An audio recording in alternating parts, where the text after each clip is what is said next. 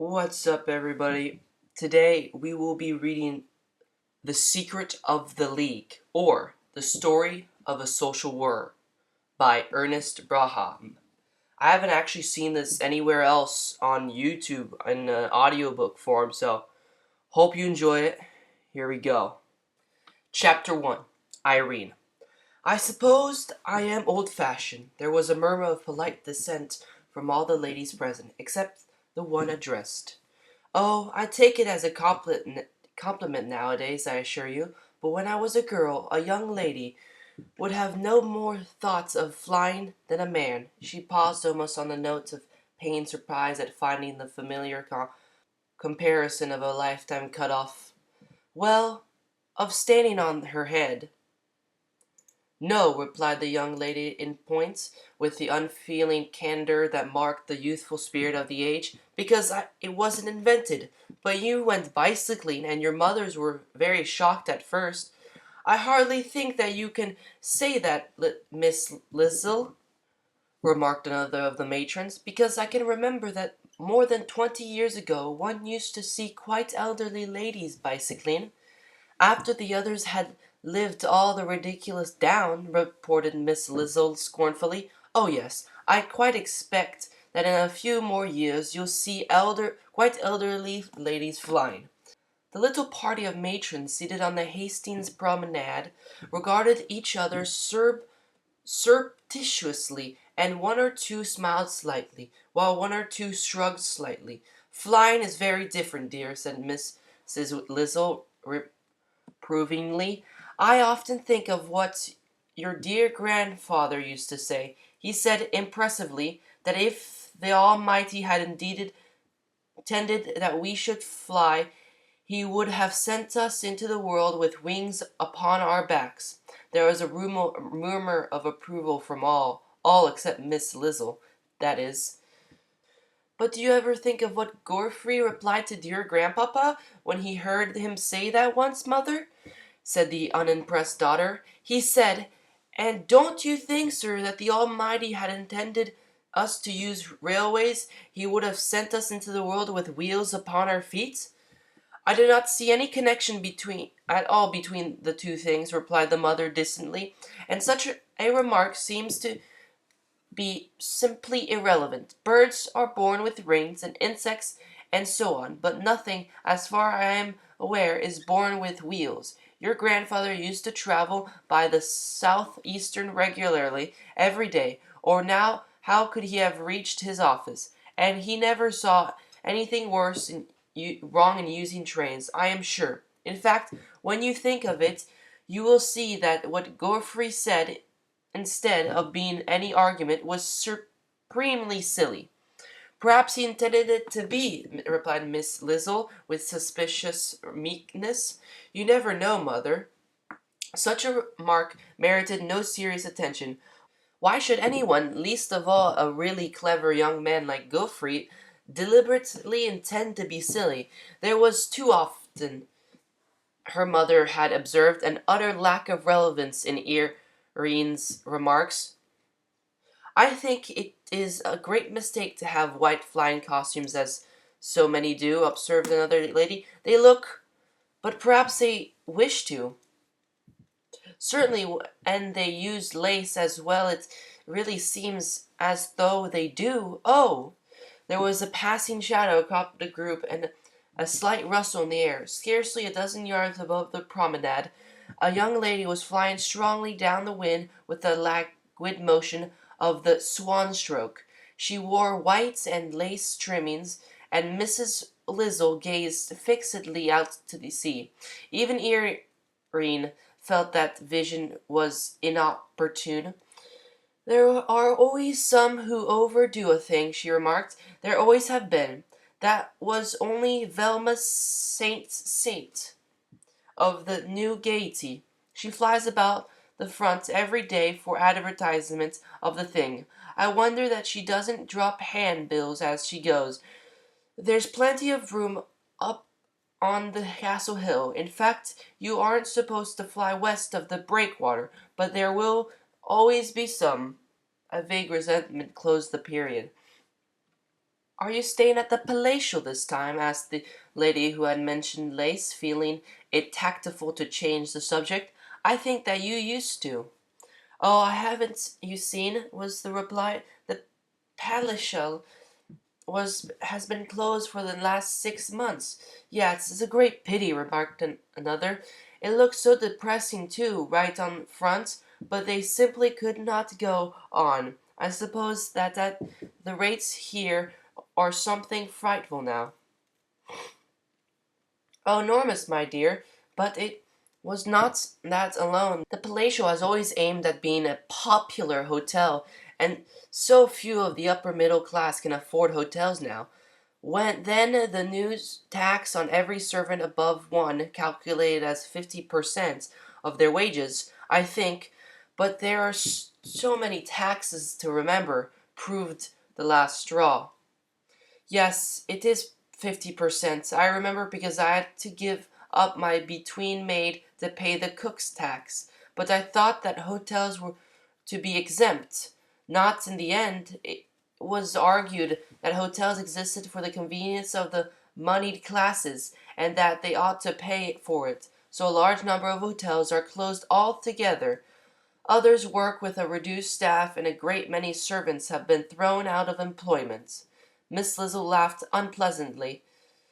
A good thing, too, she remarked. I hate hotel servants. So does everybody. It is the only good thing I have heard of the Labor government doing. I am sure I don't hate them, said Mrs. Lizzle, looking around with pathetic resignation. All through they certainly had become rather grasping over and overbearing of late, but it was quite an unforeseen development of the scheme that so many should lose their places. Indeed, the special object of the tax was to create a fund, earmarked, I think they call it, out of which to meet the growing pension claim, now that so few of the servant class think it worth while to save. Miss Lizzle laughed again, this time with a note of genuine amusement. A most unpleasant girl, I feel, murmured the lady who had raised the white costume question to her neighbor in a whisper. So odd. It made a great difference at the registry offices. There are a dozen maids to be had any day where there are really none before. Only one cannot afford to keep them now. There was a word, a sigh, and an ah to mark the point of agreement among the four ladies. I am afraid that the government confiscation of all dividends above 50% bears very heavily on some, remarked one with after the pause. I know a poor soul of over 65, nearly blind too, whose husband had invested all his savings in the company he had worked for because he knew that it was safe, and, having a good reserve, intended to pay 10% for a long time. When he died, it brought her in £50 a year. Now there were little signs of sympathy in the commiseration from the group. The sex was beginning to take an unwonted interest in terms financial, percents, value, surrender range, trustee stock, unearned increments, and so on. They had reason to do so, for revolutionary finance was very much in the air, or, rather, had come tangentially down to earth at length, not the placid city echoes that were wont to ripple gently across the black-faced table a few years earlier, without leaving any so one much better or worse off, but the galvanic adjustment that, by a stroke made of the rich well-to-do, the well-to-do just so, the struggling poor, and left the poor where they were before. The frenzied effort that in a session stroke to tear up the trees of the forest and leave the plants beneath untouched, to pull to pieces the intertwined fabric of 1,000 years' growth, and to create from it a bundle of straight and equal twigs, in a word, to administer justice on the principle of knocking out in one eye and all the sound, because a number of people were unfortunately born or fallen blind. 25, mused Mrs. Liesel. I suppose it is just possible. It is really less than that, explained the other. You may have noticed that as it is now no good making more than 5%, most companies pay even less. There is no incentive to do well. One hears of even worse cases on every hand, said another of the ladies. I am trying to earnest people in a poor deformed creature whose father left her an annuity derived from the ground rents in the city. As it has been worked out, I think that she owes the Incomes Adjustment Department lawyers something a year now. But private charities seem almost to have ceased altogether. Have you heard that Jim's is closed? It was true. St. James's Hospital, whose unvarnished record was 300 of the very poor treated freely each day, was a thing of the past, and across its border were 10 years before a couple of stalwart gentlemen wearing red ties and rested for a moment while they lit their pipes. A banner with the strange device, "Curse your charity," now ran the legend, "Closed for want of funds." I wonder sometimes, mused the last speaker, why some one doesn't do something. But, objected another, what is there to do? What is there? They all agreed that there was nothing, absolutely nothing. Every one else was tactically making the same admission. That was the fatal symptom. Miss Lizzle jumped up and began to move unceremoniously. "Where are you going, dear?" asked her mother in mild reproof. "Oh, anywhere," replied Irene restlessly. "But what for?" persisted Mrs. Lizzle. "Oh, anything." "That is nothing, Miss Lizzle," smiled the tactful lady of the party, anxious to soothe over the awkwardness of the moment. "No, it is at least something," flung back the girl brusquely, and with twinging strides she set off at a furious pace towards the open country. "Irene is a little impulsive at times," apologized her mother, sitting back with placid folded hands. Chapter 2. The Period and the Coming of Wings. An intelligent South Sea Islander who had been imported into this country to simulate missionary enterprise, on his return had said that the most marked characteristic of the English of the period was that they called snap. The nearest equivalent in his own language, signifying literally quick hot words, he had some difficulty in conveying the impression he desired, and his circle had to rest content that snap permeated the journalism, commerce, politics, drama, and social life of the English, had exiled their literature, and was beginning to influence religion, art, and science. It may be admitted that the foreign gentleman's visit had coincided with a period of national distress, for the week in question had embraced the more entertaining half of a general election, seen the advent of two new fathering daily papers, and had been marked by the Rev. Sebastian Tull's striking series of addresses from the pulpit of the city sanctum, entitled "If Christ Put Up for Battersea." It had also included the launching of a new cocoa, a new soap, and new concentrated food. The new food was called Chip Chunks, a name which I venture to think spells success of itself, complacently remarked its inventor. "A very good name indeed," admitted his advertising manager. "It has the great desideratum that it might be anything, and on another hand, it might equally be nothing." "Just so," said the inventor with weighty approval, "just so. A snapline was required that would inadequately fix chip chunks in the public mind, and bow wow feel chippy. Then chip chunks was found as in an inspired moment. It was, of course, fully cooked and already quite digested. It was described as the delight of the unweaned infant, the mainstay of the toothless non-agentarian, and so simple and wholesome that it could be safely taken and at once assimilated by the valid who had undergone the operation of having his principal organ of digestion removed. So little, indeed, remained for the nature of the human parts to do in the matter of chip chunks as to raise to the doubt whether it might not be simpler and scarcely less nutritious to open the tin and pour the contents down the drain forthwith. As Chip Chunks was designed for those who were disinclined to exercise the functions of digestion, so Isabella's soap made an appeal to those who disliked the word that had something an antipathy to soup at all. One did not wash with Isabella, it was assured. One sat down and watched it. It had its saplines too. You write it wash, but you call it whoosh. What is the difference? There is a difference. There is also a difference between Isabella soap and all other soaps. All the difference. That's our point. Put it in your wash tub and watch it.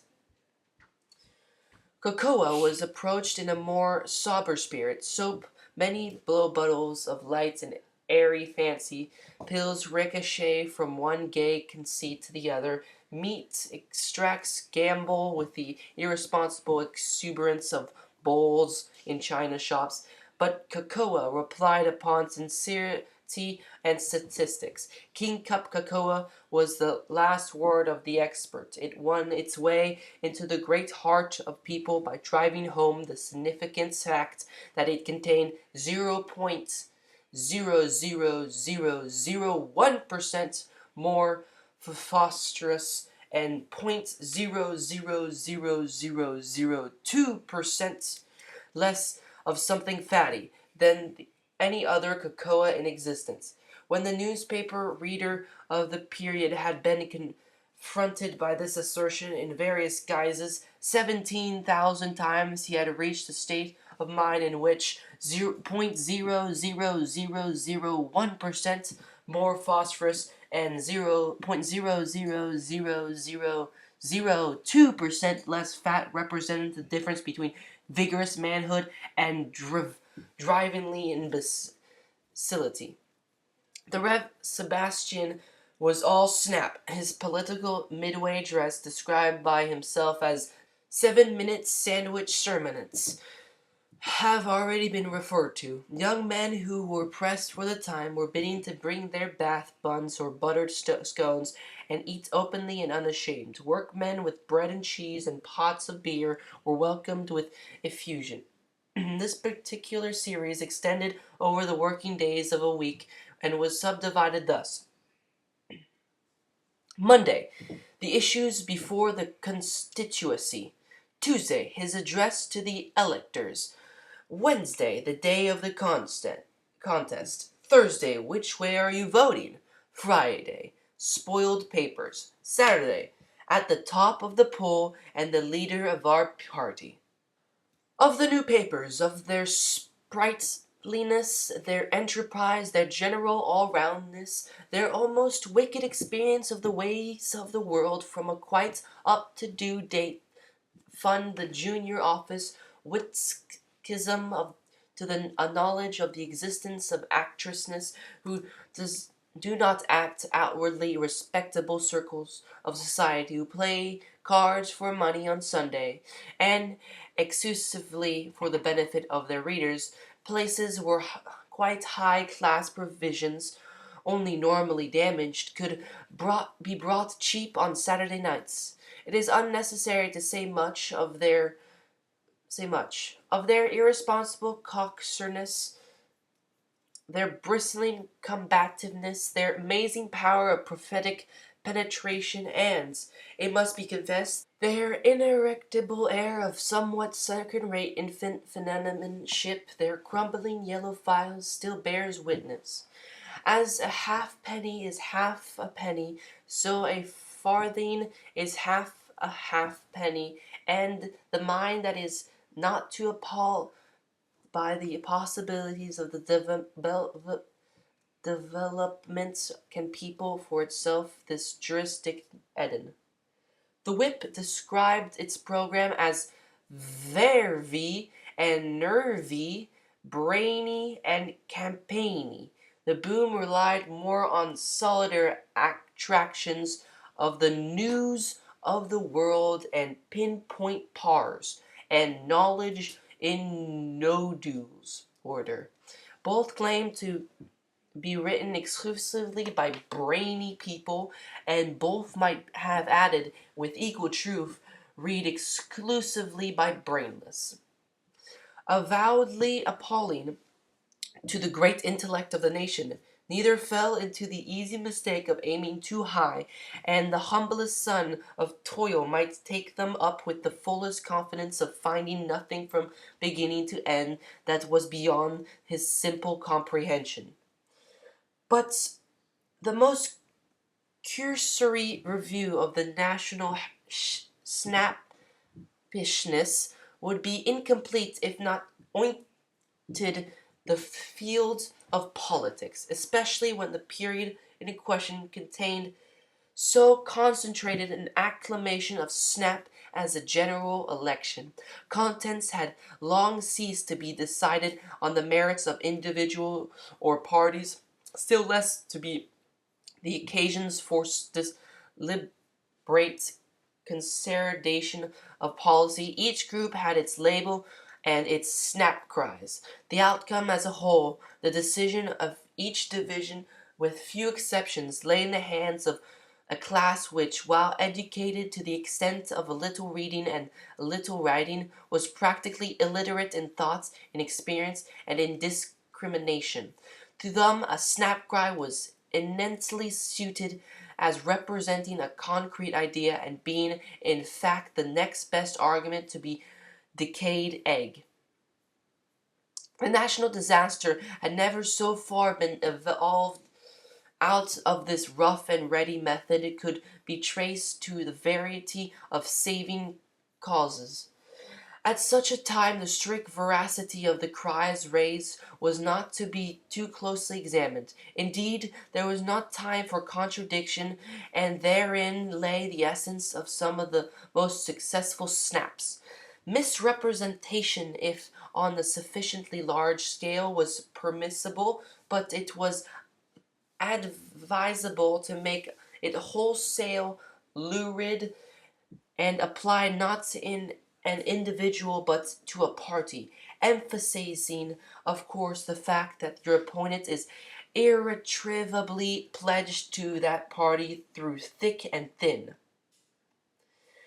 In other words, it was quite legitimate for A to declare that a policy of the party to which his opponent B belonged was a policy of murder, rapine, piracy, blackmail, highway robbery, extermination, and indiscriminate bloodshed. That they had sworn to office on the sea of tears racked from the broken hearts of an outraged pleasantry, risen to power on the appendix of a smoking heat comb of women and children, and kept their position by methods of ruthless barbarism. That assassination, polygamy, thuggism, simony, bureaucracy, and perhaps even an additional penny on the poor man's tea would very likely be found included in their official programs, that they were definitely pledged to introduce Kalkamuks and Ostiaks into the government dockyards, who would work in chained gangs, be content with 3 farthings for a 14-hour day, and live exclusively on engine waste and barley water. This and much more was held to be fair political warfare, which should not offend the keenest patriots. But if A so far descended to vulgar personalities as to accuse B himself of employing an urchin to scare crows at 8 pence a day, with the trade union rate for crow scaring at 9 pence,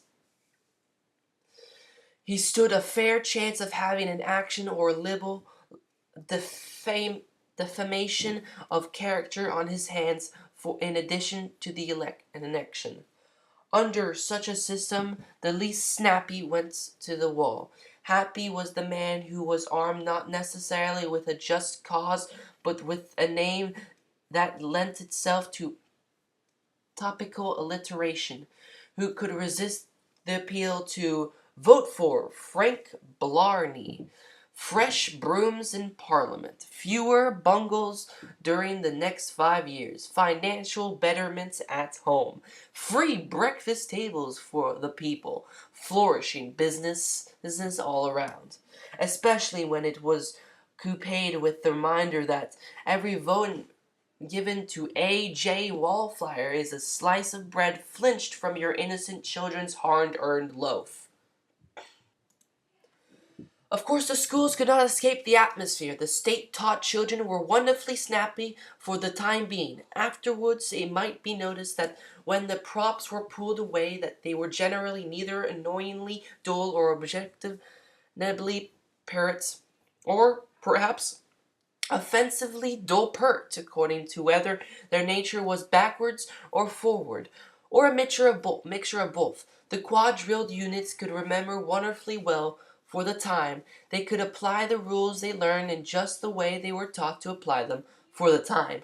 But they could not remember what they had been drilled to remember. They could not apply the rules in any other way. They could not apply the principles at all. And they could not think.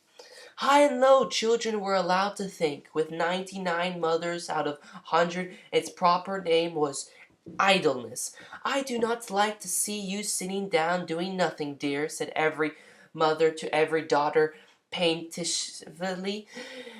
Is there no sewing you might do? So the would-be thoughtful child was harried into working or playing or eating or sleeping as through a mind contentedly occupied with itself was an unworthy or a morbid thing. Yet it was too close adheration to the nation character that proved to be the undoing of mildly Slocombe, who is now generally admitted to have been the father of the form of aerial propulsion so widely enjoyed today. Like everybody else, he had read the offer of the Traffic and Locomotion Department and the substantial reward for a satisfactory flying machine embracing any contrivance that would be demonstrated enable one or more persons, freed from all earth support or connection, A, to remain stationary at will at any rate height between 50 and 1,500 feet. B. At the height to travel between 2 points 1 mile apart within a time limit of 7 minutes and without deviating from more than 50 yards from a straight line connecting 2 points. C. To travel in a circle of not less than 3 miles in circumference within a time limit of 15 minutes. Weinickel took an ordinary intelligent interest of the subject, but it had no thought of competing. It was not until the last day of the period allowed for submitting plans that Winchley's great idea occurred to him. There was no time for elaborating the germ for preparing the requests specifications, even if he had any ability to do so, which he had not, being in fact quite ignorant on the subject. But he remembered having in his youth that when a former governor of its day had offered a premium for a convenient method of dividing postage stamps, until that time sold in unperformed sheets and cut up as required by the users, the successful competitor had simply tendered in the advice, punch rows of little holes between them. In the same spirit, Winchley Slocombe took half a sheet of Silurian notepaper, now become famous and preserved in South Kensington Museum, and wrote on it, "Fasten on a pair of wings and practice, practice, practice." It was to be the aerial counterpart of gunnery, gunnery, gunnery. Unfortunately, the departmental offices were only places in England where snap was not recognized. Winchley was regarded as a lucidal lunatic, a familiar enough figure in flying machine circles, and his suggestions were duly pigeonholed without consideration. The subsequent career of the unhappy man may be briefly stated. Disappointed in his hopes of an early recognition, and not having sufficient money at his disposal to demonstrate the practicability of his idea, he took to writing letters to the president of the board, and subsequently the waylaying high officials and demanding interviews with them. Dismissed from his situation for a systematic neglect of duty, he became a poor litigant with a grievance at the law courts, and periodically applied for summons against the Prime Minister, the Lord Mayor of London, and the Archbishop of Canterbury. Still later his name became a byword as that of a confined widow-breaker at the government offices. A few years afterwards, a brief paragraph in one or two papers announced that Wynickley Slocum, who some time ago gained an unenviable notoriety on account of his hallucinations, had committed suicide in a Deptford model lodging house. In the meanwhile, two plans for flying machines had been selected as displaying the most merit, and their inventors were encouraged to press on with the construction under a monetary grant. Both were finished during the same week, and for the sake of comparison, they were submitted to trial on the same day upon Scorncliffe Plain.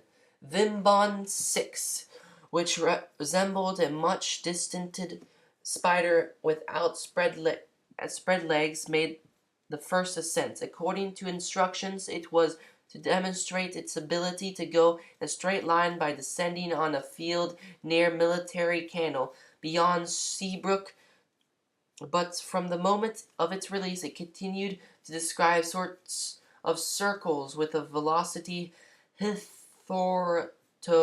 unattained in any airship until the frantic constructor was too dizzy to struggle with its mechanism any longer. The Moloch was then unmoored and took up the position stationary at the height of 1,000 feet with absolute precision. It was built on the lines of a gigantic centipede with 2 rows of clubby oars beneath, and ranked as the popular favorite, being instructed for the sake of variety to begin with 3-mile circle. The Moloch started out to sea on the flash of a gun, the sinuous motion that rippled down its long vertebrate body producing an effect accidental but so very lifelike that many of the vast concourse assembled on the ground turned pale and could not follow it unmoved. There have been many possible theories put forward by experts to account for the subsequent disaster, but for obvious reasons the explanation can never progress beyond the realms of conjecture. The Moloch, instead of being to the east, encircled Folkestone and its scrubbuds, and descending again in the middle of Shorncliffe's camp, continuing on unswirling line towards the coast of France, and never held communication with civilized man again. So exact was its course, however, that it was easy to trace its passage across Europe. It reached Bologna about 4 o'clock in the afternoon, and was cheered vociferously under the pathetic impression that everything was going well. Amiens saw it a little to the east in the fading light of evening, and the few early citizens of Dijon marked it soon after dawn. Its passage over the Alps was accurately timed and noted at several points, and the Italian frontier had a glimpse of it very high up. It was recorded at nightfall. A gentleman of Ajaccio, travelling in the interior of the island, thought that he had seen it some time during the day, and several Tripoli Greeks swore it had passed passed a few yards above their heads a week later, but the testimony of the Corsican was deemed the more reliable of the two. A relief expedition was subsequently sent out and traversed a great part of Africa, but all through the nations in the district around the Albert Nyanza repeatedly prostrated themselves and smacked their thighs vigorously, the tribal signs of fear and recognition when shown a small working model of the Moloch. No further trace was ever obtained of it. The accident had a curious sequel in the House of Commons, which significantly illustrates how unexpected may be the ultimate developments of a chain of circumstances. It so happened that in addition to its complement of hands, the Moloch carried an assistant undersecretary to the Board of Agriculture. This gentleman, who had made entomology a lifelong study, invaluable to his office, and lamentable consequence of his absence was that when the president of the board rose the following night to answer a question respecting the important importation of lady birds to arrest an office plague then devastating the orchards of the country, he ingenuously displayed so striking unfamiliarity with the subject that his resignation was demanded. The government discredited and dissolution forced. In particular, the Han gentleman convulsed the House by referring throughout to ladybirds as the female member of the various feathered tribes, and warmly defending their importation as the only satisfactory expedient in the circumstances. Wynichley's suggestion remained on the file for the next few years, and would doubtless have crumbled to dust unfruitfully had it not been for a trivial incident. A junior staff clerk, finding himself to be without matches one morning, and hesitating to mutilate the copy of, let us say, the official pink paper which he was reading at the moment, absent-mindedly tore a sheet haphazard from a bundle close at hand. As he lit his cigarette, the name of Winchley Slocum caught his eye and stirred an half-forgotten memory. For the unfortunate Winchley had been a stock just in the past. Herbert Baedeker Phipps now becomes a force in the history of aerial conquest. He smoothed out the paper from which he had torn off a fragment, reading the stirring. Practice, practice, practice! At least it has since been recognized to be stirring, inspired, and impulsating with impatient ardor of neglected genius. And pondered deeply to the accompanied of 3 more cigarettes. Was there anything in it? Why could not people fly by means of artificial wings? There had been attempts. How did the enthusiasts begin? Usually by precipitating themselves out of an upper window with the first flush of their self-confidence. They were killed, and the wings fell into disfavor. But the same result would attend the unsophisticated novice who made his first essay in swimming by diving off a cliff into 10 fathoms deep of water. Here, even in denser medium, was the admitted necessary for laborious practice before security was assured. Phipps looked a step further. By nature, man is ill-equipped for flying, whereas he possesses in himself all the qualities for successful propulsion through the water. Yet he needs practice in water, more practice therefore in air. For thousands of years mankind has been swimming, and thereby lightening the task for his descendants, to such an extent that in certain islands the children swim almost naturally, even before they walk, whereas with the solitary exception of certain fabled gentlemen who made the attempt so successfully and gained such a height that the sun melted the wax with which he had affixed his wings, sticking in convenient tubes not being then procurable. No man has ever flown. More practice. The very birds themselves, Phipps remembered, first to acquire parental coaching in the art, while aquatic creatures and even the amphibia take to the element with developed faculties from their birth. Still more need of practice in ungainly man. Here, he was convinced, lay the whole secret of failure and possible success. Practice, practice, practice. The last words was Wynically Slocum. Chapter 3. The 1,000,000 to 1 Chance.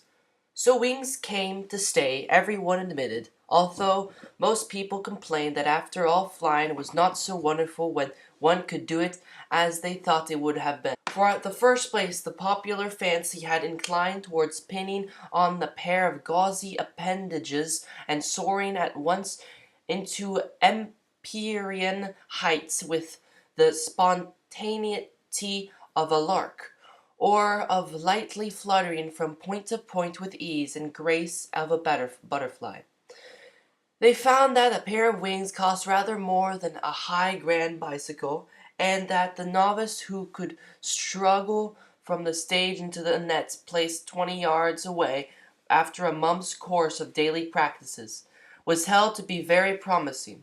There was no more talk of England lying at the mercy of every invader, for one man and one only had so far succeeded in crossing even the Channel, and that at its narrowest limits, for at least 3 years after the conversation of Phillips, the generality of people gleaned their knowledge of the process of flying from the pages of the comic papers.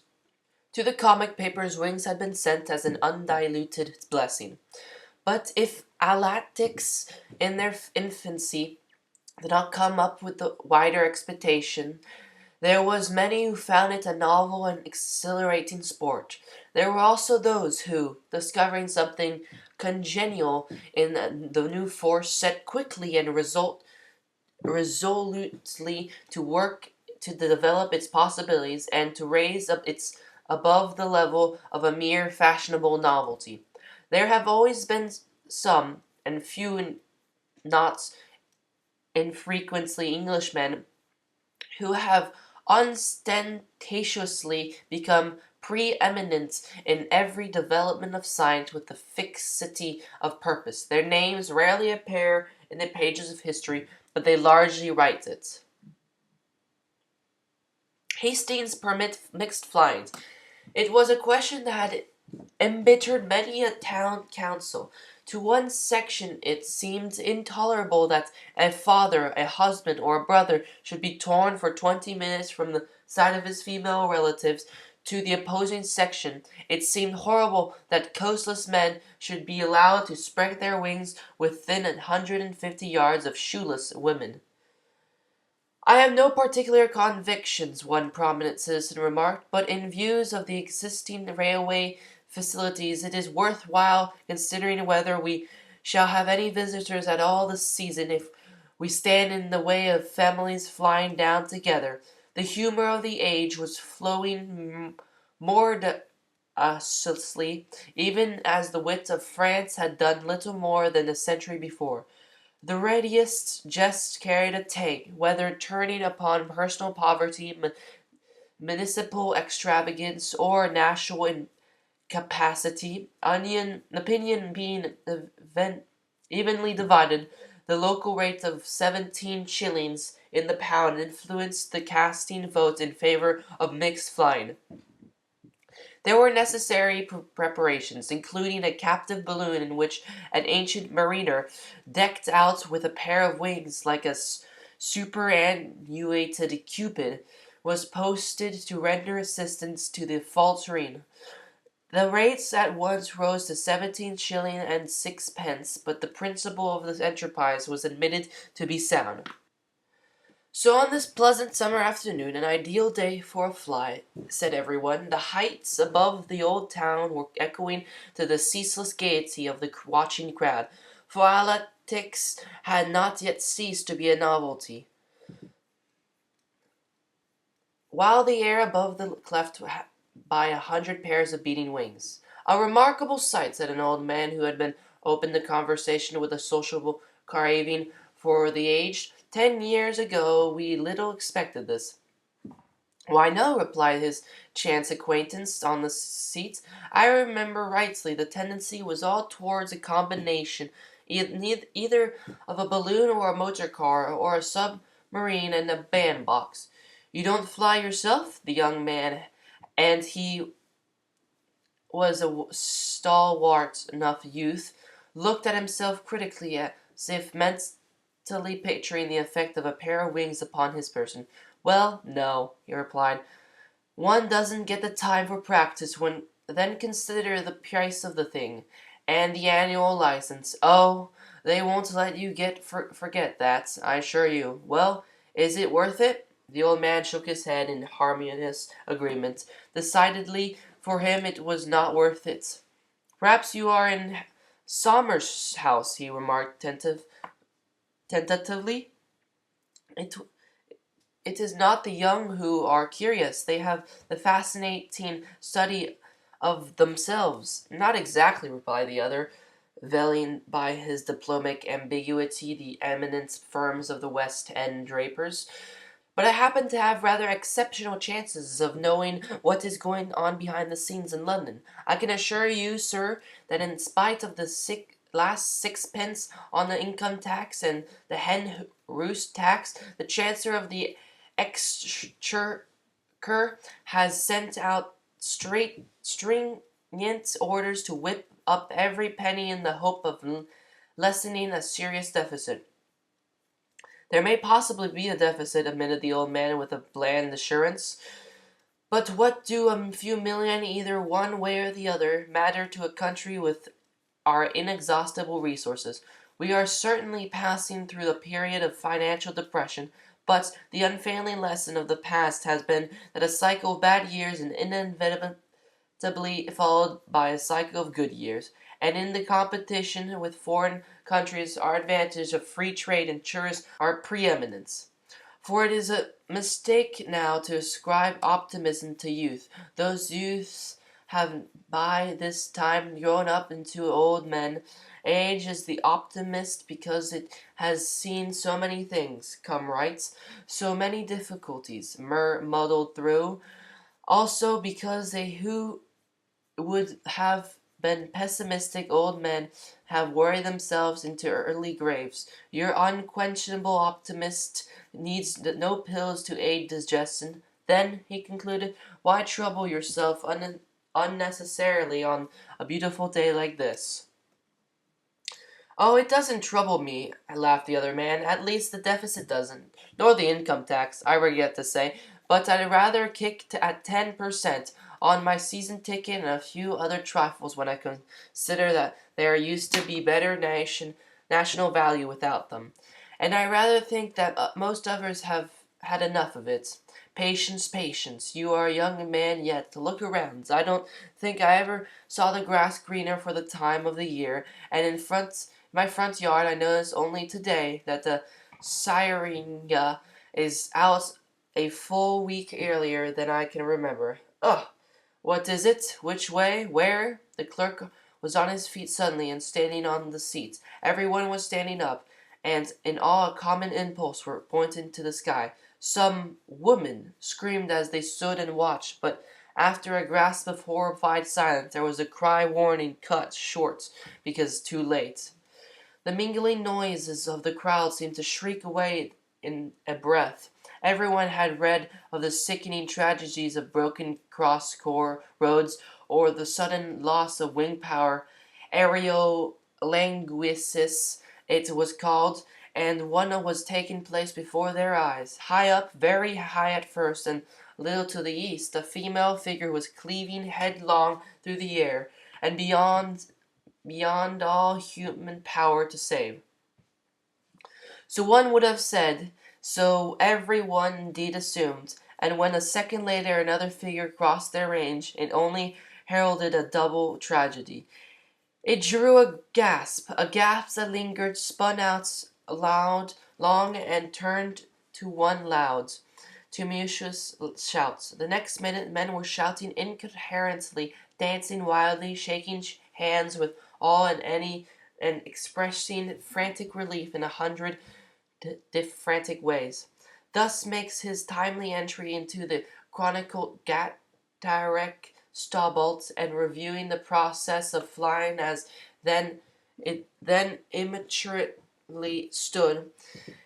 It is not too much to say that no other man should have turned that tragedy. With an instinctive judgment of time, distance, angle, and his own power, Stowballs from 100 feet above had leapt as a diver often leaps as he reveals the plank, and with rigid outstretched wings and dropping earthward on all but a plummet line, it was a famous rager edge stroke as its narrowest angle, the delights of strong and daring flyers, the terror of those who watched beneath. It may be realized by ascending on the highest point of St. Paul's and contemplating a dive into the flooded churchyard.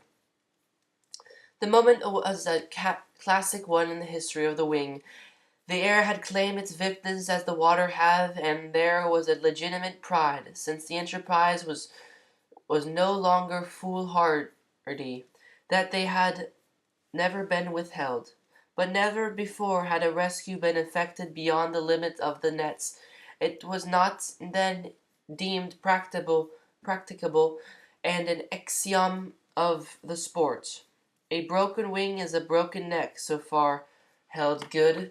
Yet here was a man, no novice in the art, deliberately pointing sheer to earth on a line that must bring him, if unswervingly maintained, into contact with the falling girl beneath.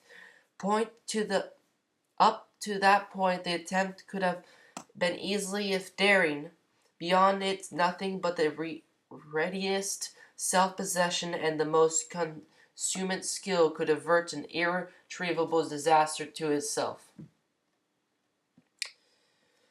You have not even had the curiosity to ask if I am hurt yet, her voice certainly was. X equals -4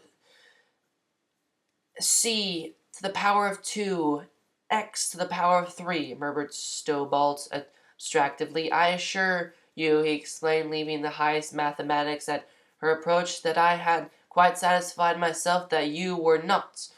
It all turns on the extra tension thrown on the crane by the additional 3 feathers. I am convinced that English makers have gone as far as they safely can in that direction. He glanced at her wings as he mused.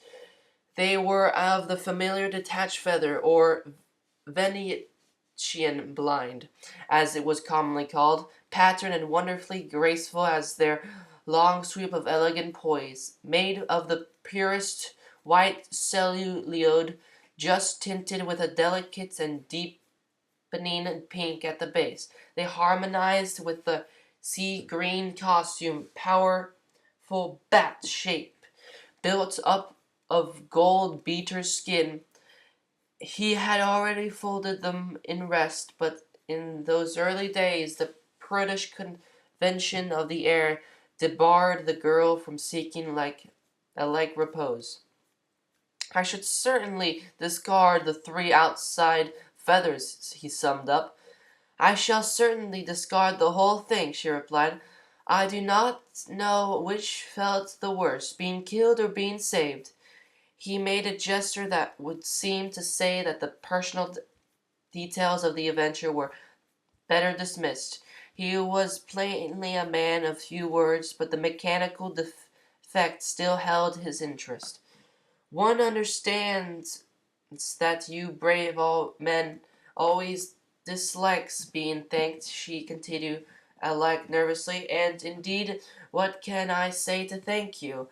You have saved my life, and I know that it must have been a tremendous risk to yourself. I think," he said, "that the sooner you forget the incident and the removal of those 3 feathers," his gestures were deliberate and the reverse of vivaciously, but when then he glanced up and moved a hand, it was at once conveyed to the girl that in his opinion nothing else need stand in the way of her recovered powers and confidence. "And there is," she said timidly, "nothing precisely that might be had not occurred to her satisfactorily."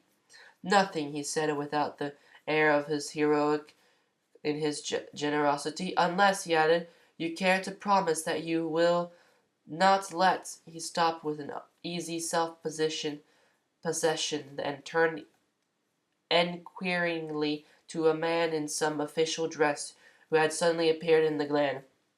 "Have you a license?" demanded the official, ignoring Stobalt's and addressing himself in a style that at one time would have been deemed objectionably abrupt to the lady.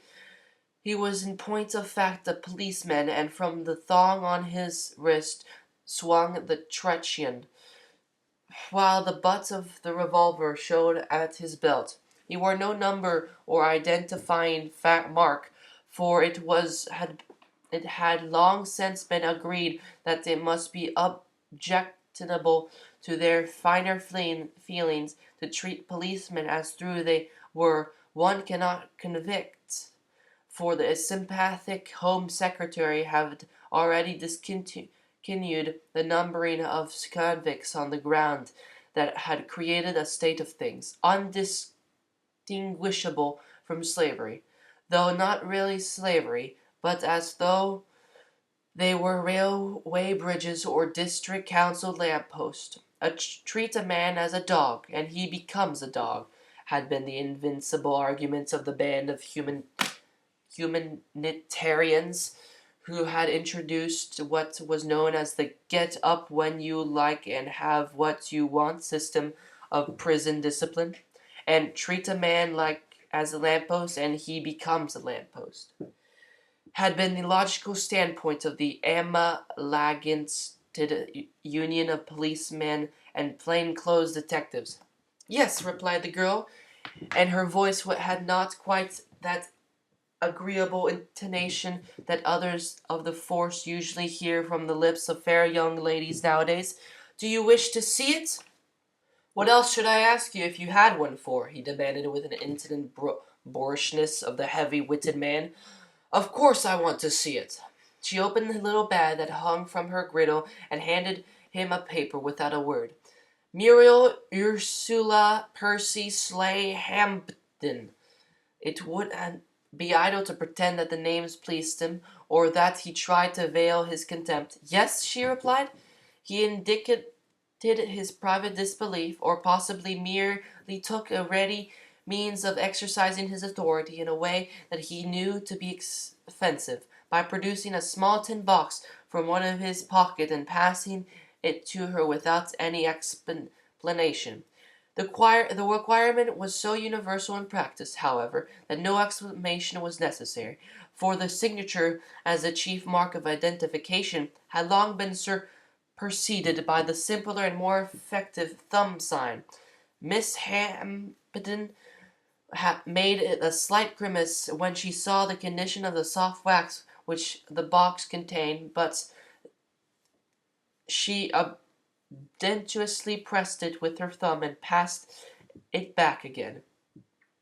As her license bore another thumb sign stamped in pigment, it was only necessary for the constable to compare the two, a process simplified by the superposing glass, and a contrivance not unlike the small opera glass with converging tubes, in order to satisfy himself at once whether the marks were the impress of the same thumb.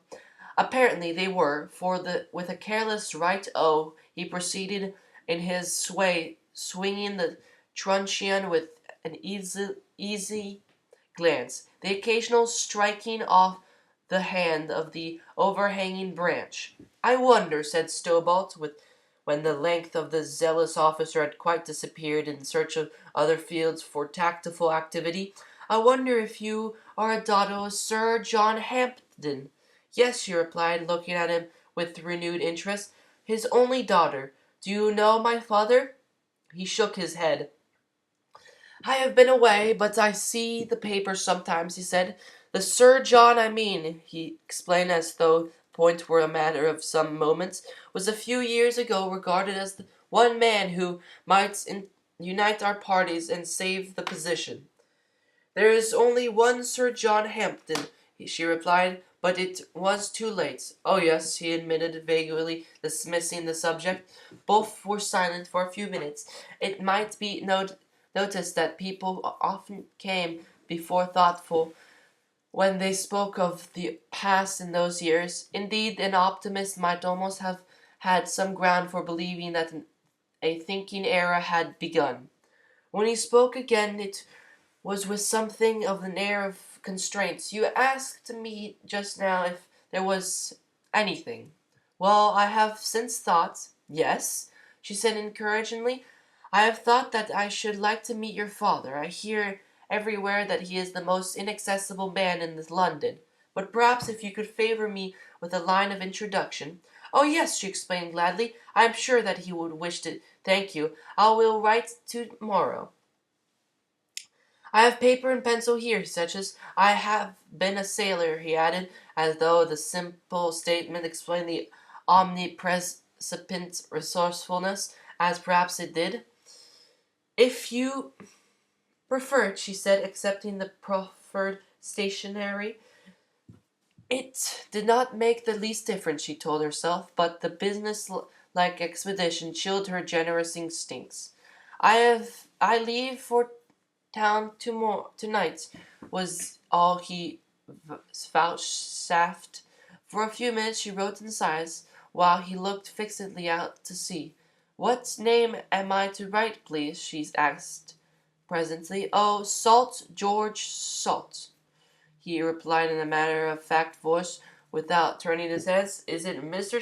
Salt, or Captain, or—" "Please, just Mr. please," and his voice fell a little flat in spite of himself, but he did not meet her eyes. "And would it be too much if I asked you to mention the circumstances under which we met?" She bent a little lower into the paper in a shame she could not then define. "I will not fail to let my father know how heroic you have been, and to that an extent we are in debt to you," she replied dispassionately. "Thank you." Suddenly he turned with an arresting gesture, and impulse speech trembled on his tongue. But the sophistries of exclamation, apology, self-extenuation were foreign to the nature of his strong, keen-featured man, whose grey and not unkindly eyes had gained their tranquil depth from long intercourse with sea and sky. Those two masters who teach the larger things of life. The words were never spoken. His arm fell down again, and the moments passed. "I have never," he was known to say with quiet emphasis in later years, "regretted silence. I have never given way to an impulse of spoken hastily without regretting speech." The London evening papers were being carried in the streets of the old Sikh port as George Salt walked to the station a few hours later. A general election was drawing to its desultory close, but the results seemed to excite curiously little interest among the well-dressed, leisured class that filled the promenades. It was a longer sweep of the pendulum than had ever been anticipated in the days when politics were more or less the pastime of the rich, and the working class neither understood nor cared to understand them. Only understood that whatever else happened, nothing ever came their way. The man who had been a sailor bought two papers of different views, the Pall Mall Gazette and the orthodox labor organ called the Masses. Neither rejoiced, but the Masses added a note of ingenuous surprise as it summarized the closet as a whole. This was now the matter that stood. Position of the party at the disillusionment. Labor members, 300. Socialists, 140. Liberals, 112. Unionists, 40. Party gains. Socialist gains, 204. Moderate labor gains, 5. Imperial Party gains, 0. Position of the party in the new parliament. Socialists, 344. Moderate Labor Party, all groups, 179. Combined Imperial Party, Liberals, Unionists, 68. The above returns do not include the Orkney and Shetland Islands. Socialist majority over all possible combinations, 97. There is no need to trace the developments of political events leading up to this position. It lends itself to summary. The Labour Party had come to power by pointing out the voters of the working classes that its members were their brothers, and promising them a great deal of property belonging to other people and a good many privileges, which they vehemently denounced in every other class. When the power they had thrown open the doors of election to one and all, the Socialist Party had come into power by pointing out to voters of the working classes that its members were even more their brothers, and promising them a still larger share of the people's property, some indeed belonging to the most prosperous of the labor representatives in office, and still greater privileges. Yet the editors of the Masses were both pained and surprised at the results. Chapter 4. The Compact. A strong name and prominent politician, Sir John Hampden, had occupied the unfamiliar position in Parliament of belonging to no party. To no party, that is, as the term had been current in English politics for more disconcerting than most of his contemporaries. He had foreseen the obliteration of the existing boundaries and the phenomenal growth of purely class politics even in the old century. It was, he recognized, to be that the development to the franchise with which the world was late to become tolerably familiar. Civil war on the constitutional lines. His warnings fell on very stony grounds. The power that had never yet prepared for war abroad until the enemy had comfortably occupied all the strategic points, lest they should wound some silly protesting old gentleman's susceptibilities, were scarcely likely to take time by the forelock, or even by the hind fetlock, to enlarge the comparison. At home, while the Labour Party was bringing pressure upon the government of the day to grant an extent of suffrage that made Labour the master of 8 out of every 10 constituencies, the two great classical parties were quarrelling vehemently whether £5,000 should be spent upon the sanatorium at Hai Yang and £5,000,000 upon a dockyard in Pittiscotty, or £5,000,000 upon a dockyard at Hai Yang and £5,000 upon a sanctuary in Pittiscotty. When it was added that the Labour Party was definitely pledged in the inauguration of universal peace by declining to go to war on any provocation, and looked towards wholesome disarmament as the first means of economy on attaining office, the cataclysmal humor of the situation becomes apparent. They attained office, as it had been seen, thanks largely to the great Liberal party whom they succeeded. The great Liberal party, like the editor of The Masses some years later, was pained and surprised at this ingratitude. The great Liberal party had never complained such a development, though thick and thin had insisted upon regarding the Labour Party as its ally, notwithstanding the fact that the ally had always laughed uproariously at the alliance, and had pleasantly announced its intention of strewing Westminster with the wreckage of all existing capitalistic parties when once it was strong enough to do so. Little wonder that great Liberal administration was destined to pass down the future ages of the house of pathetic fools. Posterity adjudicated that no greater example of servile fatuousness could be produced. This was unjust, for on 20th of June 1782, Louis XVI, certainly let it be admitted, harder pressed, had accepted a red cap of liberty, and putting it on in obedience to the command of the extreme party of his time, had bowed right and left with ingratiation friendliness, while the Labour gentleman, bearing upon a pike a raw cow's heart, labelled the heart of an aristocrat, roared out with his 20,000 friends in amused approval. It was out of the material of the two great traditional parties that Sir John Hampden tried to create his class coalition to meet the new conditions. The spectacle of working men suddenly drop party differences and merging into a solid phalanx of labor was before their eyes. But the Tories were disintegrated and inert, while the Whigs, self-satisfied and cocksure. The years of grace, just so many years as Sir John was before his contemporaries passed. Then came a brief period, desperate indeed, but not hopeless, while something might yet be done. But the leaders of the historical parties were waiting for some happy chance by which they might retract and yet preserve their dignity.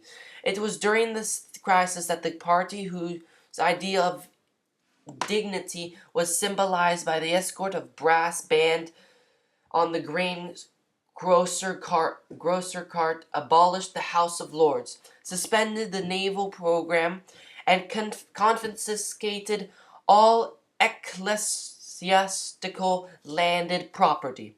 Panic reigned, but could be no appeal, for the party in power had never concealed their aims and aspirations, and now that they had been returned, they were only carrying out their promises. That is putting the position so mildly to be almost unjust. They were, indeed, among political parties, the only one immaculate and beyond reproach. All others had trimmed and whittled, promised by recalled, sworn and forsworn, till political assurances were emptier than libertines' vows. The Socialists had nailed their manifesto to the mast, and no man could charge them with duplicity.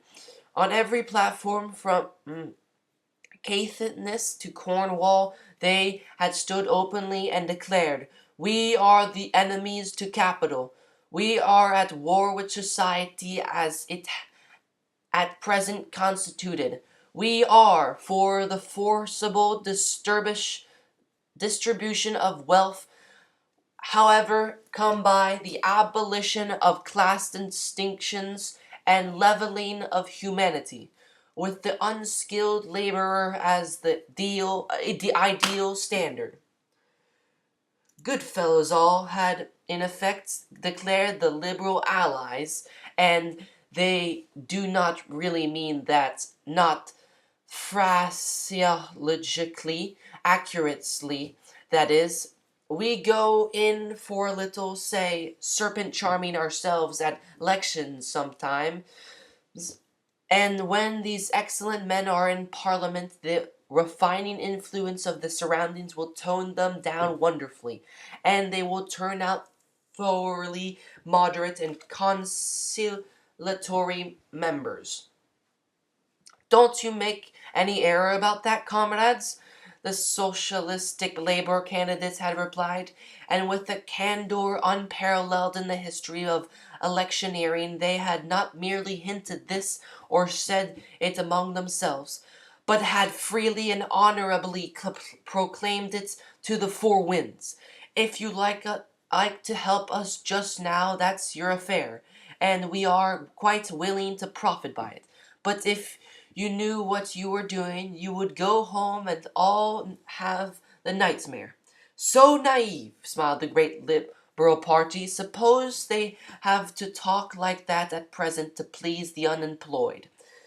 Then came the deluge. Sir John Hampden could have every section of the middle and upper class political parties to lead if he so designed, but wherever else he might lead them, there was no possible hope of it being to St. Stephen's. It was, as his daughter had said, then too late. Labour members of the complexion or another had captured 3/4 of the constituencies, and there was not the slightest chance of ousting them. So it came that in less than a decade from the first alarm, the extremity of the patriots' hope was that in perhaps 20 years' time, when the country was reduced to bankruptcy and the position of the third-class power, and when there was no more property to confiscate in the interests of the working-class voter, a popular rise for a foreign invasion might again place an irresponsible administration in power. But in the meantime, the organizations of the old parties fell to pieces. The parties themselves ceased to be powers. Their leaders were half forgotten. Sir John Hampden might still be a rallying point if he raised a standard in the time of renewed hope, but there was no hope, and Sir John was reported to have broken his staff, drowned his books, and cut himself off from politics in the bitterness of his indignation and impotent despair. It was in something very like this mood that George Salt found him, and it was an issue of the mood that would have made the inaccessible to a less resourceful man. Day after day he had denied himself his own old associates, and little disappointed hucksters who were anxious to betray their party for the conscience sake, provided there was a definite offer of a more lucrative position in a new party, vainly shadowed his doorway with the ready-made cabals in their pocketbooks. But the man who had been a sailor and spoke few words had an air that carried where fluency and self-assured failed. Even then, his most first words, Sir John would have closed the subject definitely and without discussion. Politics do not concern me, Mr. Salt, he said, rising with an angry flash in his eyes, whose fighting light gave a lie to the story of abandoned hope. If that is your business, you have reached me by a subterfuge. Haven't reached you, replied Salt, unmoved. Will you allow me to put my suggestion before you? I have no doubt that they are interesting, replied the baronet, falling into smooth indifference. But as you may see, I am exclusively devoted to Oplex Optera now. It might be true, for the table before him was covered with specimens, scientific instruments, and entomological works, while not even a single newspaper betrayed an interest in the day, but a world of bitterness smouldered beneath his half-scornful admission.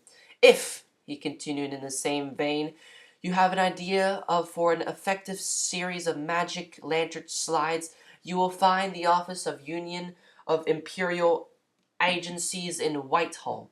The first act to which the new government was pledged was the evacuation of Egypt, and the mighty counterblast from the headquarters of the remnants of the great opposing organization was, it should be explained, a traveling magic lantern van, designed to satisfy rural voters as to the present happy conditions of the Felhain.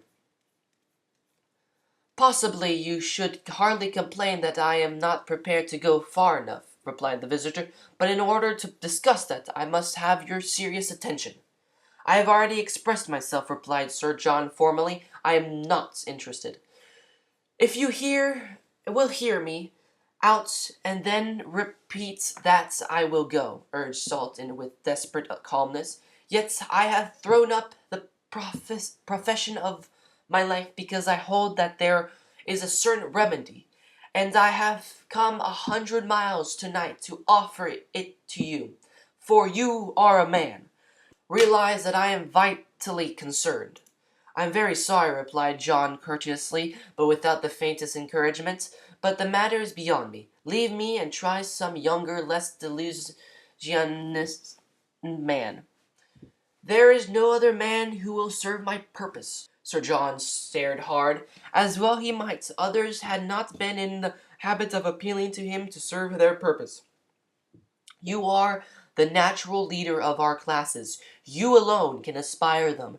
You alone have the authority to call them to any efforts.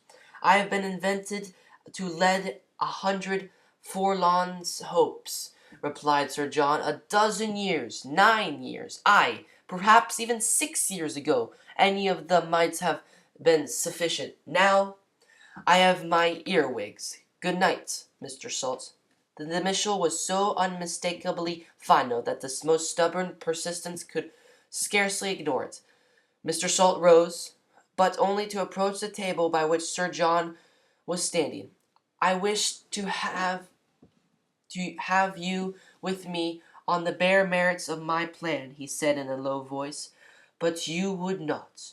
But you shall have save England in spite of your dead heart. Read this letter. For a moment it seemed doubtful how Hampden would take so brusque a command.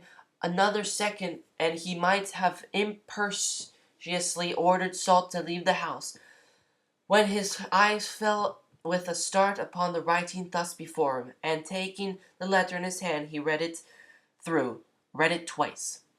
Little fool, he said, so low that it sounded tenderly. Poor little fool, then aloud. Am I to understand that you have saved my daughter's life? Yes, replied George Salt, and even the tropical sunburn could not cover his hot shame. At great personal risk to yourself? Again the reply was yes. Without an added word. Why did you not let me know this before?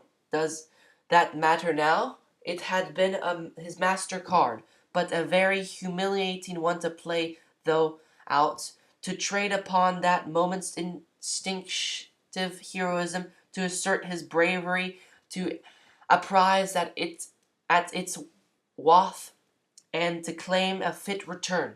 No, admitted Sir John in intuition. I suppose it doesn't.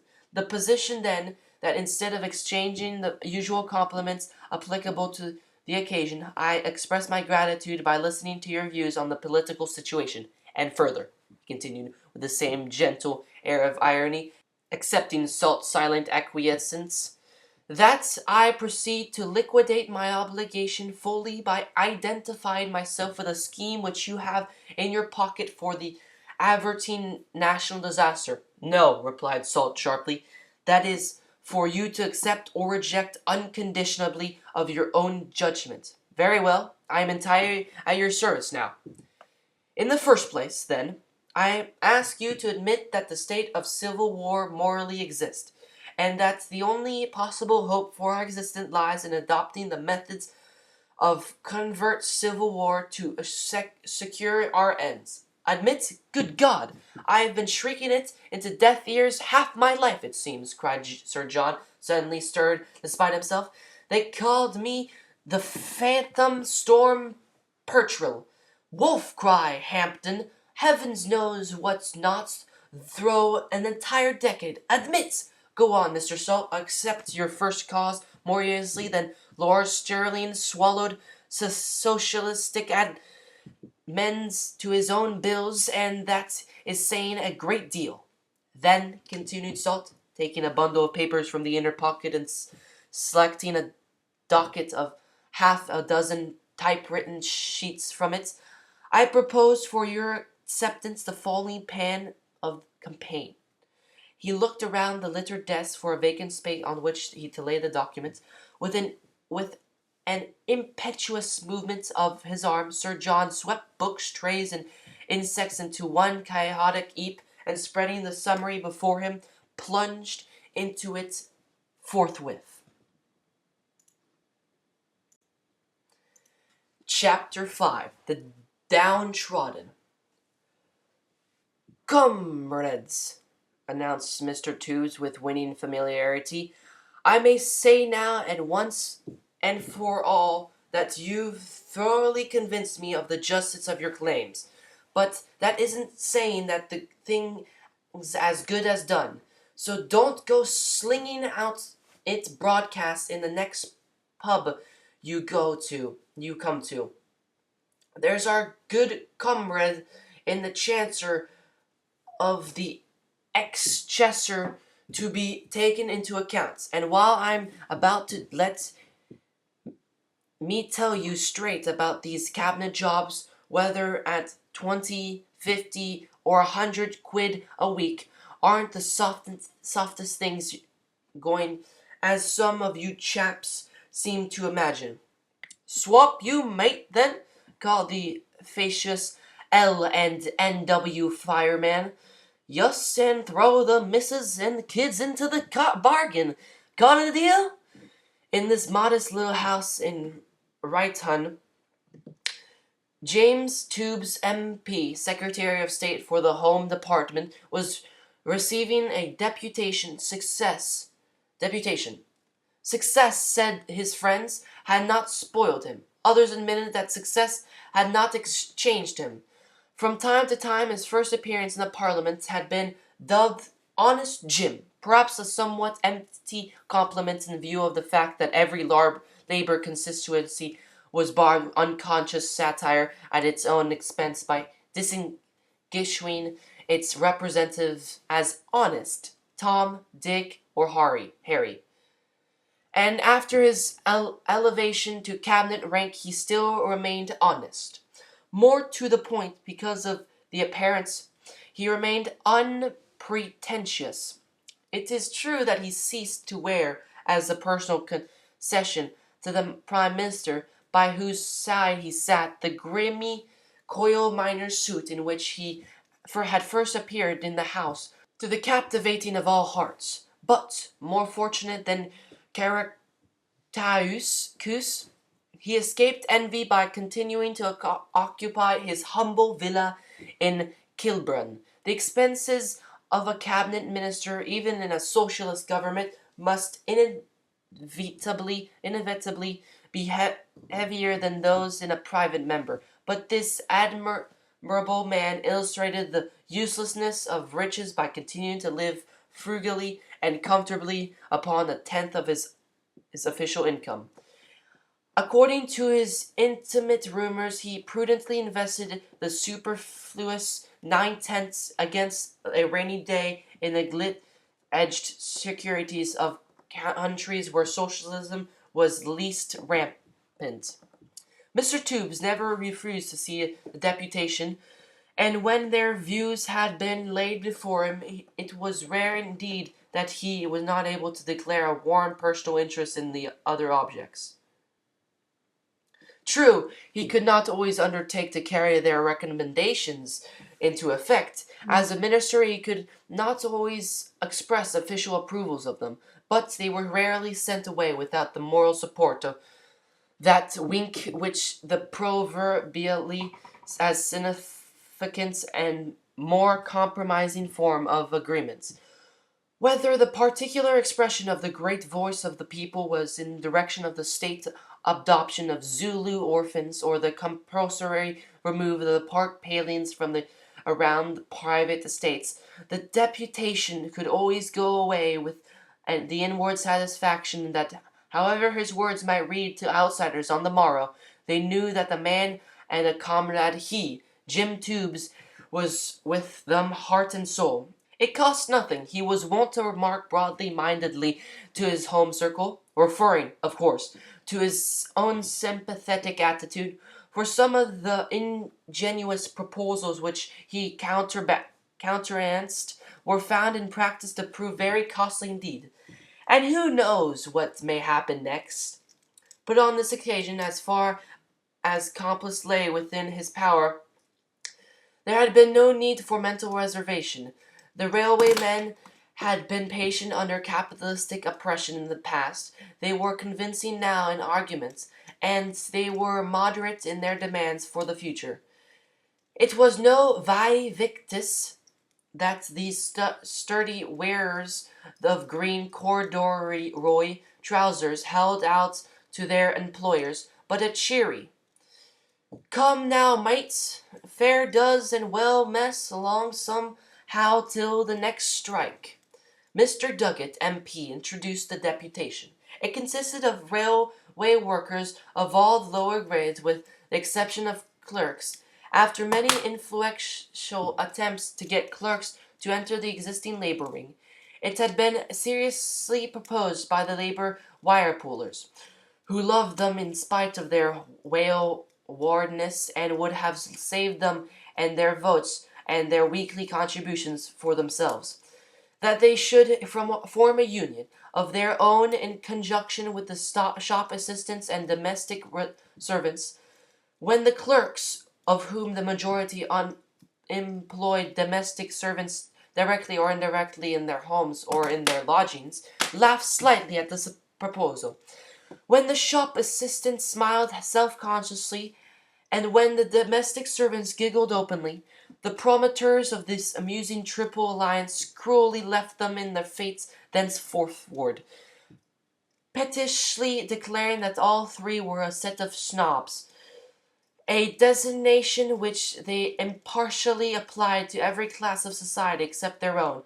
and among themselves of every minute subdivision of labor except the ones which they adorned.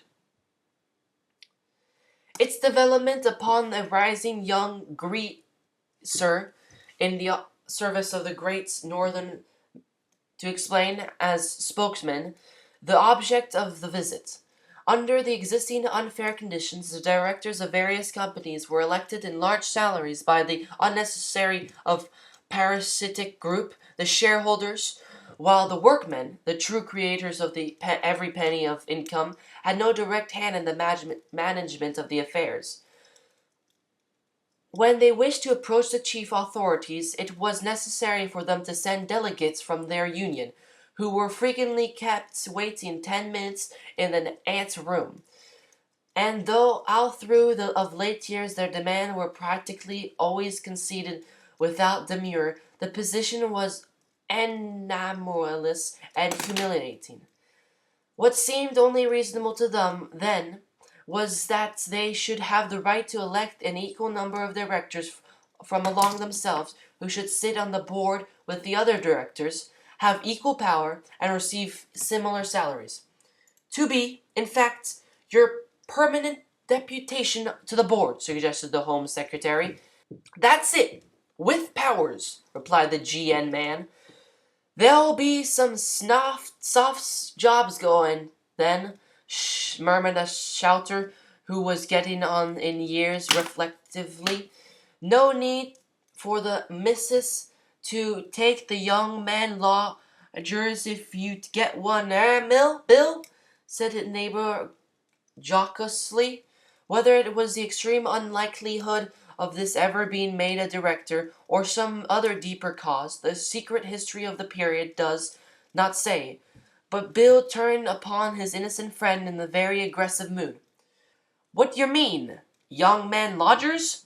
he demanded warmly. What call have you to bring that up? Come now." "Why, mate," expostulated the offending one mildly, no one said anything to give any offense. What's the harm? Your missus doesn't take in lodgers, same as plenty more, does she? Well, then, I can take a inch long of lines as well as any other," replied Bill darkly. "It's gone far enough between pals. See, I never said anything about your sister leaving the laundry, did I? Never I didn't." "And what about it if you did?" remarked the neighbor, growing hot in his turn. "I should think you'd have enough. Gentlemen, expostulated the jib young spokesman as the voices rose above the conversational whisper. "Let us have absolute unanimity, if you please, expressed in the usual way by all saying nothing together. "What's matter with Bill?" murmured the next delegate with polite curiosity. "Seems to me the little man is troubled with his teeth," replied the unfortunate cause of the ill feeling with smoldering passion. "Strike me if he isn't, ah?" And seeing the impropriety of revealing his feelings in the usual way, in the cabinet minister's private study, he relapsed into bitter silence.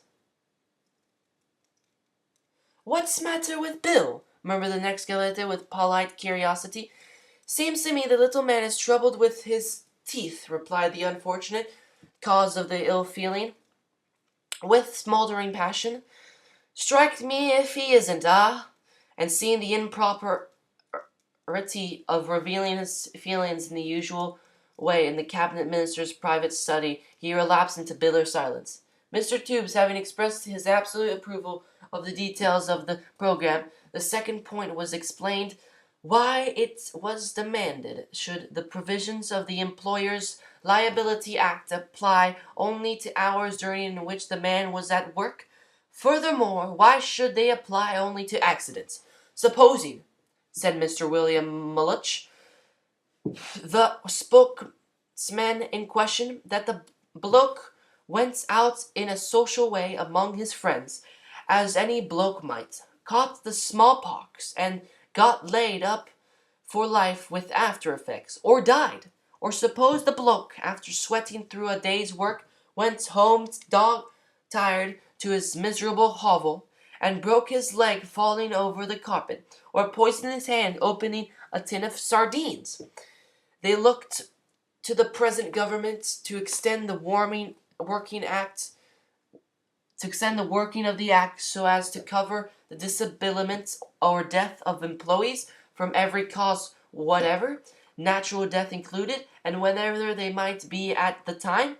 Under the present unfair and artificial conditions of labor, the work people were nothing but slaves and the chattels of capitalists, and it was manifestly unfair that the latter should escape their responsibilities after exploiting a man's labor for their own greedy ends, simply because he happened to die of hydrophobia or senseless decay, or because the injury that disabled him was received outside the foetid. Insanitary, then, where the exchange for bare sordid pittance his flesh was ground from his bones for 8 hours daily. The right hon. Gentleman expressed his entire concurrence with the provision also, and roused considerable enthusiasm by mentioning that some time ago he had independently arrived at the conclusion that such a clause was urgently required. Before the next point was considered, Comrade Tintzwitzel asked permission to say a few words. He explained that he had no intention of introducing this discordant notes. On the contrary, he heartily supported the proposal as far as it went. But, and here he wished to say that though he only voiced the demands of the minority, it was a large, growing, and a noisy minority. It did not go far enough. The contention of those he represented was that the responsibility of employers ought to extend to their wives and families of their workpeople. Many a poor comrade was sadly harassed by having to keep a crippled child who would never be a breadwinner, or an ailing wife who was incapable of looking after his home comfort properly. They were fighting over again the battle that they had won in the matter of free meals to school children. It had taken years to convince people that it was equally necessary that children who did not happen to be attending school should have meals provided for them, and even more necessary to see that their mothers should be well nourished. It had taken even longer to arrive at the logical conclusion that if free meals were requisite, free clothes were not a whit less necessary. No one nowadays doubted the soundness of that policy. Yet here they were again, timorously contempting half measures, while the insatiable birds of prey who sucked their blood laughed in their sleeves as the spectacle of the British working men hiding their heads ostrich like in the shifting quicksands of the fool's paradise. The signs of approval that greeted this proposal showed clearly enough that the other members of this deputation had sympathetic leanings towards the larger policy of the minority. Mr. Tubes himself more than hinted at the possibility of a personal conversion in the near future. In the meantime, he remarked, everything is on your side. Your position is logical, moderate, and just. All can admit that, although we may not all exactly agree as to whether the time is ripe for the measures. With every temptation to wipe off some of the errors of justice of the past, we must not go so far as to kill the goose that lays the golden eggs. How do you make that out? Demanded an unsophisticated young single man. It's the work of the people that produce every penny that circulates. Oh, just so, replied Tubes readily. That is the real point of the story. It was the grains of corn that made the eggs, and the goose did nothing but sit and lay them. We must always have our geese. He turned to the subject in hand, again with a laugh, and approved a few more modest suggestions for abolishing privileges. The last point, concluded the spokesman, is one that closely concerns the principles that we all profess. I refer to the obsolete and humiliating anarchism that with a government pledged to the maintenance of social equality in office at any hour of the day, at practically every railway station, though throughout the land you will you will still see trains subdivided as regards destinations and accommodations into first, second, and third classes. This is distinction which to us as representatives of the so-called third class is nothing more than or less than insulting. Why should me and my missus then, when we travel, be compelled to sit where the accidental generally happen to have to put up with the 18th in a compartment, when smug clerks and saucy ladies maids, who are no better than us, enjoy the comparative luxury of only 15 in a compartments away from the collisions, and snide financiers and questionable duchesses, who are certainly a good deal worse, sit in padded rooms well protected front and rear, and never know what it is to be packed and wish to mix with these people, or that we envy their position or covet their wealth. Such motives have never entered into calculations of those who had been foremost in socialistic propaganda, but as the thoughtful and self-respecting units of an integral community, we object to being segregated by the imposition of obsolete and arbitrary barriers. We do not resent the artificial creation of social grades, and we regard the antagonism and distrust the unjust accumulation of labor-created wealth in the hands of the idle and incapable few. But if this is the standpoint of the great mass of the democracy, to us of the amalgamate unions of railway workers or permanent way staffs, the individuous distinction has a closer significance. As ordinary citizens, our sense of equality is outraged by the democrations I have referred to. But as our work often places us in a temporary subordination to the occupants of these so-called first and second classes, whom we despise intellectually and resent economically, we incur the additional stigma of having to render them an external deference which we recognize to be obsolete and servile. The Arden and the Avon Valley case, which earned the martyrdom of dismissal for William Juxon and ultimately involved 40,000 of us in the now historic strike simply because that heroic man categorically refused to do to the doddering Duke of Penterlington any other title than the honorable appellation of comrade, is doubtless still fresh within your minds. We lost that on that occasion, though insufficiently of funds, but the ducal portmanteau over which William Juxon took his memorable stand will yet serve as the rallying point to a more successful issue. Mr. Melluch paused for approbation, which was not stinted, but before he could resume, a passionate little man who had been rising to a more exalted state of fever with every demand suddenly hurled himself like a human wedge into his forefront of the proceedings.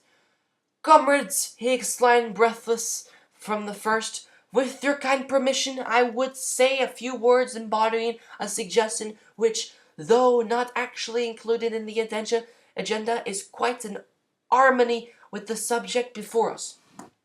"Won't it keep?" suggested the Thai delegate hopefully. "The suggestion is briefly this," continued the little man, far too enthusiastic to notice any interruption, "that as a tribute to William Juxon's sterling determination and as a perpetual reminder of the issues raised, we forthwith add to the banners of the amalgamated unions one bearing of allegorical design consisting of two emblematic figures struggling for the possession of leather portmanteau with the words 'No surrender' beneath. The whole might be made obvious to the person of the meanest intelligence by the inscription A and AVRY test case WJ upholds the principle of social democracy and vindicates the people's rights running around." "Why should he be running around?" asked the low-witted member of the deputation. "Who running around?" demanded the last speaker, inaudible to outstand influence, now that he had said this. "Say, William Juxon, didn't you say that he would be on this banner vindicating the people's rights running around? He stood there on the platform, man to man, so I've always heard." The redoubtable Juxon's champion cast a look of inevitable contempt upon the simple brother and made a gesture expressive of despair. "That's all," he said, and sat down. Mr. Melluch resumed his interrupted innings. "The suggestion will doubtless receive attention if submitted through the proper channels," he remarked a little coldly. It was one thing to take the indomitable Juxon under his own aegis, quite another to countenance his canonization at a period when strenuous candidates were more numerous than remunerative niches. But to revert to the subject in hand, for which we have strayed somewhat, it only remains for me to say that all artificial distinctions between class and class are distasteful to the people at large, distasteful to the powerful unions on whose half we are here today, and antagonistic to the interests of the community. We confidently look, therefore, to the present government to put an end to the state of things and inconsistent with the maintenance of the practical socialism. Towards this proposal, also, Mr. Punes turned a friendly ear, but he admitted that in practice his sympathies must be purely platonic for the time at least. In truth, the revenue yielded by the taxation of the first and second class tickets was so considerable that it could not be ignored.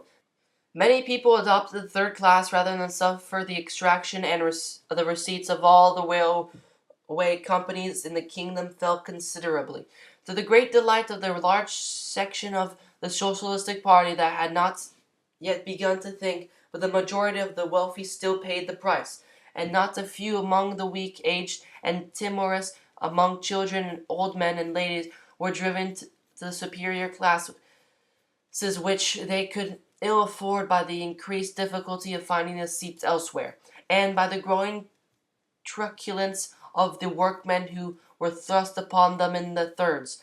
For more than a decade it had been observed that when a seat in a tram or train was at stake, the age of courtesy was past. But a new Berkey, listening to the conversation of those around, might too frequently have cause to think that the age decency had faded also. Another development contributing to the maintenance of the higher classes was the fact that one of the heavily mutilated, if he turned to any of the other forms of more exclusive travelling, private carriages of all kinds were the butts of each succeeding budget. Even bicycles, unless owned by workmen, were not exempted, and so heavily that the Chancellor's hand laid upon motor cars, except such as were the property of the members of the Parliament, that even the Marquis of Kingsbury was satisfied, and withdrew his threat to haunt the Portsmouth road with an elephant gun. And yet, despite the persistence of a Stuart in opposing taxation and the insistings of the Vespasians in making it particularly offensive, the Treasury was always in desperate straits. The reason was not far to seek. In the old days, liberal governments had at times provided extravagance.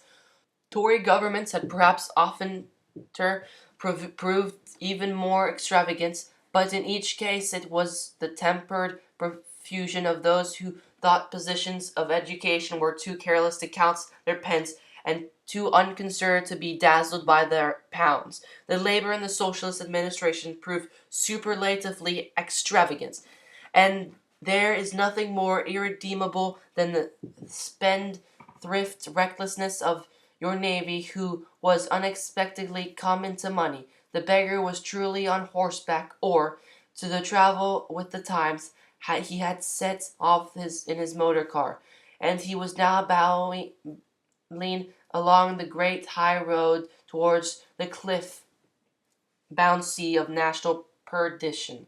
A very absent-minded beggar indeed, with a merry hand upon the high-speed gear.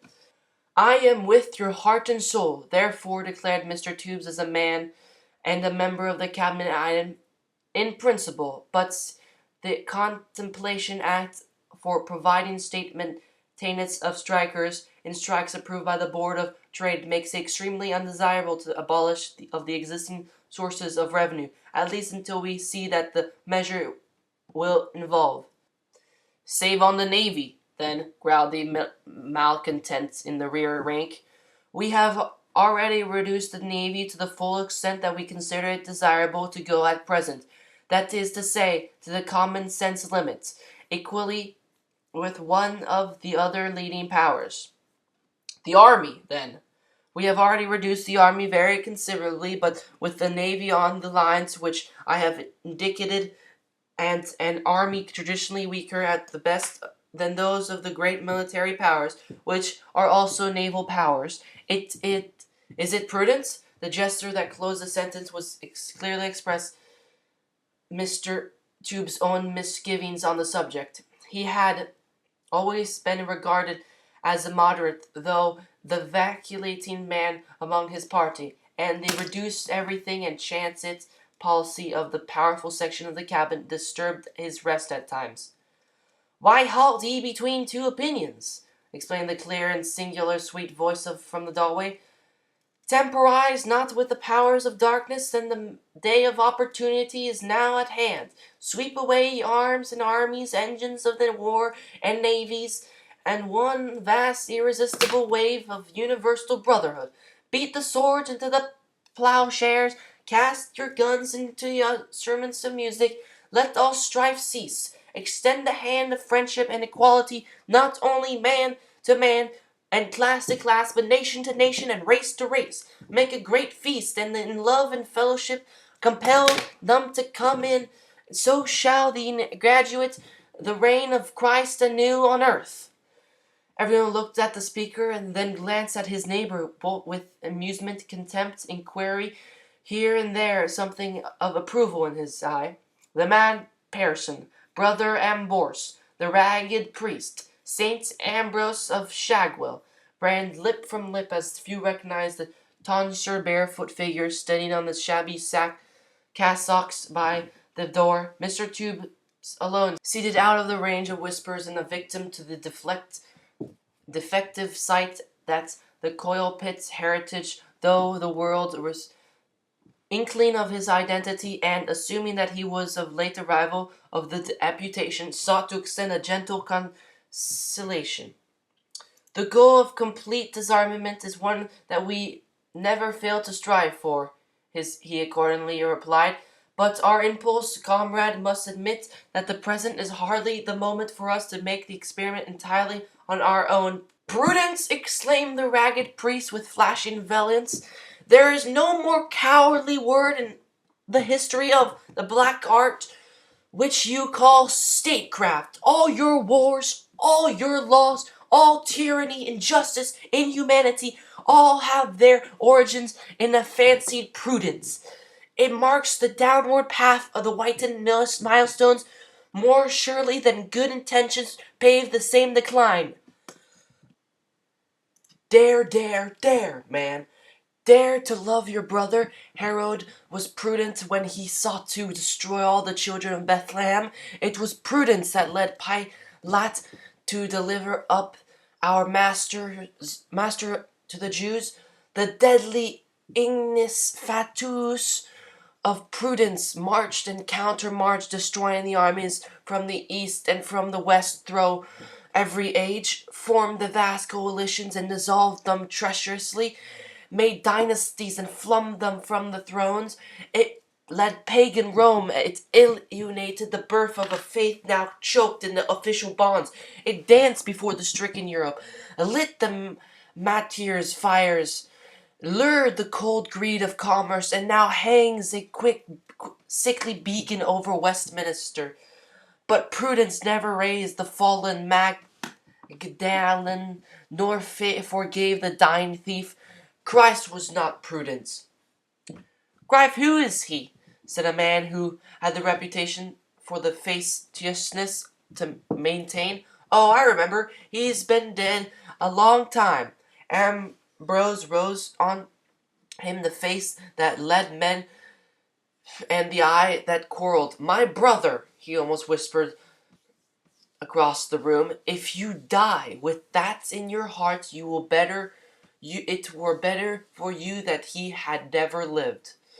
There was something in the voice, the look, the presence, the ready methods by which the hostile intruder was wont to be expelled. All recognized the blind inspired devotion beside which their own party enthusiasm was at the best pale and thin.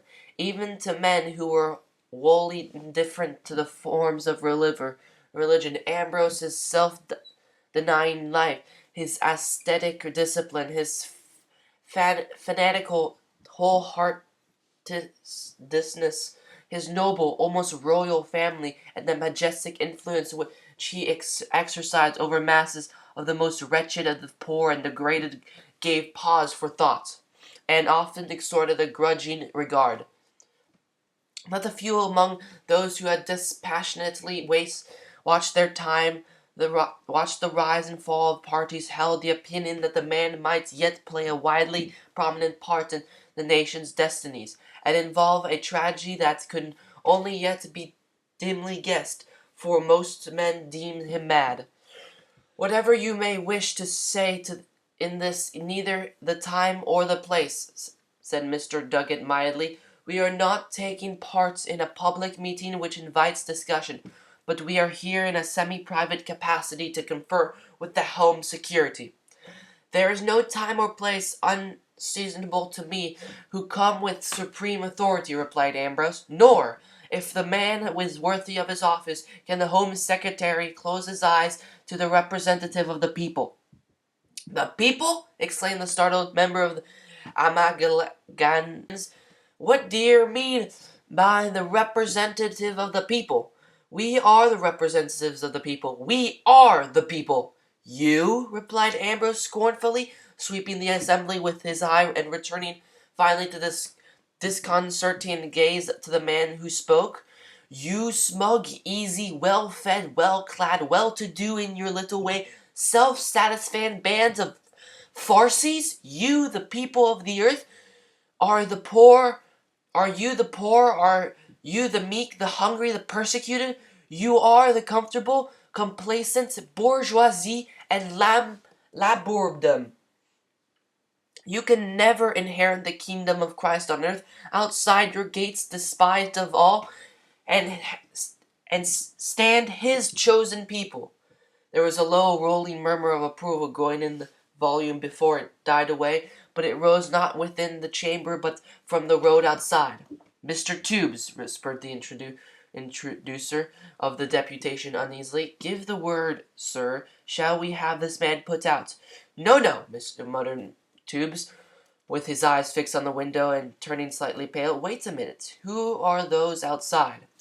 The member of the Parliament looked out. Others were looking too, and for a moment not only their own business was forgotten, but the indomitable priest's outspoken challenge passed unheeded in the curious contemplation of his following.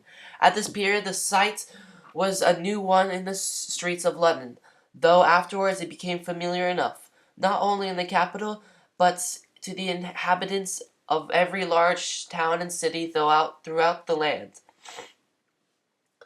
Ambrose had been called the Ragged Priest, and it was very ragged regiment that formed his bodyguard. He was the mad person, and an eternal mania shone on the faces of many of his followers, though as many sufficiently betrayed the some-bred cunning, the inborn brutishness, the unchanged criminal, and the hooligan, thinly cloaked beneath a shifting mask of assumed humility. As becoming Saint Ambrose, the banners which here and there stood out above the ranks, mere sackcloth standards leashed to the roughest poles. They all bore religion references in their crude emblems and spanning inscriptions. The gibes at charity, the demands for work of an earlier decade had given a place to another phase. Christ is mocked was one. Having all things in common ran another, while, as it was in the beginning, equality in Christ, the kingdom come, might frequently be seen. But a more significant note was struck by the occasional threat veiled beneath a text as, the sun shall be turned into darkness, the moon into blood. Though their leader themselves never hinted violence in his most impassioned flights, among the upturned faces a leisure observer might have detected a few that were conspicuous in a refinement despite their sordid settings. Women chiefly, and for the most part fanatical converts who had been swept off their feet by Ambrose's eloquence in the more orthodox days, when he had thrilled fashionable congregations from the pulpits of the Mayfair Church. Other women were in plenty, men, old and young, even a few children, dirty, diseased, criminal, brutalized, vicious, crippled, the unemployed, the unemployable, beggars from the streets begging on the better lay, thieves hopeful of a larger booty, malcontents of every phase, enemies of society reckoning on a day of reckoning, the unfortunate and the unfortunate swayed by vague yearnings after righteousness, schemers striving for their private ends with a insulting of the simple-hearted, all held together so far by the vehement personality of one fanatic, and glancing down the ranks one could prophesy what manner of monster out of the depths this might prove when it had reached rampant maturity. Poverty, abject poverty, was the dominant note, for all who march beneath the ragged banner must go in rags. Mr. Druggett was the first to recover himself. "Look here," he said, turning to Ambrose aggressively, "I don't quite catch on to your game, but that's neither here nor there. If you want to know what I call it a bit of blasted impertinence to bring a ball like that to a man's private house, no matter who he may be. That's what's more, this is an unlawful gathering according to the Act of Parliament." "That which breaks no divine commandment cannot be unlawful," replied Ambrose unmoved. "I recognize no other law, and you, who call yourselves socialists and claim equality, what are your laws but the old privileges which you denounce in others extended to include yourselves? And what equality but the spoliation of those above you?" "We are practical socialists," exclaimed one or two members with dignity. "As reasonable men, we can recognize that there must be a limit somewhere." "Practical is the last thing you claim to be. You are impractical visionaries, for it would be an easy for a diver to pause in midair as for a mankind to remain at the halfway house of equality. All! Every man-made distinction must be swept away. Neither proprietor nor property, paid leader nor again, task work nor pride or place, nothing between God and man's heart. That is the only practical socialism, and it is at hand." "Not while we're in office," said the Home Secretary shortly. "Meeny, Tickle, Ufferson," cast back Ambrose. "Where is now the great Unionist party? In a single season the sturdy Liberal stronghold crumbled into dust. You deposed a Labour government that was deemed invulnerable in its time. Beware, the hand is already on the wall. Those forces which you so blindly ignored will yet combine and crush you." It was not unlikely. In former times it would have required barricades and some personal bravery, but with universal suffrage the power of the pauper criminal was no less than that of the ducal millionaires and the alcohol lunatics. Presenting himself at the poll between spasms and delirium tremens was as potent a force as a philosopher.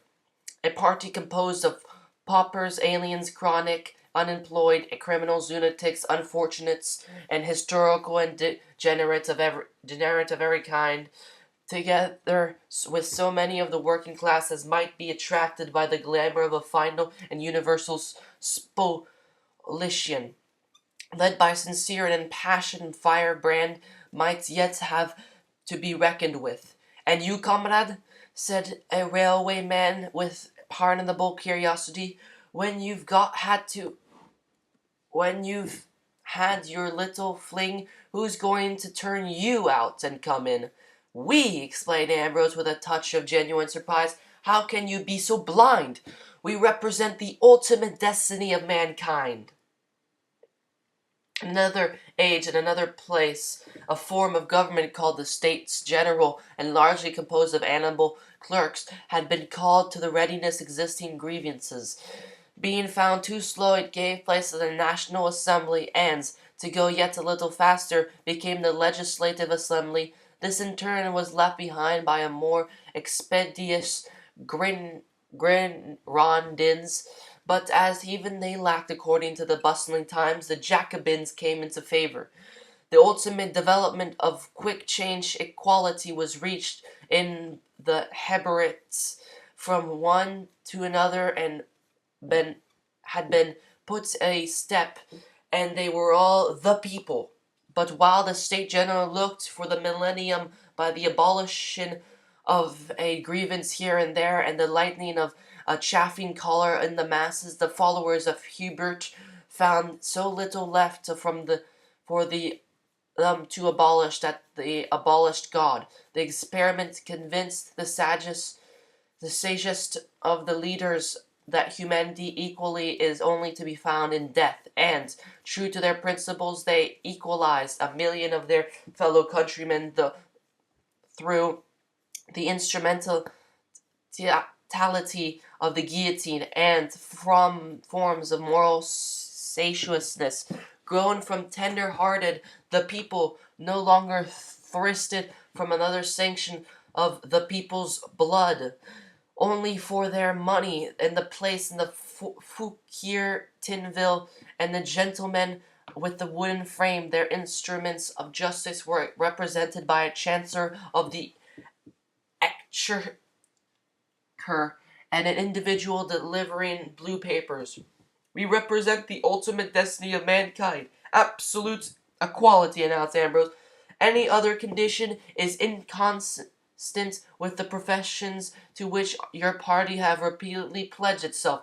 Will you, my brother, he continued, addressing himself to the Home Secretary, receive the deputation was already waiting at the outer door, 3 men and 3 women, it including a countess, a converted housebreaker, an anarchist who had become embittered with life since the premature explosion of one of his bombs, and blown off both his arms, had driven him to subsist on the charitable. The other 3 were uninteresting nonentities, but all were equal in their passion for equality. We are all pledged to the principle of social equality, and every step in that direction that comes within the range of practical politics must have our sympathy, replied Mr. Tube. Further than I am not prepared to commit myself at present. That being the case, there would be no objection in receiving a deputation. To this had Mr. Tubes come at last. The unidentifying formula, said the brother Ambrose with wary bitterness. Bread, and you give them stones. Man, he cried with surging energy, almost within your great grasp lies the foundation of New Jerusalem, tranquil, smiling, sinless. What stands in your way? Nothing, nothing, truly nothing but the heavy shadow of the old and cruel past. Throw it away. Is that what you're not worth doing? No more spiritual death, no more sorrow of the things of this world, nor crying, neither shall there be any more plain, for more formal things are passed away. I have nothing more to say, responded the Home Secretary coldly, bending over his desk to write. That I have much more to do, reported Ambrose impetuously, and that shall be with the sword in my mouth. The sword of my mouth. He strode from the room with an air that no amount of legislative equality could ever confer upon any of those he left behind, and a moment later his ragged escort was in motion homeward, slumward. Comrades, said Mr. Tubes, looking up, the harmony of the occasion has been somewhat impaired by the untoward incidents, but to the whole I think that you may rest well satisfied with the result of your representations. Having another appointment, I must now leave you, but I have given instructions for some the sandwiches to be brought in, and I trust that in my enforced absence you will all make yourselves quite at home. He shook his hands with each man present and withdrew. Beer and sandwiches, muttered comrades Whistle, with no affection of delight to a chosen spirits. And this is the man we pay 50 quid a week to? Ah, resented the friend, following Mr. Tube's hospitable directions and strolling around the room fingering the ornaments. Well, when it comes to my general share out, I don't know what I should mind having this here a little round barometer for my parlor. Neat little thing, assented Tintwhistle with friendly Just what does it say? Seems to be dropping from change to stormy, read the friend. Chapter 6. Miss Lizzle tells a long, pointless story. Sir John Hampden lived within a stone throw of the Marble Arch. George Salt had established himself in the Westminster, and about midway between the two, in the neighbourhood of Pall Mall, a convenient but quite unostentatious suite of offices had been taken and registered as the headquarters of Unity League. The Unity League was a modern organization that had come to existence suddenly and with no great parade. Within a week of the day that George Salt had forced Hampton to hear what he wished to say, and a day now nearly 2 years ago, the name was simple and commonplace, and therefore it aroused neither curiosity nor suspicion. It was explained by the fact that it had only one project, by constitutional means to obtain the adequate representation of the middle and upper classes in Parliament, a phrase rendered by the lighter-hearted members colloquially as to kick out the socialists. The government quite content to govern constitutionally in the wider sense, and to be attacked constitutionally in the narrower sense, treated the existence of the Unity League as a playful ebullition on the part of the milch sections of society, and raised the minimum income tax to 4 3 pence as a sedative. At first, the existence of the League met with very little response and no enthusiasm among those for whom it was intended. It had become an article of faith within oppressed classes that no propagandism could ever restore an equitable balance of taxation. Every change must inevitably tend to be worse than the state before. To ask the working classes, the phrase lingered by the democration of taxation. It meant just that the conventional means today, and similarly it excluded clerical workers of all grades. To ask this privileged class, which dominated practically every constituency, to throw out their people and put in a party whose avowed policy would be to repeal the Employers' Liberality Act extended, the Strike Acts, the Unemployed Act, the Amended Companies Act, the Ecclesiastical Property Act, the Infamous Necessity Act, and the sore of preposterous acts of injustice before they even gave their attention to anything else, had long been recognized to be grotesque. A league, therefore, which spoke of working towards freedom and constitutional lines fell flat. The newspapers noticed it in their various individual fashions, and all but the government organs extended it a welcome of cold despair. The general reader gathered the impression that he might look for its early demise. The first revolution of opinion came when it was understood that Sir John Hampden had returned to public life as the president of the League. What his name meant to the contemporaries, how much the League gained from his association, may be scarcely realized in the age existing under different and more conflicting conditions. Briefly, his personality lifted the effort into the plane, not of the national movement, for with the nation so sharply driven by two inconceivable interests that was impossible, but certainly beyond all cavil as to motives and methods. When it was further known that he was not lending his name half-heartedly as to a forlorn hope, or returning reluctantly as from a tardy sense of duty, men began to wonder what might lie behind. The first public meeting of the newly formed League deepened the impression. Men and women of the middle and upper classes were invited to become members. The annual subscription being a guinea, none but adults were accepted. Those of the working class were not invited, If the subscription seemed large, the audience was asked to remember what lay at stake and to compare with the case of the artisanal cheerful contributing his sixpence a week to strike fund of his class. As we result there is a strikes act now in force, the president reminded them, and an artisan no longer pays the cost. No, we do, injected a listener. I asked you to pay it for 3 years longer, no more, perhaps less, replied Hampton with a reassuring smile, and his audience stared.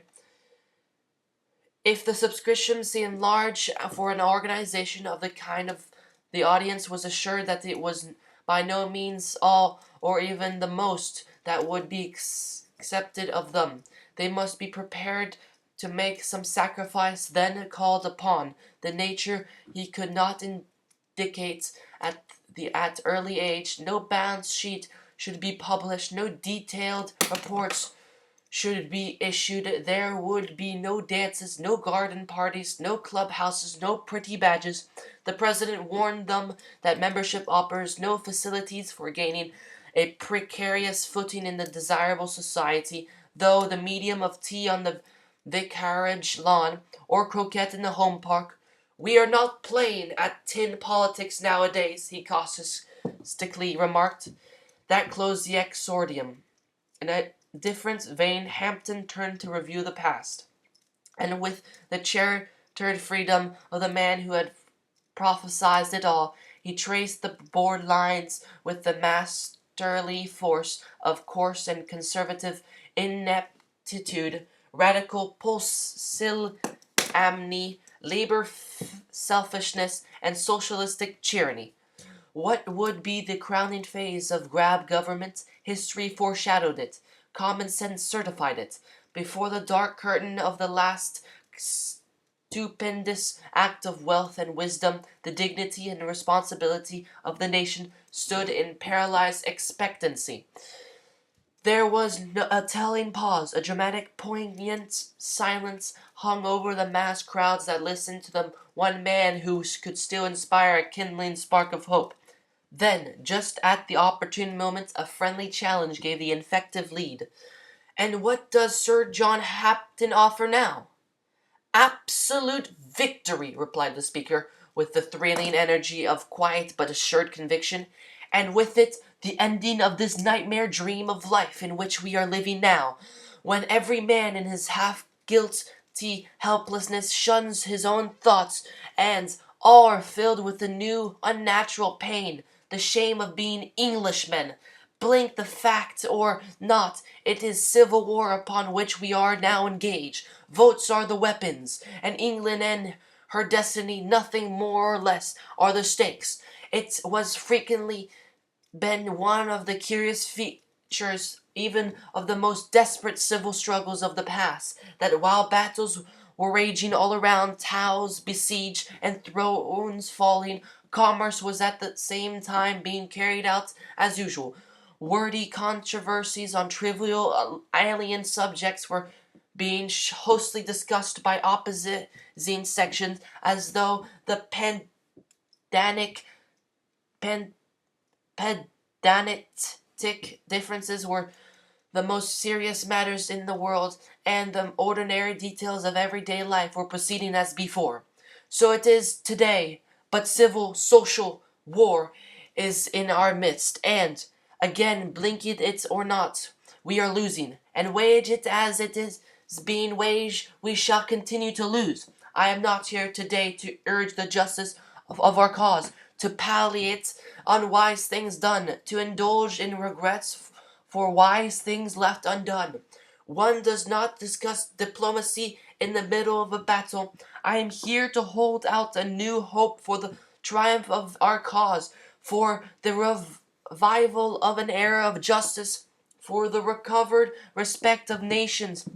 I have never been accused of undue optimism, yet fully weighed my words. I stand on this platform tonight to share with you my conviction that it is within our power, in 3 years' time, to send an overwhelming majority of our reconstructed party into power, to reduce the income tax to a same sane and normal level, and to recommence the building up of a treasonably neglected navy.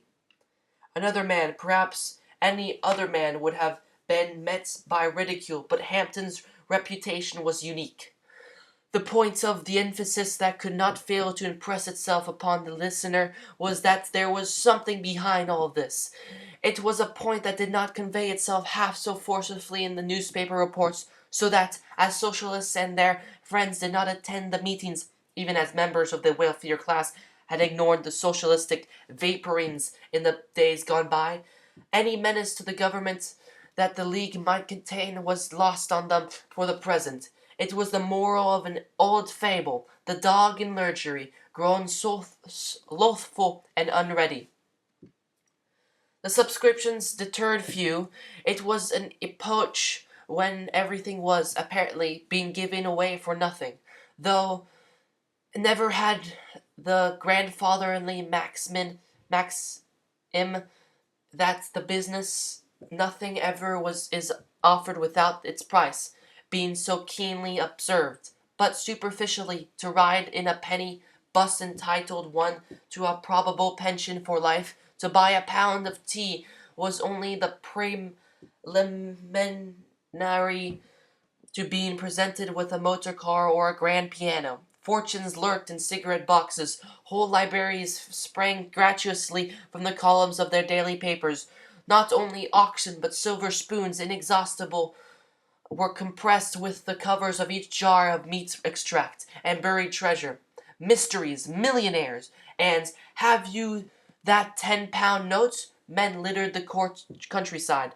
To be asked to subscribe a guinea for nothing definite in return was therefore a pleasant novelty which took amazingly. So, too, the idea of participating delightfully in vulgarity, in how the movement spread in the matter of history. Incomes had been reduced wholesale, yet so great was the confidence in Hampton's name that many members sent their subscription 10 times told.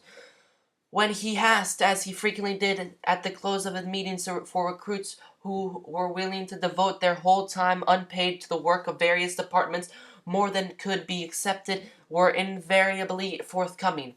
All members proselytized on their own initiative, but within these were thousands of quiet and devoted workers who were in close touch with the office of the League. They acted on detailed instructions in their methods and submitted regular reports of progress in the state of the public feeling in every part of the kingdom, and among every class of the community. To what length the roll of membership had now extended only 2 men knew, even approximately. All that could be used as a guide was the fact that it was the expectation rather than the rule anywhere to find a family among the classes aimed at that did not contain at least 1 member, while London, within the same indicated limits, had practically gone solid for membership. And George Salt? The public knew nothing of him. His name did not appear in connections with the League, nor did he ever take a place among the notables upon the platform at its meetings. By the thousands of the inner rings knew him very well, and few of those business led them to the offices missed encountering him. He was officially supposed to be the League secretary to Sir John Hampden, endowed with large discretionary powers. At the moment when the chapter opens, he was receiving in his office a representative of the leading government organ, a daily paper which purveyed a mixture of fervent demagogism and childlike inconsistency. For the modest sum of the halfpenny, the Tocsin as it was called, was widely read by a public who believed every word it contained, with the simple credulity in what is printed, which is one of the most pathetic features of the semi-illiterates. Mr. Hammett, the representative of the Tocsin, had come to find out that it was really behind the remarkable spread of the Unity League.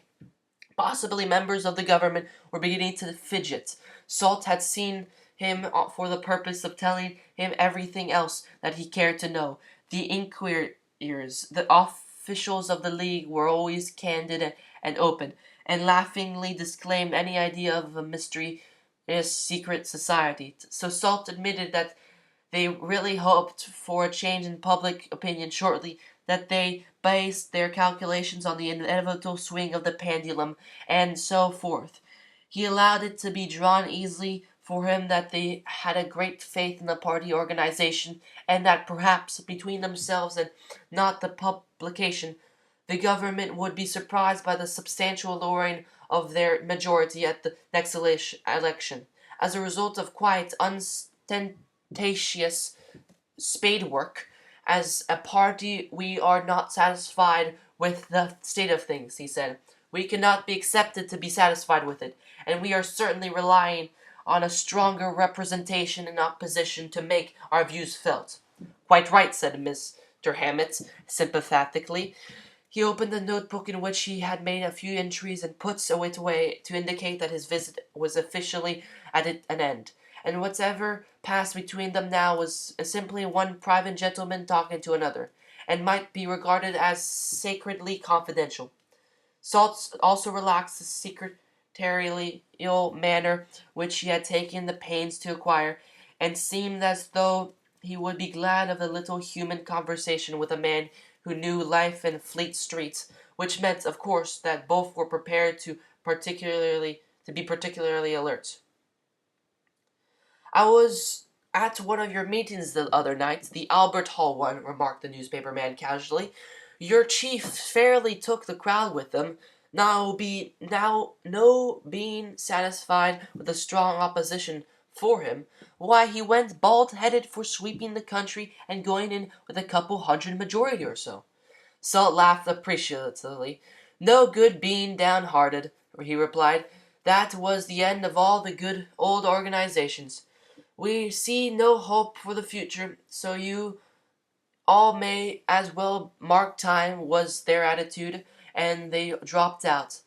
When anything turns up, we intend being ready for it, so come it now, we say.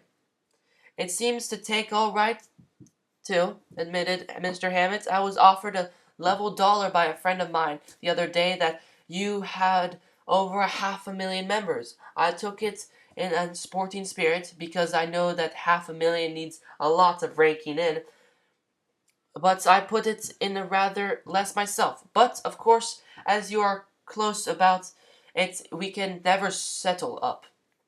500,000, it may be observed, was everybody's property as an estimate of the excellent authority.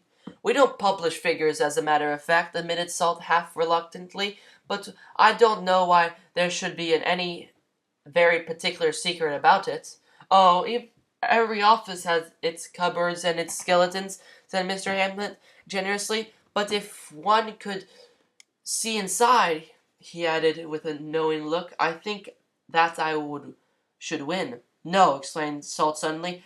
I don't mind telling you in confidence. We have passed the 500,000. Passed it some time ago. Luckily for me, that is in my confidence, remarked the pressman with a grimace, or I should have to pay up. What is the exact figure, then? He ventured carelessly. No one should quite tell you that, replied Salt equally offhand. 600,000? suggested Mr. Hammett. Oh, that is a considerable advance. 100,000? admitted Salt with transparent disappointment. It is not pleasant when you have impressed your man to have him expecting too much the next minute. I was thinking of the old Buttercup League, said Mr. Hammond. You took the remains over, lock, stock, and barrel, I believe. Yes, all that would come. Half belonged to your party, really, and half of the remainder were children.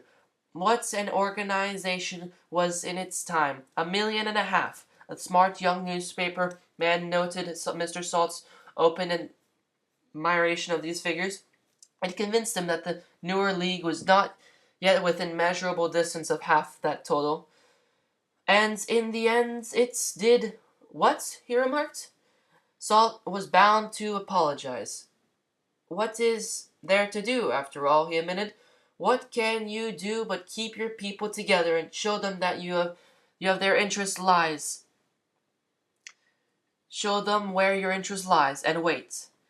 And rank in the shekels? Suggested Mr. Hamlet errantly. Oh, that, agreed Sultan a little uneasily. Of course, one of has to look for after the finances. Rather, agreed Mr. Hamlet. I wish I had the job. Do you smoke here in a general thing? Oh, yes, replied Salt, who never did. Try one of these. Fair cigars. Better than you'd find in an old man's private box up at the show. Our show, was the verdict. But then we haven't a revenue of 500,000. Of course, I rely on you not to say anything about our numbers, said the secretary anxiously. The visitor made a reassuring gesture, expressive and inviolable secrecy. I suppose you have to make a return for income tax purpose, he mused. My aunts. What an item you must have. No, replied Salt. We do not pay anything. Mr. Ham stared in incredulous surprise. How do you manage to work it? He demanded familiarly. You don't mean that they have forgotten you?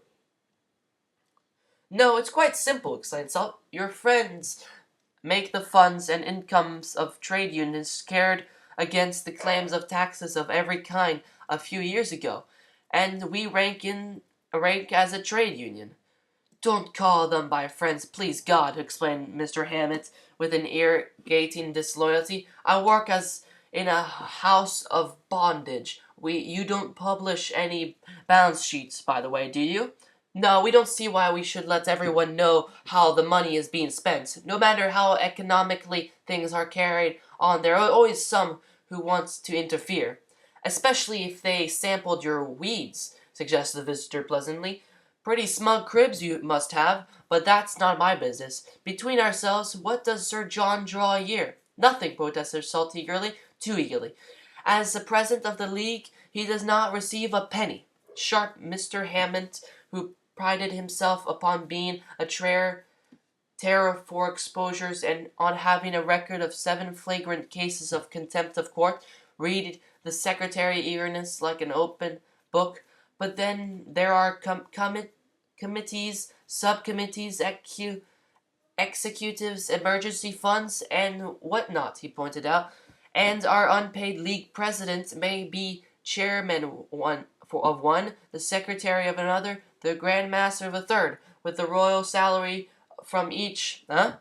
Can you assure me? Oh, well, of course, admitted Salt, concerned beyond prevarication. That is a private matter that has to do with the officials of the league alone. But you may take it from me that everyone in these offices earns his salary whatever it may be. Mr. Hamlet smiled his polite acquiescence broadly. Same here. Changing the scene of action to Stonecutter Street, he commended. Do you happen to know how Sir John came to start this affair? Well, Tag MP met Miss Hampton once and wanted to marry her. He called on Sir John, who received him about as warmly as a shoulder of Canterbury lamb, even before he knew what his business was.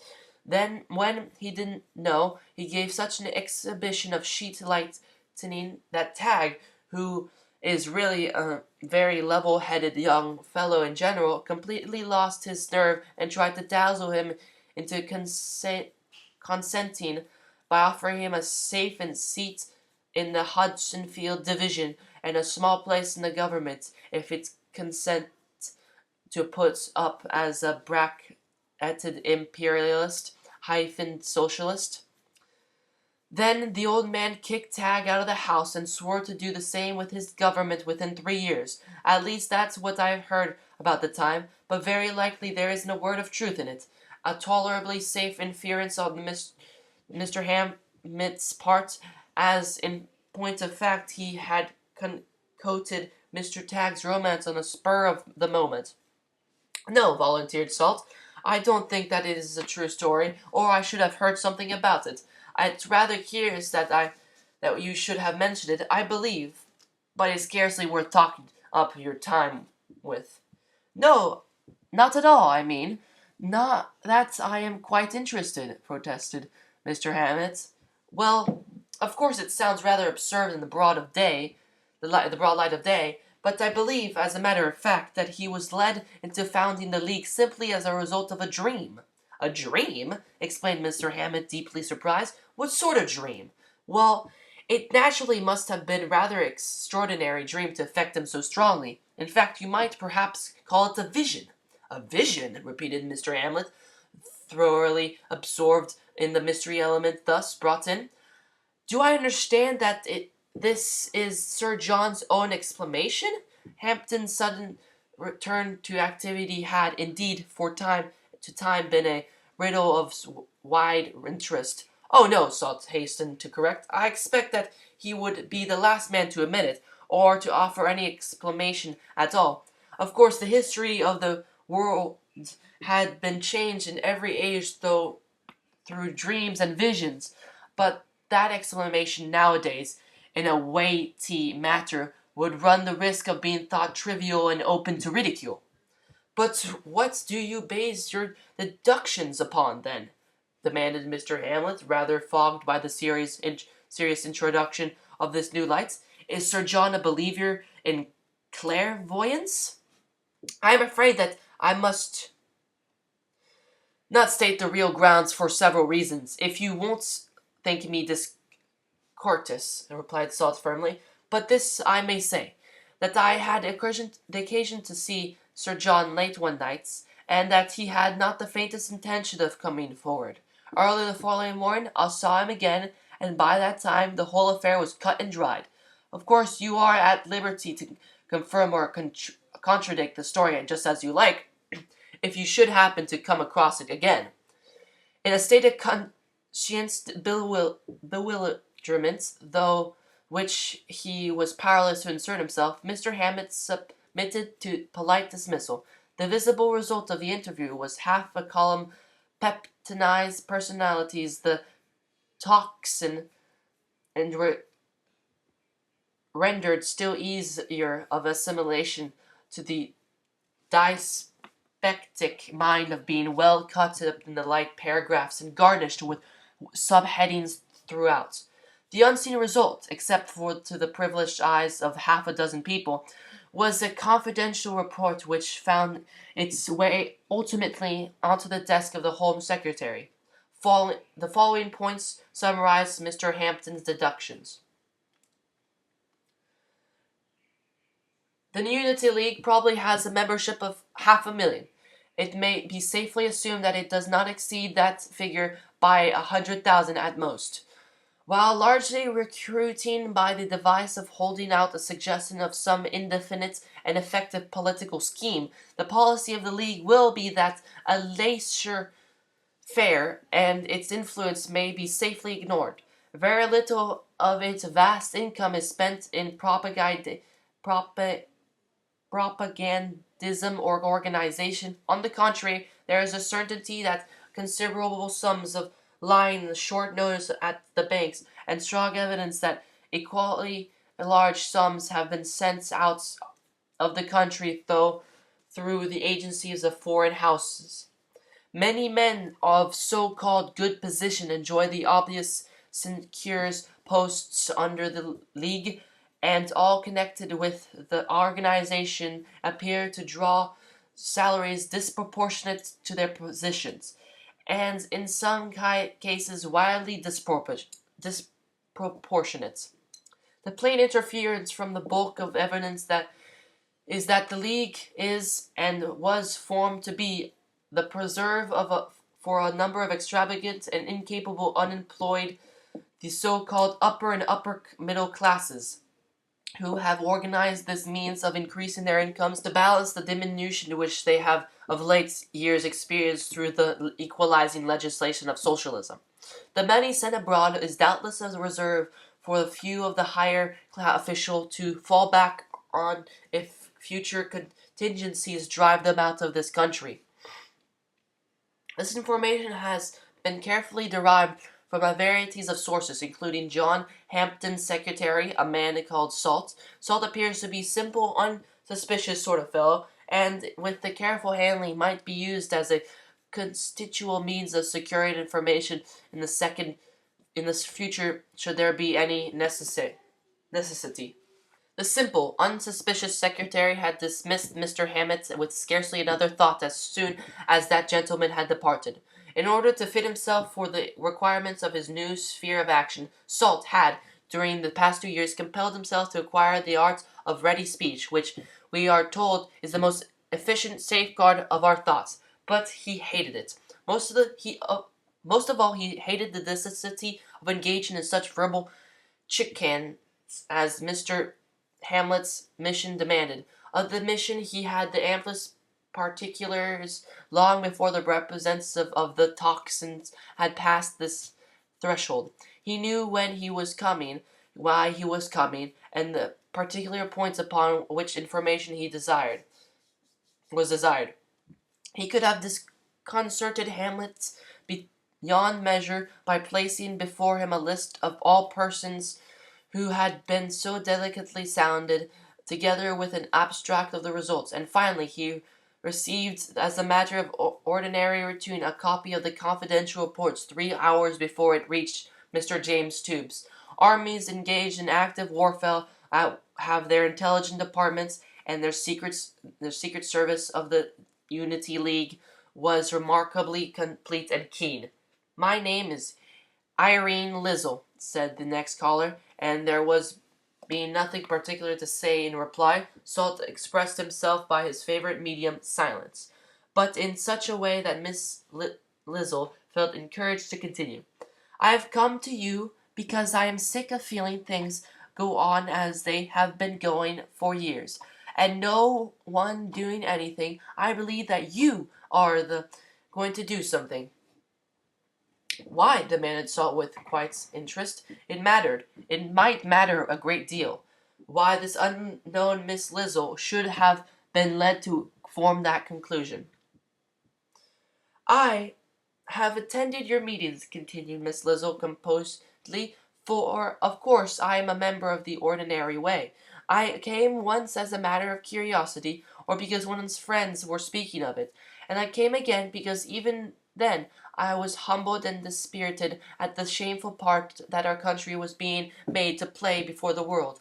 I caught something, but I did not grasp all, because I am not a man, I suppose. I saw meeting after meeting of impassioned, emotional, black-coated gentlemen lifted into an undemonstrative white heat of purposeful enthusiasm by the suggestion of that new hope which I failed to understand.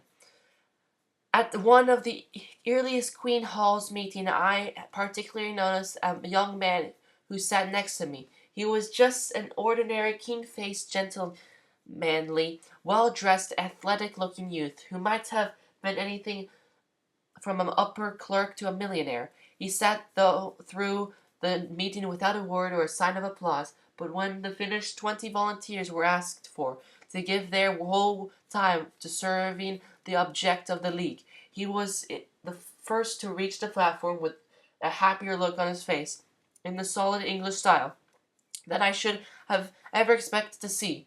It was beyond me. Then among the audiences one frequently heard remarks such as, "I believe there's something behind it all. I really think Hampton has more than an idea. It strikes me that we are going to have something livelier than tea and tennis," and suggestions of that kind. "Some time ago, after a meeting at Kensington, I was walking home alone when you overtook me. Immediately in front were two gentlemen who had evidently been to the meeting also, and they were discussing it. At that moment one said emphatically to another, 'I don't know what it is, but that it is something, I'll swear. And if it is, I'd give them my last penny sooner than I'll have as they are.' John Hampton, who was with you, looked at you inquiringly, and you shook your head and said, 'Not one of our men.' 'Then I believe it's beginning to take already,' he replied. Two things occurred to Salt: that Miss Lizzle might be a rather sharp young lady, and that he and Hampton had been unusually careless. "Anything else?" was all he said. "It's rather a long, wild tale, and has no particular point," explained the lady. If you can spare the time, he urged, the long, pointless tale might be a pointer to others beside Miss Lizzle. I was cycling a little way out of the country recently, narrated Miss Lizzle, when I found that I required a spanner, or I could not go on. It was rather a lonely part of from so near London, within 10 or 12 miles, I suppose, and there was not a house to be seen. I wheeled my bicycle along and soon came to a narrow side lane. It had a noticed private road up, and I could see far down it as it would about very much, but it seemed to be well used, so I turned into it hoping to find a house. There was no house, for after a few turns the lane ended suddenly. It ended, so to speak, in a pair of large double doors, like those of a coach house. For before me was a stream crossed by an iron bridge, immediately beyond that a high wall and the doors. But do you not care for me to go on? If you please, said Salt, and paid the narrative the compliment of the close and tranquil attention. It was rather a particular place to come on unexpectedly, continued Miss Listle. It had ordinarily been a powder work, and the old notice warning intruders that had been left standing. As a matter of fact, the stranger would probably still take it to be a powder mill, but one learned locally that it was a deposit for distributing a center of an artificial manure company with a valuable secret process, which, of course, made it less interesting than explosives. And less dangerous, suggested Salt, smiling. I don't know, shot back Lizzo with a glance. Mark my precaution. There was a stream almost enclosing this place. The size, I suppose, a considerable farm, and in the powder mill days it had been completely turned into an island by digging a canal or a moat at the nearest point of the bend. Immediately on the other side of the water rose the high tall, the brick walled, topped with iron spikes. The one bridge was the only way across the stream, the one set of double doors, as high as the wall, the only way through beyond. Inside it was thickly wooded. I don't suggest wild animals, you know, but savage dogs would not surprise me. As I stood there, concluding that I should have turned back, I heard a heavy motor coming from down the lane. It came on very quickly, as though the driver knew the twisting road perfectly, shot across the bridge, the big gates fell open apparently of their own accord, and it passed inside.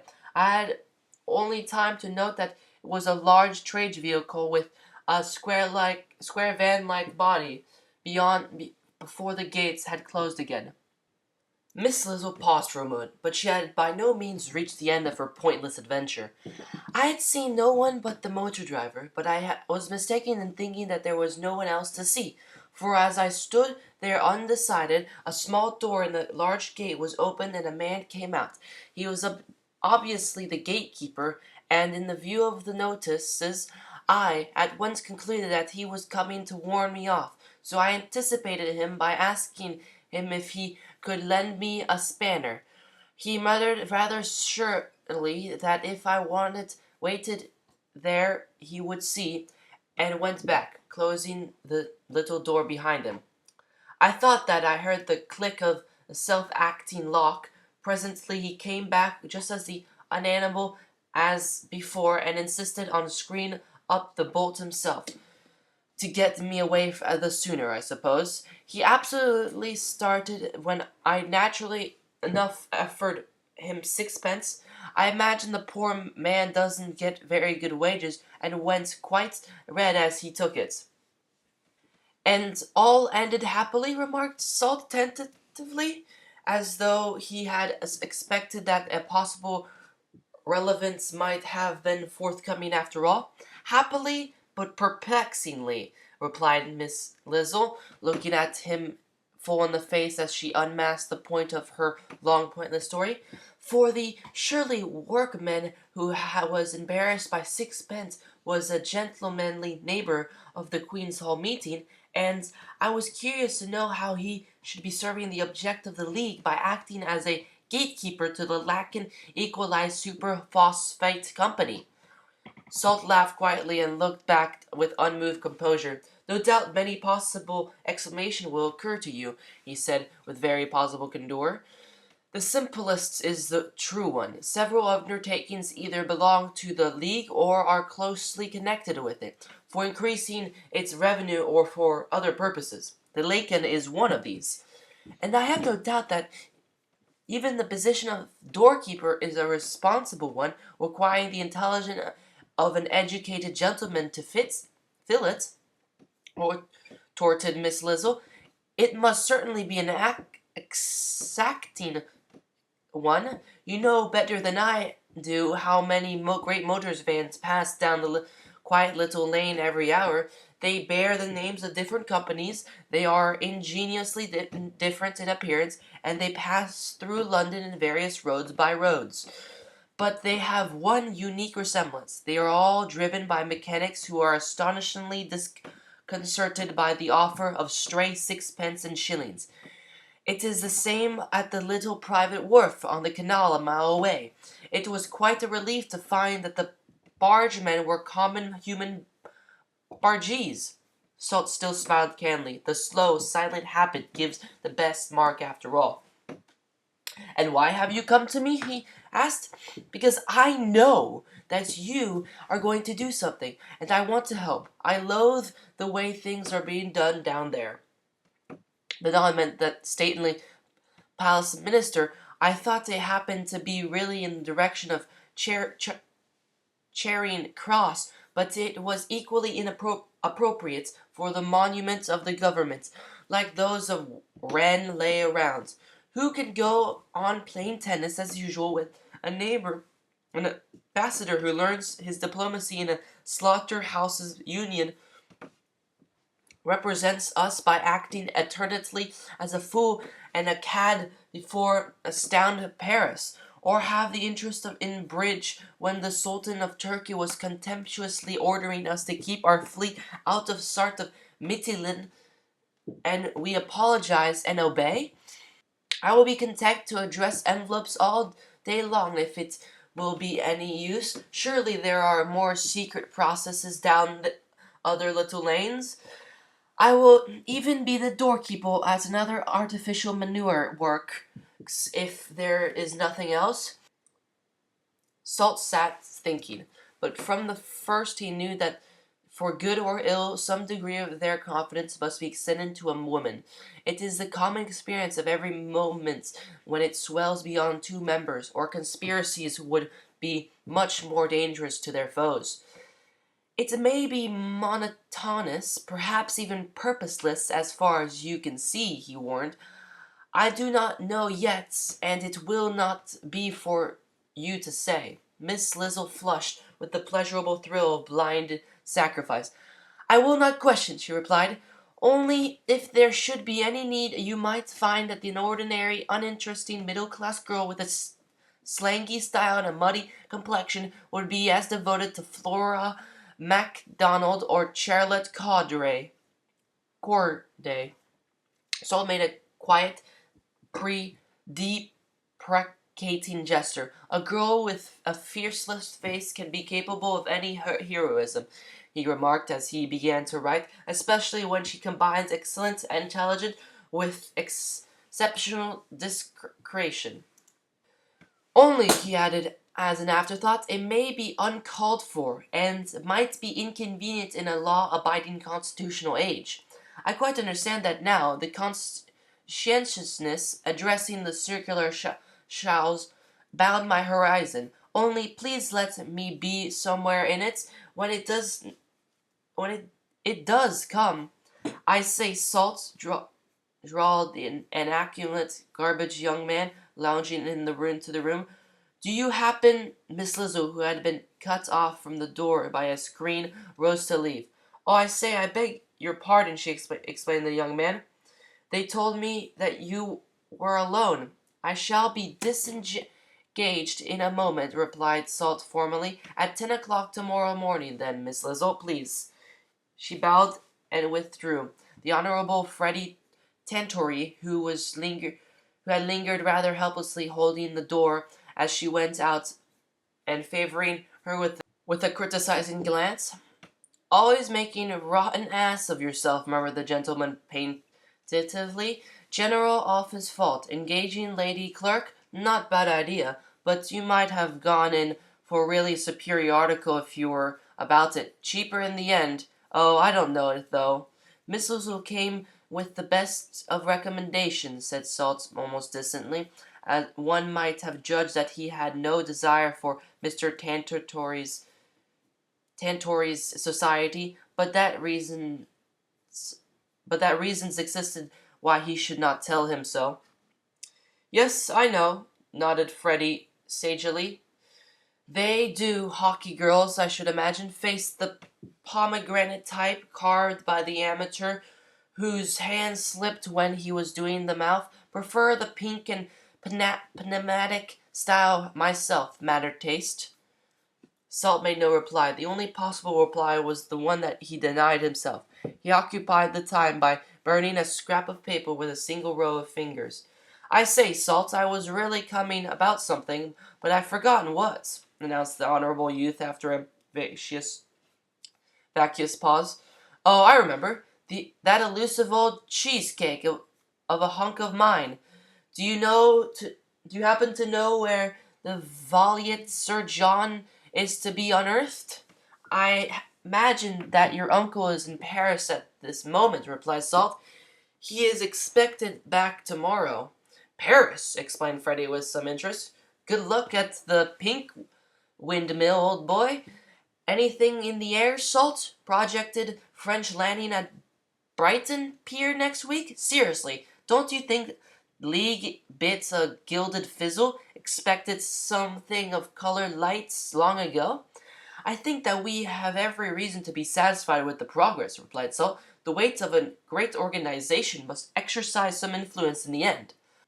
"Oh yes," resorted Mr. Tantroy, with a cunning look. "That's the other face of double-headed Johnny they have stuffed in museums. Well, all in good time, little Freddie. If you sit quiet." He carried out the conditions literally for a couple of minutes, gazing peasantly at the slender ring he wore. "Then tell you that I'll tell you what, Salt," he continued. "I wish you'd be in influence with Sir John. Tired of aping as the gold ass, and I am thinking of settling down. Wants an office here and absolutely grinding hard work for 10 to 4 and a couple of thousand a year or so until I'm worth more. Fact is, met a girl I could absolutely exist for ever with a gilded birdcage. Been vivarium lately?" "No," replied Salt. "Oh, well, no good trying my rotten powers description. Must go with me some night and see. She hangs by her toes to a slack wire 85 feet above the stage and sings. Things are strangely upside down, dear boys, nowadays. No getting away from it. Is positively the most crystallized damson that ever stepped out of lace-edged box. No fear monotony in house with a girl like that. The very thought of it." "Well, come out and have a drink, Salt." "No, thanks," replied Salt. "I quite got out of the habit." "Great Scott!" cried Freddie aghast. "You better try some of those newspaper things that the Johnnies with funny addresses and members of the Greek royal family write up to say have done them no end. I say, Salt, I suppose there is spare office in his palatial suite that I could have if I grappled with the gilded effort?" "I really don't know that there is." He had not the most shadowy faith in the Honorable Freddie's perseverance, even in attention, for a week. To expect any real work from his is out of the question. "We are rather overcrowded here as it is. If I were you, Salt, I should insist upon the old man removing better premises somewhere. Place seems absolutely congealed with underlinings. Just listen to that in the next room. It's like a hive of gilded bees. What is it? Simply routine work going on, said Salts half impatiently. Sorry, I can't spare the time to come out with you. Oh, that's all right, Angled, said Freddie, taking the hint of rising. Sorry, Pramp. You think I shall find Sir John here Friday if I look in? Yes, here, but desperately busy. Thanks, drawled Freddie with a suggestion of vice. Perhaps my uncle will be able to spare me 5 minutes when he has done with you. He drifted languidly through the door and sauntered down the passage. At the door of the room there was a monotonous voice, rose and fell with a ceaseless repetition of short sentences. He paused to light a cigarette, or perhaps a full minute he remained quite motionless, the cigarettes between his lips, the match pressed ready against the corrugations of the jeweled box he held. Listriton, Fergus, 572, Upper Hollywood Road, N. Listwell Phelps, J. Walter, FRS, Department of Ethiopians Antiquities, British Museum, WC. Litchwich, Miss Dressmaker, 15, The Grove, West Point on Sea. Little Rev, HK, The Vicarage, Lower Surrington, Dorset. Little Lieutenant General Sir Alfred Vaughan, CB, VC, 14A, Eaton Square, SW. Little George Bryaxia, Cole Park, Twixamhan. Freddie Troy lit his cigarette and passed on. The prosaic list of new members dedicated to an entering clerk did not interest him. 5 names a minute, 300 an hour, 3,000 a day, an ordinary day, weeks after any special meeting, and the flat season of the year. But it did not interest Mr. Tantroy. Immersed in a scheme for taxing baths, soda water siphons, and asparagus beds, and further occupied with the unexpectedly delicate details of withdrawing from India, it did not interest the government. It was only the ordinary routine of work of the Unity League. Chapter 7. Schedule B. On the following day, Sir John Hampden returned from Paris. A week later, he had again left London. At the office of the League, it was impossible to learn where he had gone. Perhaps fishing, it was suggested. In any case, he was taking a well-earned holiday, and did not want to be troubled with business, so that nothing was being forwarded. A little later, anyone might know for the asking that he was in Berlin, and returning the next day. There was never any secret made of Sir John's movements, if the office knew them. Only he occasionally liked to cut himself completely off from communication in order to ensure a perfect rest. As soon as the office knew where he was, everyone else could know too. Only it invariably happened that he was on his way back by that time. The incident was repeated. Callers at Trafalgar Chambers found all the head communicatives and very leisured. It came out that nothing much was being done for them. It was not the time of year for politics.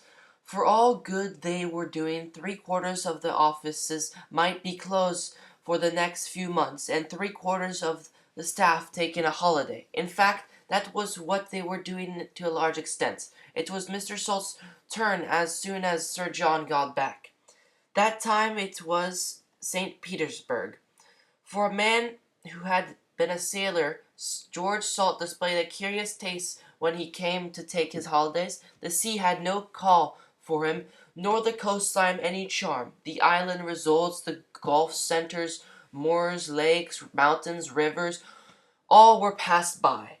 It was not even an undiscovered village or some secluded country house that he turned his footsteps in hope of perfect change. On the contrary, there was ceaseless din of industry made the rest impossible. Where the puny but irresistible hands of generations of mankind had scarred the face of earth like corroding growth, where the sky was shut out by smoke, vegetation stifled beneath a cloak of grime, day and night turned into one lurid Canyan twilights, in which the bands of and companies by trains and outposts, dwarfish men toiled in the unlovely rhythm of hopeless, endless labor. The lupus spots of nature there salt spent his holiday. Coal was the lodestone that drew on him, and in the vast contour of his journey through the month defined the limits of the coal fields of the land. In the subsequent histories of this period, no mention of salt's significant appearance in the provinces finds a place. Yet, in presenting a dispassionate review of succeeding events, it is impossible to ignore its influence. All through to adopt a just proportion, it is not necessary to deal with it at length. It was not the vital detail of the scheme on which the League had staked its cause. It was less momentous than any of Hampton's three continental missions, but by disarming opposition in certain influential quarters, when a crisis came, it removed the possible cause of dissension from the first. That is its place.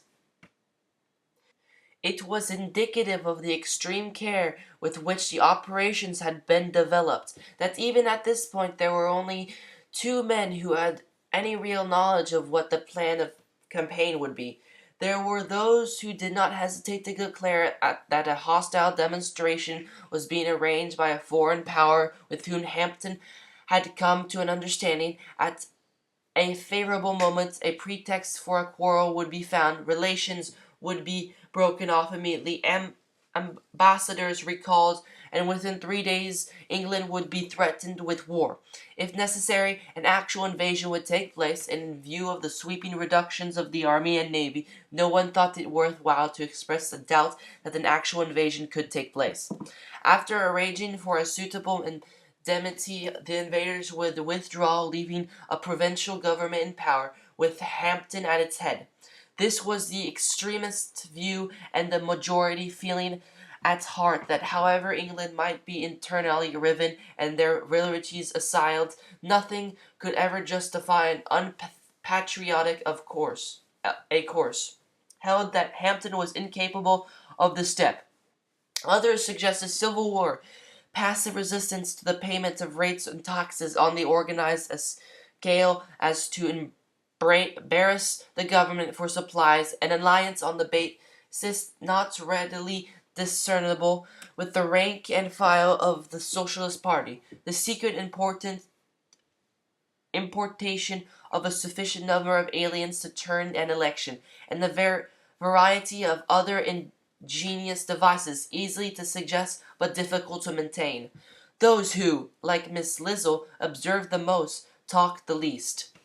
Among the working men of the country, the class that the League had come into being to control had passed into the category of the Second Buttercup League and was ignored. A few, better informed, accepted the conclusions that Mr. Hammett and his associates had arrived at, and laughed quietly into their sleeves at the thought of the coming humiliation of the confiding members. Last of all, three remained, a scattered few here and there, who, through natural suspicion or a shrewder wisdom than their fellows, had late begun to detect the existence of the League a real menace to themselves, and to urge the power, and Mr. Tubes in particular, to counteract its aims. It might have been a race, a desperate race, but for a simple thing. Hampton had asked for 3 years in which to complete his plans, and both friends and foes, deducing from every experience of the past, ranging from the opening of an exposition, the closing of war, had conceded that this meant 4 at least. But Hampton and the man who had been a sailor had no intention of being embarrassed by a race. Not 3 years meaning 4, but 3 years meaning 2 had underlain the boast, and at the end of 2 years, although there is still much to be gained by time and unfettered choice of the moment of attack, there was no probability of being forestalled on any important point. Such was the position when Salt set out on his provincial holiday. He had nothing to learn. Elementary detail of the kind belonged to another journey. When, more than 2 years ago, he had made himself the self-same tour, he did not go to offer peace or war. That die had been cast blindly. Who shall say how many years before, in Northampton boot factories, Lancashire mills, Dorham coal pits, in radical clubs and labor cabinets, but in war and in civil war most of all, every blow aimed at a foe most spend its expiring force upon a friend, and therefore Salt went to the coal fields. At each center he was met by a high official of the league who had local knowledge. The man had made his report. It concerned a list he brought, a list of names. Sometimes it contained only 3 or 4 names, sometimes as many as a dozen. If to each name there stood the word content, Salt passed on his next center. If some were reported to be holding out or dissatisfied, Salt remained. When he resumed, the methodical way of the word content had been added to every name. Only once did failure threaten to mar his record. A Lancashire colliery proprietor, a man who had risen from the lowest grade of labor, as men more often did in the hard, healthy days of emulous rivalry than in the later piping times of union-imposed collective indolence, did not wish to listen. Positive, narrow overbearings, he was permitted with the dogmatic egotism of a successful life. He had never asked another man's advice. He had never made a mistake. As hard as the ground of which he had carried his fortune, he hated and despised his men. They knew it, and hated and respected him in return. His own brother worked as a miner in his 1,500 deep, and received a miner's wage. He hated his master with the rest. Lomas was the closest employer in the north central coal field, and the richest, but there were fewer widows and orphans in Hallglockcroft than in any other Pitts village of its size, and Lomas spent nothing in insurance. Under his immediate eye, cage cables did not snap, tram shackles part, nor did the unexpected falls of shoring occur. His men did not smoke at their work, and no mysterious explosion had ever engaged the attention of the Board of Trade Inquiry.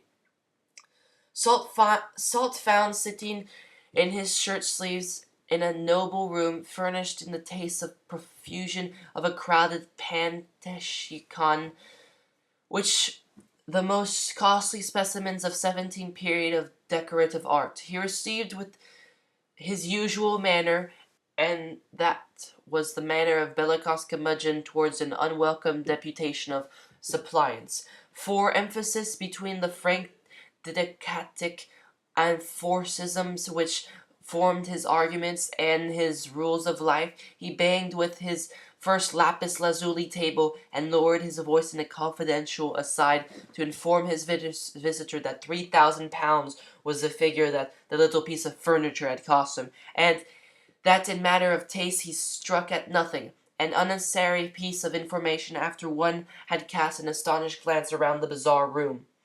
In Loma's future there loomed the knighthood, the consummation in his mind of all the earthly ambitions, and the possible fruit of a lavish charity of the kind that is scarcely the greatest of the three. And his policy was wholly delegated by a fear of endangering his chances. He would have resented the suggestion in the face of several munificent donations that he had recently made to certain funds, and a gracious acknowledgment which he had received that the king was not following his career with a personal interest. What, then, was the king's attitude towards the Unity League and its plan of campaign? Had Salt anything to show? It was useless to protest the inviolability of the royal neutrality. Lomas had banged the lapis lazuli. That was good enough for outsiders, he resorted. Between themselves, the strong man who was restrained by diplomatic convention could make no headway with the strong man who was frequently primitive in his selfishness, and Salt withdrew, baffled but unperturbed. But the sequel was that before he left his hotel by the following day, Lomas had waited upon him with full acquiescence to the terms, and the central coal fields was content. The inference might be that at last the intentions of the League must have been disclosed. The reality was nothing of the kind. What had been revealed to these men then, the largest employers of the labor of any class throughout the country, to which they had signified their consents? It may be asked. In truth, there was nothing had, and the truth was that nothing had been revealed, that even the officers of league who sounded them were in the dark. In the past, industrial struggles had always been between capital and labor. The vaster encounter upon which the League was now concentrating its energies was not to be on such clearly defined lines, and the strifeful capital might suffer side by side with labor. Against the contingency of the coal influence had been now identified in the name of the Unity League, and the future governments and the guarantee had been accepted. It was a far-reaching precaution in the end. It narrowed the issue, and it secured more than neutrality in the quarter where the open hostility might have otherwise been proclaimed. It just tended to realize that perfection of detail and completeness of preparation that mark the successful campaign.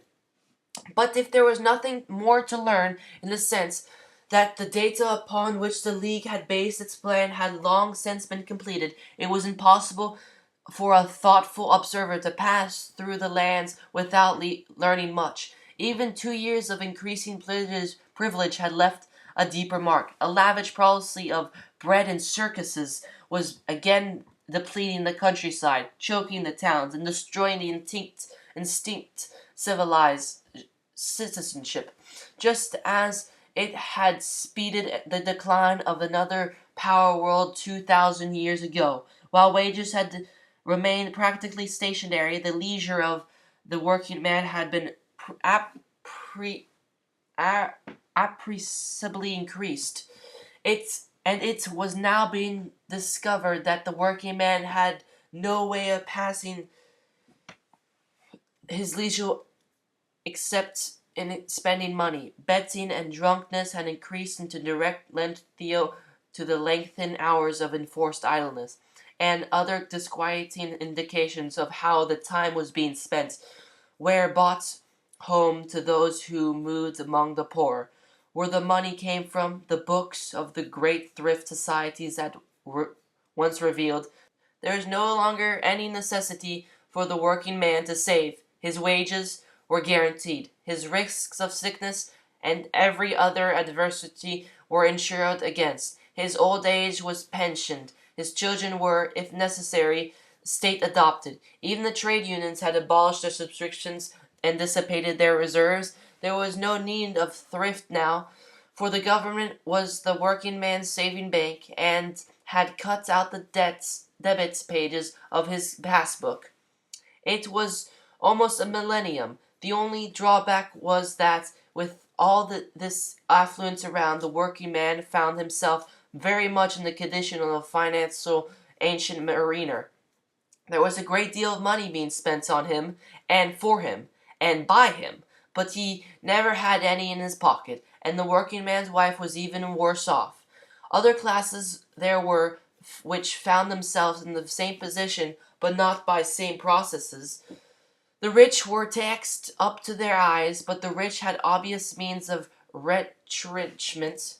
retrenchments, but the great masses of the middle class had no elastic extravagances upon which they could economize. Even under favorable conditions, they were, for the most part, fulfilling Disraeli's pessimistic dictum to the generality. Manhood had been a struggle. It had passed into a failure. It stood face to face with the certainty of becoming a disaster. Inevitably, there were tragedies. So it happened that the one vivid, haunting picture of George Salt carrying down into years from his period was not a lurid impression of some blackened earth gnawed scene of dactyquist isolation, not even a memory of any of the incidents of his own personal triumph, but the sharp details of an episode that lay quite off the high road of his work. He was walking along a pretty country lane one evening, for it is a characteristic of many of these unhappy regions that almost to the edge of man's squalid usurpation nature spreads her most gracious charms, when a sudden thunderstorm drove him to seek the hospitality of a laborer's cottage. The man who opened the door was not a laborer. Although he was shabbily dressed, he looked somberly at his visitor. "What is it?" he asked, standing in the doorway with no sign of invitation. "It is raining very heavily," replied Salt. "Should I like to shelter if you will permit me?" The man seemed to notice the downpour, which had now become a continuous stream for the first time. "I'm very busy," he said churchishly. "If I might stand outside your doorway," suggested Salt. "No, come in," said the host with an air of sudden resolution. "After all," he led the way out in the tiny entrance into the room. Salt could not refrain from noticing that although the furniture was meager, the walls were covered in paintings. "I am an artist," said the brusque tenant of the cottage, noticing the involuntary glance around. "Come. In return for shelter, you shall tell me what you think of these things." "I am not a critic," replied Salt, stepping from picture to picture, "and it would be presumptuous, therefore, for me to give an opinion on the works that I do not understand. Although I can recognize them as striking and unconventional." "Ah," commented the artist, "and that?" He indicated on the portrait with a nod. There was an earlier, a smoother, a less characteristic style to the man who was no artist. It was a very beautiful painting of a very beautiful girl. "My dead wife," said the artist, as Salt stood in silent admiration. "I buried her this afternoon." The man, who had never known or seen her, felt a stab as she looked at the lovely smiling face. "Well," said the painter roughly, "why don't you say how sorry you are, or some platitude of the sort?" Salt turned away to leave the other alone, meeting the sweat eyes. "Because I cannot say how sorry I am," he replied with a gentle pity. "Oh, my beloved," he heard the whisper, "not long, not long." "You are packing," Salt continued a minute later. "Let me help you with some."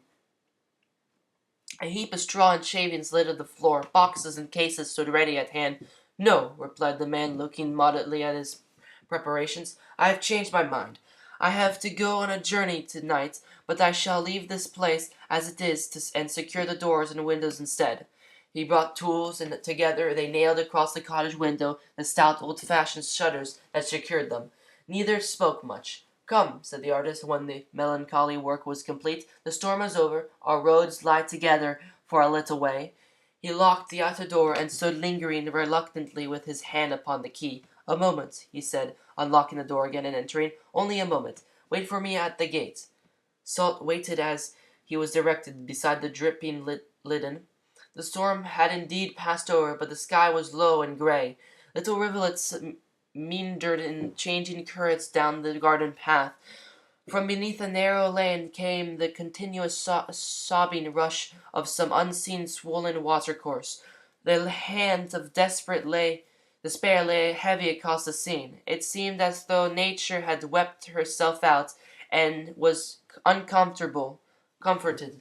Salt pictured the lonely man standing before the soulless, smiling creature of his own hand. The door opened. The lock again creaked mournfully as its rusty bolt was driven home, and without a backward glance, the artist came slowly down the walk, twisting the clumsy key aimlessly upon his finger. He stepped at a tangible patch where he was Anyaman struggled vainly among the choking blind weeds, and the hyacinths and lupins, and had been beaten down to earth. "Her, gardener," he said aloud and with a spasm across his face, "but now how overgrown." On a thought he dropped the key gently among the luxuriant growth and turned away. "I will tell you why my wife died," said this artist suddenly, after they had passed round the bend of the road that hid the cottage from their sight. "It should point a moral. It will not take long." "I may plead a cause," replied Salt. "Ah!" exclaimed his companion, looking at him sharply. "Who are you, then?" "You do not know me, but you may know my business. I am Salt of the Unity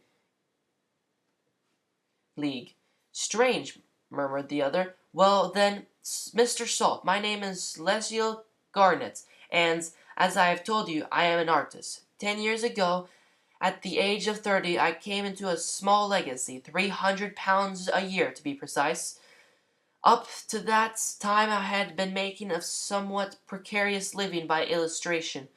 On the strength of my fortune, which, of course, to be a successful man in any walk of life would be the merit pittance, I rearranged my plans.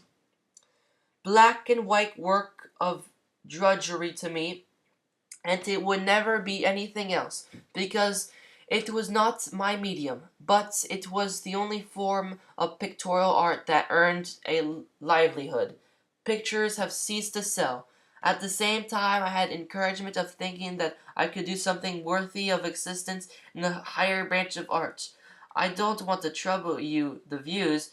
I made my choice. I determined to live frugally on my income, give the hack work to the incidental advantage of some other poor smuggler, and devote myself wholly to pictures which might possibly bring me some recognition at an end of the lifetime.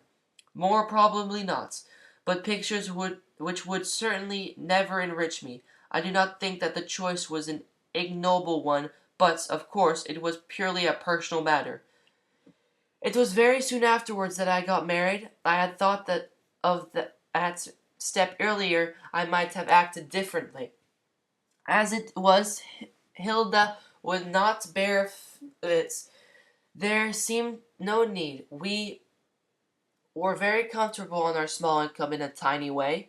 9 years ago, that, you know the course of the events. My income was derived from a prudently invested capital, so disposed as to give the highest safe return. Not many years had passed before the government, then in power, fixed 7% as the highest rate of interest compatible with commercial morality, and confiscate all above. My fixed system of living was embarrassed by the deduction of £50 a year. The next year, an open-minded chancellor, in need of a few millions to spend on free amusements for the working class, was converted to the principle that 2% of morally still remained. So 5 was made the maximum, and my small income was thus permanently reduced to £200. We received the second blow rather blankly, but Hilda would not hear of surrender. As a matter of fact, I soon found out that there was practically no chance of it, and that in throwing up all connections when I did, I had burned my boast. Artists of every kind were turning to illustration work, but half of the magazines were dead. We gave up the flats that had been made pretty and home-like with inexpensive taste, and moved into 3 dreary rooms. You know what the next development would be perhaps, yes, the Unearned Incomes Act, and you will understand how it affected me. I assessed in the same class as the Duke of Belgravia and Mr. Diveskeeps, the millionaire. As a gentleman of private income, capable of earning a living, but electing to live in idleness on invested capital not of my own creating. I was married, could not plead encumbrance in any form, well educated, strong, and healthy, and in the prime of life. So I came under Schedule B, and must pay a tax of 10 shillings and sixpence in the pound. It was nothing that I might actually work 12 hours every day. Officially, I must be living on voluptuous idleness, because the work of my hands did not bring me an income bearing my appreciable proportion of my private means. The government that denounced riches in every form and had come in a mandate of the poor and needy, recognized no other standard of attained but money. Therefore, Section B. Of course, the effect of that was overwhelming. I could not afford a studio. I could not afford a model. I could scarcely afford material. My wife, who had long been delicate, was now really ill. Between anxiety, and the unaccustomed daily work to which she bound herself, one of the companies from which I derived a portion of my income failed at this time, ruined my foreign competition and home restrictions. In a panic, I endeavored to get work of any kind. I had not the experience necessary for the lower rungs of commerce. I was unknown in art. Who would employ a broken-down man beginning life at 38? I was too old. I was warned that appeals were useless, but I did appeal before the commission. It was useless. I learned that mine was a thoroughly bad case from every official point of view, with no redeeming features, that I was, in fact, a parasite upon the social system, and I narrowly escaped having the assessment raised. It was then that we left London and came to this cottage. My wife's health was permanently undermined, and change of the air was necessary even to prolong her life. Her native country was recommended. That is why we chose this spot. When I reviewed affairs, I found that I had a clear £50 a year, and there, a few miles to the west, where you see the treachery of wheels and scaffolding against the sun, and there, a few miles to the north, where you see that all pales of the smoke upon the air, there lies hundreds and hundreds of cottages where gross luxury is rampant, where the beneath one roof family incomes of 10 times mine are free from any tax at all. That is enough for you to fill in the detail, continued Garnet bitterly as he revived the memory of the closing scenes. Doctors, things that had to be bought, bare extents. What remained of the investment sold for what a forced sale would bring. You know what the means today. The end you have seen. And there, Mr. Salt, is the story to your hand. Here is the churchyard, killed to make a labor holiday. He opened the grotesque gate of the hillside churchyard and led the way to the newly turned mound. There the perfume hung stagnantly from the rain-lashed petals of the great sheaf of Bermuda lies. I remain here, he said quietly after a few minutes' silence by the grave sites.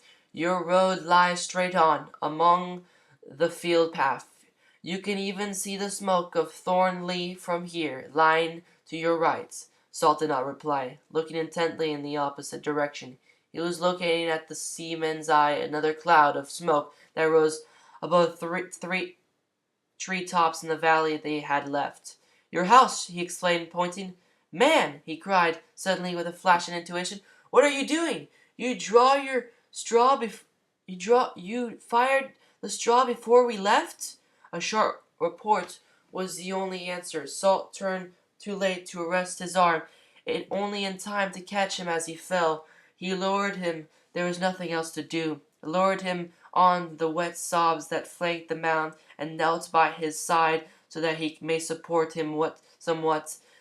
To one who had been in the battlefields, there was no need to wonder what to do. It was a matter not of minutes but seconds. The mute eyes met him dimly. He heard the single whisper, Hilda, and then without tremor, Garnet, self-murdered, pressed a little more heavily against his arm, and lay across the yet unfinished grave of his state-murdered wife. Chapter 8. Chantroy earns his wage. "I think," observed Salt reflectively, soon after his return, "that you had better take a short holiday now, Miss Lizzle." Miss Lizzle looked up from her work. She was not addressing circulars, it may be stated, with an expression not quite devoid of suspicion. "I will, if you wish me to do so, sir," she replied meekly, "but personally I do not require one. You have been a great use to us while I was away," he explained kindly, "but this with official precision, and now that I am back again you have the opportunity." Miss Lizzle colored rather rapturously at the formal praise, but the astute young woman did not allow her exaltation to beguile her senses. "A week's holiday?" she asked. "I would suggest a fortnight," he replied. "And what? That would be into the end of June." Salt agreed. "Then nothing is likely to happen before the end of June?" He laughed frankly. There was no trace of mystery and restraint, of the electric tension in the air, the forum portentous events, as we are told to be noticed about the office of the League. "A great deal may happen before that time, but I think I can assure you that comes within your meaning." "Is there any particular place that you would like me to go?" "Oh, not at all. Forget Trafalgar Chambers and business entirely for the time." Possibly Miss Lizzle had looked for some hidden meaning behind the simple suggestion of a holiday. He anticipated another secret process down another little lane. At any rate, she did not rejoice at the prospect. On the contrary, that she declined it. "Thank you, sir," she replied, "but unless it is your convenience, I should prefer on addressing circulars." Salt frowned slightly and smiled slightly, and inwardly admitted to himself that he had probably expected worse things than he had at first expected Miss Lizzle's service. "I am a very plain, straightforward person in all my dealings," he remarked, "and you, outside the strict line of work here, have an oblique vein of that taxes and the immigration. Further, it carries the sting that with all you generally arrive at the same conclusion as I do, only a little earlier." "I have a loathsome repulsive nature, I know," admitted Irene cheerfully. "Trivial, ill-mannered, suspicious. I require strict discipline. That is why I am better here." "So far I have not been inconvenienced by the two characteristics. It is a mistake, perhaps, to be over-suspicious." "Yes," agreed the lady with a level glance. "It only ends in you finding people out, when otherwise you might have gone on believing them to the last." Salt had only known Miss Lizzle for a few months, and for the third of the period he had not seen her, but he knew that when she showed a disposition to take up his time, something more than the amenities of conversation lay behind her words. He remembered the level glance. It foreshadowed another long, pointless tale. "For instance," he suggested encouragingly, "if I left this office locked when I went out to lunch, for instance, and found it still locked, but the papers slightly disarranged in my room," she replied. "Anything more?" "It is very unpleasant to set traps, of course, but if I put a little dab of typewriter ink on the inner handle of the door when I next went out, and subsequently found the slight stain of a similar color on my white glove after shaking hands with someone, the suspicion would be deepened. I think that the matter is of sufficient importance for you to tell me all you know," he said gravely. "If you hesitate to be definite for fear of making a mistake, I will take pains to verify your suspicions, and I will accept all responsibility." "Then I accuse Mr. Tantroy of being a paid spy in the service of the government." "Tantroy!" exclaimed Salt with a momentary feeling of incredulity. "Tantroy! It seems impossible, but, after all, it is possible enough. You know, of course, that he has a room here now, and might even think in his inexperience that he was had liberty to come into his office at any time." But I do not take the impression of my keys and have duplicates made, nor to copy extracts in my absence, nor to open and examine the cipher typewriter. Has that been left unlocked? He demanded sharply. No, she replied. You have the only key that I know of, but it has been unlocked, and I infer that the code has been copied. For quite 3 minutes there was silence. Salt was thinking, not idly, but estimating exactly the effect of what had happened. Miss Lizzle was waiting, with somewhat rare precipitation, until he was ready to continue. Sooner or later, something of the sort was bound to come, he summed up quietly, without a trace of discomfiture. It is only the personality that is surprising. His interests are identical with ours. He has everything to gain by our success. Why? Why on earth? I think I can explain that in 3 words, suggests Miss Lizzle. Velma, Saint, Saint. Salt looked inquiringly. He had forgotten the Hon, Freddy's deity for the moment. Of the vivarium? Added Irene. Oh, the lady who hangs by her toes, he remarked with enlightenment. The world's greatest inverted calculatress, noted Miss Lizzle. That is her celebrated upside down song that's the organist playing in the street below. A few years ago she got a week's engagement at the Elysium at a salary of £80. She calculated from that she could afford to spend 4,000 a year, and all through the theatrical incomes have steady decline ever since until she gets £10 a week now. She has never been able to make any difference in her style of living. Of course, there is a deficit to be made up. It is just as well. If it had not been Tantroy, it would have been someone abler. Now, what has he done? What has he learned? Duplicate keys on this door and on my desk have been made. The lock of the cipher typewriter case is not an elaborate pattern, and anyone bringing a quantity of keys of the right size might probably find one to answer. I don't think that either your desk or the safe has been opened. Certainly not since I began to notice. The papers to which he would have access are constantly not highly important. Letters, suggests Salt? For instance, my letters lying here until you forward them. There is a post at 8 o'clock in the morning, others after you have left upon to 10 at night.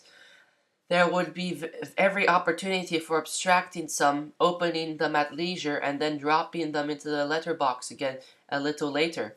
No, said Miss Lizzle, I took precautions against that. How? He demanded, and waited very cleanly for her answer. Simply by arriving here at before 8 and remaining until 10. Thank you. It was all he said, but he did not leave Miss Lizzle with the empty feeling that virtue had merely been its own reward.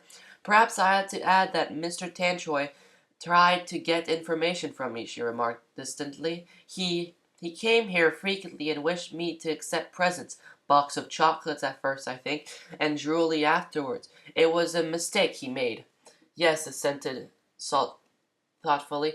I think it was. There is only one thing, Miss Lizzle. You could scarcely know with whom he was negotiating on the other side. No, she admitted regularly. I had not sufficient time. That was why I did not wish to go away just now. I do not think that you need hesitate to leave it now. I am not taking it out of your hands, only carrying on another phase that you might have made possible. It will simplify matters if I have the office to myself. Could you find an opportunity for telling Tantro casually that you are taking a fortnight's holiday? Her answer hung for a moment. Had he known Tantroy better, he might have guessed. Yes, certainly, she replied, hastily, and with a little stumble of her speech. Perhaps he guessed no, he corrected himself. On second thoughts, it does not matter. I do not mind, she protested loyally. If it were necessary, I should not hesitate to ask you, he replied half brusquely. It is not. Very well, I will go tomorrow. That evening, when he was alone, Salt unlocked the typewriter case to which Miss Lizzle had alluded, took out the machine, and setting himself before the proceeded to compose a letter upon which it seemed to spend much consideration.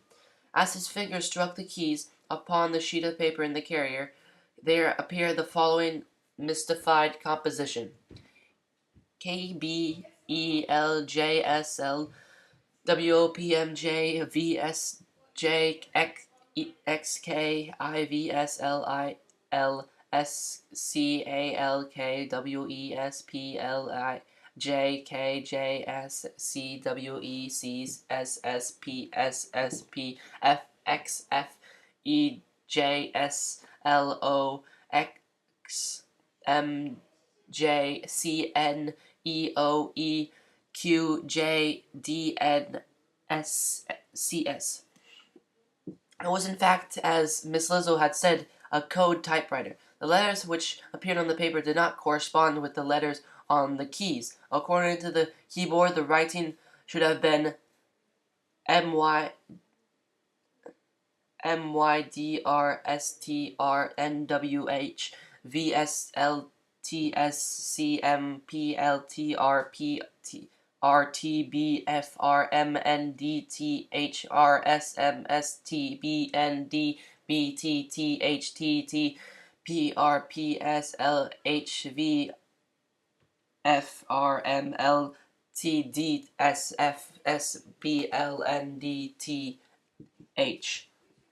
and certified to resolve it into its ultimate form.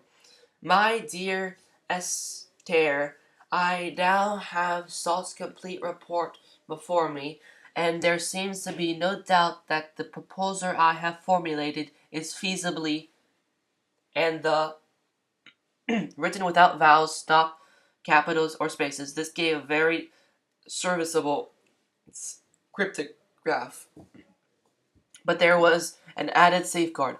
After completing the first line, the typewriter moved the shift key, and brought the other set of symbols into play, or rather, the same symbols under a different arrangement. This process was repeated for the third line, and the fourth line returned to the system of the first. Thus, 3 codes were really in operation, and the danger of the key being found by the frequent recurrence of the same certain symbols.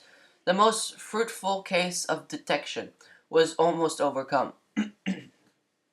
6 identical machines were in existence. One was being accounted for, Sir John Hampden had another, and the third was in the possession of Robert de Stair, the venerable titular head of the combined imperial party, a sociable young publican who had a very smug house in a neighborhood in the Westminster Abbey. Could have put his hands upon the fourth. The fifth was the office of a superphosphate company carrying an unostentatious business down a quiet little lane about 10 or 12 miles out of London, and the sixth had fallen to the lot of busy journalists who seemed to have the happy knack of getting political articles and paragraphs accepted without demur by all the leading newspapers, by the simple expedient of scribbling urgent and someone else's initials across the envelope he sent them in. Communications of the highest importance never reached the stage of ink and paper, but the 6 machines were in frequent use. In bona fide communications, the customary phraseology way with which letters begin and end was not used. It was perhaps unnecessary to say so obvious a clue in the short line KBELJSL at the end of the letter addressed and to Stair would be a fatal to the secrecy of any code, as the cartouched Cleopatra or Ptolemy. There, where to the mystery of Egyptian hieroglyphics, the Salts wrote oaths, it may be taken as an indication of that he had another end in view, and in sometimes a mistake to overrate the intelligence of your opponents. When the letter was finished, he put it away in the pocketbook, arranged the fastening of both safe and desk so that he could tell if they had been disturbed, and then went home. The next morning, his preparations advanced another step. He brought with him a new letter copying book, a silver cigarette case with a plain polished surface, a small jar of some oily preparation With a little of the substance from the jar, he smeared the cigarette case all over, wiped away the greater part again until nothing but an almost imperceptible trace remained. Then they placed it carefully within his desk. The next detail was to write a dozen letters with dates extending over the last few days. All were short, all were quite unimportant. They were chiefly concerned with appointments, references to future league meetings, and the like. Some few were written in cipher, but the majority were plain reading, and Salt signed them all in Sir John's name, appending his own initials. To sign a long letter which he had already written, he cut off a note in the baronet's own handwriting, the signature John Hampton, fastened it slightly at the foot of the typewriter and writing sheet, and then proceeded to copy all the letters into the new book. The effect was patent. One letter, and one alone, stood among the rest as a pre-eminent importance. The completion was reached by gumming upon the back of the book the label inscribed Hampton Private, treating the leather binding with a coating of preparation for the jar, and finally substituting it in the safe in place of a genuine volume. Then he turned his originals all the fictitious letters and turned to the other matters. It was not until 2 days later that Mr. Tantori paid Salt a passing visit. He dropped in a he dropped in a friendly way, with a plea that the burden of his own society in his own room, where he apparently spent 2 hours daily in thinking deeply, and grown intolerable. You are always such a jolly, busy, and energetic chap, Salt. That is quite bucks me up to watch you, he exclaimed. Salt, however, was not busy that afternoon. He only excused himself to ring for a note which was lying before him, already addressed, to be taken out, and then gave his visitor an undivided attention. He was positively entertaining over his recent journeys. Freddie Tantori had never thought that the chap had so much in him before. Jolly quaint set the beggars you must have had to do with, he remarked. Thought that you were having gilded flutter Monte Carlo or Margaret or some of those places where crowds people go. Salt looked across at him with a smile. I think that there was an impression of the sort given out, he replied, but between ourselves it is strictly a matter of business. We league Johnnies do get most frightfully rushed, said Freddie sympathetically. Bring it off.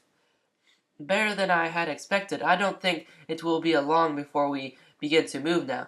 You would be surprised if I could tell you on the unexpected form it will take. Don't see why you shouldn't, dropped Tantori negligently. Salt allowed the moment to pass on a note of indecision. Perhaps I am speaking prematurely, he qualified.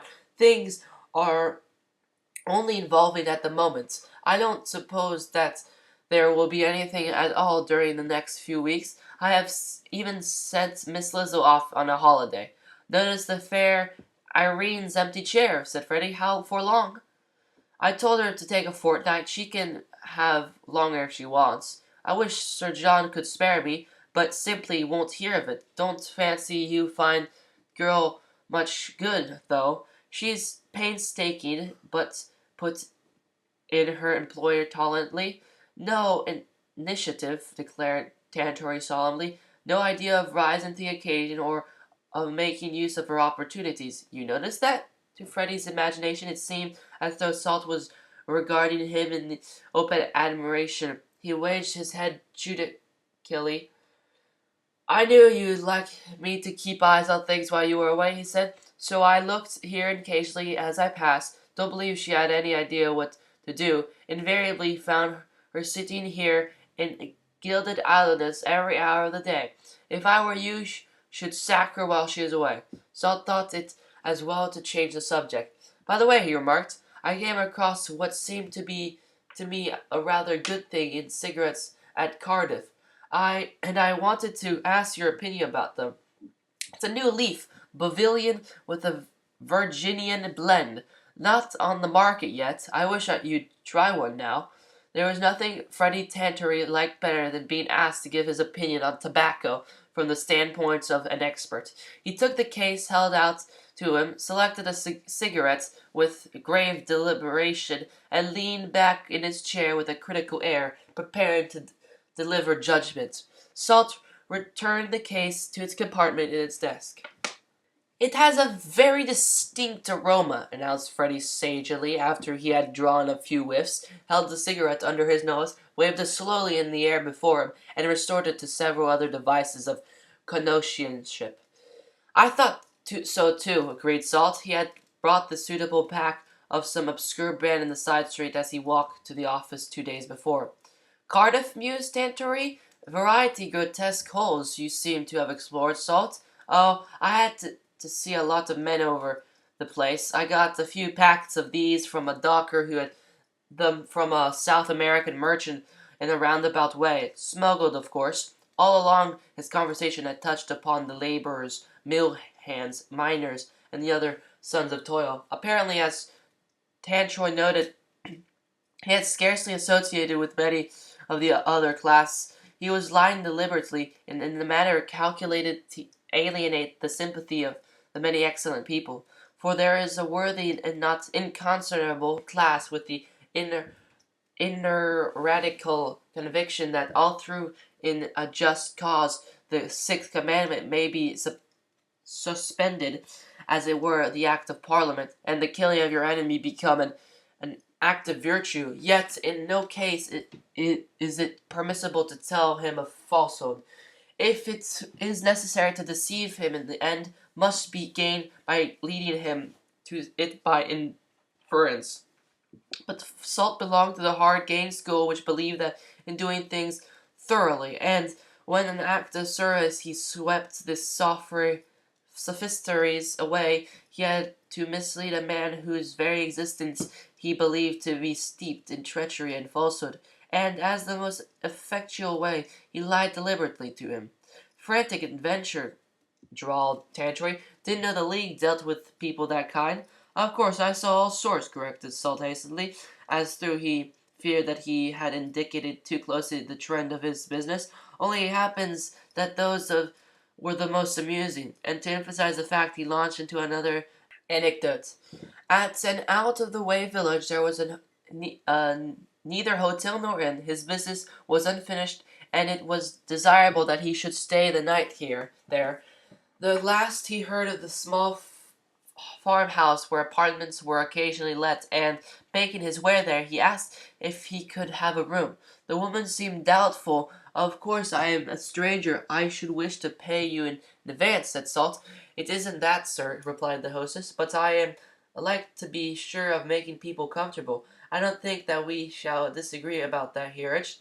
"Perhaps not," she admitted, "but the last gentleman was very hard to please. Everything got him he'd had better somewhere else, till he was sick of it. But," she added in burst confidence, "look, that a swell he was.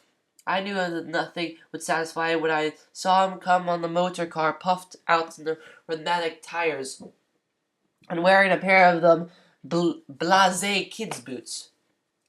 Tantra contributed an appreciative cackle, and Salt, leaning back in his chair, pressed against the pile of books standing on his desk so that they fell into the ground with a crash. By the time he had picked them up again, a telegram was waiting at his elbow. He took it, opening it with a word of apology, and with a sharp exclamation pulled out his watch. Before Tanchoy could realize what was happening, Salt had caught up his hat and gloves, slammed down the self-looking desk, and after a single hasty glance around the room, was standing at the door. "Excuse me, won't you?" he called back. "Most important. I just catch a train. Can just catch a train. Pull my door after you, please." And leave. And the next minute he was gone. Left to himself, Tantroy's first action was not an unnatural one in the circumstance. He picked up the telegram which Salt had left in the wild hurry, and read it. "Come at once if you wish to see Varen alive," was the imperative message, and it appeared that he had handed it in a Croydon half an hour before. He stepped into the window, and from behind the curtain saw Salt running down the steps into the road, call a Hampson from the rank near the hand, and disappear in the direction of Victoria at a gallop. Mr. Tantroy sat down again, and his eyes ran over the various objects in the room in quick succession. The code typewriter, he had all he had wanted from that. Salt's desk locked, of course. The girl's desk locked, and, as he knew, not worth the trouble of unlocking with his duplicate key. The safe. His heart gave a bound. His eyes stood wide in incredulous surprise, and he sprang to his feet and stealthily crossed the room to make sure his astounding luck. The safe was unlocked!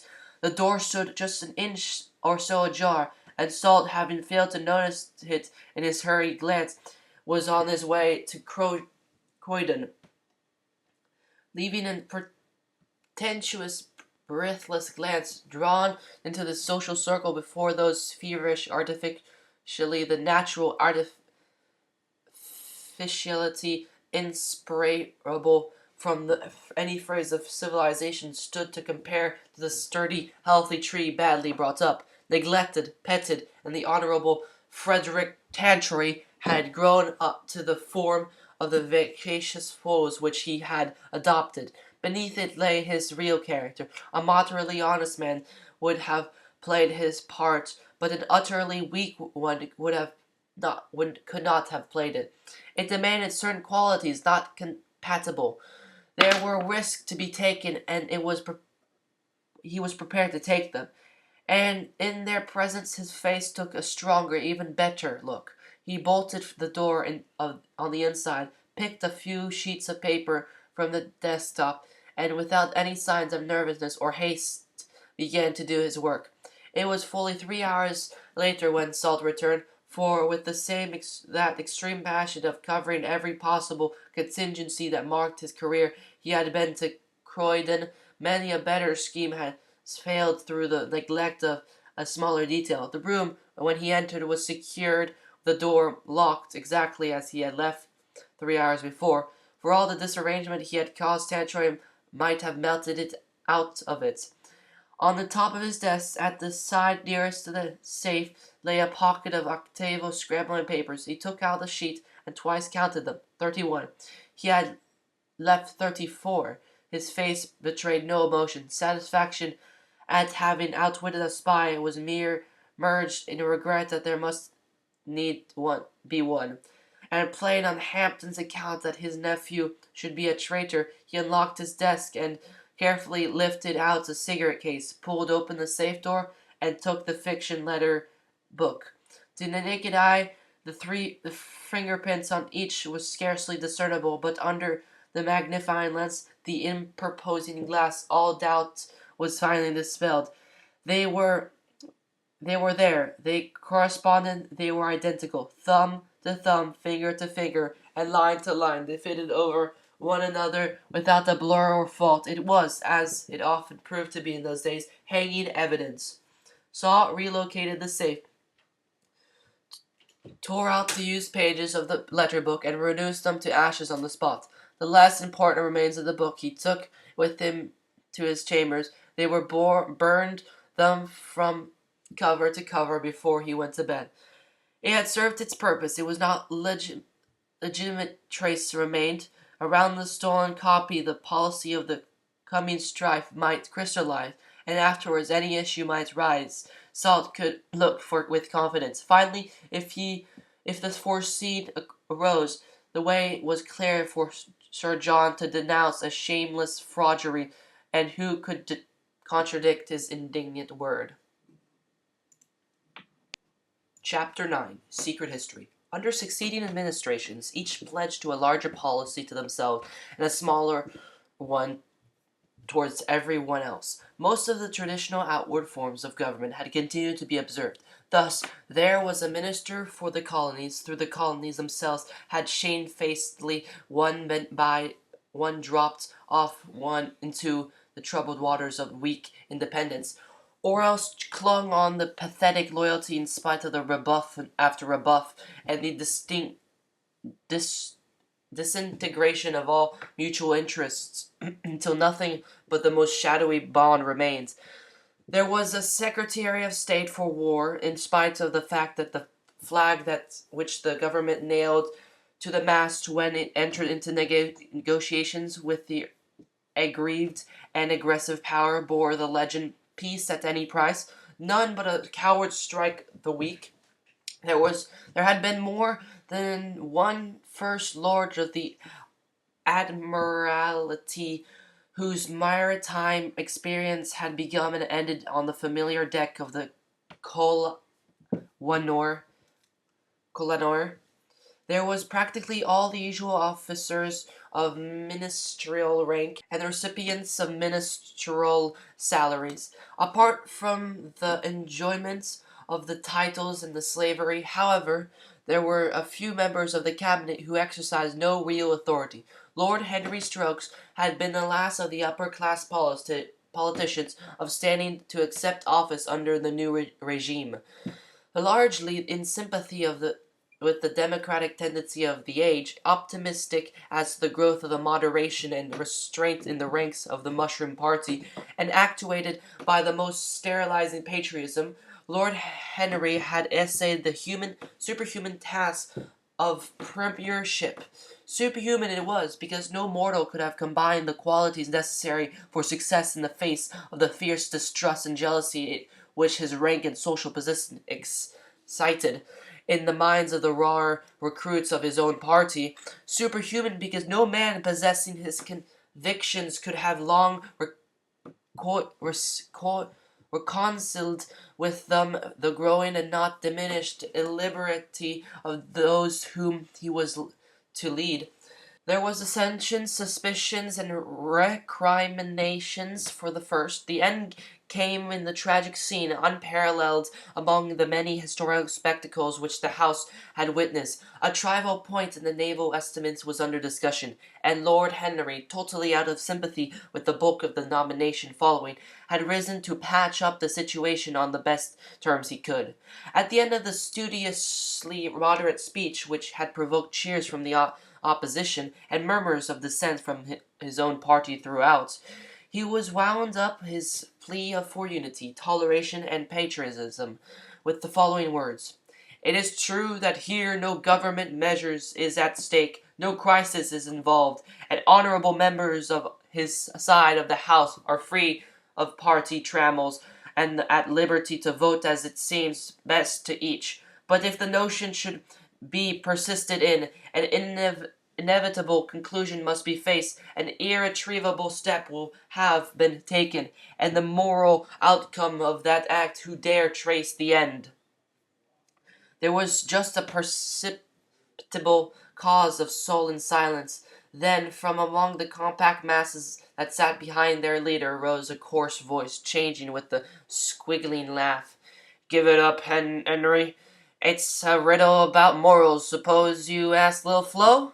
It was an aside. It was afterwards claimed that it was a drunken whisper, but it was heard, as it was meant to be heard. Throughout the crowded chamber, from the opposition ranks, there was a cry, almost a horror, at the enormity of the insult, at the direful profanation of the House. Responsible members of the government turned angrily, imploringly, frantically upon their followers. At least half of these, sitting plained and scandalized, needed no restraint from the malcontent and extreme Whigs that came shriek upon shriek of bolstering mirth, as they rocked and laughed about their seats. As for Lord Henry, sitting immobile as he scanned the paper in his hand, he did not appear to have heard at first, nor even to have noticed that anything unusual was taking place, but the next minute he turned deadly pale, began to tremble violently, and with a low and hurried "Your help, Meadow Sweet," he stumbled from the hall. For 20 years he had been a member of the House, years of full-bodied politics when party strife rang strong, but never before had the vaguest innuendo from the deep-seared, unforgotten past dropped from the opponent's lips. It had been reserved for his own party to achieve that distinction of the end, to exact the crowning phase of penance in nature's an inexorable cycle. Apologists afterwards claimed that too much had been made of the incident, that much worse things were often said and passed at the meetings of the Board of Guardians and borough councils. It was as true as it was biting. Worse things were said at borough councils, and the Mother of Parliament had sunk to the rhetoric level of the borough council. Strokes never took his seat again, and with him there passed out of the arena the last in a hopeful, patriotic group, whose only failure they had tried to reconcile two irreconcilable forces of their time. It did not result, however, that the men of the social position were to be found among the labor benches. There was a demand, and there followed the supply. Rank, mediocrity, the moral obsequiousness were the essentials for the post. There were no more strokes to be had. No obliging preachers were obtained who were willing for consideration to be paraded as the successors of their patriotic mantle. They were plainly made to understand their position, and if they ventured to show individuality, they soon resigned. Nominally occupying high offices, they had neither influence, power, nor respect. Like Marl Borchor, the compliments they had to do it for their bread. They were ruled by the junior lords, assistants, and underlying various degrees. Many of these men, too strong to be ignored, were frankly recognized to be impossible in the chief state offices of states. As a consequence, the cabinet soon became an empty form. The councils were still held, but the proceedings were cut and dried in advance. The real assembly that dictated the policy of the government was the Expendicy Council, held informally as the necessity arose. The gathering, which was taking place at the Premier's house on this occasion, had been convened for the purpose of cleaning the air with regard to the policy to be pursued at home. The government had come into power with very liberal ideas on the questions of what ought to be done for the working class. They had made good their promises, and still that free and enlightened body, having found by experiences that they only had to ask often enough and loudly enough to be met with in their demands, were already clamoring for more. The most moderate section of the government was of opinion that the limit had been reached. Others thought that the limit lay yet a little further on.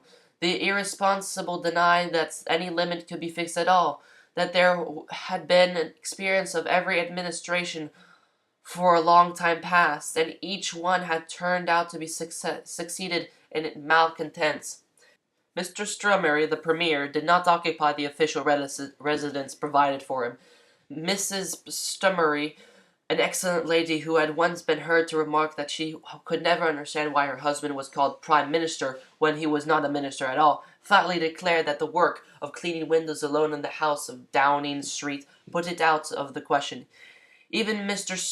Strummery, who among his political associates was reported to have rather excellent ideas of the dignity of his position, came to the conclusion that, after fully considering the residence from every standpoint, that he might not feel really at home here. It was therefore let unfurnished to an American lady who engineered wealthy debutantes from her native lands into the best English society, and the Strummerys found more congenial surroundings in Brandenburg Place. There, within a convenient distance of the Hampstead Road and other choice shopping centers, Mrs. Strummery, like the wife of another eminent statesman whose statue stood almost within sight of her bedroom windows, was able to indulge in her amiable foible for cheaping marketing. And if the two ladies had this in common, the points of resemblance between their prospective lords, the moral side included, might be multiplied many-fold, for no phrase put into Mr. Strummery's mouth could epigrammatize his point of view more concisely than Fox's inappropriate toast. Our sovereign, the people. History's disappointment comments was that the sentiment which lost the Amber Man his privy councillorship in his day, gained for the other a premiership a century later. One thing that gets me is why no one ever seems to take any notice of us when we have a council on, remarked the president of the Board of Education with an involuntary plaint in his voice. He was standing on the balcony outside the large front room of Mr. Strummery's first door, a room which boasted the noble proportions of a saloon, and possible served as one of the Georgian days. Certainly, Brandenburg Palace did not present a spectacle of fluttering animation at the prospect of seeing the great ones of the land assembling within its bounds. At one end of the thoroughfare a milkman was going from area to area, and the prolonged melancholy cry of more suggestive of Stokeporge churchyard than any other spot on earth. At the opposite end a grocer's errand boy with basket resourcefully invented upon his head had sunken down by the railings to sip the nectar from a few more pages of the Erochus's Icus Late Hope, or the Phantom's Cow Puncher's Bride. Midway between the two a cat, in the act of crossing the road, had stopped to twitch a forepaw with that air of imperturbable deliberateness in its movements that no other creature can ever succeed in attaining. In a house opposite of some one was rattling off the exhilarating strains of the humming Ephraim. But even when a hansom cab or two four-wheelers drove up in quick succession on the Premier's door, no but one betrayed curiosity to the extent of looking out of the window. The Minister of Education noted these things as he stood on the balcony, and possibly he felt another phrase of gratitude of men that often left Mr. Wordsworth mourning. I can't remember the last time when crowds used to sit to wait hours in the rain along Downing Street. Our people, too, to catch a sight of the stair of Nettlebury. I won't exactly say that it annoys me, because I have seen too much of the hollowness of things for that, but it certainly is rummy why it should be so. A very good thing, too, commented the Premier briskly from the room. I don't know what we could have a greater compliment. The people know that we are plain, straightforward men like themselves, and they know that we are doing the work without having to come and see us at it. They don't regard us as little deities interesting to the sea, but quite indifferent and above themselves. That's why. Every one in the room said, "Hear, hear," as though that exactly defined his own sentiments, and every one in the room looked rather sad, as though at the back of the collective minds they lurked about a doubt whether it might not be more pleasant to be regarding almost as little deities. You needn't go as far back as the stair and Nettlebury, put in Fawcett of the Treasury. See how they fairly around Hampton whenever he's about. Not us, interposed another man emphatically. Let them go on their own messing way. It'll do us no harm. You never saw a working man at any of their high and mighty meetings. So much the worse, for they didn't want them.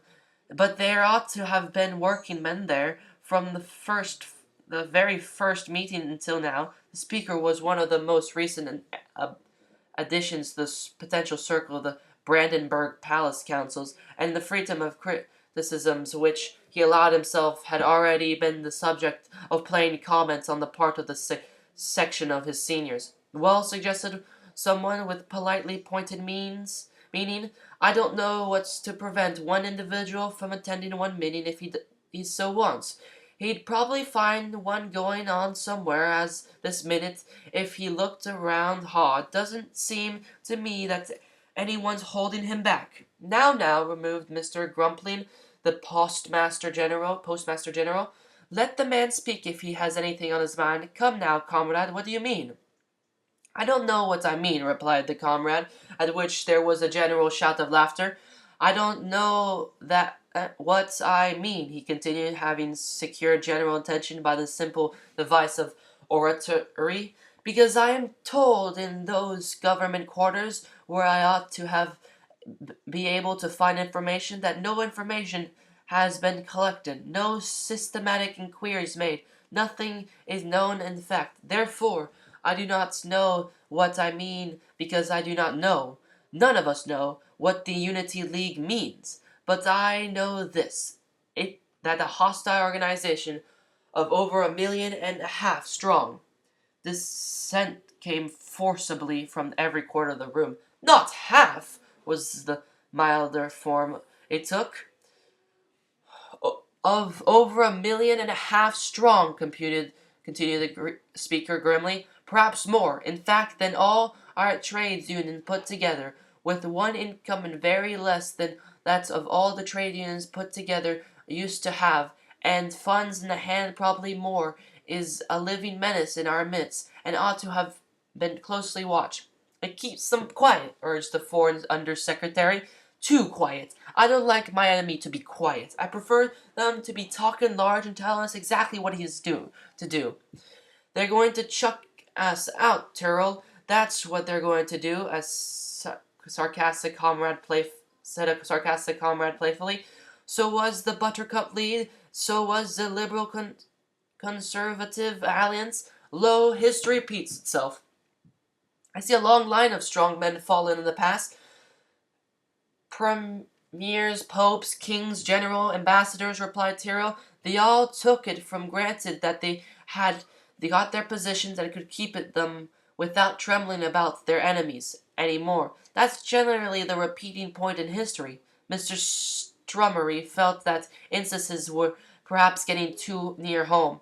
Come, come, chaps, and Comrade Tyrrell in particular, he said mildly, don't imagine that nothing is being done in the proper quarter because you mayn't hear much of the talk. Our executives work and don't talk.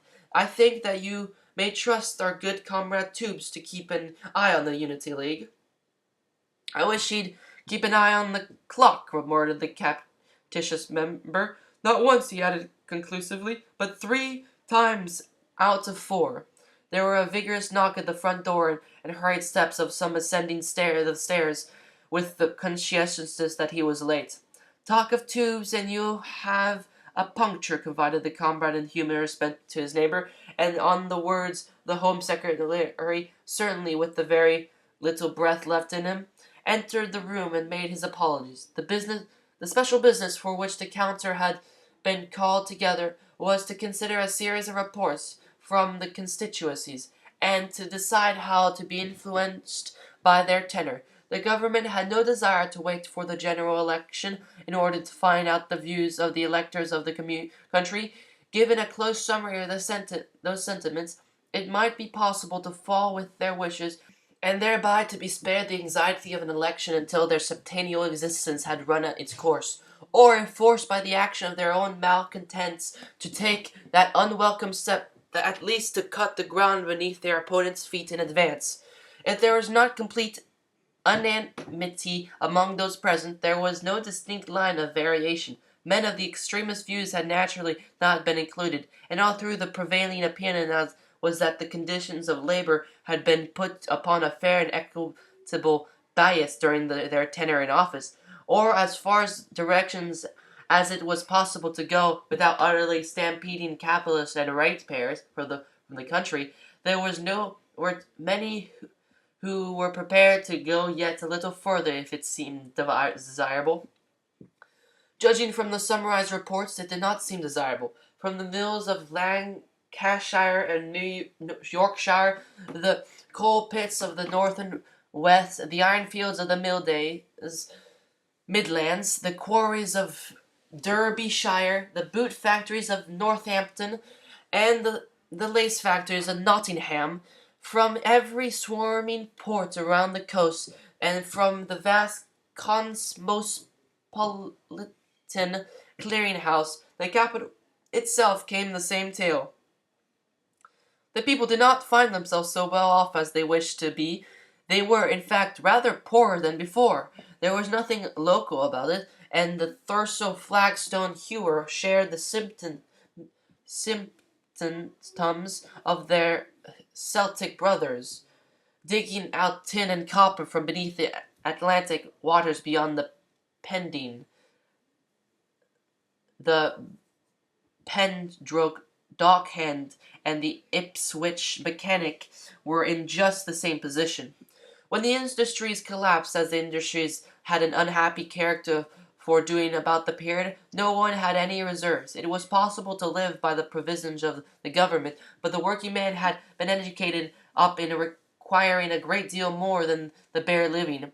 When wages went down in spite of all the artificial inflation, or short time was declared, a great many working class houses, financed from week to week, put up the hilts in debt, went down to the agricultural laborer was the least disturbed. He had the least done for him, and had never known a boom. The paradox remained that with more money the majority of the poor were poorer than before, and they were worse than poor, for they were dissatisfied. The remedy, of course, was for someone to give them still more money, nor not that for them to spend less.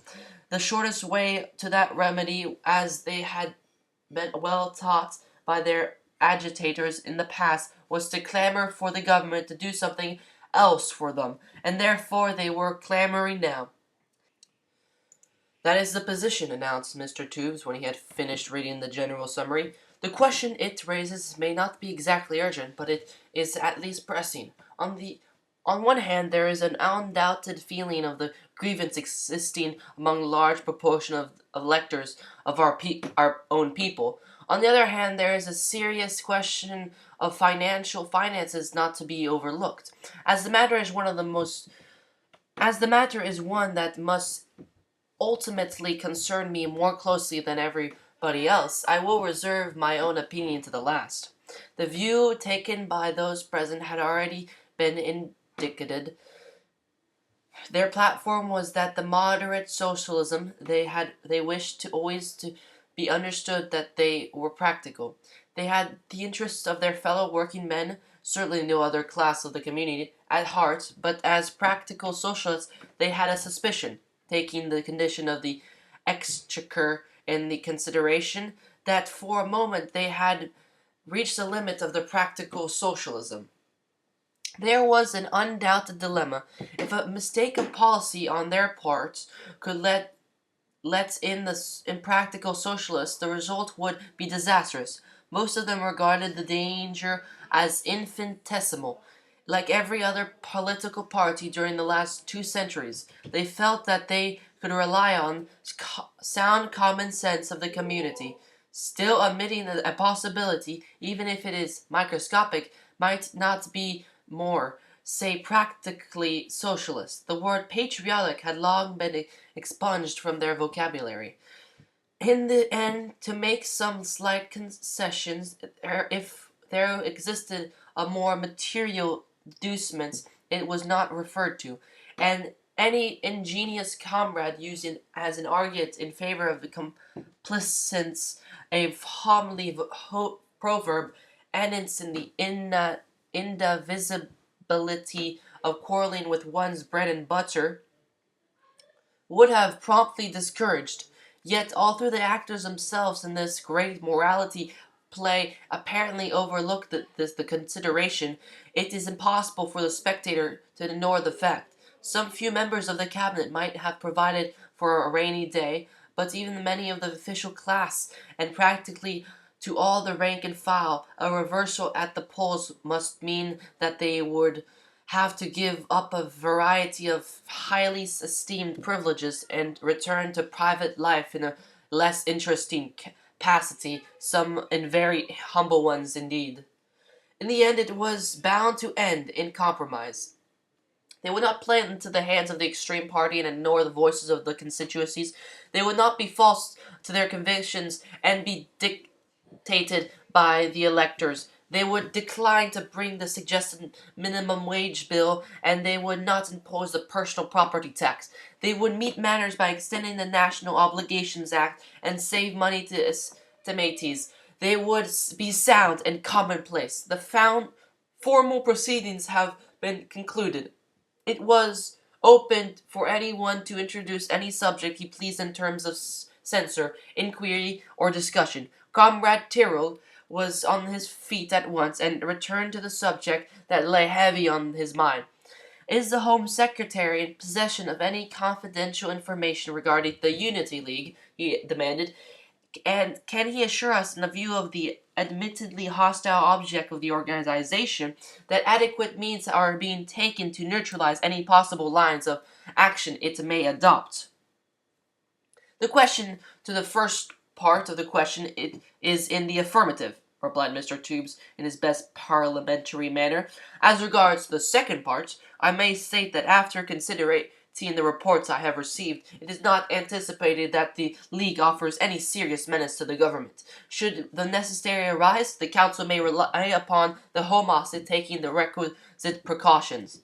The answer does not satisfy as far as it goes. Being in possession of the special information, will the Home Secretary go to a stop further and ally the anxiety of certainly exists in some quarters by indicating the real intentions and proposed modus operandi of the League? Mr. Tubes had conferred for a moment with his chief. I may say that on broad lines the League has no definite plan for the future, and its intentions as presented by the policy of its heads will simply be to go on existing so long as the deluded followers will continue their subscriptions. And I may point out that the League has now been in existence for 2 years, and during the name it has done nothing at all to justify its founders' expectations. It has not embarrassed us at any point, nor turned a single by-election. For 2 years we heard practically nothing of it, and there has been no fresh development to justify their present uneasiness, which it seems to be causing in minds of a few nervous comrades. The membership is admittedly imposing, but the bare fact that 1.5 million of people are foolish enough. There was a significant change of astonished glance along the occupants of Mr. Strummery's council chamber. Murmurs grew, and Mr.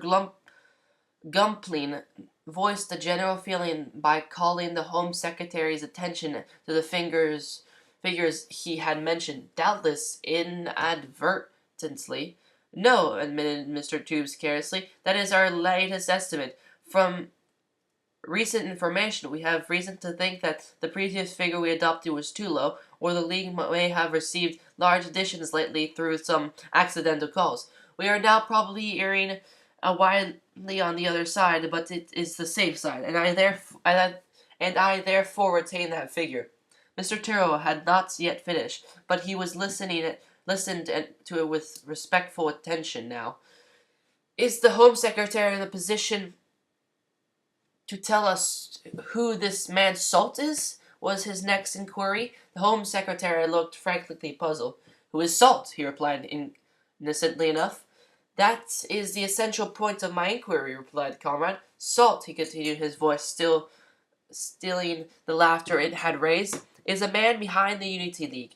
You think it is Hampton, but I tell you, you are mistaken. Hampton is undoubtedly a dangerous power. The classes will follow him blindly, and he is no mere figurehead. But it was Salt who stirred Hampton from his apathy, and it was Salt who pulls the wires. And who is Salt? Demanded the Premier, as Mr. Tubes offered no comments. Tyrrell shook his head. I know no more than I have stated, he replied, but his secret influence must be tremendous, and all doubt as to the identity of a man and his past record should be set at rest. Mr. Tubes looked up from the paper he had before him with a gleam of subdued anger in his eye. I think that our cocksure comrade has Geety Howd of another mare's neist, he remarked, relapsing unconsciously into the native dialect. he frequently did when stirred. I remember hearing, "Oh, this so one know the reports, and there it is." So far from being a principal, he occupies a very different position, that of Hampton's private secretary, which would explain how he might have come into contact with a great many people without having any real influence himself. He is described as my confidential report as a simple and suspicious man who might be safely made use of, and in fact, most of my information is derived from that source. There was a sharp, smothered exclamation from one or two men, and a sudden stillness fell upon the room. Mr. Tubes was among the last to realize this trend of his admission. We are to Are we to understand that the greater part, perhaps the whole, of the information upon the Home Office has been relied, and of assurance of inaction which have lulled our suspicions to rest? Have we been blindly accepted from this man's salts? The head of the Count of the League itself? Demanded Turrell with ominous precision. If that indicates the message of the department, I think that this council we share my view when I suggest that the terms simple and unsuspicious have inaccurately alluded to salt. Mr. Tooze made no reply. Lying at the bottom of a man's nature smoldered in a volcanic passion that he watched, though it was a sleeping beast. Twice in his political career it had escaped him, and each time the result had been a sharp reversion to his ambitions. Repression, firm, instant, and unconditional, was the only safeguard, so that now, recognizing that the danger signal on his breast, he sat without a word in spite of the Premier's anxious looks, in spite of the concern of those about him.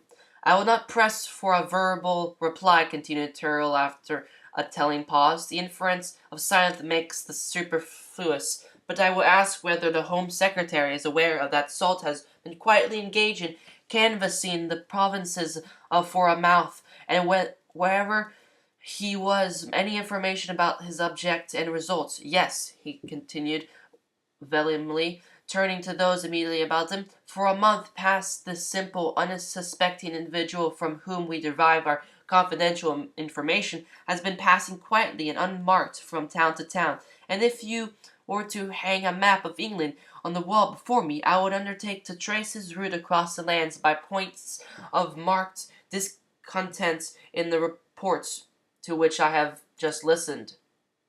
A knock at the locked door of the room saved the Home Secretary for a moment of the necessity of replying. It was an unusual incident, and when the nearest man went and asked what was wanted, someone was understood to reply that the stranger, who refused to give his name, wished to see Mr. Tubes. Perhaps Mr. Tubes personally might have welcomed a respite, but the master of the house anticipated him.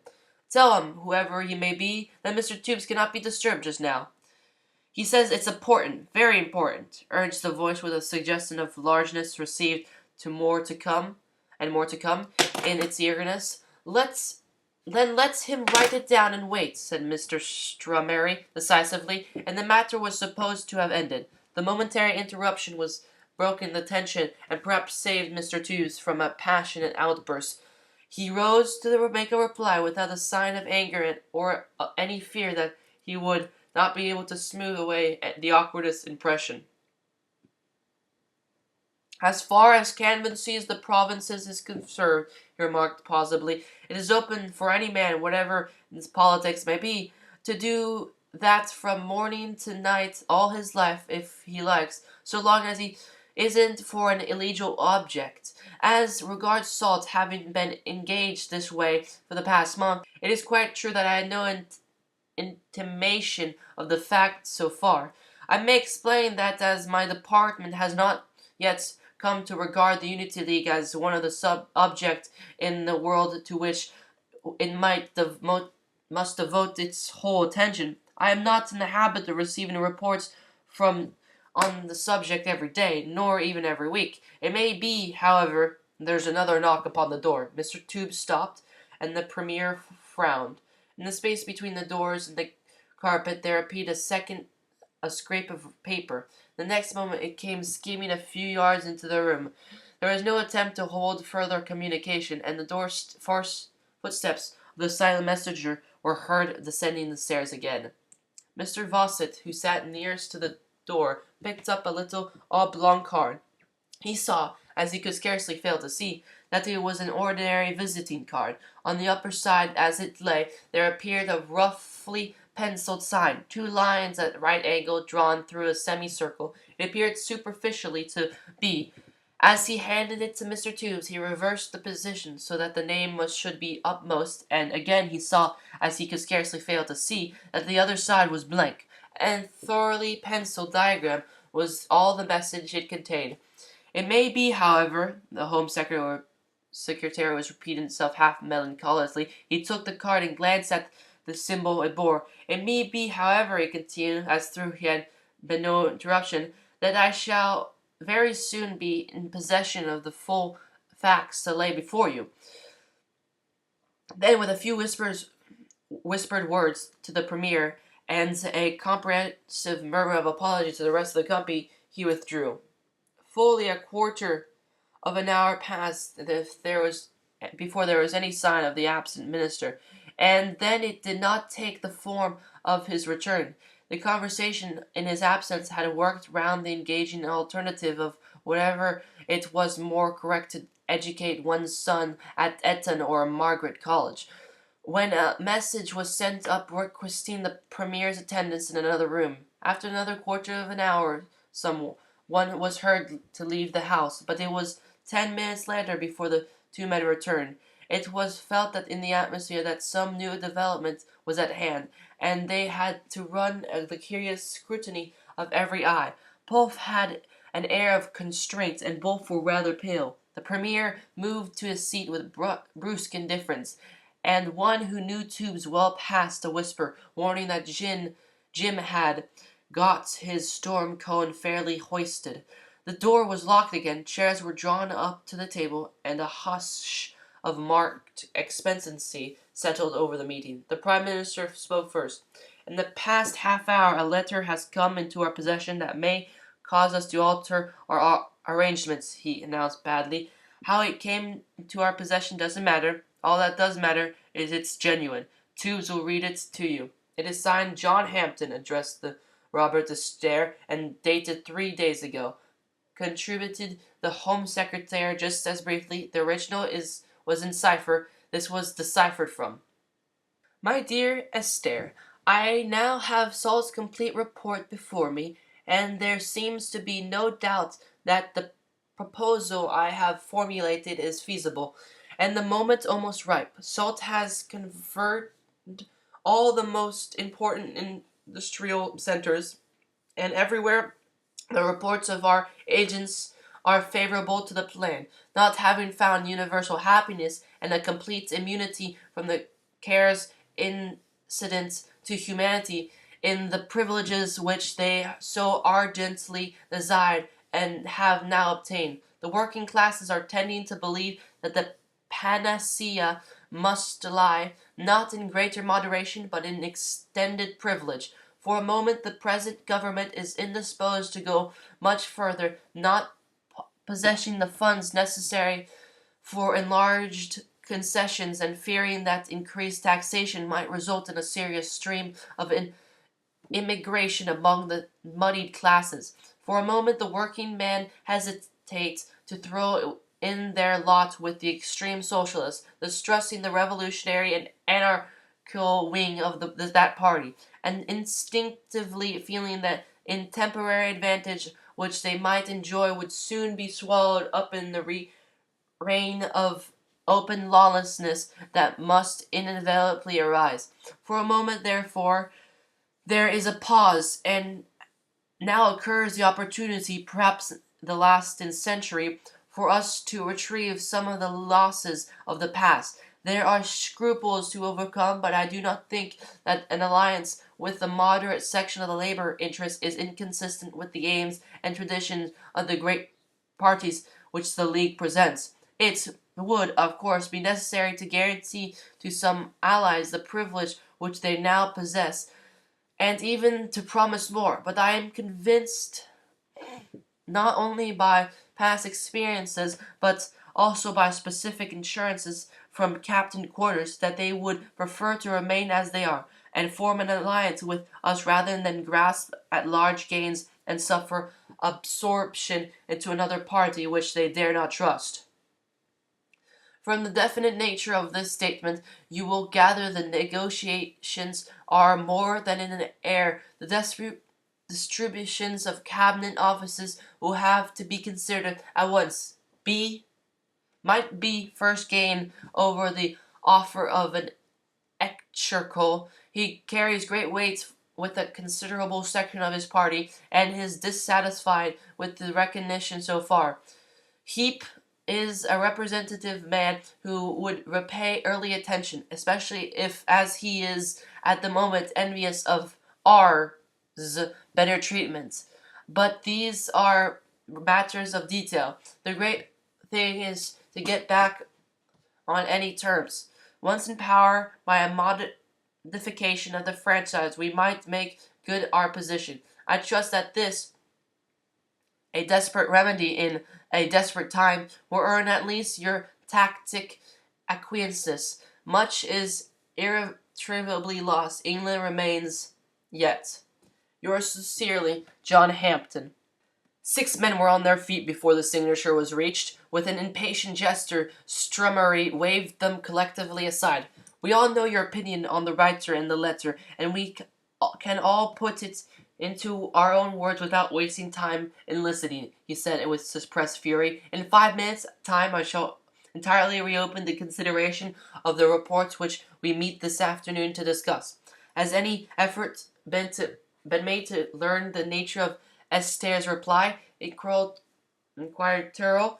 If he was not the least moved man in the room, he was the least perturbed, and he instinctively picked out the points of importance that remained. It probably does not exist in writing, replied Mr. Tubes, avoiding Turrell's steady gaze. I find that he arrived in town last night. There would certainly be a meeting. Was Bannister summoned to this council? And then another, it was taken for granted that B stood for Bannister. Yes, replied the Premier with one eye on his watch. He was indisposed. I protest against the reference to myself, said Heap coldly. Mr. Strummery nodded. Time's up, he announced. That is the secret history of the government's sudden and inexplicable conversion to the necessity of the minimum wage bill, and the propriety of imposing the personal property tax. A fortnight later, the Prime Minister outlined the program in the course of a speech at Newcastle. The announcement was received almost with stupefaction. For the first time in history, property, money, franchise, personal belongings, was to be saddled with an annual tax, apart from and in addition to the tax it paid on the incomes derived from it. It was entirely wedged on the extreme policy that must end in partition. It was more than the poor class dared to hope. It was more than the tax-paying classes had dared to fear. It marked a new area of extended privilege for the one. It marked the final extinction of hope, even among the hopeful, for the other. It could not have happened more opportunely for us, even if we had arranged it in every detail, declared Hampden, going into Salt's room with the tidings in huge delight a fortnight later. No, agreed Salt, looking up with his slow, pleasant smile, not even if we had arranged it. Chapter 10. The Order of Saint Martin of Tours. Sir John Hampden paused for a moment with arrested pen. He had been in the act of crossing off another day on the calendar that hung inside his desk, the last detail before he pulled the roll top down for the night, when the date had caught his eye with a sudden meaning.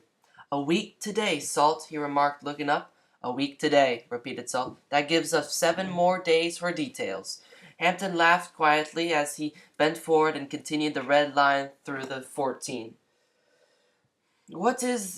That is one way of looking at it, he said. Personally, I was rather wishing that it had been today. I confess that I cannot watch the climax of these 2 years approaching without feeling keyed up to concert pitch. I suppose that you never had any nerves. I suppose not. If I had, the Atlantic water soon washed them out. But you are superstitious? He asked curiously. It suddenly occurred to him how little he really knew of the man with whom he was linked in such a momentous hazard.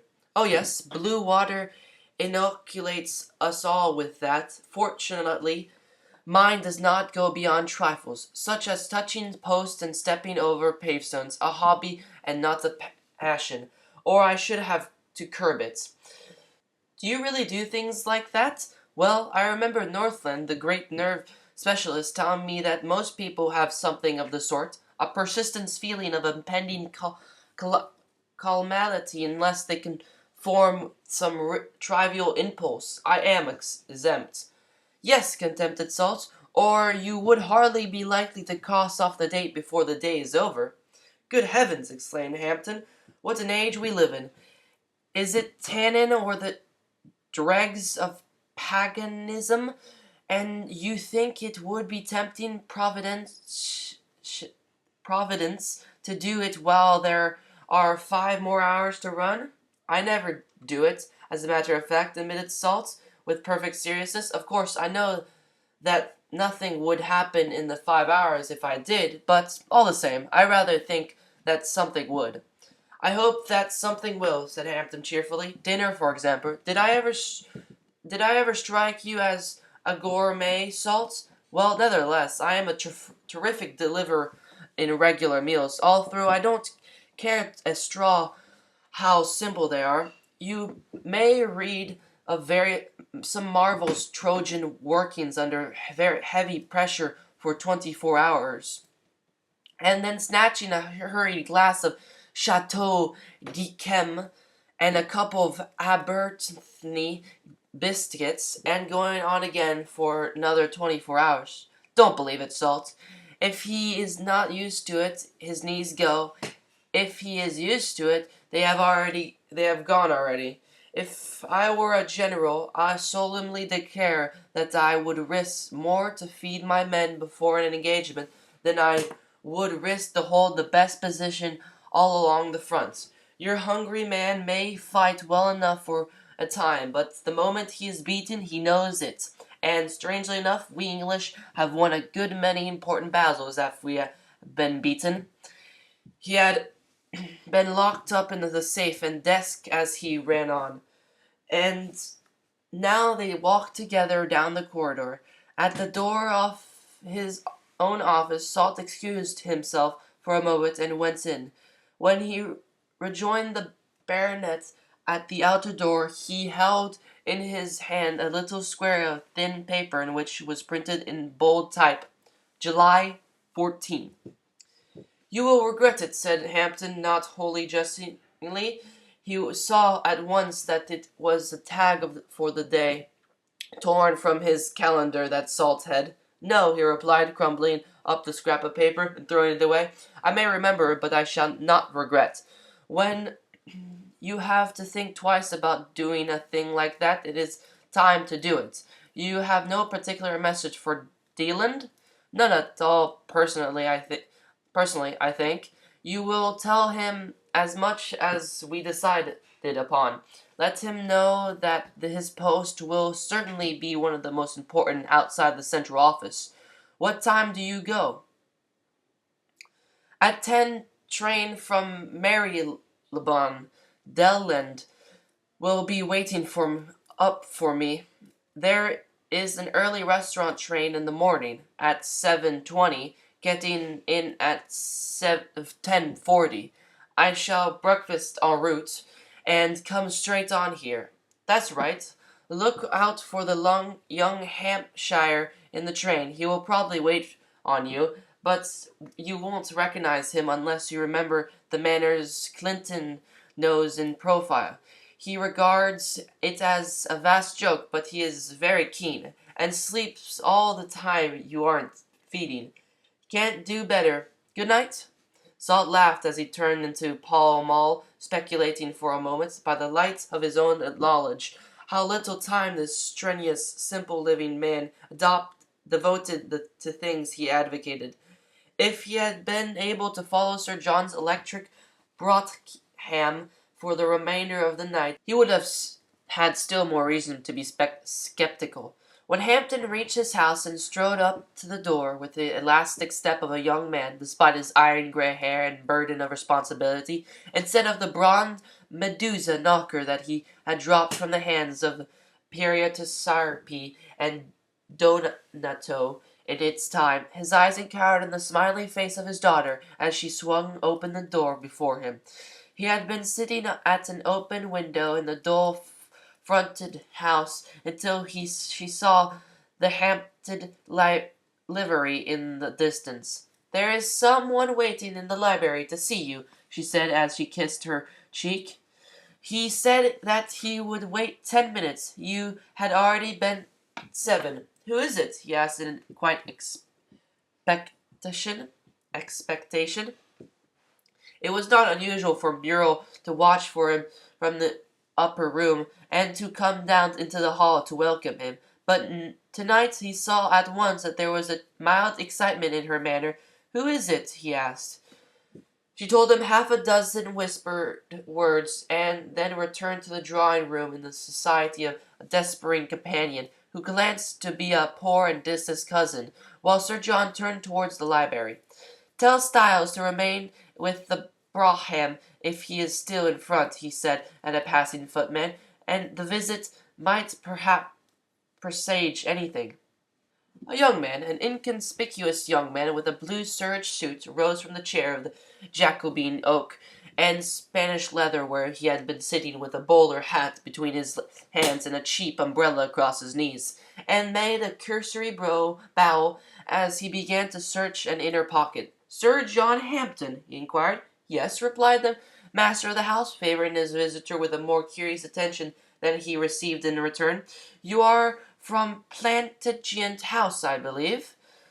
The young man detached his left hand from the search and turned down the lapel of his coat with a perfunctory display of his credentials. Pinned beneath, so that it would not obtrude, was an insignificant little medal, so small and trivial that it would require the closest scrutiny to distinguish in design and lettering.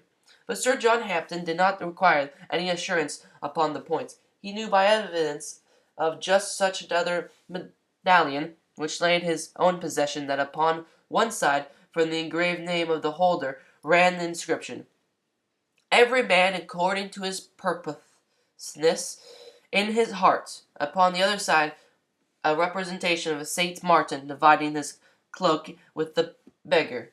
It was a badge of the award of Saint Martin of Tours. The order of Saint Martin embodied the last phrase of organized benevolence. In the history of the world there had never been a time when men so passionately desired to help their fellow men. There had never been a time then they had found it more difficult to do so their satisfaction. From the lips of every social reformer, from the reports of the charitable organizations, and from the testimony of the poor themselves, the broad indictment had gone forth that every casual beggar was a rogue as a vagabond. Promiscuous alms-giving was tabulated among the 7 curses of London. Organized charity was the readiest alternative. Again, obliging councillors raised their conscientious voices. Organized charity was wasteful, inelastic, unsympathetic, often superfluous. The preacher added a warning note. "Let none think that an easy donation of a check here and there was charity. It was frequently vanity. It was often a cowardly compromise with consciousness. It was never an absolution from the individual responsibility." So brotherly love continued, but often did not fructify, and the man who felt that he had the true Samaritan instinct as he passed by on the one side of a suburban road looked at his ragged neighbor lying under a hedge on the other side in a fit which might have been epilepsy, but might equally well be soap suds in his mouth, and assured himself that if only he could believe the case to be genuine, that there was nothing on earth he would not do for the man. It was a very difficult age, everyone admitted. Society was so complex. There was evidence of a generous feeling, ill balanced and spasmodic, it is true, on every hand. The poor were bravely, most blindly, good to their neighbors in misfortune. The better off were lavish, or had been until a few years previously, when they had certified proof that the cases were deserving. If a magistrate or a police court missionary gave publicity to the pathetic case, or the pathetic case might be sure of being able to retire on some comfortable annuity. If only every pathetic case could have been included to come pathetically into the clutches of some sympathetic police court caddy instead of dying quite pathetically in a rat hole. One of the most pressing problems of the benevolence might have been satisfactorily solved. The Order of St. Martin of Tours was one of the attempts to reconcile the generous yearnings of mankind with modern conditions. Its field of action had no definable limits, and whatever a man wished to give, it was prepared to utilize. It was not primarily concerned with money, although, judged by the guaranteed resources upon which it could call if necessary, it would rank as a rich society. It imposed no subscription and made no outside appeal. Upon its books, against the name of every member, there was entered that he was bound himself to do when it was required of him. It was a vast and comprehensive list, so very the few ever genuinely applied for the services of the order without their needs being satisfied. The city man willing to give a foolish repentant youth another chance of on a work, the needs being satisfied. The city man willing to give a foolish repentant youth another chance of honest work. The Sussex farmer anxious to prove that a mouth of South Down fair the Channel breezes would do it for a small city convalescent. The prime little suburban lady, much too timid to attempt any personal contact with the unknown depths of sin and suffering, but eager to send her choicest flowers and most perfect fruit to any slum-sick room. The good-hearted laundry girl, who had been through the fires herself, offering to pal up to any other girl, what's having a bit of rough and wants to keep straight without a lot of jaw. All found a deeper use in life beneath the sign of St. Martin's divided cloak. Children, even little children, were not shut out. They could play with other lonely little children and renounce some toys. The inconspicuous young man studying and Sir John Hampton's Larry, he was in the cheap boot shop, but he gave his early closing day to serve the order as a messenger, and there were millions who gave less, found the thing he searched for, and handed to Sir John the unsealed envelope. "I accept," said the baronet, after glancing at the slip it contained. This was what he accepted. Order of St. Martin of Tours. Case: John Flack, 45th Paradise Building, Paradise Street, Drury Lane, W.C. Cause: street accident. Requirement: service through the night. Recommender: L.K. Stone, M.D., 172 Great Queen Street, W.C. Watham Master. He could have declined, and his membership would have been at an end, but in a message of personal service he could not accept and appoint a substitute. The order was modern, businesslike, reasonable, unemotional, and quite prepared to take humanity as it was. It did not seek to impose the ideal Christian standard, logically recognized that if a man gave all he possessed a system of Catholic laws, a Caesar whom he was likewise bidden to obey, would at once incarnate him in a prison for having no visible means of subsistence, and if he persisted in his unnatural Christian conduct, in a lunatic asylum where he was appointed season, he would have the story of the rich ruler read for his edification. The order was practical and very nice to do with, but it had a standard, and as a protest against the widespread reliance on the omnipotence of gold that marred the age, it allowed no delegation of an office of mercy. On all points it was open. Its thin medallion symbolized no mysteries or secret vows, nor, and on this point it was unbending, as far as lay in the power of the order, should any second-hand virtue find place beneath the saintly ensign. A few years before, Paradise Street, with the marked inappropriateness that may be traced in the nomenclature of many London thoroughfares, had been the foulest, poorest, noisomest, most garbage-strewn and fly-infested region of the imperious of Drury Lane.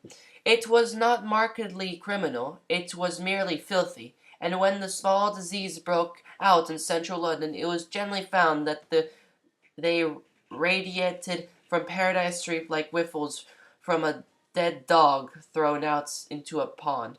Presently, a type foundry in the next street, growing backwards because it was impossible to expand further in any other direction, pushed down the flimsy tenons that stood between the reeled high wall, pierced the windows of prismatic glass in their place. Soon public authorities, seeing that the heavens did not fall when a quarter of the Paradise Street did, suddenly and unexpectedly tore down another quarter as though they had received a maddened impulse, and Paradise Street had been a cardboard model. The phoenix that appeared on the site was the seven-storied block of workmen dwellings. It could not be said to have given universal satisfaction. The municipal authorities who devised the bickered entertainingly over most of the details that lay between the foundations and the chimney pots. The primitive dwellers of Paradise Street looked askance at it, as they did at most things not in liquid form. Social reformers complained that they drove away the very poor and brought in a class of only medium poor. An ordinary noticed that in the place of the nearest approach, the artistic dirt to be found in the metropolis, someone had substituted an interestingly squalor. Hampton dismissed his carriage in Lincoln's Inn Fields and walked the remainder of the way. He changed into a dark lounge suit before the left, but in spite of the principle he had so positively laid down, he had not stayed to dine. The inevitable morbid little group marked the entrance of Paradise Buildings, but the incident was already 3 hours old, and the large public interest was being reserved for the anticipated funeral. A slip's-hood, smug-faced woman opened the door of number 55 in response of his discreet knock. He stepped into a small hall where coal was stored in for the packing case, and, on her invitation, threw into the front room 5 more untidy women who had been drinking from 3 cups, got up as he entered, and passed out, eyeing him with respectful curiosity as they went, and each dropping a word of friendly leave-taking to the slatternly hostess. "Don't be downhearted, my dear. See you later, Em. Let's know how things are going, won't you? You'll remember about the black Paker body. Well, so long, Mrs. Flake. Gord bless ye." Sir John waited until the hall closed behind the first frowsy woman. "I'm here to be of any use I can," he said. "Didn't Dr. Stone mention that some one would come?" "Yes, sir. Thank you, sir," she replied. She stood in the middle of the room, a picture of domestic incapacity, with a foolish look upon her rather comely features. The room did not bear of furniture.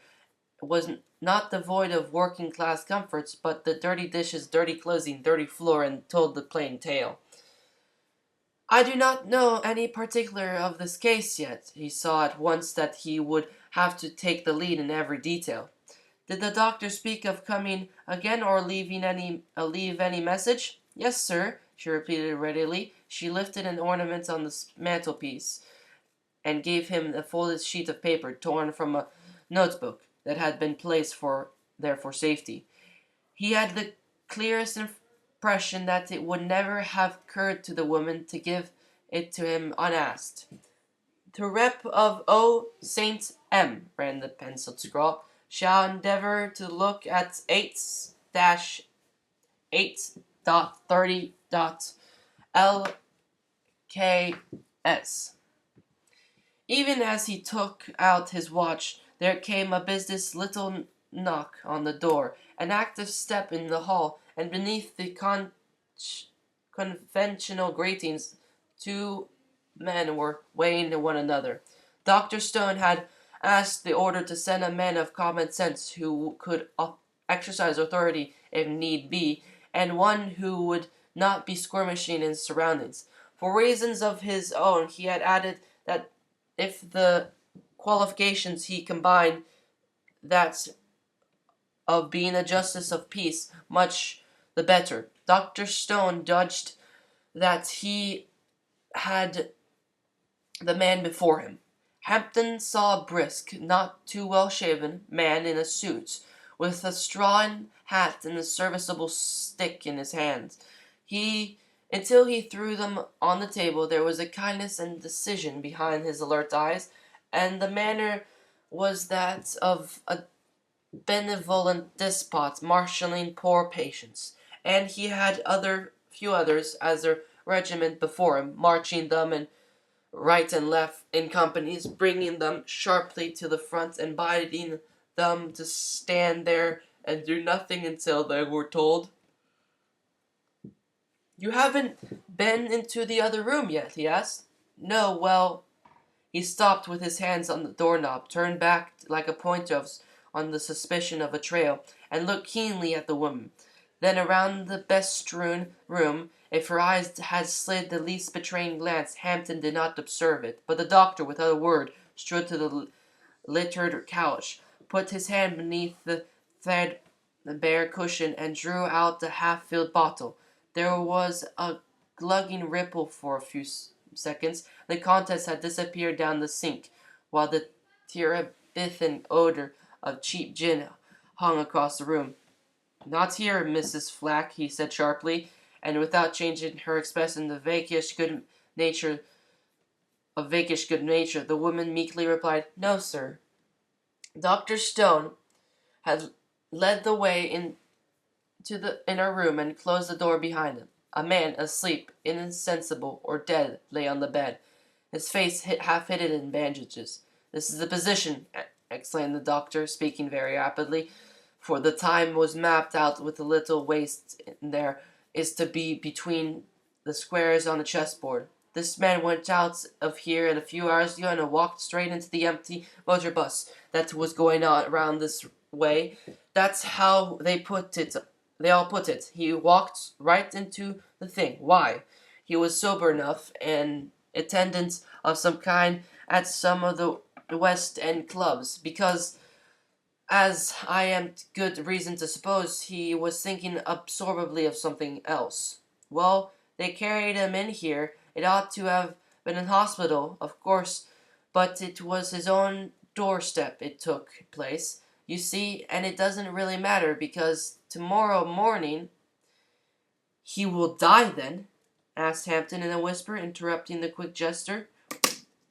Oh, he will die, as sure as his head is a cracked eggshell, between midnight and dawn, I should say, but before the end I look confidently for an interval of consciousness, or rather subconsciousness. If I am wrong, I shall have kept you up all night for nothing. If I am right, you will probably hear something that he wants to say very much, whatever was in his mind when he met with the accident. That is my conviction. There has already been an indication of partial expression. Curiously enough, I have had two exactly similar cases, and this was going just the same way. One in In one it was the sum of money a man had banked under another name to keep it from his wife and his children. The second one was a blow struck in a scuffle, and an innocent man was doing penal servitude for it. That is what you wish to have someone here for chiefly, then? Asked Hampton. Everything particular. You see the kind of people around. The wife is a fool. The neighbors are the class of maddening dolts who leave a suicide hanging until the policemen come and cut him down. They would hold an orgy in the next room. In excitement, the women fly to gin instinctively as a nun flies to prayer. Order them out if they come, but I don't think that they will trouble you after I've spoken to the woman as I go. If there is anything to be caught, it will have to be on the hop, so to speak. It may be a confusion, a disposition or legal value, or even only a request. One cannot guess. Questioning when the subconscious stage is reached might lead to something. It's largely a matter of luck, but intelligence may have the innings. Is there nothing to be done in a way of making it easier for him? Dr. Stone made a face expression of their helplessness and shrugged his shoulders, then mentioned a few simple details. He will never know, he explained. Even when he seems conscious, he will feel no pain or remember nothing of the incidents. The clock will be mercifully set back, he replied whimsically. Forgive me if it never strikes. He turned to go. The nearest call office is the Koiskin in Adalwich, he remarked. I am 7407 Covent Garden. No paper being visible, he wrote the number on the wall. After 10:30, as a general thing, he added. So the baronet was left alone with the still figure and counterfeited death well. The man who would be dead before dawn. He stepped quietly to the bed and looked down on him. The lower half of his face was freely from sweating, and the lean throat and grizzled beard struck John with a momentary surprise. It was the face of an elderly man. He had to expect to find one not more than middle age, the companion of a young woman in the other room. There was a single chair against the wall, and he sat down. There was nothing else to do but to sit and wait, to listen to the sounds of voluminous life that rose from the streets beneath, the careful creaking movements of the room beyond. From the shallow wainscoting near the bed came the intervals of the steady ticking of death watch. It was nothing, as everybody knew, but a note of an insect calling for its mate. But thrilled and grew larger in stillness of the chamber ominously. A low tape on the door came as a relief. He found the woman standing there. Is there anything different? She asked, hanging on the door. I kept on thinking I heard noises. No, there is no change, he replied. Will you come in? She shrank back at the suggestion. Gord help us. No, she cried. It's bad enough out there. What are you afraid of? He asked kindly. She had no words for it. Self-analyze did not enter her daily life. But sitting there alone among the noises, real and imagined, she had reached a state of terror. There is nothing at all dreadful, nothing that would shock you, he said, referring to the appearance of the dying man. You are his wife, are you not? The foolish look, half stubborn, half vacuous, flickering about her face. As good as, she replied. It's like this. I see. He had no desire to hear the recital of the sordid details. His wife's in a madhouse, won't never be anywhere else, and I've been with him these 5 years, an honest woman to him all the time, she said, bridling somewhat of a suggestion of reproach.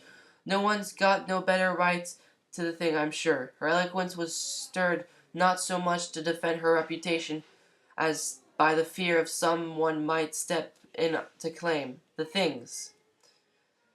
There will be plenty of time to talk about that when it is necessary, he said. He has no relations about here who ought to be told? Nah, she said decisively. No one but me. Why, he didn't even have no friends, no pals of his own class, as you may say. Very close about himself he was. All the thought of was them political corks, as they call him. She came nearer down to the door again, the gossiping passion of her class stronger than her fear, now that the earlier restraint of his presence was wearing off. It's the only thing we ever had a harsh word about. It's all right and well for them to make a living at it, but many and many a time my husband lost Alf a day, 2 and 3 times a week to sit in the distinguished strangers' gallery. You mightn't hardly think it, sir, but he was hand and foot with some of the biggest men there are. He was indeed. Hampton was looking at her curiously. He read into her harsh word the ceaseless clatter of her nagging, shameless tongue. When the old man brought home a few shillings less than he was wont, the aftermath of sullen silence, the unprepared meals in the neglected home, he pictured him a patient, long-suffering old man, and pitied him. And now she took pride in boasting of the very things that had upbraided him with. Vickers, he knew, she continued complacently, and Druggett. He's shaken hands with Mr. Strummery, the Prime Minister, more than honest. Then Tubes, you've heard it speak of him. He found Mr. Tubes a very pleasant gentleman. Oh, and a lot more I can't remember. Hampton disengaged himself and from further conversation with a single formal sentence and returned to his vigil. There he was secure from her callous chatter. He saw the renewed look of terror start into her eyes when the broad board behind her began to creak as the door was closing. He heard the startled shriek, but her squalid avarice cut off his sympathies. He sat down again and looked around at the already familiar objects in the room. The form lying on the bed had not changed a fraction of its rigid outline, but he missed something somewhere in the room, and for a minute he could not identify it. Then he remembered the ticking of the death watch. It had ceased. He looked at his own watch. It was not yet 9 o'clock. He had not been back more than 10 minutes when the subdued tapping, it was rather a timid scrape, as though she feared that louder summons might call forth, was repeated. I don't see that it's no good my staying here, she gasped. I've been sitting there till the furniture fair began to move towards me, and every blooming rag about the place had the face in it. It's grieving me to fair horrors. He could not ignore her half-frenzied state. What do you want to do? He asked. I want to go out for a bit, she replied, licking her thin female lips. You don't know what it's like. I want to hear real people talk and not see things move. Come back soon, before Gord, I will. Yes, how will you come back? I won't. It strike me dead if I touch a drop. I'll go straight into Mrs. Ruggs across the street, and she's almost what you call a teetotaler. The man you call your husband is dying in there, and he may need your help at any moment, he said sternly. It needed no gift of divination to prophesy that if the woman once left the place, she would be hopelessly drunk before an hour had passed. Don't sit down doing nothing but imagining things, he continued. Make yourself some tea, and then when one of your friends comes around to see you, you can let her stay. But only one, mind. He saw more sullen of her looks settle darkly about her face as he closed the door. He waited to hear the sound of the kettle being moved, the teacups clanging, but they never came. A natural creaking silence reigned instead. He opened the door quietly and looked out. The room was empty, and as he stood there, a current of cooler air fell across his cheek. Half a dozen steps brought him to the entrance of the little hall. The only other room there was. It was also empty. The front door stood widely open. There was only one possible inference. Mrs. Flake had fled.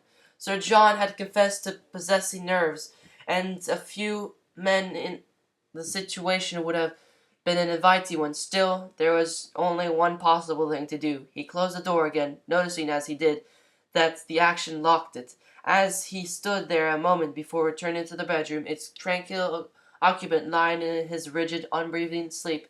A slight but continuous sound caught his ear. It was the most closely comparable to attempt to define it, with the whirring of a clock as the flying pinions is released before it strikes. Or it might be that the doctor's simile prompted the comparison. It was not loud, but the room beyond seemed very, very still. It was not a time to temporize with emotions. Hampton stepped into the next room and stood listening. He judged, nay, he was sure, that the sound came from the bedroom. But it was not repeated. Instead, something very different happened, something that was either terrifying or natural, according to the conditions that provoked it. Quite without warning, there came a voice from the next room, a full, level, healthy voice, even strong, and speaking in the ordinary manner in the conversation. "Will you please tell Mr. Tubes that I am waiting here to see him?" Chapter 11. Man Between Two Masters. There was something in the situation that was more gruesome, something that was particularly unnerving.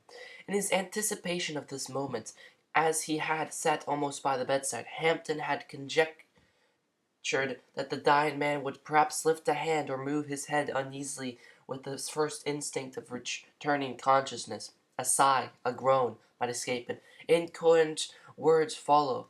Then broken but rational expressions of his sufferings, his entreaties that something might be done to ease the pain, or perhaps, after realizing his position, he would nerve himself to betray no unmanly weakness, and, in the words of the insignificant old phrase, turning his face to the wall, enduring in stoical silence to the end.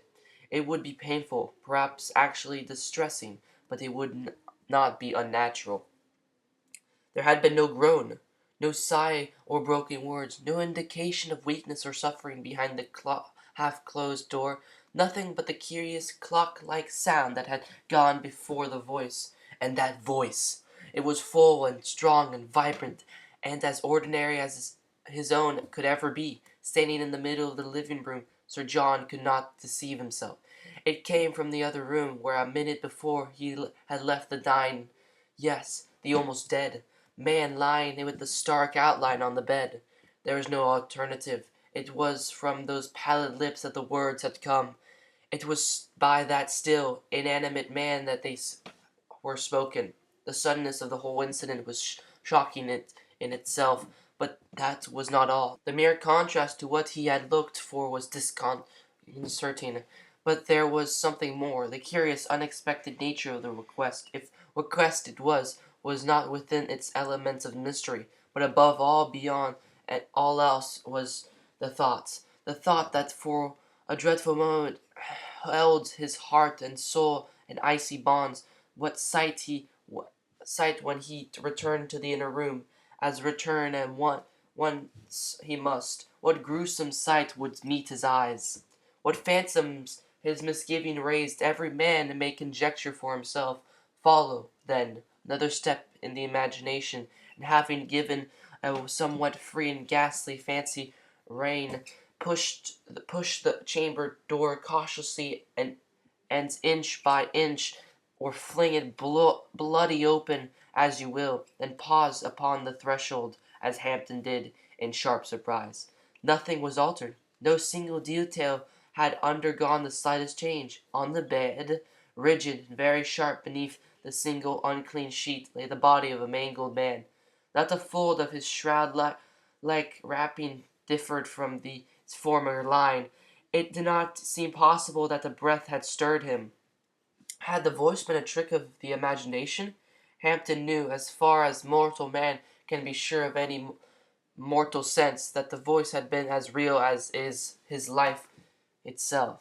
Then it occurred to him in a flash. Here was the stage of under-consciousness of which the Dr. Stone had spoken in his plane, the incident where he at that moment lay, and all his real surroundings. The sufferer knew nothing, and never would know, but out of shock and shattering some of the delicate machinery of the brain still kept its balance and would continue to exercise its functions to the end. It was an ordeal, but it had to be done. It was the purpose for which he had been summoned. Sir John moved to the bedside, nerved himself to watch the ashen face, and then said slowly and distinctly, "Mr. Tubes is not here. Do you wish to see him?" There was just a perceptible pause, and then the bloodless lips replied, but not the famous tremor of a moment stirred the body otherwise from head to toe, and in the chilly absence of expression the smile occurred to Hampton of bubbles rising from from some unseen working to the surface of an inky pool. "I have come on purpose. Let him be told that it is most important." Hampton had to feel his way. The woman had mentioned that Flack was at least on terms of acquaintanceship with Mr. Tubes. The doctor had surmised that the man had something he must say before he died.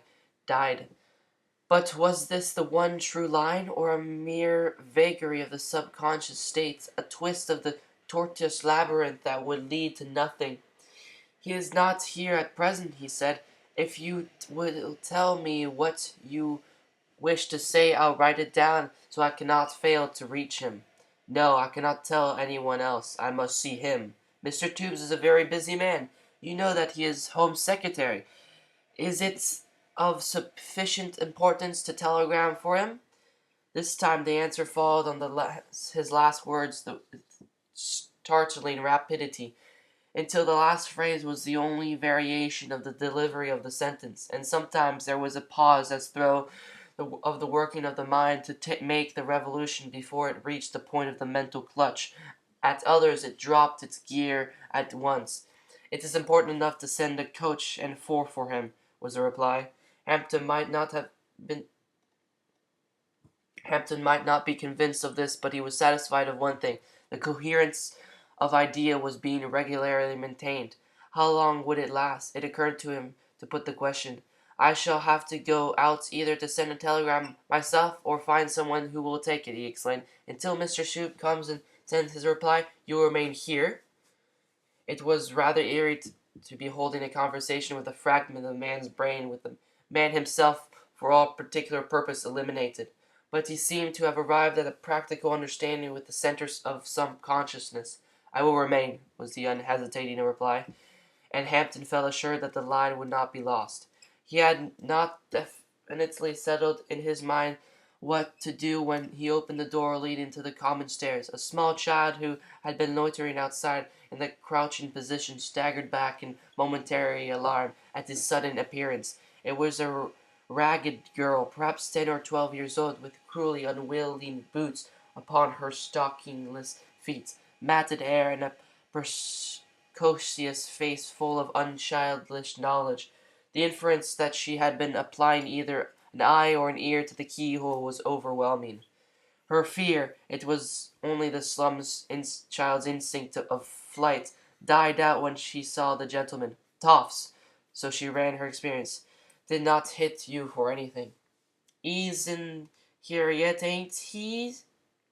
she whispered, coming back boldly and looking up confidently at his face. "I heard yer talking, but he couldn't tell what yer said.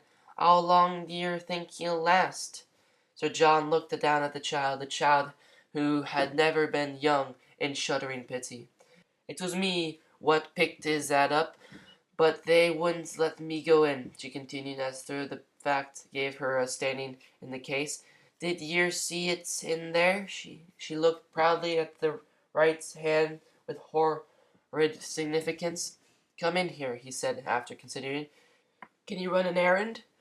Her face reflected gloating eagerness as she entered. Her attitude had just a tingle of pleasurable awe. He did not permit her to go further than the hall. "Is it to do with him?" She asked keenly. "Yes?"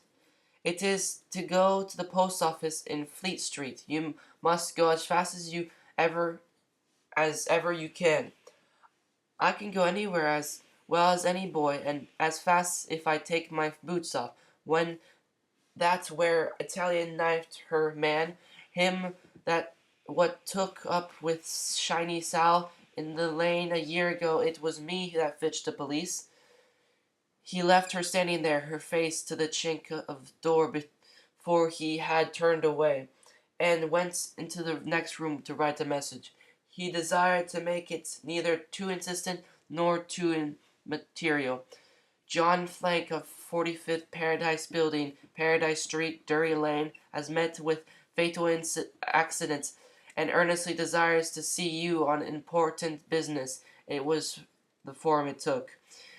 He had sufficient stamps in his pocket for the payments, and to these he added another for receipts. "You can read?" he asked, returning to her. "Yes," replied it with her curious accents of lofty scorn and ingenuous question. "I read all the murders and suicides to Blind Mike every Sunday morning." "Well, go as fast as you can to the post office in Fleet Street and give them this paper where you see telegrams written up. Then wait for another piece of paper which they will give you and bring it back to me. Here is sixpence for you now, and you shall have another shilling when you come back." He was making it more profitable for her to be honest than to be dishonest, which is perhaps the safest way in an emergency. It was nearly 10 o'clock when he looked at his watch on her departure. It was not 10 minutes past when she returned. She was panting but exultant, and watched his face for recommendation as she gave him the receipt, as the probationary imp might watch the face of a prince of darkness on the bringing of his first human soul. One boot she had dropped in her wild career, but so far from stopping to look at it, she had thrown away the other then as useless, leaving the gal child seated on the coal to thrill delightfully at every unknown sound. Hampton returned to the bedside. Much of the first, the absolutely cold horror of the situation was gone. He judged it better not to allow too long an interval of silence in which the dim consciousness might slip back into the outer space of trackless darkness. Now that he knew what to expect, it was not very unlike speaking to one who slept and held converse in his sleep. "I have sent for Mr. Tubes, but, making due allowance, he can scarcely get here in less than an hour," he said. "If in meantime there is anything you wish to tell me to make doubly sure, it will be received as the most sacred confidence." There was a longer pause than before, so long that the watcher by the bedside was preparing to speak again. Then the lips slowly opened, and the same full, subsident voice made the reply. "I will wait, but he must be quick. Quick!" The words seemed to disclose a fear, but there was no outward sign of failing power. Hampton ventured on another point. "Are you in pain?" he asked. The reply came more quickly this time, and perhaps because he was looking for some indication, the listener fancied that he caught the faintest stumbling, a little blurting of the outline here and there. "No, I am in no pain, but I have a terrible anxiety that weighs me down." There was nothing to be gained by further questioning. Sir John returned to the other room. The fire was low, and the grate choked with ashes. He had begun to replenish it when a curious sound startled him. He only heard it between the raspings of the poker as he raked the ashes out. But it was not to be mistaken. It was a sharp, dry, clock-like whirring that had been the first indication of life and speech beyond the bedroom door more than an hour before.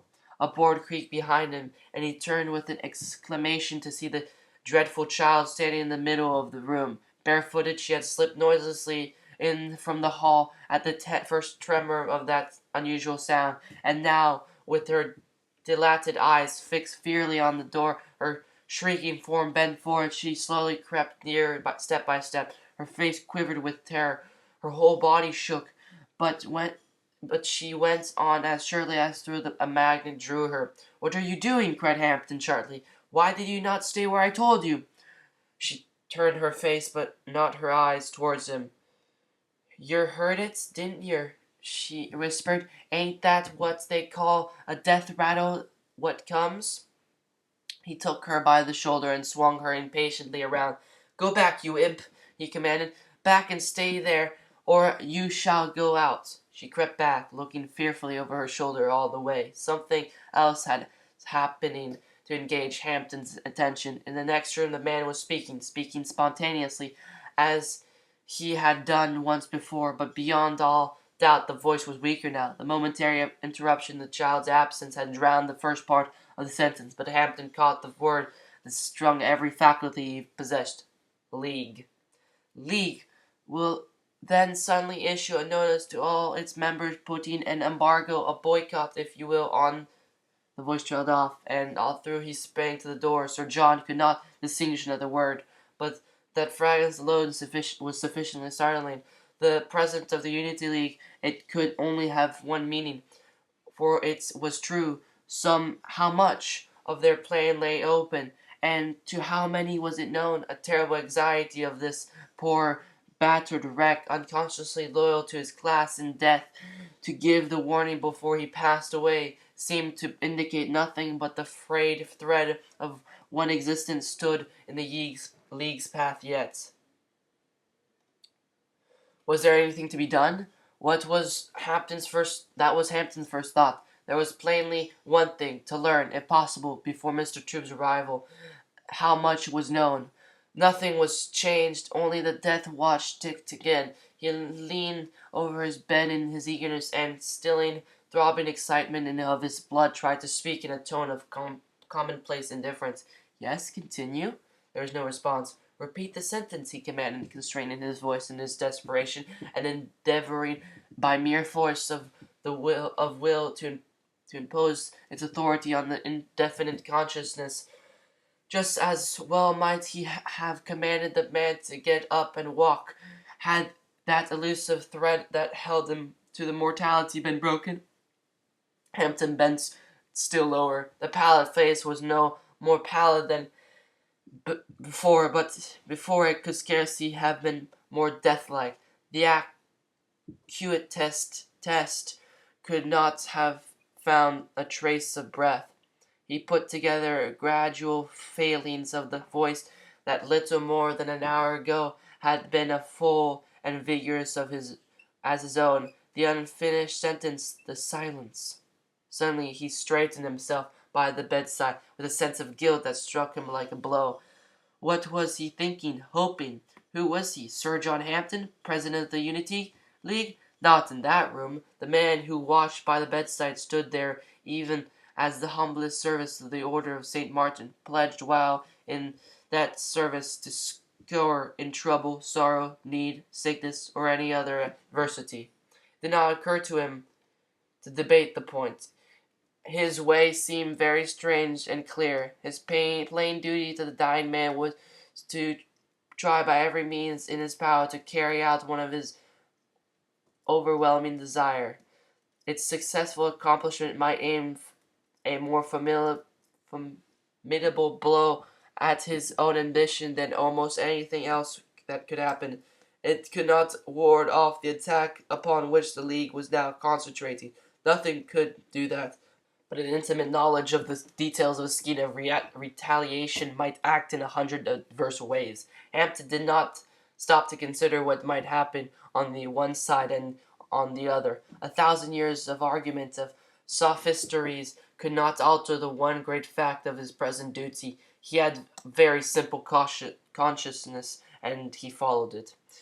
If he could have speeded Mr. Tube's arrival, he would have done so now. He went into the hall to listen. The street child was still there, sitting on the coal, as sharp-eyed and wakeful, alert as ever. He had forgotten her. "Come, little imp," he said kindly. "I ought to have packed you off long ago." It was, in point of fact, nearly 11 o'clock. "Ain't doing no harm to the coal," she muttered. "That's not the question. You have to have been at home and in bed by this time of night." She looked at him sharply with suspicious that the innocence of a grown man could not be unassumed. "Ain't got no bed," she said contemptuously. "Ain't got no 'ome." The sentence ran through his mind. "The birds of the air nest." "Where do you sleep?" he asked. "Anywhere," she replied. And how do you live? Anyhow, the lowest depths of the human poverty had not been abolished by the Act of Parliament after all. A knock at the door interrupted the reflection. The child had already heard the steps and sought to erase herself in the darkest corner. Hampton had not noticed the significance of the knock. He opened the door, prepared to admit the Home Secretary. So thoroughly had he dissociated his own personality from the issue that he felt the keenest interest that the man should arrive before it would be too late. He opened the door to admit him and experienced an actual pang of disappointment when he saw who stood outside. He had sent a telegram instead. Whatever the telegram said did not matter very much. Hampton instinctively guessed that he was not coming then, was not on his way. Anything less than that would be too late.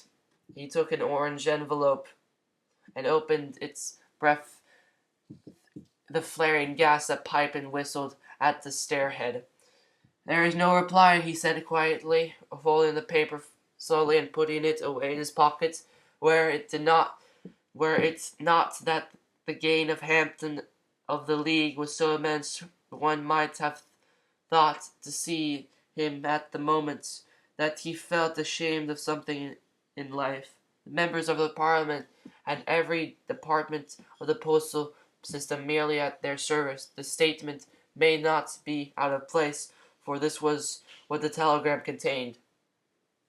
Deeply regret to hear of Comrade Flack's incident, and will have it fully inquired into. Was it while he was engaged at work? Cannot, however, recall any business upon which he could wish to see me. Probably a mental hallucination caused by shock. Have been terribly busy all day, and I am engaged at this moment with a very important state papers, which must be finished before I go to bed. If it is thought desirable, I will, on receiving another wire, come first thing in the morning. But before deciding to take this course, I beg your consideration. Incessant calls made on my time. Let everything possible be done for the fellow. James Tubes. The burden of failure pressed on Hampton as he walked slowly to the bedroom. In that environment of death, his own gain did not touch him at all. So completely had he succeeded on eliminating for the time every consideration except an almost fantastical sense of duty on the articles of the order. It would be better, he felt, if the shadowy consciousness that hovered around the bed could have sunk finally into its eternal sleep, without the suffering, the pain of being recalled, only to hear this. But something in the atmosphere of the room, a brooding tension of expectancy that seemed to quicken the silence, warned him that this was not to be. A reply has been received from Mr. Tubes in the answer to our telegram. He is here. There was no delay this time. There was intense eagerness that for a brief minute overcame the growing weakness. No, he cannot. He regrets, but he is engaged on matters of national importance. Silence. Painful silence.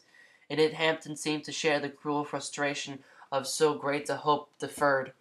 There is this, he continued more for the sake of making any suggestion than a belief in its practicability. I might go and compel him to come, if you understand the urgency. It is too late. A little time ago there was a thin white mist, now it is a solid walk of dense rolling fog. It is near, relentless, unevable. I can write it down what you have to say. Consider it is the only hope. I cannot judge. I had a settled conviction that no other ear. Stay, quick. There are the notes. Incomplete, but they will put him on the track. Swear that you will place them in his hand unread. I swear to do as you ask me. Go on quickly. Tonight, now, do not wait. Yes, but the notes, where are they? How am I to know them? The voice was growing very thin and faltering weaker with every word. The disappointment had sapped all its failing strength with a single blow. The notes, yes, you will explain. The black wall, how it towers. He whimpered inaudibly. Hampton leaned over the dying man. "Flake!" he cried. "The notes on the Unity League! Where are they? Speak!" "The envelope," he caught the breathless sound. "Coat lining. I must go." 20 minutes later, Sir John picked up his motor began in New Oxford Street. He had telephoned immediately on leaving Paradise Building for it to start out at once and wait for him near Moody's Corner. In Paradise Street he had seen the bacchanalian group surrounding Mrs. Flack, high priestess, who chanted a song in praise of Hall and the mystic virtues. It was at this point that he missed the gal child from his side. A southeast wind was carrying the midnight boom of the great clock at Westminster as far as Kilburn when he turned out of the high road, and the little flocks around had taken up the chorus, like small dogs envious of the baying of a hound, as he stopped before the Home Secretary's house. There was a light still burning in the room on the ground floor, and it was Mr. Toombs himself who came to the door. "I have to place in your hands an envelope of papers entrusted to me by the man named Flink, who died in Paradise Street an hour ago," said Hampton, and with an act he brought his night of duty as a faithful servant of the order to an end. "Oh, that's you," said Tube, peering into the darkness. "I had a wire about it. So the poor man is dead?" "Yes," replied Hampton, a shade dryly. "The poor man is dead." Mr. Tube fancied that he saw the lamp of a cab beyond his garden, and he wondered whether he was being accepted to offer to pay the fare. "Well, it's very good of you to take the trouble, though, between ourselves, I hardly imagine the papers are likely to be of any importance. How, may I ask, who I am in debt to?" Hampton had already turned to go. He recognized that in the strife which he was about to precipitate, the man who stood there would be his natural antagonist, and he regretted that he could not find it in his nature to like any better than he did.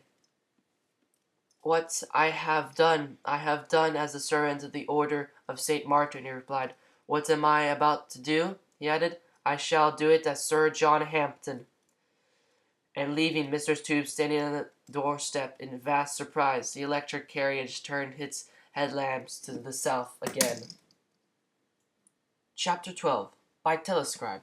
What Sir John Hampden was about to do, he had decided in the course of the outward journey.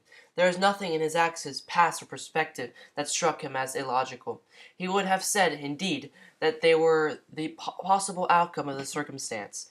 For the last 4 hours, as the nameless emissary of the order to whose discipline he bound himself, he had emerged every other feeling in his duty to the dying man in the unfulfillment of the deathbed charge. That was over now. As the president of the Unity League, he was on his way to try by every means in his power to minimize the effect of what he had done, to anticipate and counteract the value of the warning he had so scrupulously conveyed. It was a fantastic predicament. He had sat for perhaps half an hour with the unsealed envelope in his pocket, and no eye had been upon him. He had declared passionately year after year that class and class were now at war, that the time for courteous retaliation was long since past. The social material law had been proclaimed. Yet as he drove back to Trafalgar Chambers, he would have given a considerable sum of money, the League being not ill provided, to say £50,000, to know the extent of those notes. When he reached the office it was almost 12:30. Salt would be flying northward as fast as steam could take him, and for the next 2 hours at least, cut off from the possibility of any communication, the burden of decision lay on Hampton alone.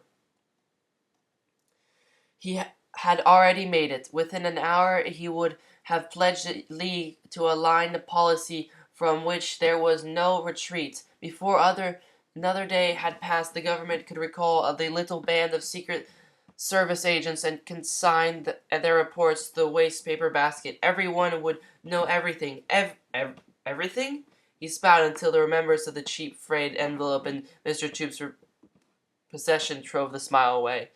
Next to his own office stood the instrument room. Here, behind double doors that deadened every sound, were arranged the telephones, the tape machine, the Fessenden Dacroco installation, and that most modern development of wireless telegraphy, which had come just in time to save the overburdened postal system from chronic congestion, the telescribe. Hampton had not appeared to move hurriedly, but it was just 17 seconds after he had sent his brougham roving eastward that he stood before the telephone.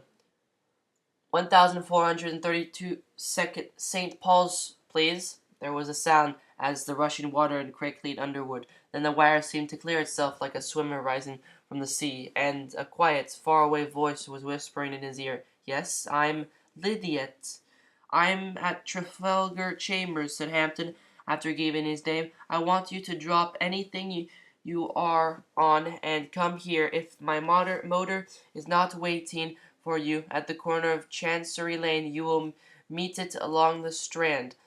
At another end of the wire, Lydiate, a man who possessed the sixth code typewriter, looked rather blankly at his pipe, at the little silver carriage clock ticking on the mantelpiece, at the fluted white wire coffee set, and at his crowded desk, then concluding that if the president of the Unity League sent a message of that kind after midnight and immediately rang off, he must have a good reason for it. He locked up his room as it stood, took up a few articles promiscuously from the rack in the hall, and walked out under an antique archway in the Fleet Street.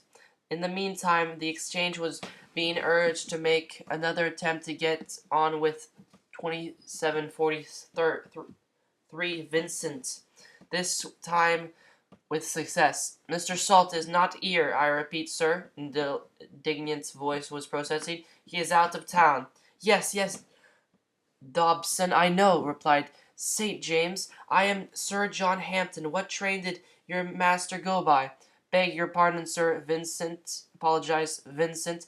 Didn't recognize your voice at first, Sir John. The wires here is hissing horribly tonight. He went by 10 o'clock to the Great Central and told me to meet the 10:40 Midland tomorrow morning.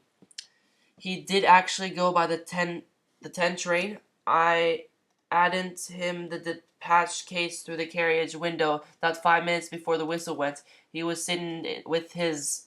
Thank you, Dobson. That's all I wanted to know. Sorry if you had to get up. Good night. And Sir John cut off a volume in amiable verbosity. He had heard the bell of the Loxington ring in the street down below. Fellow watching your place, said Lydiate, jerking his head in the direction of a doorway nearly opposite as Hampton admitted him. He had himself been the object of a watcher's attention. It would have been less remarkable, for had it not the time and the place been London after midnight, Lydiate's appearance must have been pronounced bizarre. Reasonable enough on other points, he had a fixed conviction that it was impossible for him to work after 12 o'clock at night unless he wore a red silk skull cap, flannels, a yellow Moorish slippers. Into this aesthetic costume he had changed half an hour before Hampton rang him up, and in it, with the addition of the very short overcoats and a silk hat that displayed an inch of red beneath the brim, he now stepped from the brougham, a large, bovine-looking man, perfectly bald, and still clinging to his pipe. Hampton laughed contemptuously as he glanced across the street. They have put half a dozen private inquiries men lately, he explained. They are used to the divorce, and their sole idea of the case seems to be summed up in the one stock phrase, watching the house. Possibly they expect to see us through the windows making bombs. Why don't they watch Paris instead? Egyptian 3% have gone up 75 francs in the last fortnight, all from there, and for no oblivious reason. Lydiate nodded wanly. We stopped too much comments, he said. Lift off? There are only 2 short flights, apologized Hampton. Yes, I saw that even Even in the financial papers dismissed it as a piped piper rise. Here we are.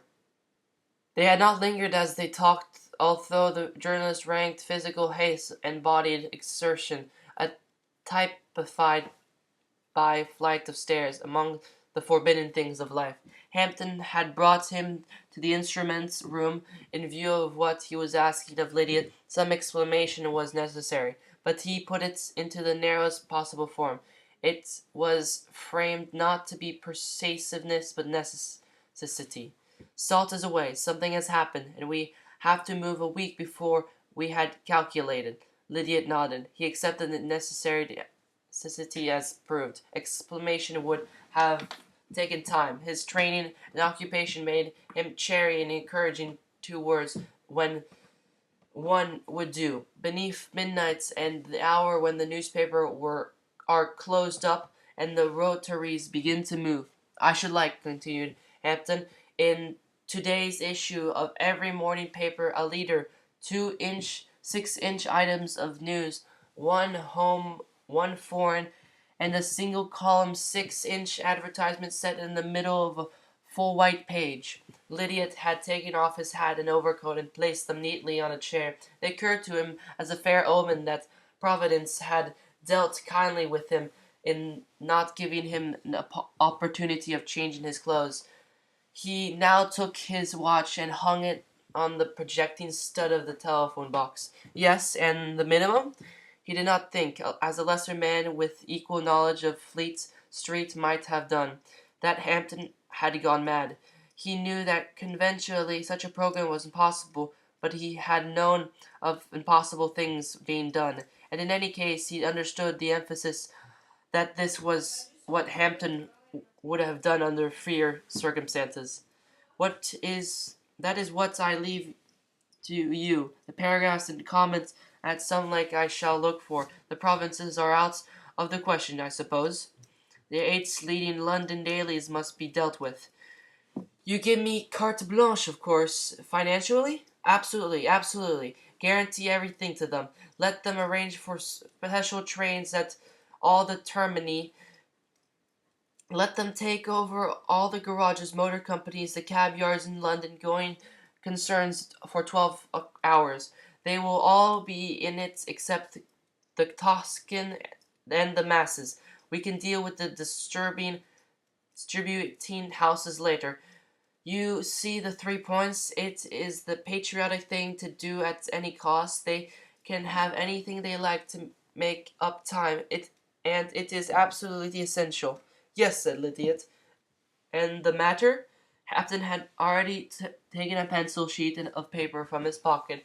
He had written in on his way to Kilburn, and now handed it to the journalist. Between 4 and 5 o'clock, that will be telegraphed over the entire system, he claimed. Those who are not on the call will see it in the papers or hear from others. Everyone will know before tonight. He watched Lydia sharply as he read the statement. Apart from the 2 principals, he was the first man in England to receive the confidence, and Sir John had a curiosity not wholly idle to see how it would strike him. But Lydia was not, to use an obsolete phrase, a man in the streets. He absorbs the essence of the manifesto with the trained, practical grasp, and when held out his paper for the other paper, while his large, laborious face remained merely vacant in its expression. The next paper was a foreign telegram in cipher, and as Lydia read the decoded version that was pinned to it, the baronet saw, or fancied that he saw, the flicker of a keener light come into his eyes, as such a transient wave across his face, as might, in a man of impulsion, indicate enthusiasm or appreciation. There are to be any more of these presently, was all he said. I think that I might authorize you to say that there will be others to publish, as the moment seems more propitious. Very good. I will use the instruments now. There is one more point, said Hampton, writing a few short lines on a slip of paper, that it might be desirable to make public now. Lydia took the paper. This was what he read. You are at liberty to state definitely that the membership of the Unity League now exceeds 5 million persons. There was a plentiful crop of gray hair sown between Charing Cross and Ludgate Hill in the early hours of that summer morning. With his mouth to the telephone, Lydiate stirred up the purlieus of Fleet Street and the Strand until office after office, composing room after room, and foundry after foundry, all along the line, began to drown and hum resentfully like an outraged apiary in the dead of night. When he once took up the wire he never put it down again until he had swept the London Daily's morning section, the Cell and Mitchell from the beginning to end. Those who wished to resort and temporize after he had done with them had to fall back upon the telescribe, which is involved the disadvantage to Fleet Street of having to write the coldly transmit indignant messages that it would fain pour hot blistering into the tormentor's ears. For 2 hours and a half, by the watch beneath his eyes, he harrowed up all the most cherished journalistic traditions of the land, and from a small box-like room a mile away, he controlled the reins of the fourth estate of the empire, a large, flat, perspiring man of persuasive authority, and conscientious of unlimited capital at his back. By the end of the time chaos had given place to order. The scythe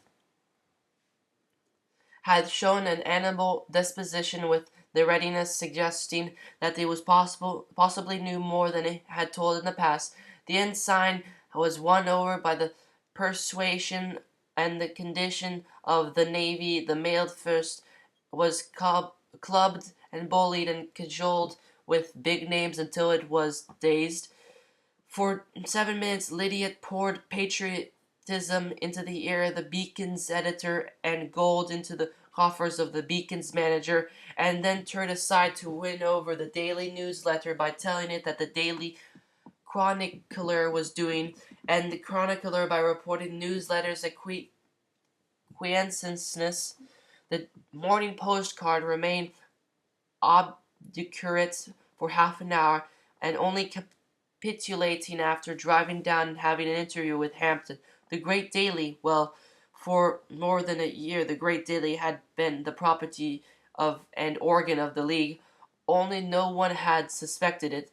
The little Illustrated Hour, beset by the difficulty of half-tone blocks, and frantic at the thought of having to recast its plates and engage in the mysteries of making ready again after half its edition had been run off, was the last to submit. So long was it in making up its mind that at last Lydiate sarcastically proposed an inset, and taking suggestion in all good faith, the Illustrated Hour startled its sober patrons by bearing on its outside page a gummed leaflet containing the leaderettes and 2 news paragraphs.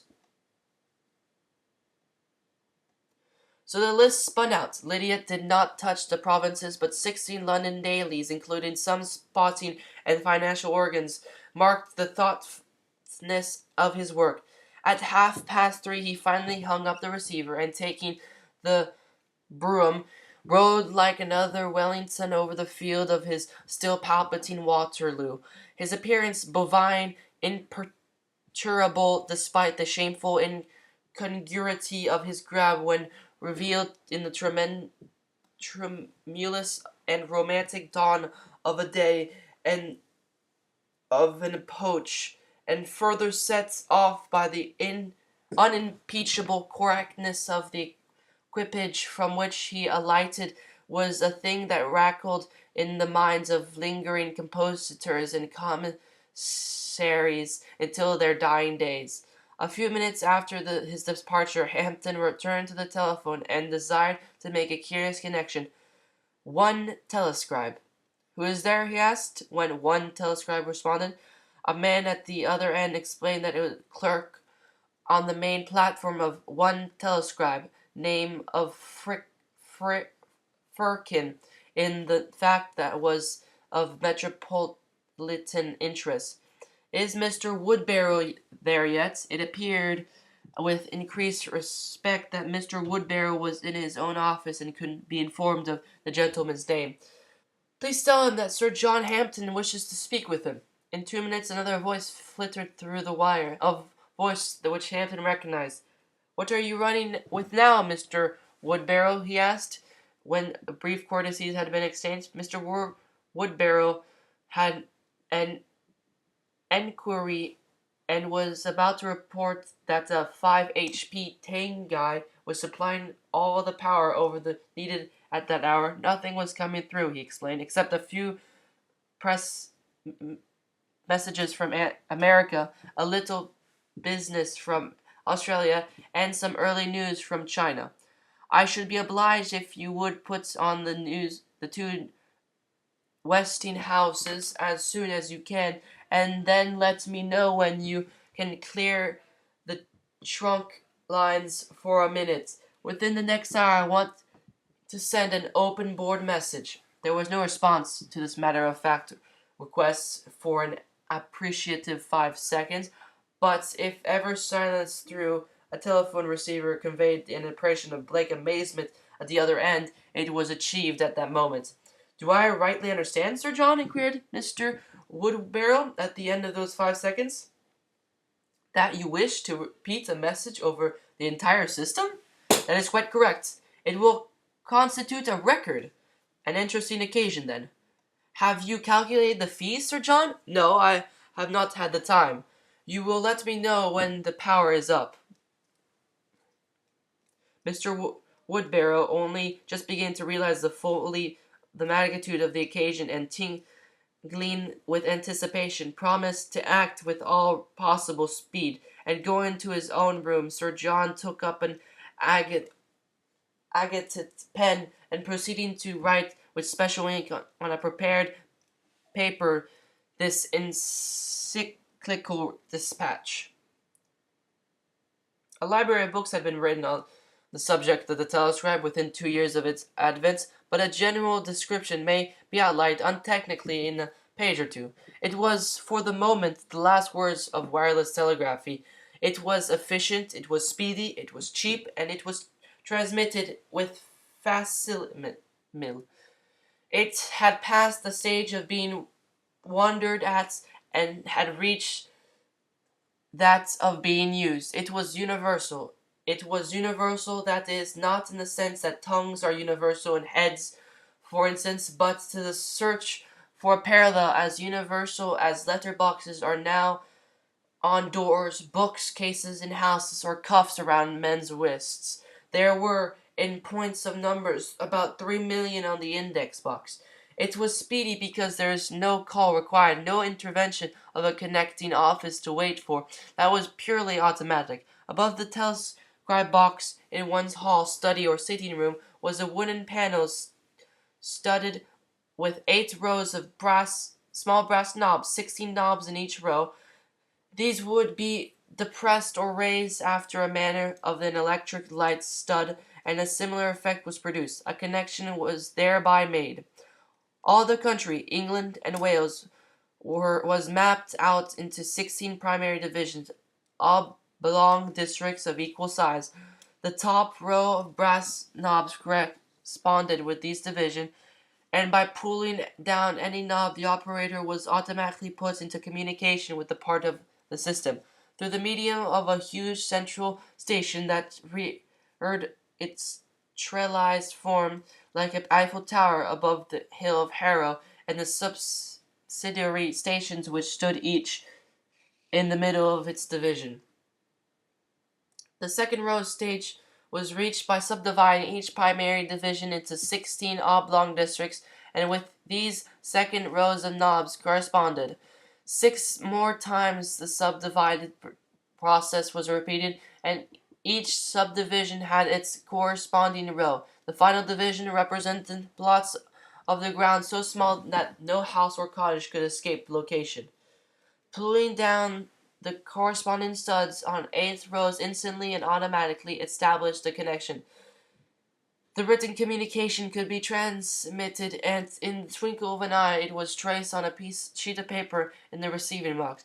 There was no probability of the spaces all being occupied with telescribes for some years to come. A calculation will show that there was provision for a good many thousand million boxes, but only 3 million were fixed and attuned at this point. That, briefly, was the essential of the telescribe system. It was invaluable for most purposes, but not for all. Though speedier than the letter, it lacked its privacy when it reached its destination, and it also, in the eyes of many, lacked the sentimental touch, as from hand to hand, which a letter may convey. It carried no enclosures, of course, and, owing to difficulties of ink and paper, printed matter could not be telescribed at all. It cost twice as much as a letter, but as this spread in the proportion of 3/4 to the sender and 1/4 to the receiver, the additional cost was scarcely felt by either.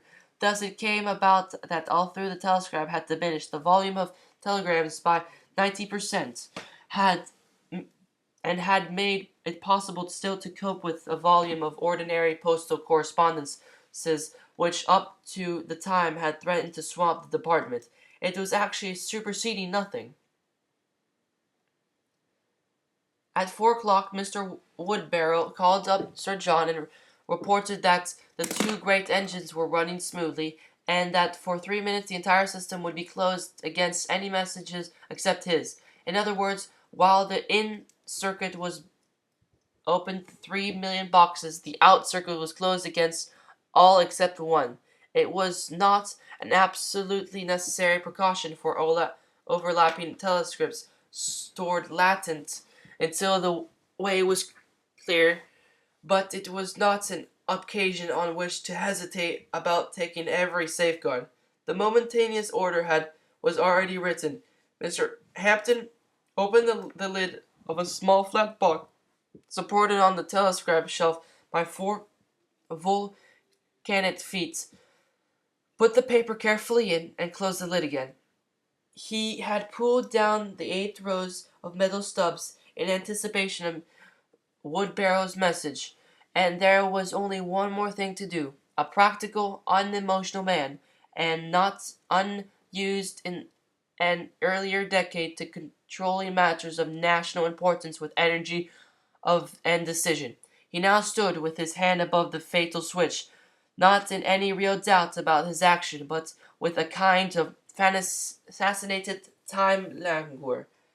A minute had already passed. To pull down the tiny lever and release it would not occupy a second. At what period those 3 minutes should he do it? How long dare he leave it? He caught himself wondering whether on the last second, and with an angry exclamation at the folly he pressed the lever home. There was no convulsion of nature. A little bell a foot away gave a single stroke, and that was all the indication that the president of the Unity League had passed the Rubicon and unmasked his battery. This was what he had written and scattered broadcast over the land. The Unity League. The time has now arrived when it is necessary for the League to take united action in order to safeguard the interests of its members. In directing a course which may entail some inconvenience, but can hardly, with ordinary foresight, result in real hardship, your president reminds you of the oft-repeated warning that such a demand would inevitably be upon your sincerity. The opportunity is now at hand for proving that, as a class, our resources and endures are not less than those of our opponents. On or before the 22nd July, members of the Unity of the League will cease until further notice to purchase or to use coal in the form of burning coal, except such as be already on their premises. B. Coke, with the exception as before. C. Gas. D. Coal-produced electricity. The rule applies to all private houses, offices, clubs, schools, and similar establishments, to all hotels, restaurants, boarding houses, lodging homes, with the exception, for the time, of necessary kitchen fires, which will be made the subject of a special communication, to all greenhouses and conservatories not used for the proper purposes of trade, and to all shops, workshops, and similar buildings where oil or other fuel or illuminants not produced or derived from coal can be safely substituted. The members of the League who have no coal in stock and who do not possess facilities for introducing a substitute immediately are at liberty to produce sufficient to last for a week. With the exception, members are required to cancel all orders present placed before coal. The League will take all responsibility and will defend all actions for breach of contract. Members of the League are earnestly requested to cooperate in this line of action both as regards of the letter and the spirit of the rule. Members are emphatically assured that every possible development of the campaign has been fully considered during the past 2 years, and it is advanced with absolute confidence that nothing unforeseen can happen to mar its successful conclusion. Nothing but the loyal co-operation of members is required to ensure the triumph of those principles of the government which the League has always advocated, and a complete attainment of the object for which the League came into existence. John Hampden, President. Trafalgar Chambers, London, 15th July, 1918. In the past, the world had seen very many strikes on the part of workers, not selfishly conceived in their essence, but bringing a great deal of poverty and misery in their train, and declared solemnly for the purpose of benefiting the strikers, though not the necessity of others. In more recent past, the world had seen employers combine and declare a few strikes. The word will serve a triple purpose. For just the same and accompanied by precisely similar results, it was now the turn of the consumers to learn the strike lesson, the most powerful class of all, but the most heterogeneous to weld together. The object was the same, but pursued under greater stress. The weapons would be similar, but more destructive. The track of desolation would be there, but wider, and the end. On the morning of the 15th of July, the end lay beyond a very dim and distant shock of bust and turmoil that the eye of none could pierce. Chapter 13. The Effects of the Bomb. Mr. Strummery, having finished his breakfast with the expectation of a second glass of hot water, which constituted the amiable man's only beverage, took up his copy of the Scythe. He had already glanced at the Toscan, in which he had a small proprietary interest, but he also subscribed to the Scythe, particularly because it brought to his door a library, which he found useful when he had to assume the intimate knowledge of the subject of a day's notice, particularly because the crudely blatant notes of the tocsin occasionally failed to strike the sympathetic chord. He had found that morning in his telescribe receiver the Trafalgar Chamber manifesto, which had been flashed to friend and foe alike. He had read it with a frown. It savored of impertinence that it should be sent to him. He finished it with a laugh, half contemptuous, half annoyed. He saw that it was a stupid move unless the League had abandoned all hope of forming the League Labor Alliance. In any case, it was a blow that stung but could not ruin. All the chances were that nothing would come of it. But if 1,000,000 people did give up burning coal for, say, a month, if 1,000,000 people did that, well, it would be very convenient to themselves, but there would certainly be a good many tens of thousands pounds less wages paid out in districts that seemed to be far from satisfactory even as it was. Dawson did not refer to the matter at all. Mr. Strummery opened the scythe and was rather surprised to see beneath 5 lines of heading on the leader page a full account of Sir John Hampton's sudden move. Instinctively his eye turned towards the leader columns.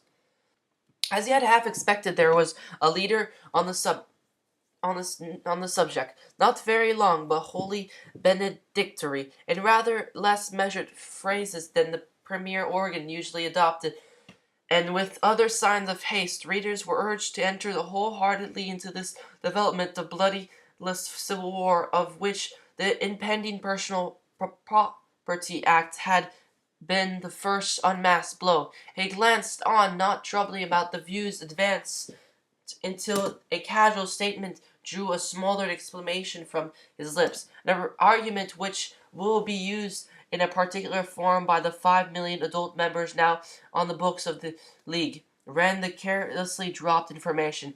It is a lie, a deliberate, misleading lie, muttered the Premier angrily, but it was the truth. He read on, and the article concluded, in this connection, the strong action taken by M. Gavard, as indicated on the telegrams from Paris, which we print everywhere, may be purely coincidence, but it is curious alike to those mathematical coincidences that fall into their places in a well-planned campaign. Mr. Strummery had no difficulty in finding the telegram alluded to. Rushed through in a frantic haste, the type had stood a hair's breadth higher than it should, and the resulting blackness in the words in the headline leapt to meet his eye. The industrial roar in France. Prohibitive tax on coal. From our special correspondent, Paris, Wednesday night. It is authoritatively stated that the industrial crisis which has been existing in the north and to some extent in the Lyonnais districts from the past 6 months is on the eve of settlement. Yesterday, M. Gavard returned from Etienne, and after seeing several of his colleagues and some leading members of the Chamber of Commerce, left at once for Lens. Early in the morning he was met at the Maison du Peuple by deputation from the syndicate of miners, the Brute Shooter, the Association of Mine Owners, the Valenciennes iron masters, and representatives of some other industries. The proceedings were conducted in private, but it is understood in well-informed circles here that, in accordance with the plenary powers conferred on him by the Chamber in view of this critical situation, M. Gavard proposed to raise a small existing tax on the imposed coal and to add Valerum tax of 55 PC. The mine owners on their side will guarantee a minimum wage of 8F and 16C and commence work at once, reinstating all men within a week of the imposing of the tax. The agglomerated industries acquiesces to a general immediate advance of 1 franc and 1F and 75C per ton metric in the price of coal, and will start running as soon as the first proportion of their orders can be filled. Troops are still being massed in the affected districts, but after last Thursday's pitched battle, a tone of sullen apathy is generally preserved. There was, however, severe rioting in Azan this morning, and about 200 casualties are reported. Paris, later. The terms of settlement contained in my earlier message are confirmed. They will remain in operation for a year. The tax will come into force almost immediately, 3 days grace being allowed for vessels actually in French ports to unload in view of your government's subsidy to English coal exportation and its disastrous efforts on French mining and subsequently on other industries. The imposing of the tax will be received with approval in most quarters. As the Prime Minister reached the end of the paragraph, he heard a vehicle stop at his door, followed by an attack on the bell and knocker that caused Mrs. Strummery no little indignation. It was Mr. Tubes arriving, after indulging in the usual luxury of a cab, and the next minute he was shown into his chief's presence. Both men unconsciously frowned somewhat as they met, but the ex-coiler was infinitely the more disturbed of the two. "You got my script?" he asked, and as they shook hands. "No, did you write?" replied Mr. Strummery. "To tell the truth, this meddling piece of imbecility on Hampton's part, and his gross impertinence in sending it to me, put everything else out of my head for the moment." "You have seen it?" "You wouldn't need to ask that if you'd passed a newspaper shop," said Mr. Tubes grimly. "The newsbill are full of nothing else. Cold War proclaimed. Hampton's reply to the PP tax, Unity League manifesto, and a dozen more. I had private word of it last night, but it was too late to do anything. That's why I asked half a dozen of them, Vosset, Glumping, Shadowing, and one or two more to meet me here 9:30. Happen a few others will drop in now." "Well, don't let them see that you think the world is coming to an end," said the Premier caustically. "Nothing may come of it yet." That's all very well, Strummery," said Mr. Tubes with rising anger. "All very well for you. You don't come from a Durham division. I shall have it from both sides. 20,000 howling constituencies and 600 raving members. Let them rave. They know better than press it too far. As for the miners, if they have to lose by it, we can easily make grants to put them right." A sudden thought struck him, and burst out laughing. "Well, Tubes," he exclaimed boisterously, "I can excuse myself, but I should have thought that a man and who came from the Durham constituency would have seen that before. Hampton must either be mad, or else he knows that his precious leaves won't stand very much. Don't you see? We are in the middle of summer now, and for the next 3 months people will be burning hardly any coal at all." The Home Secretary jumped up and began to pace the room in seething impatience before he could trust himself to speak.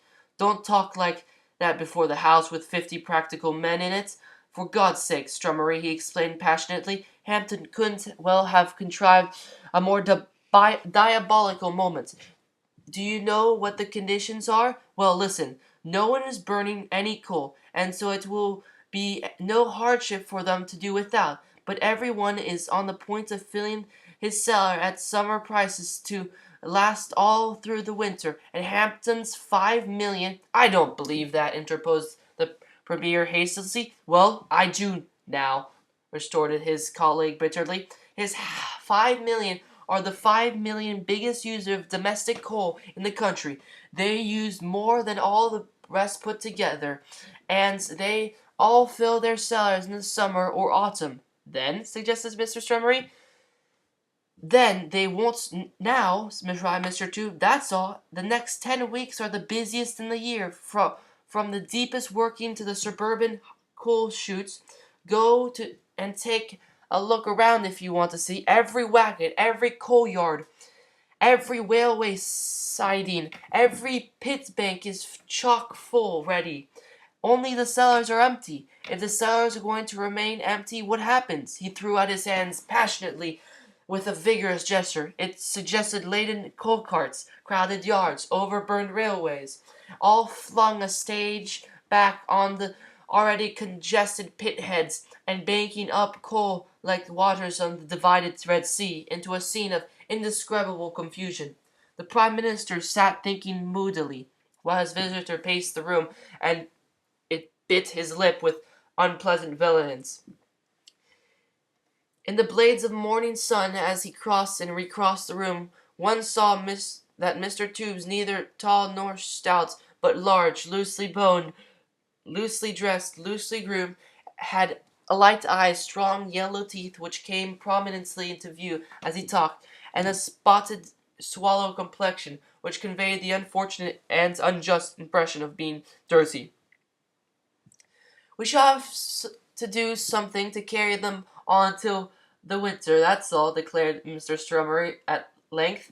There's no doubt that the Leaguers will have to use coal then.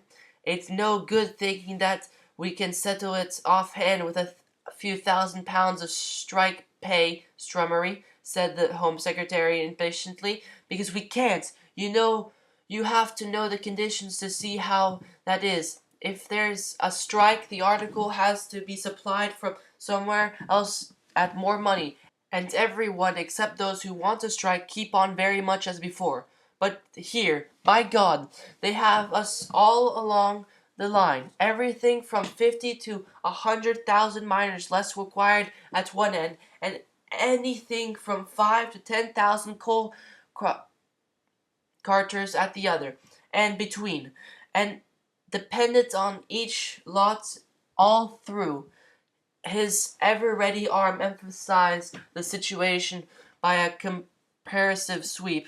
You've heard say that coal is the lifeblood of the country, Happen, he added. Well, we're the heart. What do you suggest, then? It's all a matter of money. If it can be done, we must make up the difference. Buy it, pay for it, and store it. There are dockyards and barracks, and we could open deep pots here in all the big towns. That way, we could spread it over as long a period as we liked. Then there's export. I think it that has touched its limit for the time, but we might find it cheaper in the end to stimulate it more. Yes, but what about this French business? Are you allowing for that in your estimates? What French business? The French tax. The premier impatiently pointed to the open sign. Have you've seen about it, haven't you? He had not. He snatched up the paper, muttering as he read the first few lines, and he glanced through the Toscan before he came out, and that had been all. His voice became inaudible as he read on. When he had finished, he was very pale. He flung the paper down and walked to the window, and stood there looking out without a word. The declaration of the Cold War had filled him with smoldering rage. The Paris telegram had effectually chilled it. Before he had felt anger. Now he felt something that, expressed in words, was indistinguishable from fear. The men whom he had asked to meet him were beginning to revive. They had already heard Vosset and Chodwing pass upstairs talking. There was a step in the hall outside that could only belong to Tyrrell. He had not been summoned, but, as Mr. Tubes had anticipated, a few others were beginning to drop in. Gumplin and two men whom he had met at the doorstep came in as Mr. Tubes was finishing the Paris news. It's not much good talking about it now, he said, turning from the window, but if I had known of this, or even that the other would be out, I should have come here myself without bringing all these chaps down too. Not but what they'd have come, though. But when I wrote to them, I just got the information, you understand, and it was the thought that Hampton wouldn't be doing anything for a week at least. He is too clever for you again, said Strummery vindictively, as he rose to go upstairs. So it seems, admitted Mr. Tubes indifferently. Chapter 14. The Last Chance and the Council of Expedients. In the saloon, where a month before they had drafted the outline of the Personal Property Bill under the impression that the government was a parlor game and society a heap of specimens, 8 or 9 men were already assembled. 1 or 2 sat apart with ugly looks upon their faces. Mr. Vosset was dividing his time between gazing up to the ceiling and making notes in a memorandum book as the points occurred to him. Sir Coster Kerr, Baronet of the United Kingdom, and Chevalier of the Order of the Golden Eagle, who in return for £1,000 a year permitted himself to be called First Lord of the Admiralty in the Socialist government, was standing before a steel engraving with the title in German, Defeat of the British at Mahuba Hill, 27th February 1881. But judging from the slight sardonic grin on his thin features, he was thinking of something else. Sir Coster Kerr had assuredly not been invited to the meeting. The rest of the company stood together in one group, where they all talked and laughed and looked towards the door from time to time, in expectation of their host's arrival. They talked and laughed, dropped to a whisper and a smile as Mr. Strummery entered and Mr. Toops followed, and with short greetings paused their place at the table. The Prime Minister was popular, or he would not have held that position, but Mr. Toops was not. He was Home Secretary by virtue of the voice of the coal interest, so much at large just labor organization in the country that if it wishes were ignored it could, like another body of miners in the past, very effectively demand to know the reason why. Well, Jim, old lad, said Cecil Brown hilariously, taking advantage of the fact that the formal proceedings had not yet commenced. Hey, Skeety, howdy, only more cipher papers, shoots you, Cecil Brown. It's may be explained how that he had the privilege of saying offensive things to his friends without being considered offensive, and as no one ever thought of calling him anything else but Cecil Brown, he was probably right. Of the colonial office, he was in the elation at the moment that his usual despised department was quite out of the embarglio. Ah, that was a very red herring. I'm more than thinking now, said Mr. Grumpling reflectively. Certainly a saltfish, Tyrrell? Said Cecil Brown. Mr. Strummery rapped sharply at the table with his knuckles to indicate the proceedings had begun. A hard-working, conscientious man, he entirely missed the lighter side of life. He sometimes laughed, but in conversation his face never lit up with the ready, spontaneous smile, not because he was sad, but because he failed to see not only the utility of a jest, but also its point also. The conversational sauce which, among friends who understand one another, frequently take the outer form of personal abuse, was to him merely flagrant insult. Mr. Toombs leaned across and spoke to his chief, and looking down the table, the Premier allowed his gaze to rest inquiringly on Sir Coster Kerr. A man who had been invited jumped up. I called on Comrade Kerr on my way here, and took the liberty of asking him to come, because I thought that we might like to know something of the condition of the Navy, he explained. For what purpose? Inquired Strummery smoothly. Because, he replied, flaring up with sudden air, because I regard this damn French tax, without a word of notice to us or our representative, as nothing more or less than a casus belli. The proceedings had begun. Case of tinned rabbits, contemptuously reported Mr. Bilch, sitting opposite. What d'yer think you're going to do if it is? Why, my infant, the French fleet would knock you and your Billy into the packing casus in about 10 minutes if you tried it on. You'll have to stomach that casus belli and as many more as they care to send you. Mr. Bilch was a man, and was spoken of as a great acquisition to his party, though conceitedly uncertain in his views and frequently illogical in his grounds. His strength lay in the happy turns with which his speech was redolent, and his splendid invulnerability to argument, reason, or fact.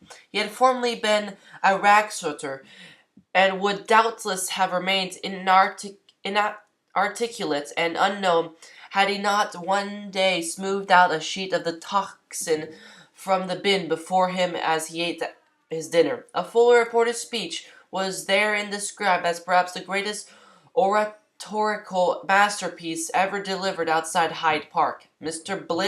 Bilch read the speech, and modestly fancied that he could do as well himself. From the moment he never looked back, and although he was still a plain member, he had forced his way by sheer merit into the circle of the council chamber. It is against our principles to consider that contingency, interposed the Premier, and in any case it is premature to talk of war when the courts of arbitration. That's right enough, interrupted the man who had spoken of war, spoken first of war. And when it was a matter of fighting to grab someone else's land and to flatten up a gang of stock exchanges, Hebrews, I was with you through the thick and thin, but this is different. The very livelihood of our people is aimed at. I have nothing to say against the hog in theory, but when you remember that we've never had a single decision given in our favor, it's too important to risk that. But why France should have done this in this way and just at this moment is beyond me. Yet it was not difficult to imagine. When English manufactories were closed down altogether or moved abroad because the conditions at home were too extating for them, less coal was required in England. Less coal meant fewer colliers employed, and this touched the government most keenly. The same amount of coal must be dug, especially as the operation of the 8 Hours Act had largely increased the number of those dependent on the mines. Therefore, more must be exported. The coal tax had long since gone. Substantially bounty was now offered on every ton shipped out of the country. It made a brave show. Never were much piping times known as the Kirkcaldy to Cardiff. English coal should be shot down in Rouen, Nantes, Bordeaux, even in Lille or Limoges, at a price that defied home competition. Prices fell. English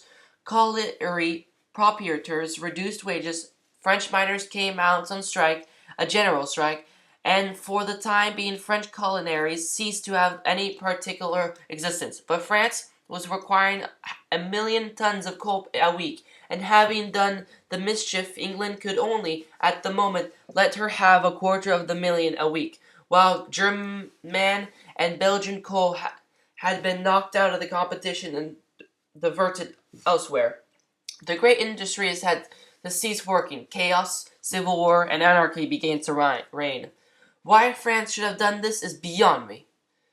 There was another reason, deeper. It was a commonplace that England had been cordially hated in turn by every nation in and out of Europe. But with all that, was there no responsible nation in or out of Europe that dared contemplate a weak, a dying England? France looked at the map of Europe, and the thought of the German eagle flying over Dover Castle and German navies patrolling the seas from the Land's End to Ska haunted her dreams. Russia wanted nothing in the world so much as another 30 years' peace. Spain had more to lose than to gain. Italy had much to lose and nothing at all to gain. All the little independent states and nations remembered the Treaty of Vienna and Berlin and trembled at the thought of what might happen now. Germany alone might have had visions, but Germany had a nightmare too. And when the man who ruled her councils with a strong, if tortuous policy, saw wave after wave of infectious triumph of socialism reach his own shores, he recognized that England's weakness was more hostile to its ambitions than England's strength. No one wanted two Turkeys in Europe. I don't see why we shouldn't make a naval demonstration, at all events, someone suggested hopefully. That used to be enough, and the French government must have plenty to look after at home. Naval demonstration be boiled, explained Mr. Bilch forcibly. Send your little Willie to Hamleys for a tin streamer, and let him push it off Ramsgate Sands if you want a naval demonstration, comrade. But don't show the Union Jack inside the 3-mile limit on another side of the channel, or you'll have something so hot drop on your hands that you won't be able to lick it off fast enough. I fail to see that, said Mr. Fawcett. Heaven forbid that I should raise my voice in favor of bloodshed, but if it were necessary for the self-preservation, our navy is at least equal to that of any other power. Is it? Replied Bilch, with so heavily laden an expression of contemptuous derision on his face that it seemed as though he might be able to take it off like a mask and hang it on someone else. Is it? Oh, is it? Is it? Well, ask that man there. Ask him, is all I say. Simply ask him. He contorted his face, was thrust halfway across the room towards Mr. Fawcett, while his rigid arm with extended forefinger was understood to indicate Sir Coster Kerr. As the subject had been raised, perhaps the First Lord of the Admiralty will reassure us on that point, said the Premier. Dear, dear, no, replied Coster Kerr blandly. We couldn't carry it through, Premier. You must not think of going to extremes. There was a moody silence in which men looked angrily at Kerr and at one another. Are we to understand that the Navy is not equal to that of any other power? Demanded Mr. Fawcett. On paper, yes, comrade, replied Kerr with a pitying little smile. But on deep water, where battles are usually fought, no. It is a curious paradox that in order to be equal to any other single power, England must be really very much stronger. I should also explain that, from motives of economy, no battleship had ever launched or laid down during the last 3 years, and only 4 cruisers are questionable armament.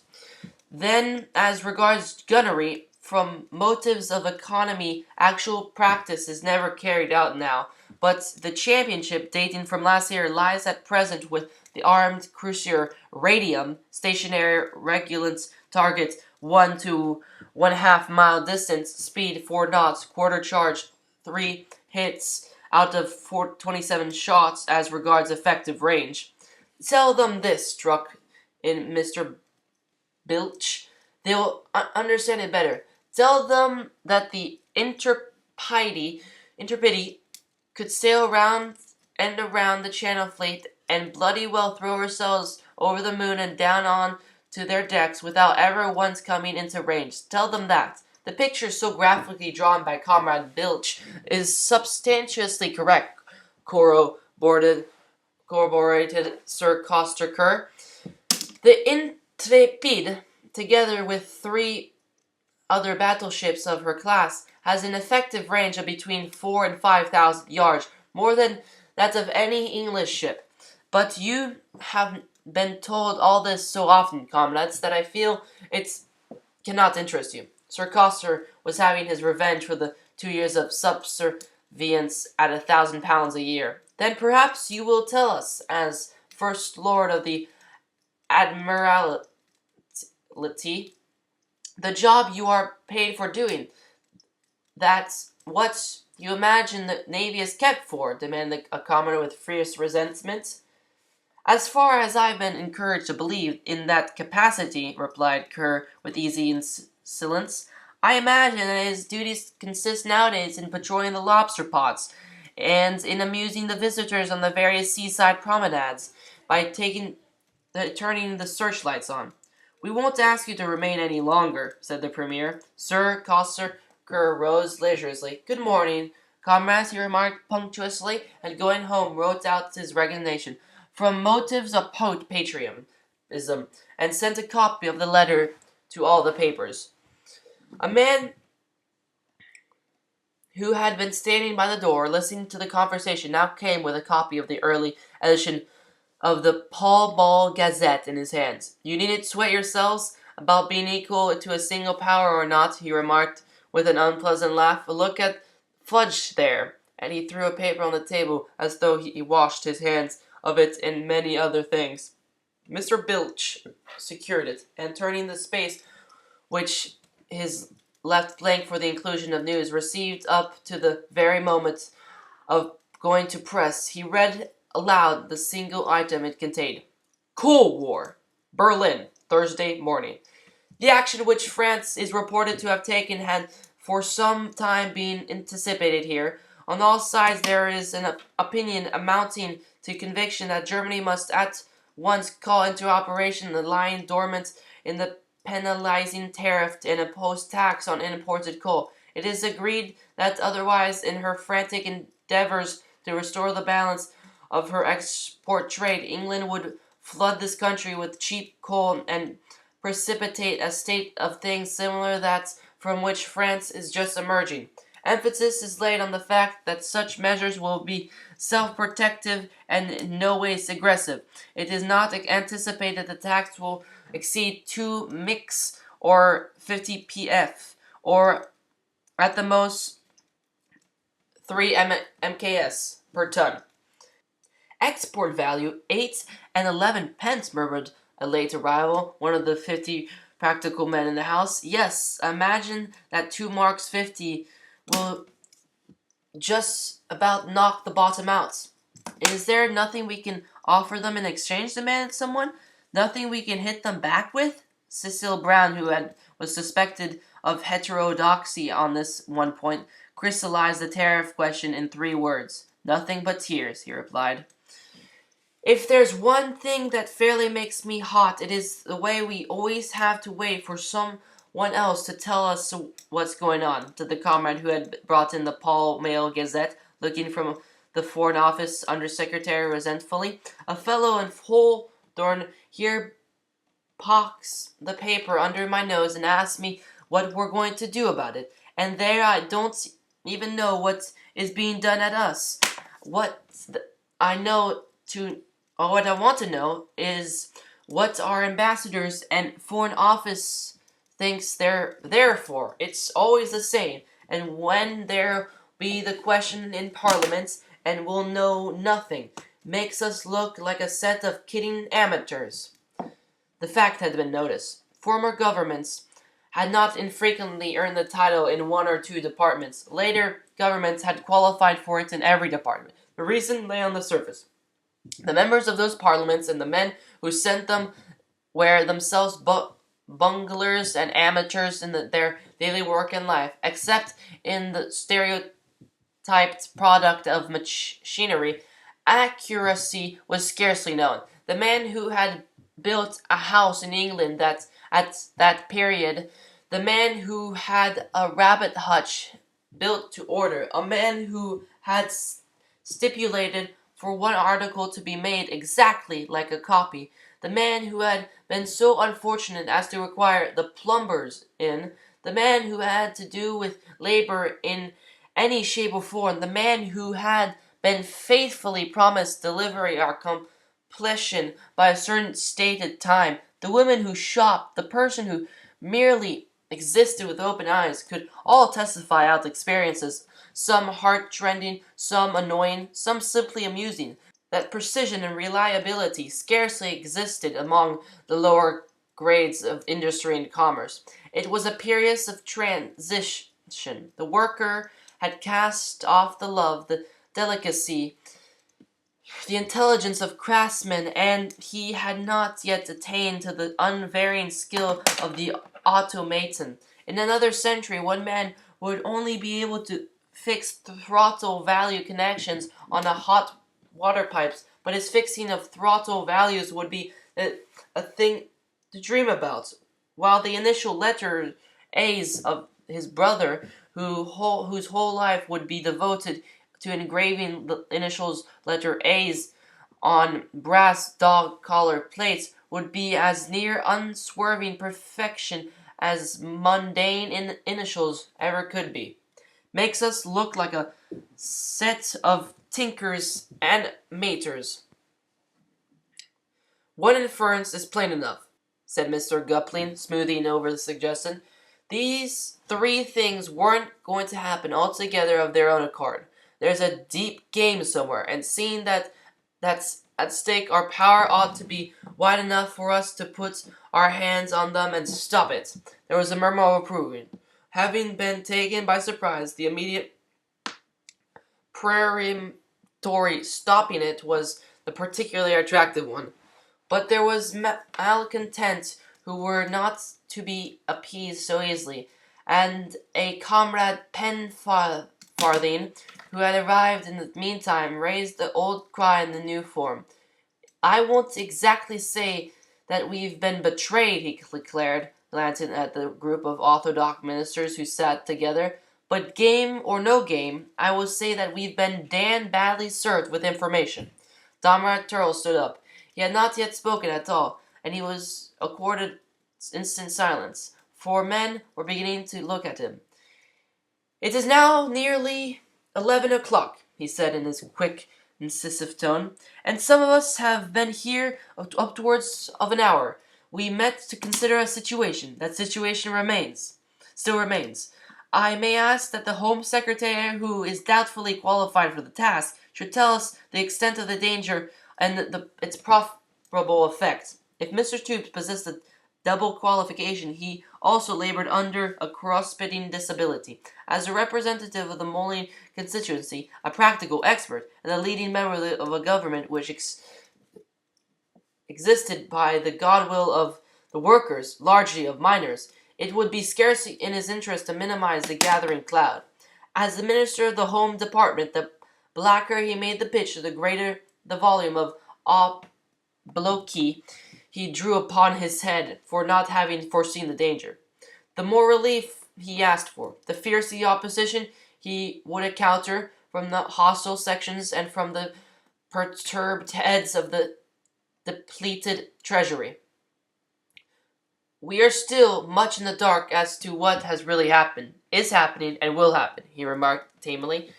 An appreciable drop in the ban for coal, wherever from home or export, will certainly have a disturbing effect on the conditions of labor in many departments. But the difficulties of estimating the effects are so great, there were murmurs. Whatever might be the failings of the socialistic oratory, flatness and excess of moderation did not lie among them.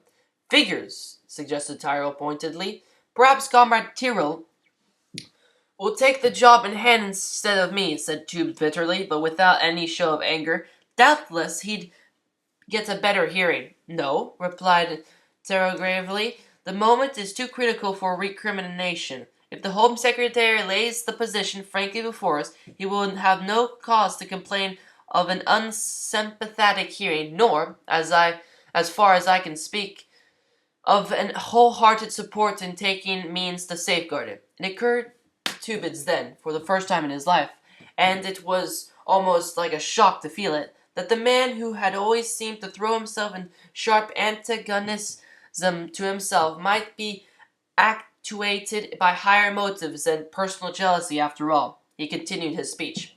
If we accept the figures of 5 million as a correct return of the Unity League membership, and if we assume that they will all obey the boycott, then we are face to face with the fact that on the bias of a 4-ton person's average, 20 million tons of coal must be written off the home consumption.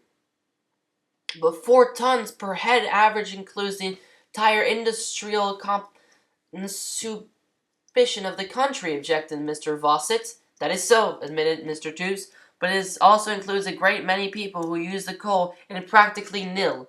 An alternative bias is to assume that 2 million of the members are householders, then taking 10 tons a year as their average household consumption, and admitting that all the wealthiest men in the country are indeed the average is not too high, we arrive at the same result. The exports, on the other hand, do not depend on estimates. We have actual returns. France takes 15 million tons in round numbers. For the purpose of fancying the worst, we may therefore assume that the work of digging and handling 35 million tons will be suddenly cut off. Germany? Someone reminded him. Germany is wholly conjectural at present. I have no obligation to taking it into account as well if it is thought desirable, but I would point out that we are being influenced by the merest rumor. No, objected Tyrrell, but without an enmity. I think that we must regard Germany as lost. We are just beginning to touch the outskirts of a vast organization which has been quietly perfecting its plan of operation for years. I do not regard a German tax as settled because of this one rumor, but I do regard it as settled because at this precise moment the rumor has been allowed to appear. Germany 10 million, accepted Mr. Tube. Total Greece 45 million tons. Don't you be too sure of that, comrade, warned Mr. Bilch. Why, that's not 12 o'clock yet by a long way. There'll be half a dozen editions out before the 3 o'clock winners. Mr. Bilch evidently regarded his shaft at that each fresh edition might contain a new country imposing a tax seriously. But several comrades looked towards the Home Secretary inquiringly. The other large imports are Italy, Russia, Sweden, Egypt, Spain, and Denmark, said Mr. Tubes. He could have talked about coal statistics for hours if necessary. All these, with the possible exception of Russia, must import. It is unlikely that the estimate I have given will be exceeded from that cause. And the result? Above and below, about 1 million men are now employed in raising 236 million tons. It is simple arithmetic. In less than a month, about 200,000 more men will be out of work. Mr. Chadwing, Chancellor of the Exchequer, moved uneasily in his chair. That is the full extent, required Cecil Brown? No, admitted the Home Secretary. That is the inevitable direct result. 45 million tons less will be carried by rail or cart or ship, or all three. A fair sprinkling of railmen, carters, dockers, stockers, sailors, and other fellows will be dropped off too.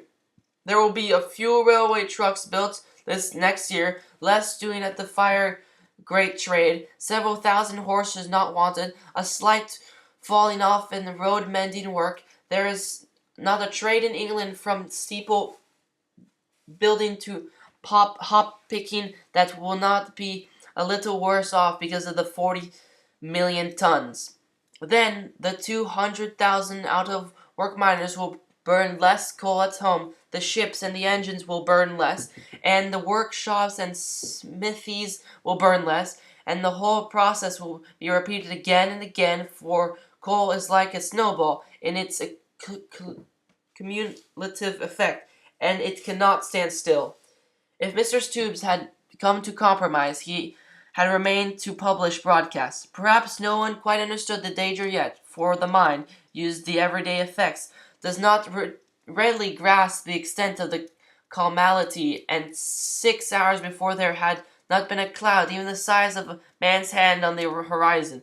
The Premier thought it was impolitic on his colleague's part. The Treasury officials looked on it as a move to force their hands. The Foreign Under-Secretary was suspicious that Mr. Tubes was leading away by some mysterious bypath from the unpreparedness of his own department to Foreign Office remissness. They all continued to look silently at the Home Secretary as he continued to stand.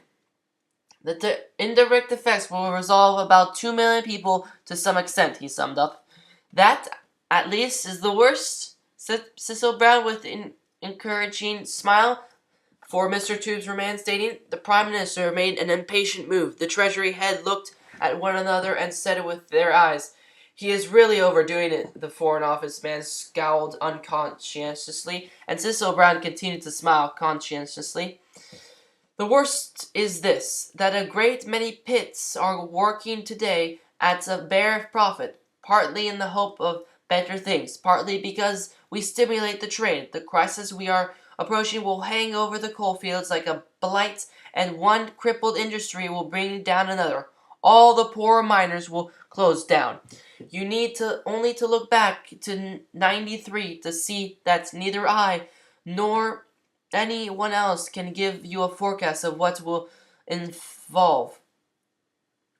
But you may be sure of this, that all through '93, with its 17 million tons of a decrease, half ruined the England coalfields for a decade. '93 was a shrimp to what this is going to be.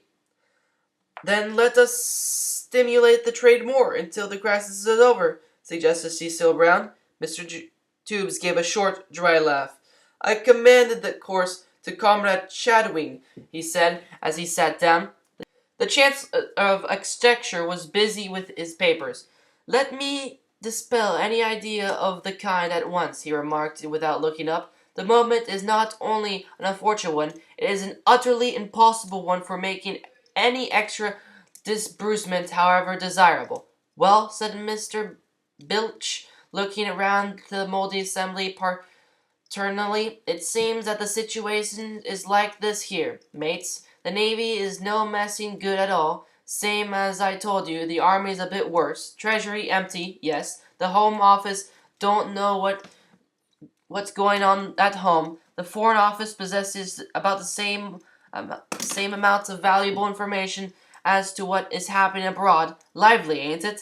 Well, it's lucky that Bilch is still Bilch.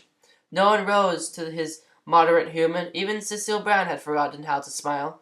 If our comrade has any suggestion to make, said the Premier discouragingly. Yes, sir, replied Mr. Bilch. I have the wisdom of a serpent to rub into your necks if you'll only listen. We haven't any navy, so we can't fight. If we wanted to, we haven't the money, so we can't pay out.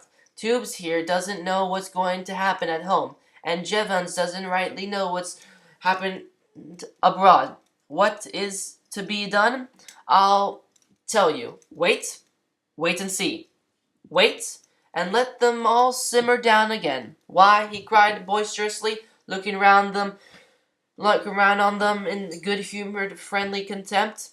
To see your happy, smiling faces, one would think that a canary had died or a lodger gone off without paying his rent. For why? Because a bloke in a frock coat and top hat gets on to a wooden horse and blows a tin trumpet, and the export trade in a single article of commerce is temporarily deranged? Perhaps. Mr. Strummery nodded half absent-mindedly. The Treasury men smiled together. Mr. Chadwick murmured, "Very true," and nearly everyone looked relieved. Comrade Bilch was certainly a rough member, but the man had a shrewd common sense, and they began to feel that they had been hasty in their dismissal forebodings. "Haven't we been threatened with this and that before?" demanded Mr. Bilch dogmatically. "Of course we have. And what came of it? Nothing. Haven't there been strikes and lockouts and some big, some little? Every year, according to the comrade Tubes. This is going to be the champion. That remains to be seen. What I say is, don't play into their hands in panic. Wait and see what's required, and don't commit us to anything." It may be too late then, said Mr. Tooze, but he said may, and now and not will. "There may be no need to do anything then," replied Mr. Bilch, "and remember this, the minute you begin to shout crisis, you make one, all around us, all at us. My rag bags, what a run on the old bank there would be.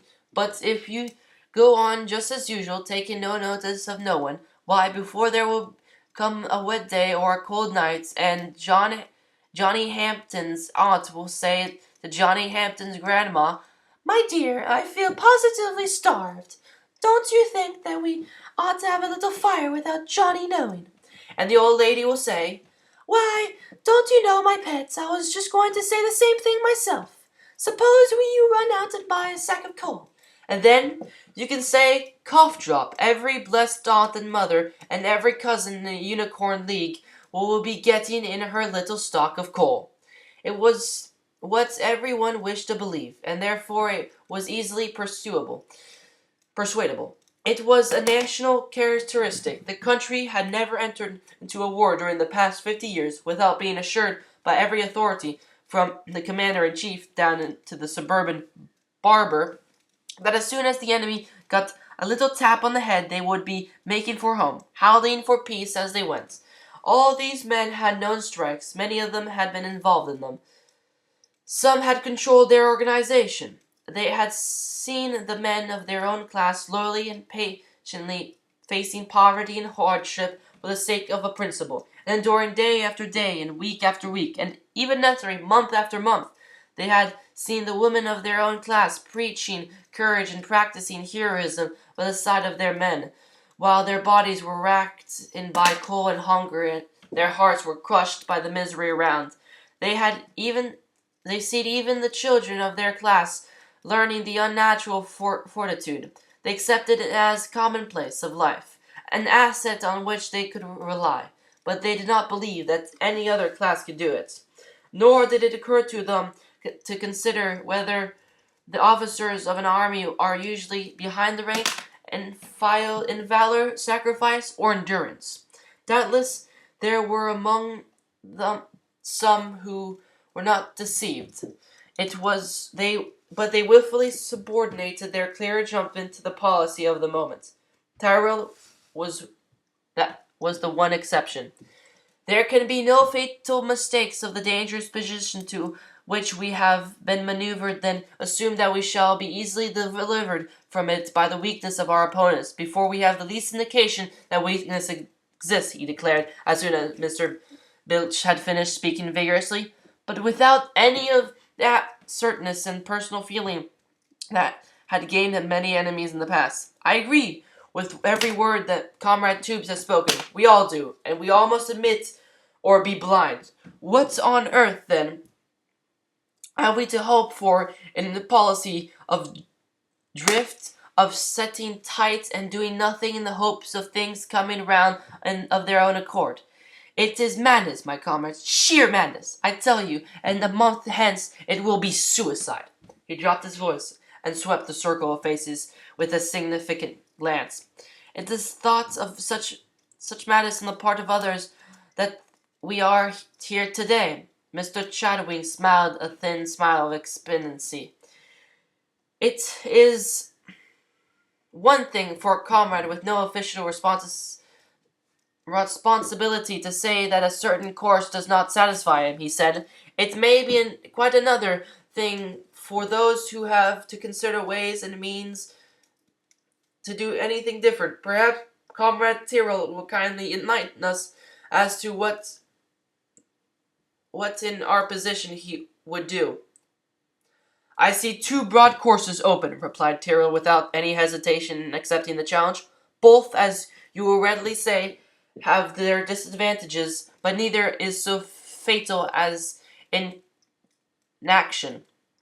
The first is aggressive. The Unity League has declared war on us. Very well, let it have war. I propose to suspend the habeas corpus, arrest Hampton and Salt, declare the object of existence of a Unity League illegal, close its offices, and confiscate its fund. There will be between 5 and 10 million pounds somewhere. Do you reflect what that would do? It would at least keep 200,000 out of miners from actual starvation for a year. Prompt action would inevitably kill the boycott movement at home. The foreign taxes, my comrades, you would probably find to have a very marked, though perhaps undiscoverable, connection with the home movement, and when the latter was seemed to be ineffectually dealt with, I venture to predict that the former could be compromised. If the confiscated funds were not sufficient to meet the distress, I should not hesitate to requisition of state purposes in a time of national emergency all incomes above a certain figure in a clean sweep. Immediately of crisis met this despotic program throughout. Even Tyrrell's friends felt that he was throwing away his reputation, and he had more enemies than friends. You'd simply make the situation twice as involved, exclaimed Mr. Fawcett as the mouthpiece of the Babel. The liberty of the subject, it would mean civil war. They'd rise. Who would rise? Demanded Tyrrell. The privileged class. But they have risen, he declared vehemently. This is civil war. What do you want? What more do you want? It was a question on which they all had views, and for the next 5 minutes the room was full of suggestions, not of what they themselves wanted, but of what would be probable action of the classes if driven to extremities. Very well, said Tyrrell at last. That is what they will do next, as it is, for they consider that they are in the extremities. Well, comrade, said Bilch broadly, you don't seem to have put your money on the winner of this event. What's your other tip? Failing that, the other reasonable course is consolation. I would suggest approaching Hampton and Salt to find out whether they are open to consider a compromise. The details would naturally require careful handling, but if both sides are willing to come to an understanding, a bias could be fun. As things are, I should consider it a great gain to drop the personal property tax, the minimum wage bill, to guarantee the inviolability of capital against further taxation while we are in office, and to make generous concessions for the fuller representation of the moneyed classes in Parliament. In return for the abandonment of a coal war, the dispersal of, in some agreed way, of the League reserves, the reduction of the subscription to a nominal sum, and a frank undertaking that the League would not adopt a hostile policy while the agreement remained in force. This proposal was even less to the temper of the meeting than the former one had been, and the latter half of it was scarcely heard among the fusillades of hostile cries. No one laughed when a hot-headed comrade stood upon a chair and howled, "Traitor!" Tyler looked around on the assembly. Practically every man who had a tacit right to join in the deliberance council had arrived, and the room was full, but there was not a single member among them willing to face the necessity for strong and immediate action, and they were hostile to the man who would just touch the secret depths of their unconfused and innermost misgivings. Mr. Tubes felt that he had done his duty. He need not invite reference to this delicate position by further emphasizing palatable truths. He had presented the spectacle of a weak man startled into boldness. Now he was sufficiently himself again to go with the majority. The more responsible member of the government distrusted Terrell in every phrase. A small fry replied on the wisdom of orthodoxy, and agreed that the man who could loathe the hotness of an extirpation and the coldness of conciliation with the same breath must prove an unworthy guide, and on every hand there was a tendency to settled authority to deprecate novel and unmature proceedings. Turrell had become the Hampden of an earlier decade among his party. "You call me a traitor?" he said, turning to the man who had done so. "Write down the word, comrade, and then, if you will bring it to me without a blush 6 months hence, I will wear it around my neck in penance." He bowed to the Premier and withdrew, not in anger or with a mean sense of injustice, but because he felt that it would be sheer mockery to share the deliberations of a council when their representative views on the matter, which he believed to be the very crux of their existence, were antagonistic in their essence. After his departure, the progress was amazing. His ill-considered proposal had cleared the air. Everyone knew exactly what he did not want, and that was a material step towards arriving at the opposite goal. At the end of a few hours, a very effective and comprehensive scheme for quietly and systematically doing nothing had been almost unanimously arrived at. Several quires of paper had been covered with suggestions, some of them being accepted as they stood, some recommended for elaboration, some passed for future consideration, some thrown out. The master in Paris was to retire, on the ground of ill health, if he could not satisfactorily explain the position. A special mission was to be sent to Berlin to get really at the bottom of the things, and, if possible, have the tax either or put on or taken off, according to the situation when they arrived there. A legal commission was to rout out every precedent to see if the Unity League was not doing something outside the powers of a trade union, a very forlorn hope, and for all over the countries inquiries were to be made and assurances given, all very discreetly and without the least suggestion of panic. The only doubtful point was whether everyone else would pay the game with the same delicate regard for the ministerial susceptibilities, or whether some might not have the probable taste to create scenes, send deputations, demand work without menace, claim the literal fulfillment of specific pledges, incite to riot and violence, stampede the whole community, and otherwise act inconsiderately towards the government. When they discovered the very awkward circumstances in which leaders had involved them, the first indication of the jury note fell to the lots of the president of the Board of Trade in the shape of a telegram, which reached him earlier that following morning. This was its form: "To the Council of Amalgamated Union of Chimney Sweepers and Federated beaters, membership 11,372, 17 million estimated chimneys stopped smoking. No soot, precious little dust. Where the hell do we come in? Blankenstuff's secretary. A few years before, it had been officially discovered that there were 4 or 5 curious adoptable words, without which the working man was quite unable to express itself in the shortest sentence. On a very ceremonious occasions, he was debarred their use. He at once fell into a pitiable condition of aphasia, keenly alive to the class-imposed disadvantages under which these men existed. The government of that day declared that it was a glaring anomaly that the poor fellows should not be allowed to use a few words that were so essential to their expression, a very emotional, while rich, with the more time on their hands, could learn 1,000 synonyms.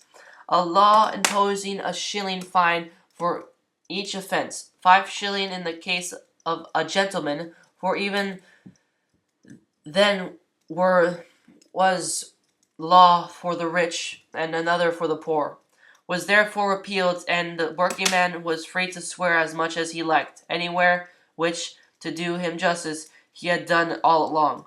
It was for the reason that Mr. Blankenstuff's pointed little message was accepted for transmission, but there was evidently a limit, for, when the president of the Board of Trade, an irascible gentleman who had, in the colloquial phrase, got out of bed on the wrong side that morning, dashed off a short reply, it was brought back to him by the dispirited messenger 2 hours later with the initials of 17 postmasters, and 17 times repeated the phrase, refused language inadmissible. Chapter 15. The Great Fiasco. The government allowed the 22nd day of July to pass without a sign. There were, as their supporters convincingly explained to anxious inquiries, treating with the Unity League and all its works with slight contempt. They were doing nothing, strategically. They wished it to be understood. A very different thing from doing nothing. Though apathically undecision or bewilderment, but very often indistinguishable the one from the other in the result. On the 22nd day of July, 17 million estimated chimneys ceased to pollute the air. The League was not concerned with the exact number, and they accepted the chimney sweeper's figures. It was more to the purpose that the order was being loyally and cheerfully obeyed. The idea of fighting the government with the government's own chosen people appealed to the slighter side of the not unhumorous nation. Ever since the institution of the socialistic press, and from even remoter times than the sapling hood of the reformer's tree, the Fleet Street party hacks and the Hyde Park demagogues had been sharpening their wits upon the black-coated brigade and the contemptible bourgeoisie of Linton villas, Claremonts, and holy lodges, taunting them with self-complacency, political apathy, and social parasitism. The proportion of moral degradation conferred by a coat intentionally black in comparison with one that was merely approaching that condition through the personal predelications of its owner has never yet been defined, and the relative aesthetic values of the architectural pretenses of villadom compared with the unswerving realism of the gas-works view, railway approach cottages, and cement terraces of this black street may be left to the mature judgment of an unprejudiced posterity. The great middle class, all its branches, had never hitherto made any reply at all. Now that it had begun to retort In its own effective way, the government agreed that the best contrablast would be to wait until it all blew over. There were naturally defections from the first. A friend spy in Mr. Tube's Secret Service managed to secure the information without much trouble, and within 7 days of the publication of the order, no less than 4,372 notices of resignation had been received at headquarters. He was hastening away with his evidence of the early dissolution of the League when his grinning informants called him back to whisper in his ear that during the same period there had been 17,430 new members enrolled, and that while the resignation seemed to have practically ceased, the enrollments were growing in volume. In addition to these were the battalions who joined in the policy of the League, though sympathetic with its object, without formally blinding themselves as members. In some aspects, the success of the movement erred in excess. There were men, manufacturers, who in their faith and enthusiasm wished to close their work at once and, regardless of their own loss, throw their workmen and their unburned coal into the balance. It was not required. It was not even desirable then. The League's object was to disorganize commerce as little as possible beyond the immediate boundaries of the coal trade. They were not engaged in any internecine war, and every one of their people deprived of employment was a loss. Cases of hardship there would be. They are common to both sides in every phase of stubborn, prolonged civil strife. But from the class point of view, coal had been preeminent advantage that its weight and bulk gave employment to 100 of masses, to every one of themselves. There were also two circumstances that discounted any sense of injustice on this head. Firstly, there was a spirit of sacrifice and heroism in the air, born of the time and the situation. And secondly, it had soon become plain that the League was engaged in a vast commercial undertaking and was aborting all the men of its own party who were robbed of their occupation by the employments of the war. A firm starting business with an unencumbered capital of 10 million sterling, enjoying a private income of 2.5 million, and not troubled with the necessity of earning any dividend at all, could afford to be a generous employer. For the first moment, it was not obvious that oil must take the place of coal. That was the essence of the strife. The Tocsin set to work in frantic hate to prove that it was impossible, to show that all the authorities of the past and present had agreed that no real substitute for coal existed. It was quite true, and it was quite false. Not it was not a world struggle. Abroad, foreign coal was being substituted for English coal. At home, only 500,000 tons a week were in issue at the first. Afterwards, a coal stagnation fed coal stagnation. The tonnage rose steadily, but the calorific ratio of coal and oil, the basis of all comparison, simply did not exist, except on paper, for the two fuels in domestic use. The Tocsin's second article convinced its readers that all the lamp companies in the world could not keep up with the abnormal demand for lamps, stoves, and oil cookers that the ridiculous proposal of the League would involve, if it were not providential, ordained that it was foredoomed to grotesque failure by the dead weight of its own fatuous ineptitude. In practice, the two single firms of Ripplestone and Birmingham and the Squaler of Cleveland, USA, at once put on the market of varied stocks and that fulfilled every requirement. There was no waiting. As the Tocsin bitterly remarked, as soon became apparent that the demand had been foreseen and treacherously provided against during the past 2 years. The third Tocsin article on the situation dealt statistically with the oil trade of the world. It necessarily fell rather flat, because the Tocsin special commissioner entered upon the task with the joyous conviction that the world's output would not be sufficient for the demand. The world's oil ships not numerous enough to transport it. As he dipped into the figures, however, he made the humiliating discovery that an increased demand would do little more than ruffle the surface of the oil market. The Baku oil fields could supply it without inconvenience. The United States could do it by contract at 10%. Advance the newly discovered wells of Nova Scotia alone would be equal to the demand if they diverted all their produce across the Atlantic. He drew down his pen in despair, and then picked it up again to substitute inactive for statistics. Before his eyes on the motor tanks of the Anglo-Pennsylvanian Oil Company of London and Philadelphia, and the Anglo-Caucasian Oil Company of London and Baku, were going on their daily rounds. It was still a matter of wonder how well equipped the sudden call had found those two great controlling oil companies. It was yet to be learned that for their elaborate designations there might be substituted the simple name Unity League.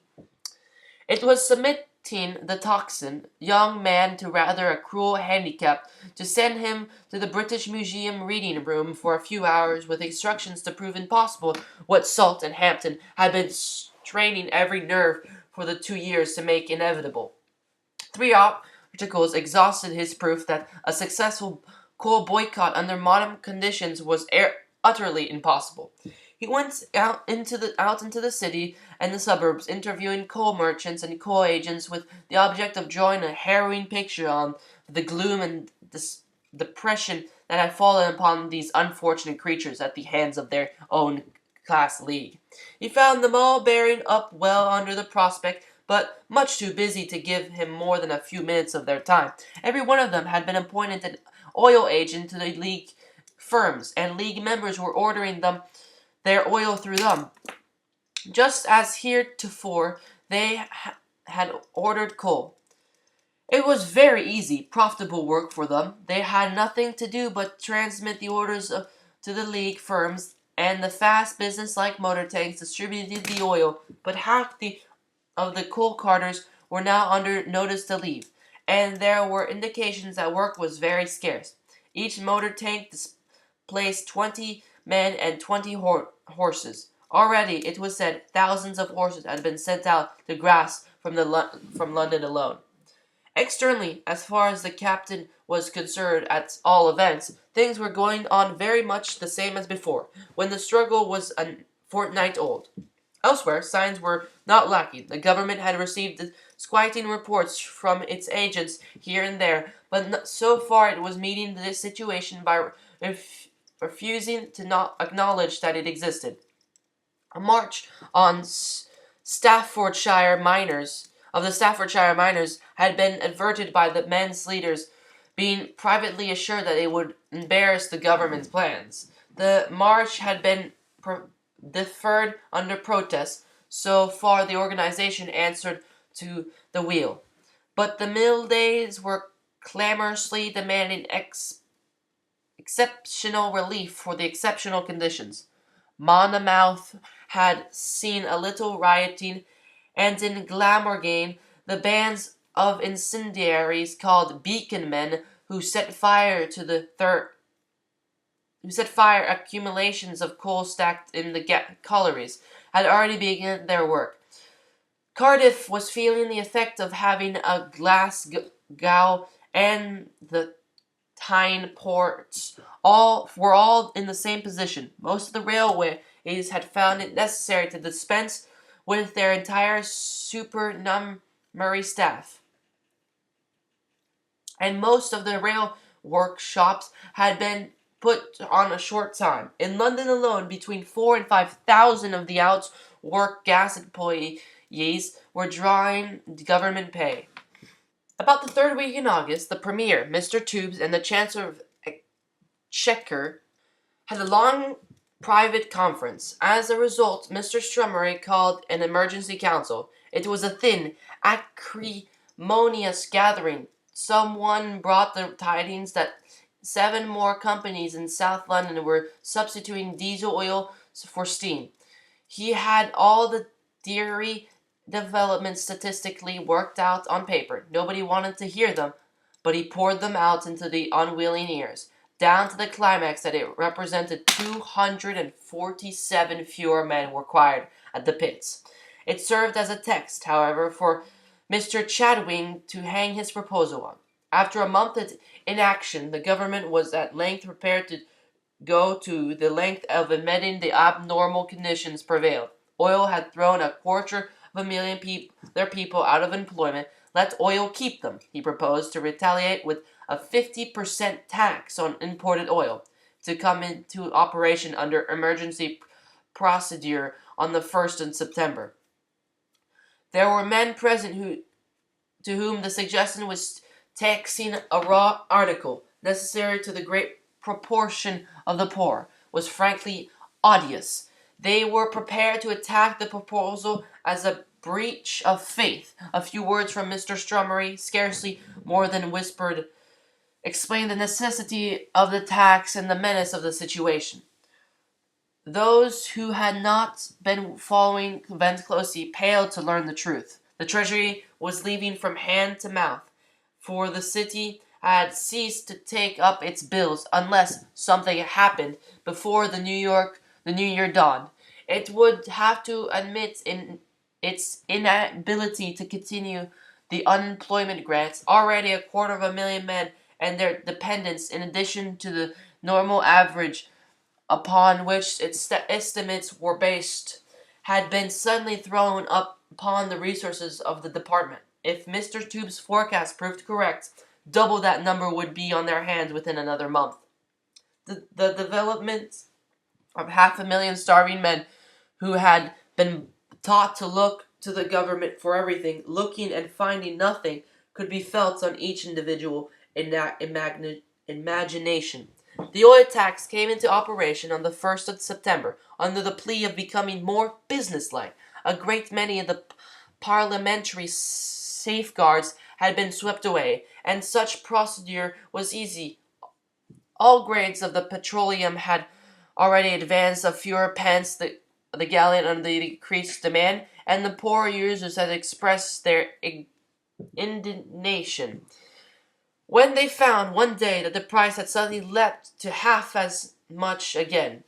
Their wrath was unbounded. It was in vain for ministers to explain that the measure was directed against their enemies. They knew that it fell on them, and demanded in varying degrees of politeness to be told why some luxury of pampered, leisured classes had not been chosen instead. The reason was plain to those who studied blue books. So highly taxed was every luxury now that the least fraction added to its burden resulted in an actually decreased revenue from that source. But if the mere tax and increase had impressed the poor unfavorably, a circumstance soon came to light that enraged them. In spite of the members of the Unity League were still being supplied with oil at the old prices, and they were assured that they would continue to be supplied without advance, even if the tax were doubled. The poor, even suspicious of the doings of their own class when set high in authority, at once leapt to the conclusion that they were being made the victims of a double game.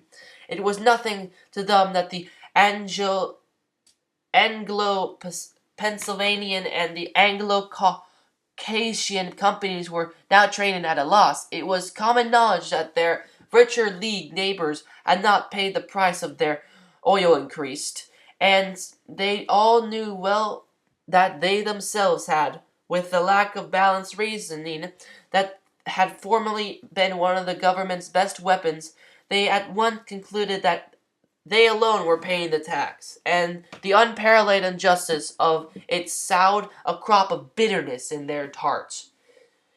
If that was the net result at home, the foreign effect of the policy was not a whit more satisfactory. Studland, the consul general at Odessa, one of the most capable men in the service, cabled a dispatch full of tempered and solemn warnings the moment he heard of the step.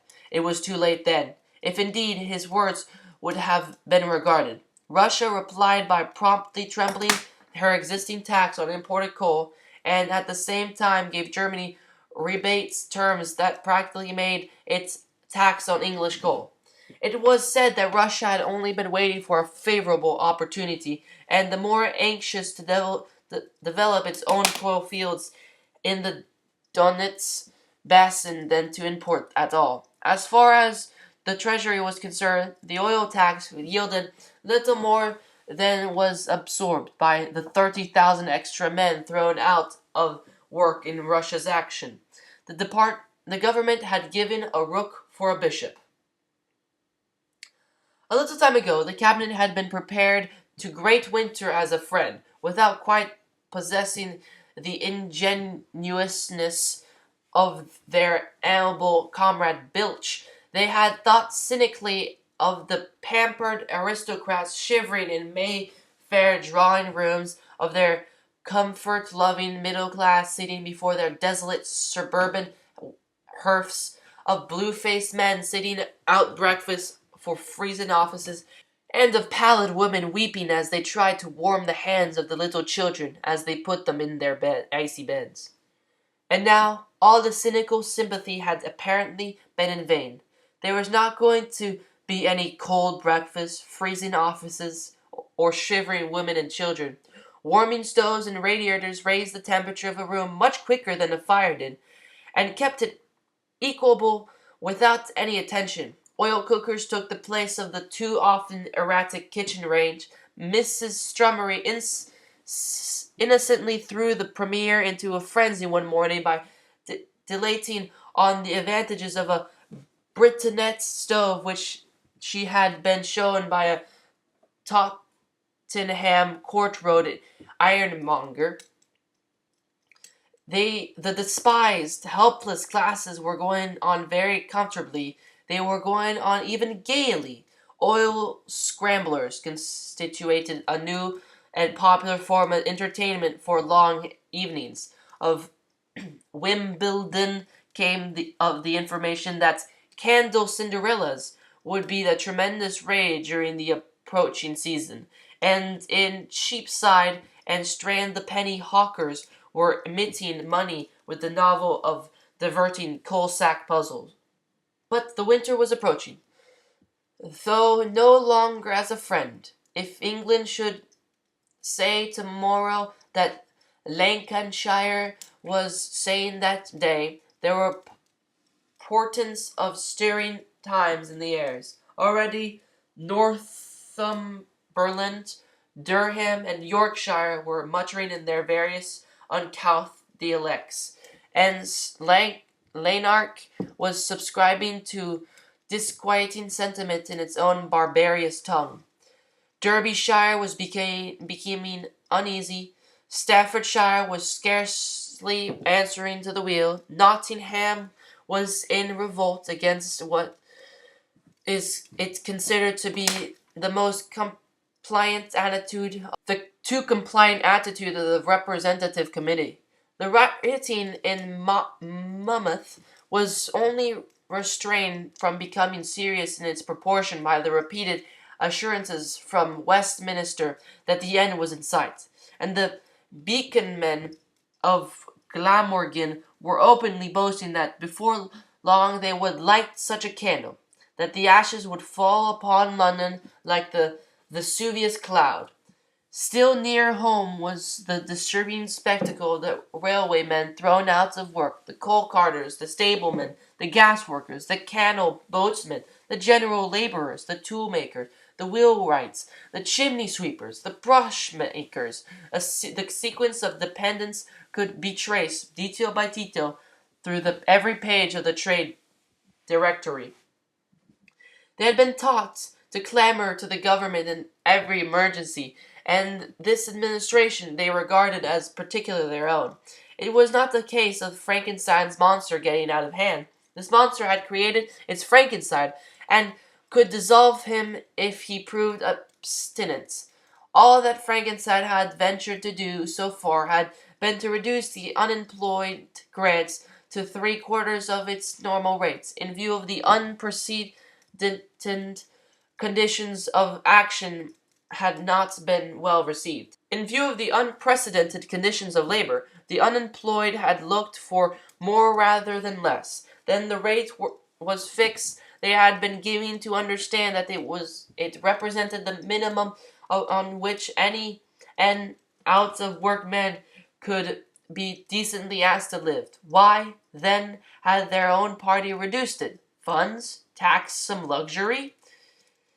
Even the government assurance and ingenuous adaptation of truth by the light of Mr. Chadwing's figures that they did not anticipate having to impose the reduced grant for many more weeks, but at the same time counseled economy in every working class home, did not restore mutual good feeling. The general rejoinder was that the government had better or not, and the reference to economy was stigmatic as gratuitously inept. In the meantime, the situation was reacting unfavorably upon Mr. Strummery and the chief officers of the state, not only in Parliament but even in the cabinet itself. Consultations between the Premier and half a dozen of his most trusted ministers were a daily occurrence. One day, towards the end of September, Mr. Strummery privately intimated at all the safe members of the council that it was necessary to meet to consider what further steps to take. The meeting was a packed one in that the Tyrrells, the Browns, the Bilches of the party were not invited and knew nothing of it. There was no reason why Mr. Strummery should not call together a section of his followers if he wished, and discuss policy with them, but at the moment it was dangerous, because the conclave was just strong enough to be able to impose its will upon Parliament, and yet individually it was composed of weak men. It was dangerous because half a dozen weak men, rendered desperate by the situation into which they were being inevitably driven, had resolved to act upon heroic lines. The Balzac had remarked, "There is nothing more horrible than the rebellion of a sheep, but the horrible consequences generally fall upon its own head in the end." Mr. Chadwing's statements informed the despondent gathering that on the existing lines would be necessary to suspend the wholesale operation of the relief fund about the middle of December. By reducing the grant in varying degrees, it would be possible to carry on for perhaps 3 months beyond that date, but to reach the furthest limits of the individual relief would have to become so insignificant that it would only result in an actual crisis being precipitated earlier than it would be case if they went on as they were doing. That was all the Chancellor of the Exchequer had to say. The uninitiated men looked at one another in mute inquiry. There was something in the air. What was coming? The Premier rose to explain. He admitted that they had underrated the danger of the situation at first. Measures that might have sufficient then were useless now. Oil was the pivot of the whole question. The oil tax had not realized expectations. To raise the tax would only alienate the affections of their own people without reaching the heart of the matter. They had already taken one bite out of a cherry. He paused and looked around, an indifferent swimmer forced by giant circumstance to face his Niagara. He proposed, as a measure of national emergency, to prohibit the importation of oil altogether. There was a gasp of surprise, a moment of stupefaction. Strange things were again being done in the name of liberty. Mr. Tube's voice, enumerating the results and advantages of the steps, recalled their wandering thoughts. There was little need for the recital. The effect was so unexpected, a coup leapt into the mind at once. Leaguers were other points all in favor of the course. Although it might slightly inconvenience many working-class homes, it would not take their money as that a heavier tax would, and it must convince that all that the end was well in sight. It would introduce the poor to use more coal, more gas, in itself a step towards the desired end. It would reach Russia a sharp teach Russia a sharp lesson, and Russia's sins were freshest in their minds. All the convinced, and all against their will, there was something sinister in the proposal. The thought of it fell like a shadow across the room. It is not a course I would recommend, or even assent to as a general thing, said Mr. Strummery. But we are fighting the existence of our party, for the lives of thousands of our people. It is no exaggeration. I think of the awful misery that would be swept of the country in the coming winter if the League holds out. If we do not break the wicked power of those two men, there is no picture of national calamity to be found in the past that can realize the worst. It is their game, said Mr. Tewksbury. Cowards are striking at the women and children through the men. He ignored the fact that his party had struck the first blow, and had the word war figuratively nailed on the staff of their red banner for years. In war, one usually strikes someone, and on the whole, it is perhaps less reprehensible to strike women and children through men than vice versa. But it was an acceptable sentiment on the face of it, and it sounded all right at the moment. Moreover, added the Premier, there will be this danger in the situation, that blinded by passion and desperate through misery, the people may fail to realize who are the real causes of their plight. Yes, there was that possibility to be faced by the thoughtful socialistic ministers.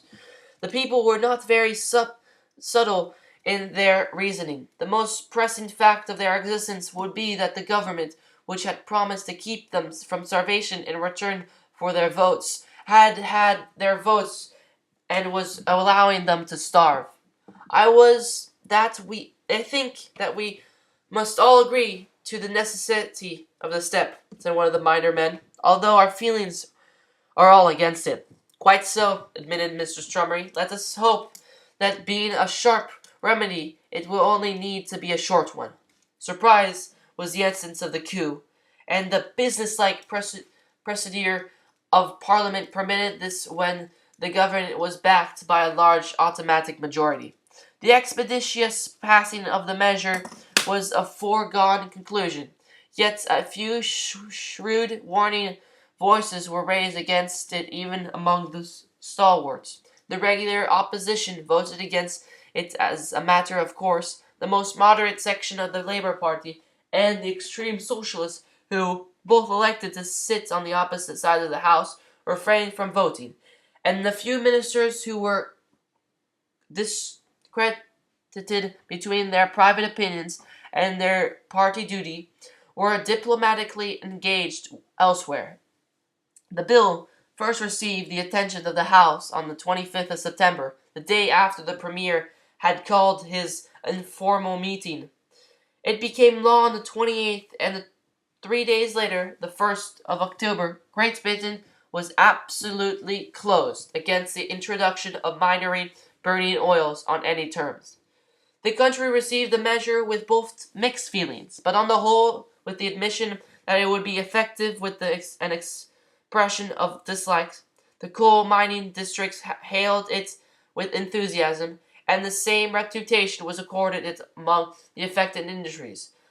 But outside these it was nowhere popular, and in certain working-class quarters it evoked the bitterest hostility.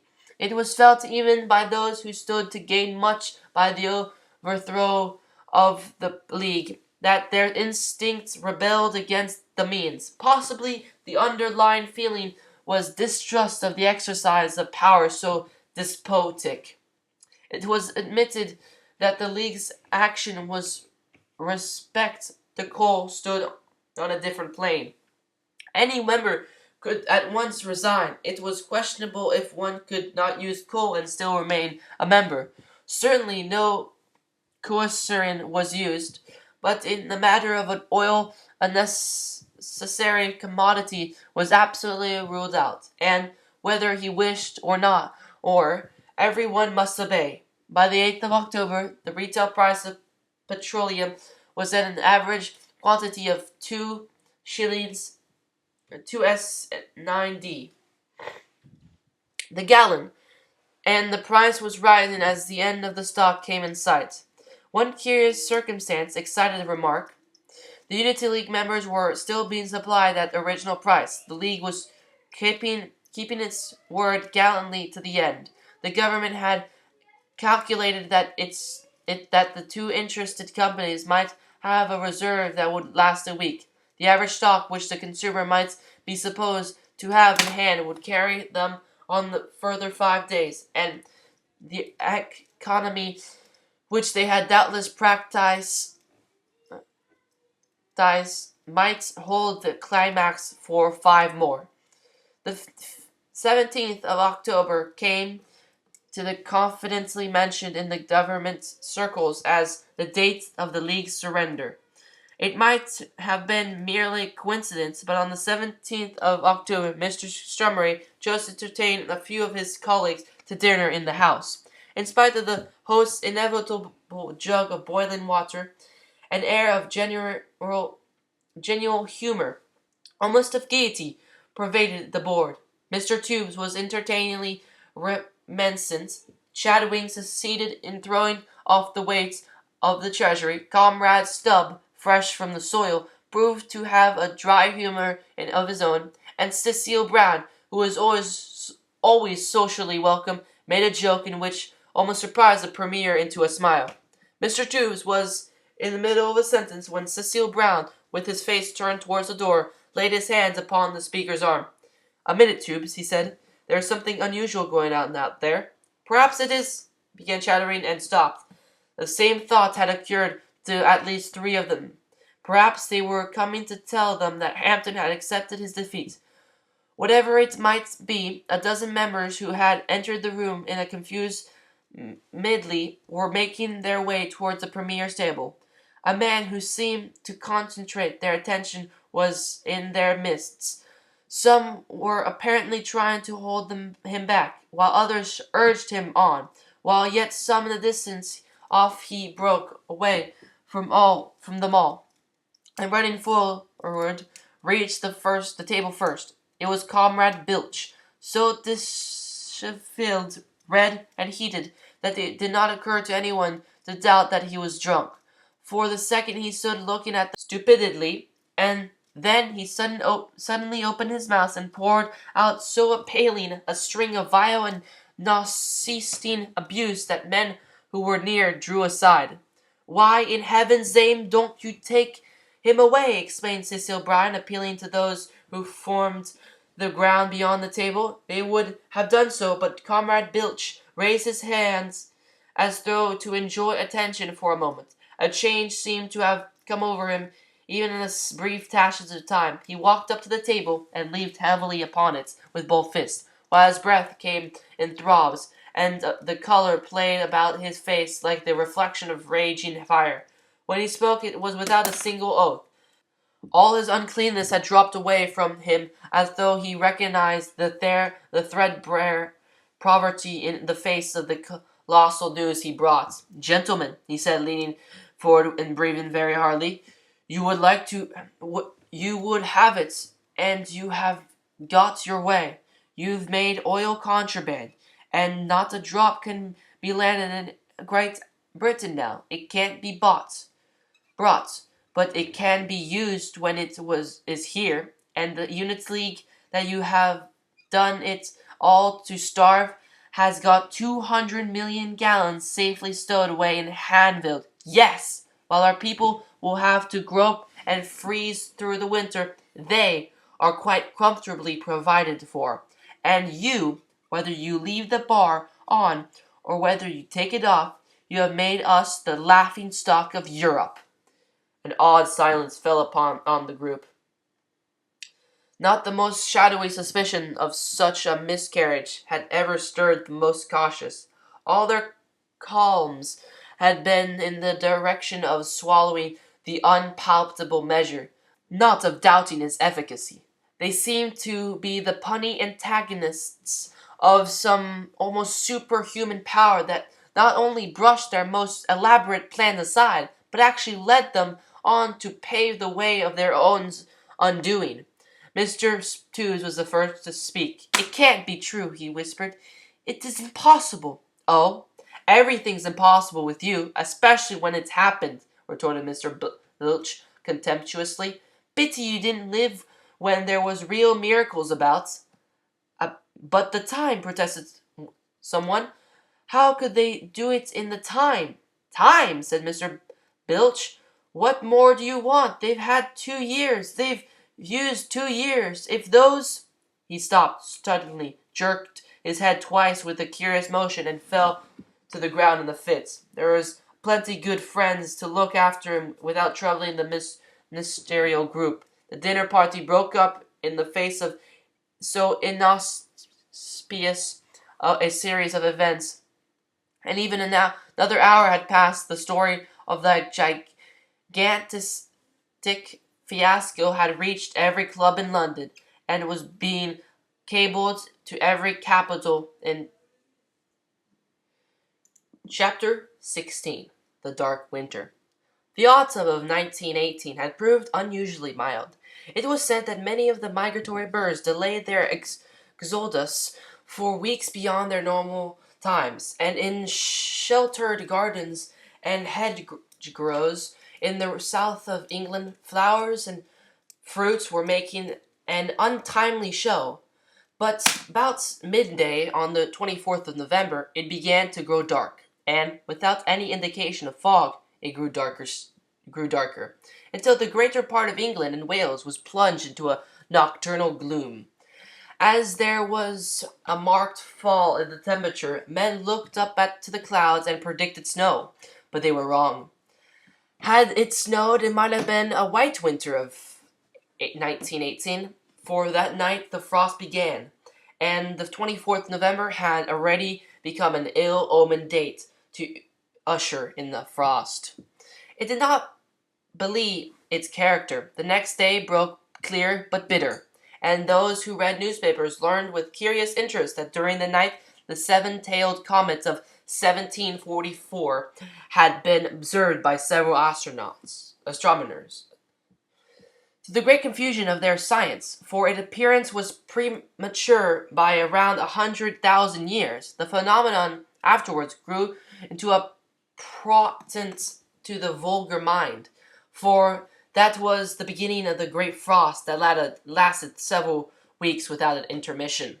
Outside certain limits, life was proceeding very much as before. The condition of the upper class was not materially different from what it had been before the policy of retaliation had been declared. The personal property tax had not been proceeded with, and the minimum wage bill had been dropped for the time.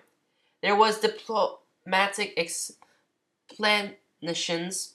The real reason was that the cabinet was too sharply divided over the expediency of anything in those days to make the passing of important measures practicable, while none of the courage had go to an external either in aggression or in conciliation. There was a multitude of counsel vehemently ragging over the wisdom of little concessions and little aggressions. In London, the great increase of the number of unemployed had to be observable in the early autumn. The obsolete marches of unemployed were received, but, as might have been foreseen, except for the poor themselves, they met with no financial encouragement. Even the poor were becoming careful with their pence. They saw that the winter must mean, for every one knew of a score of deserving cases around his own door, and it was commonly reported that the government contemplated reducing the unemployment grants to two-thirds its normal bias before the year was out. That was the cabinet's idea for breaking it gently. So, meeting with no response in the suburbs, the city, or the West End, the processions groaned occasionally, broke a few windows, enhanced the bitter feeling existing against their class by frightening more than a few ladies, and were finally kept in check by the special constabulary raised in the suburbs, the city, and the West End. Finding so little profit of their exertions, they abandoned their indiscriminate peregrinations and took the demonstrating before St. Stephen's and to hooting outside the houses of cabinet ministers until the procession and meetings were dissolved. There was no public charity that winter, either organized or spontaneous, for the benefit of the working class poor. The conditions of labor would have warranted a Maison House fund being opened in September, but no one suggested it, and no one would have contributed to it. Abroad, it was generally recognized that England was involved in a civil war, to which it behoved them to act as neutrals. The socialists in Belgium collected and dispatched a sum of £327, 14 as 60, for the relief of their persecuted confraternity in England. But as the pomps and circumstances attending the inauguration of the fund had led their persecuted confraternity in England to accept at least £250,000 sterlings, some interpermit Date's remarks greeted the consummation of the effort, and it was not repeated. To those who did not look very deeply into the situation, it appeared that a long, hard winter must operate against the interests of the League. Their opponents would burn more coal. The government, indeed, issued an appeal asking them to do so, and thus to relieve the tension in the provinces. The response was not promising. The government was, in effect, told to mind its old business, and particularly the detail of its business, which consisted in the guarantee of the full and undocked living wage to every worker in or out of work. The contention so far had been that with the surfeit coal would be so cheap that even the poorest could burn it unstingingly. But soon a new and rather terrible development grew out of the complex situation. Coal began dear, not only dear in the ordinary sense of the word, winter prices, but very, very dear. The simple truth was that a disorganized industry always moves on abnormal lines, and coal was a rooted and shattered industry. There is no oil to be had by any of the members of the League. In some place there is no gas to be had. For many of the small gas companies there and some of the large ones had found it impossible to continue amidst the dislocation of their trade, and the cheapest coal was being retailed in the streets of London at 2 shillings the hundredweight. The government had left oil contraband after the discovery of the League's secret store down the quiet country land, for they recognized that to remove the embargo immediately would kill them with ridicule. They promised themselves that the freedom of commerce should be restored at the first convenient opportunity. In the meanwhile, they decided to do as they had done in other matters, that they bravely ignored the fact that the League members were any better off than anyone else, and declined to believe the evidence that any store existed. That was the state of affairs before the wet winter set in, and in London alone, the capital was feeling some of the remoter effects of the blow. But from the provinces, from the actual battlefields, there came grave stories. Northumberland, which had been loath to accept the 8 hours bills, now traced the whole of the trouble to that head, and declared that the only hope was for the government to make complete surrender to the Unity League on the one condition that is restored to normal demand for coal both at home and abroad. Durham, on the contrary, held that it was necessary for the government to crush or wear out the League. In both counties there had been fierce conflict between the rivals factions, and blood had been freely shed.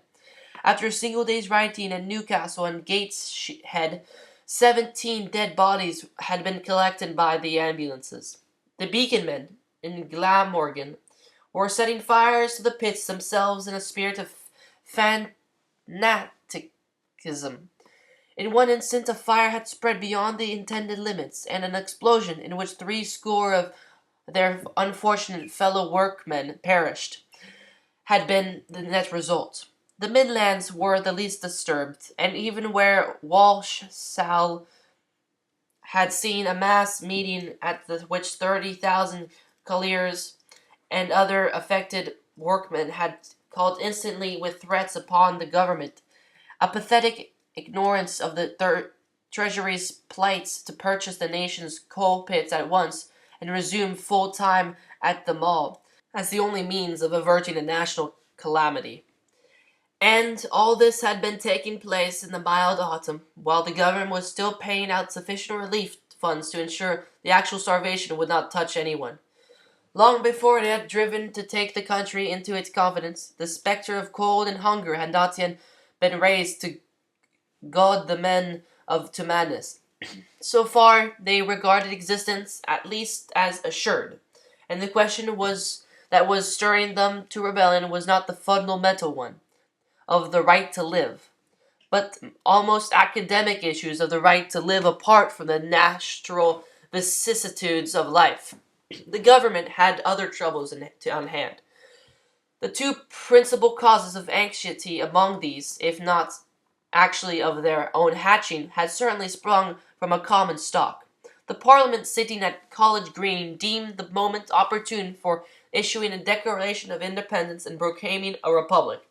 3 years before, all Irishmen had been withdrawn from the British Army and Navy on the receipt of Dublin's firmly worded note to the effect that since the granting of extended Home Rule, Irishmen came within the sphere of the Foreign Enlistment Act. These men formed the nucleus of a very useful army with which Ireland thought it would be practicable to hold out in the interior until foreign intervention come to its aid.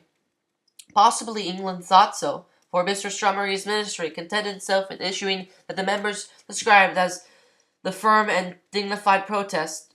Closely examined, it was discovered that the dignified proportion was a lengthy recapitulation of ancient history. The firm portion, a record of Dublin's demands since Home Rule had been conceded, while the essential part of the communications informed the new republic that its actions were not what His Majesty's minister had expected of it, and that they would certainly reserve the right of taking the matter in hand at some future time more suitable to themselves.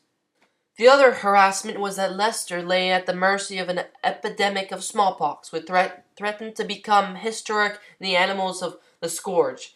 In the second month, the average daily number of deaths had risen to 120, and there was no sign of a decrease. In autumn, it was hoped that the winter would kill the disease. In the winter, it was anticipated that it would die out naturally under the influence of spring sunshine. The situation affected Mr. Chadwing more closely than any of his colleagues, for Leicester had been the honor of returning the Chancellor of the Exchequer as one of its members. Under normal conditions, Mr. Chadwing made a practice of visiting his constituency and addressing a meeting every few weeks. But during the 6 months that the epidemic raged, he found himself unable to leave London. His attitude was perfectly constant. In spite of the hard things that some of the supporters had said of him in his absence, like the majority of his constituents, he had a conscientious objection to vaccination. But he also had an even stronger conscientious objection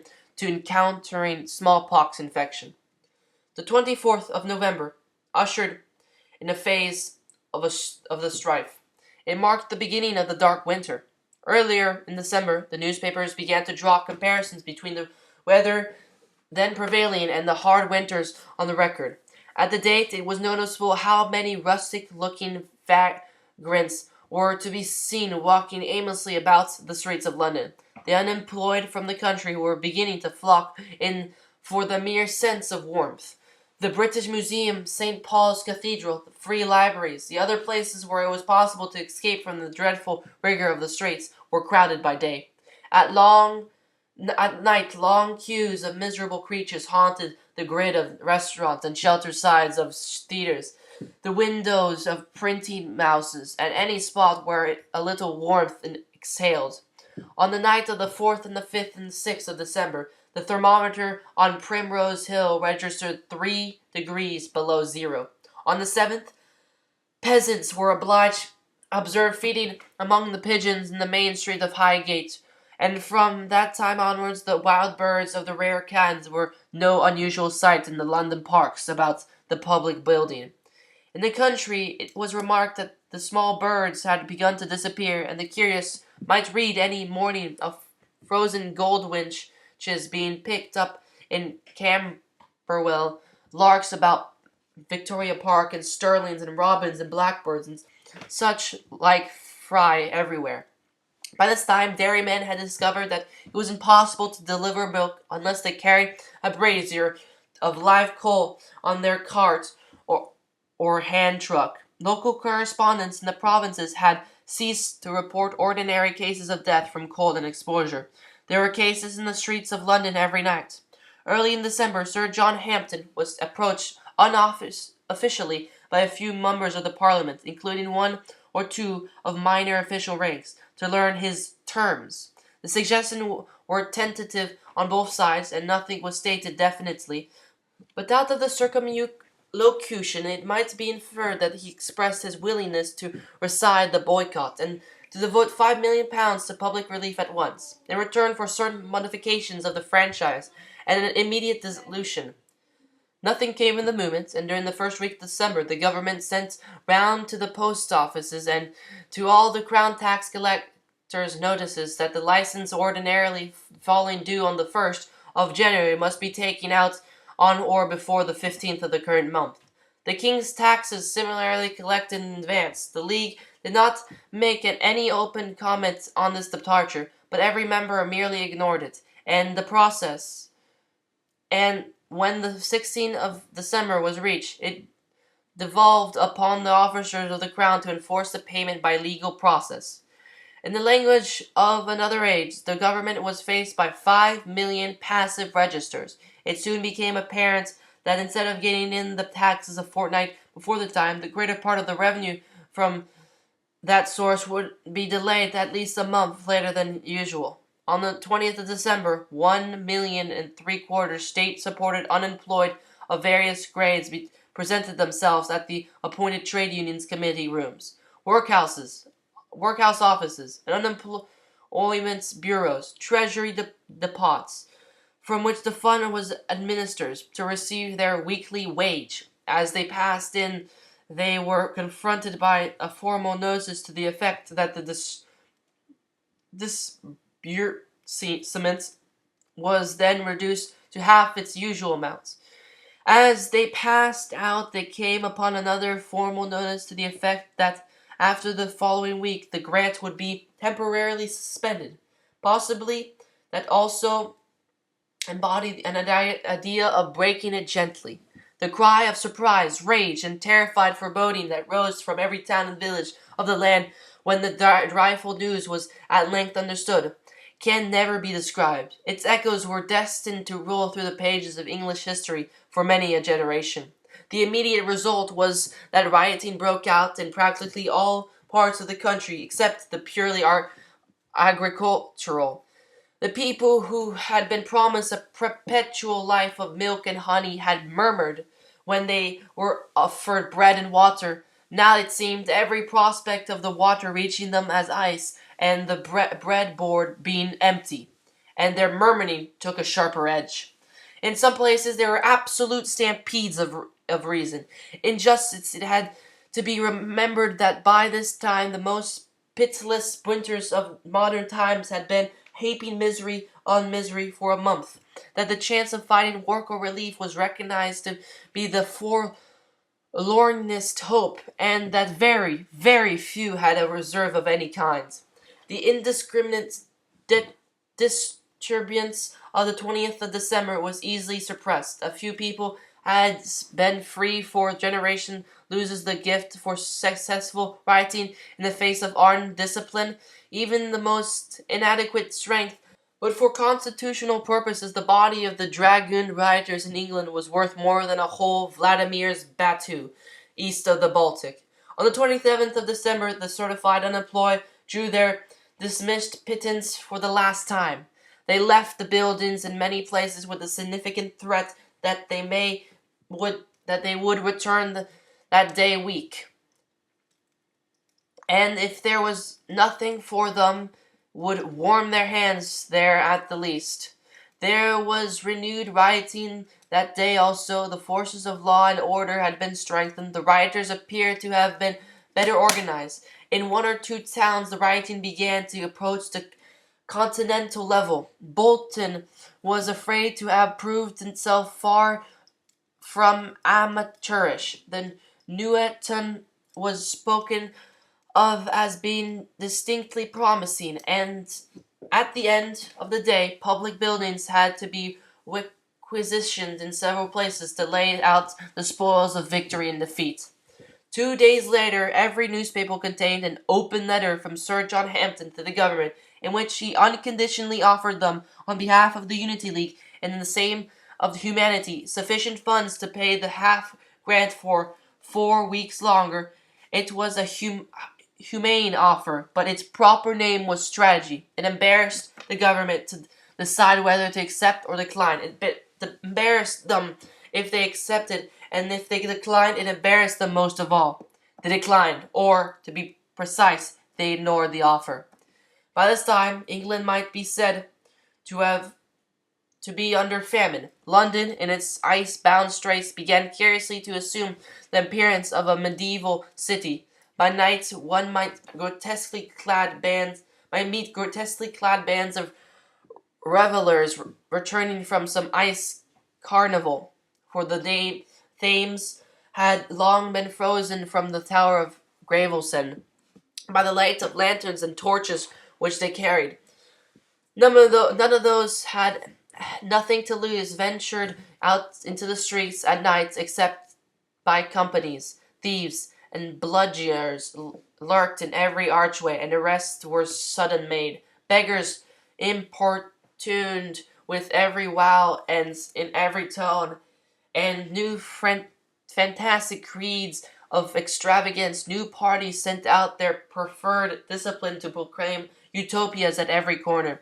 To add to the terror of the night, there were suddenly sprang into prominence the bands of running madmen who swept through the streets like fallen leaves in an autumn gale, barefooted, gaunt, and wildly dressed in rags. They broke upon to astonished welfare's sight, and passed out again into the gloom before he could ask himself what strange manner of men they were. Never alone, seldom escaping a score of any band, they ran keenly as through with some purposeful end in view, for the most part silently, but now and they startling the quiet night with an inarticulate wail or a choir of woe or lamentation. But they turned from the street to street in aimless intricacy, and sought no definite goal. They were never seen by day, and whence they came or where they had their homes none could say, but steady increase in the number of the bands showed that they were undoubtedly the victims of a contingency mania, such as those that have appeared in the past from time to time. Almost as ragged and unkempt was the army that by day marched under the strand of Brother Ambrose towards the sinless New Jerusalem, reading the abundant signs all around with an inspired and fatalistic eye. Ambrose uncompromisingly announced that all the portents of the millennium were now fulfilled, and that the reign of temporal power on earth was at an end. Each day his eloquence mounted to a wilder flight. Each day he dreamed new dreams, saw fresh visions, and promised to his followers more definite the small spoil of victory, and parcelled out the smiling, fruitful land. Drawn by every human passion, recruits poured into his ranks, and when he marched in tattered state to the mark of the boundaries of the impending golden city. The legions of the chosen rolled not in their thousands, but in their tens of thousands, singing hymns and interspersing ribaldry. A very different spectacle was afforded by the bands of the gilded youth which by day patrolled the approaches to the houses of the better class. Wherever smoke had been seen from the chimneys, and by night with equal order and thoughtness turned out the public gas lamps in the streets until many of the authorities at last gave up the lighting of the lamps as a useless formality. It was impossible for the occupants of the house that had incurred their enmity to have them removed by force, or to maintain the attitude of unconcern in the face of their demonstration. Yet everything they did came under the term of the peaceful picketing, with the provision of act and an attempt to fix responsibility upon the unity for the high-handed action of their agents. In the few cases where the gilded youth had gone beyond their powers, failed ignominiously through the precedent afforded by the final settlement of the celebrated Twain Valley case. In the provinces, the rioters were burning coal pits, smashing machinery, and destroying property, indiscriminately blind to the fact that some of the immediate effects were falling on their fellow workmen, and the most of the ultimate effects would fall upon themselves. In London and elsewhere, the bands of the gilded youth were going quietly and systematically about their daily work, peacefully, terrorizing householders into submission, and carefully turning out the public lamps at night as soon as they were lit. To the reflective mind, it was a rather dreadful power that the time had called into being, an educated mob that rioted peacefully and did nothing at all that was determinate till to its own interest. Each morning people assured one another that so paralleled a frost could last no longer, but each night the air seemed to be whetted to a keener edge, and each day came fresh evidence of its power. Early in January, it was computed that all the small birds had not taken figure in towns were dead, partially through the cold itself, but equally by starvation, for the ground yielded them nothing, and the trees and the shrubs upon which they had been able to rely for food in the former winters had long since perished. There was none but significant hollies to be seen in England gardens for the next generation, and in exposed situations forest trees and even oaks were split down to the ground. All this time there was little destructive rioting going on in England on any organized scale, but every night breadths of wood pavement were torn up by the homeless vagrants who were now allowed to herd there they could, and great fires set burning at which the police warmed themselves and mingled supinely with the crowd. By the day the police went in pairs, by night they patrolled in companies of 5. For the emergency of serious rioting, the military were always kept in readiness. Against the more ordinary depredations on private properties, the owners were practically left to defend themselves. In those dark weeks, watch duty became one of the regular occupations among the staff of every London business, and short shifts were given to intruders. Inquests went like marriages in busy churches at Easter side in batches, and the morning cart had picked up the frozen dead had only one compartment. The time was past when the effects of the vast disorganization could be localized. Every trade, every profession, every trivial and obscure calling, and every insignificant little offshoot of the great trunk called commerce was involved in depression. It was not too much to say that every individual in the land was feeling some ill effect. Frantic legislation had begun in 10 years before. The Cold War had brought it to its climax, and the grip of the long, hard winter had pressed like a hostile hand upon the land. It had resolved itself into a war of endurance. Coal was no longer the pivot. It was money, immediate money, with which to buy bread at the baker's shop, where they carried on the trade with the stutters up and loaded weapons laid out in the upper rooms. Not the least curious feature of the struggle was the marked declination of the starved populace to pillage or bloodshed. Doubtless they saw that whatever they might individually profit by a reign of terror, their cause and party had nothing to gain from it. Such an outburst must inevitably react unfavorably upon the government of the day, and it was their party then in power. But they had not the mob instinct in them. They were not composed of the ordinary mob elements. In the bulk, they were neither criminals nor hooligans, but of matter of fact, disillusioned working men, and the instincts other class had been ever steady and law abiding. In Cheapside, a gang of professional thieves blew out an iron shutter of a jeweller's shop with dynamite, and securing a valuable haul of jewelry in the momentary confusion, sought to hide themselves amongst the mob.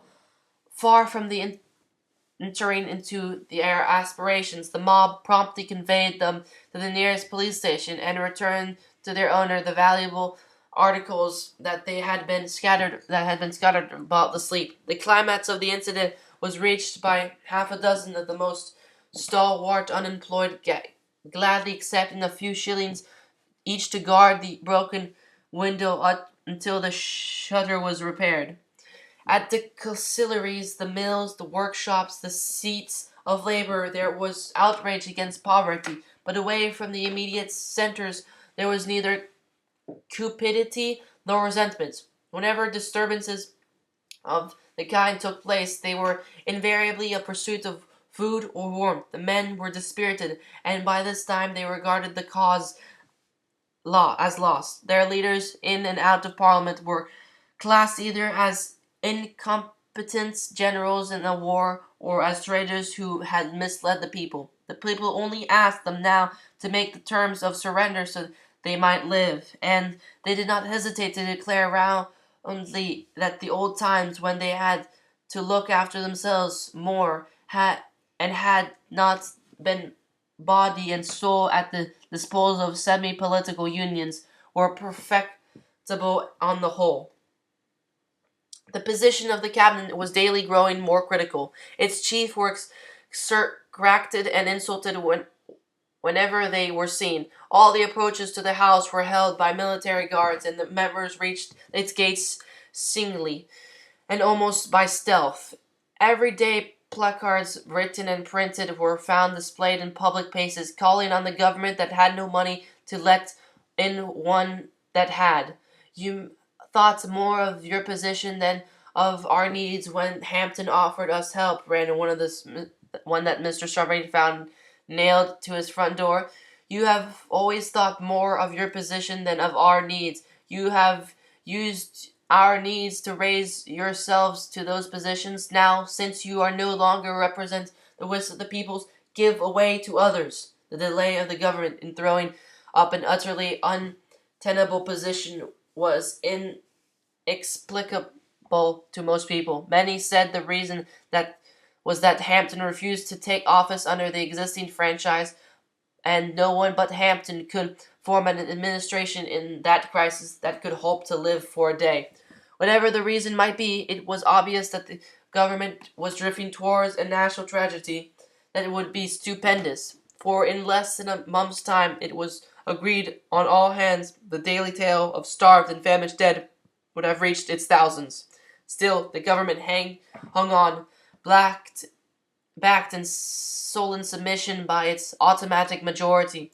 Changes in the cabinet were of almost daily record, but the half-dozen men prominence remained. Cecil Brown was the last of the old miner men to be dropped. A dog trainer who had taken up politics succeeded him. "It is too late now," Cecil Brown was reported to have said when he learned who was to be his successor. "They want bread, not circuses." Chapter 17. The Incident of the 13th of January. "I do not altogether like it," said A. "Do you prefer to leave things as they are, then?" demanded B. A went over and stood by the window, looking moodily out. It is merely a necessity, said C. The necessity of a necessity, suggested D happily. Perhaps you are not aware, or said B, addressing himself to the man standing at the window, that the suggestion of arresting Salt did not come from us in the first case. Is that so? Replied A, coming back into the room. I certainly assumed that it did. Oh, on the contrary, explained B. It was Inspector Moyletter who reported to his superiors that he had succeeded in identifying the mysterious man who was seen with Leslie Garnet's, the artist, about the time of his death. He would have got his warrant in the ordinary way, only in views of the remarkable position that Salt occupies just now, Stafford very naturally communicated with us. The only point that troubles us, remarked C reflectively, is that none of us can persuade himself to the remotest degree that Salt killed Garnet. I certainly require to have the evidence before I can subscribe to that, said B. The man who is daily killing hundreds. Ah, that's the different, commented B. Where are the Monmouth colliers now? Asked C after a pause. Newbury this morning, replied D. Reading tonight. And the Midland lot? Towcester, I think. If Hampton formally asked for protection for the oil store at Hanwood after the miners' threat to burn it, what are you going to do? Asked A.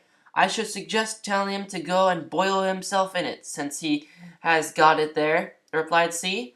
There will be no need to tell him anything but the bare fact, and that is that with 25,000 turbulent colliers pouring into London and adding to the disaffected element already here, we cannot spare a single man, replied B. I quite agree with that, remarked D, drawing attention to his freshly scared cheek. Had a tribute of the mob's affection as I came in this morning.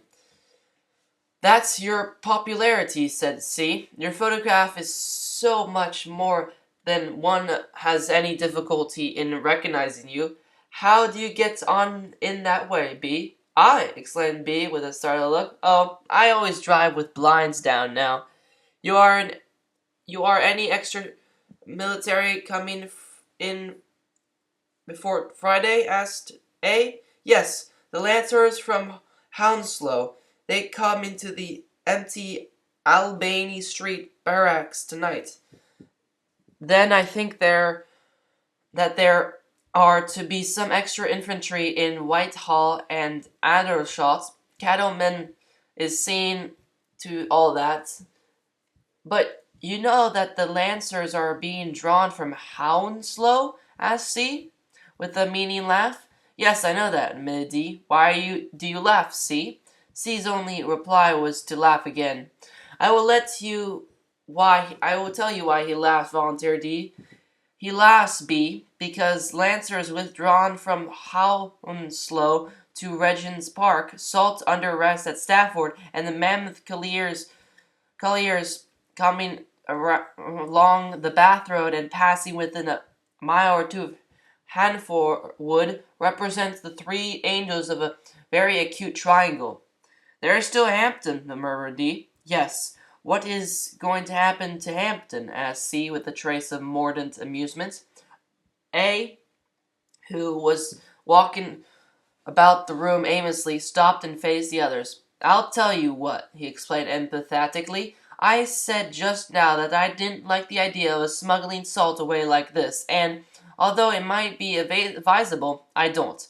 But I wish to God that we had openly arrested the pair of them as traitors and burned their diabolical store before one's eyes caught 3 months ago. Ah, said D thoughtfully. It was too early then.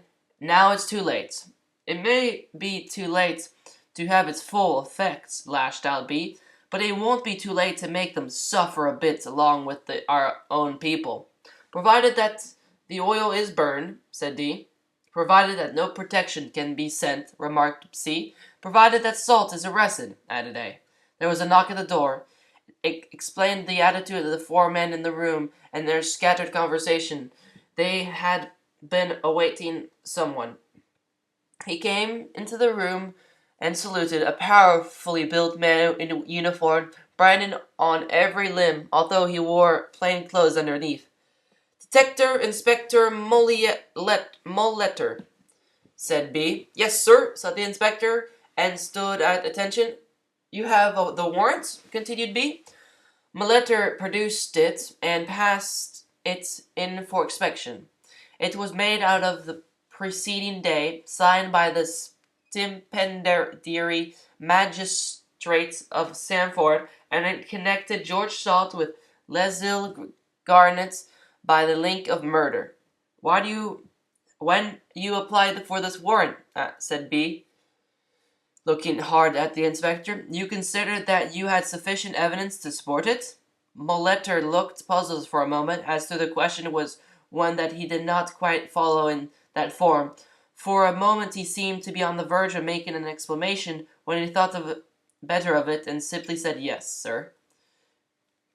At all events, continued B hastily, you have enough evidence to justify a remand. What are the points?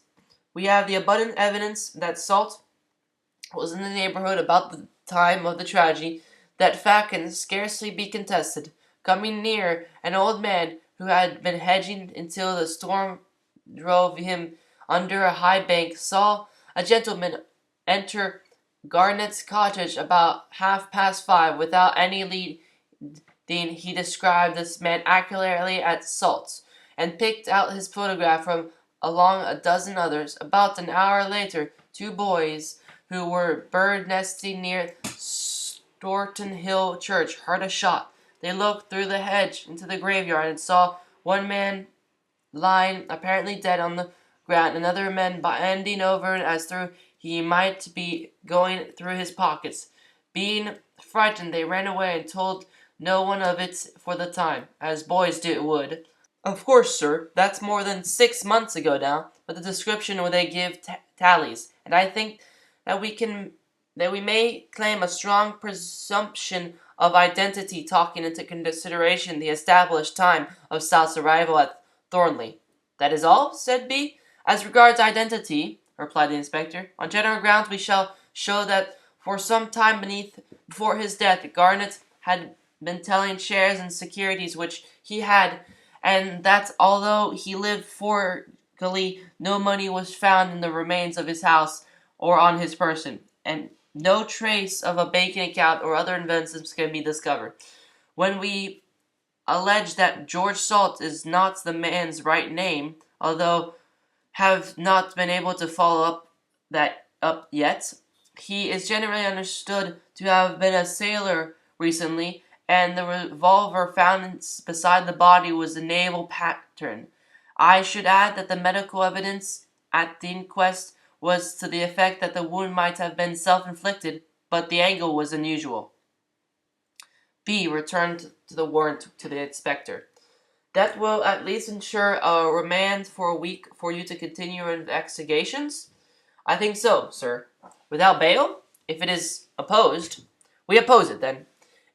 Did you bring anyone down with you? Inspector Molletter had not done so. He had not been able to anticipate what amends instructions he might receive in London, so he had thought it as well to come alone. For political reasons, it is desirable that nothing should be known publicly of the arrest until you have your prisoner safely at Stafford, said B. At present, he is in motoring in the southern counties. I have information that he will leave Farnham this afternoon between 3 and 5 past and proceeding direct to Guildford. Is there any reason why you should not arrest him between the two places? Inspector Molletter knew of none. It will be preferable to do so in either town from our point of view, continued B, and it is not known whether he intends leaving Guildford tonight. The inspector took out an innocent-looking pocketbook. Those elastic bands was a veritable hangman's noose, and noted the facts. Is a description of the motor car available? He inquired. B picked up a sheet of paper. It is a large call, a 30 HP Daimler with a covered body and painted in 2 shades of green. He read from the paper. The number is LN7246. I would suggest bringing him straight on in the car, said Molitor. It would obviate the publicity of railway traveling. B nodded. There is another thing, he said. It is absolutely necessary to avoid the London termini. They are all watched systematically by agents of the League, spies who call themselves patriots. You will take the 7:30 train with your prisoners, but you will join it at Willesden. I will have it stopped for you. I shall need a man who can drive the motor to go down with me, the detective reminded him. B struck a bell. Send Sergeant Tolkeith in, he said to the attendants. Sergeant Tolkeith was apparently being kept ready in the next room, to be slipped at the fall of a flag, so to speak. He came in very smartly. You will remain with Inspector Molitor while he is in London, and make all the necessary arrangements for him, instructed B. I suppose that there are men at Scotland Yard available now who can drive every kind of motor. Sergeant Tolkeith hazarded the opinion that there were men at Scotland Yard at the moment who could drive. He looked around the move in search of some strange Titanic vehicle to which the prowess of the Scotland Yard would be equal. Well, anything. A man who knows the roads, continued B. Though, for that matter, it is a simple enough route. The Portsmouth road all the way to Kingston, and then across to Willesden. You had better avoid Guildford, by the way, coming back. Now, what other assistance will you require? How many are there likely to be in the car, sir? None but Salt, I am informed, has been torn alone for the past week, at all events. In that case, sir, we had better take a couple of men from Guildford and drive towards Farmham. We can wait at a suitable place in the road and make the arrest.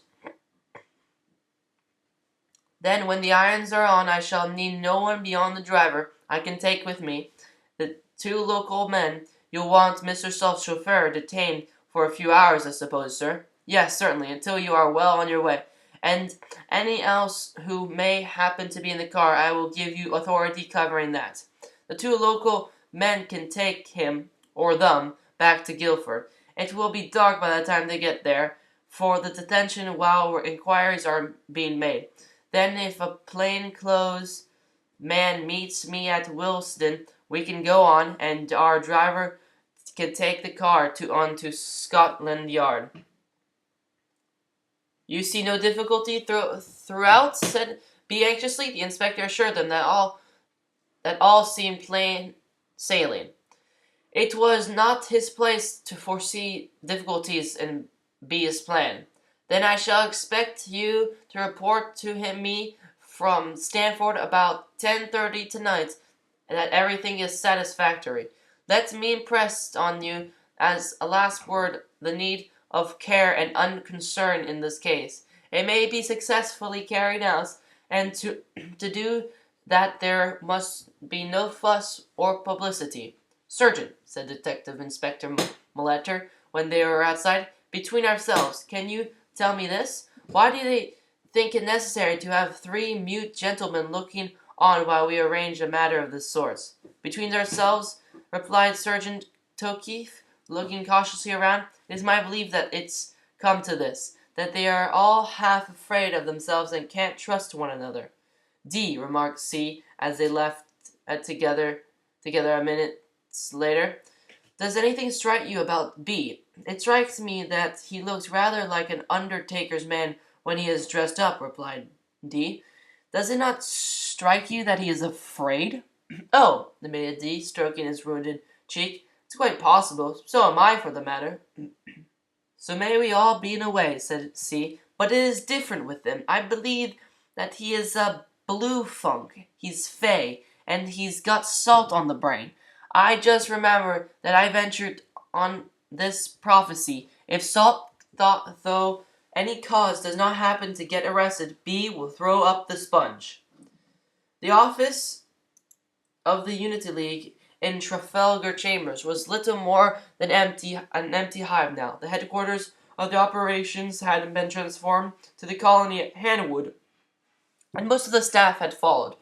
With the declaration of the Cold War, an entirely different set of conditions had come into force. The old offices had practically become a clearinghouse for everything connected with the League, and the high tide of active interest swept on out elsewhere.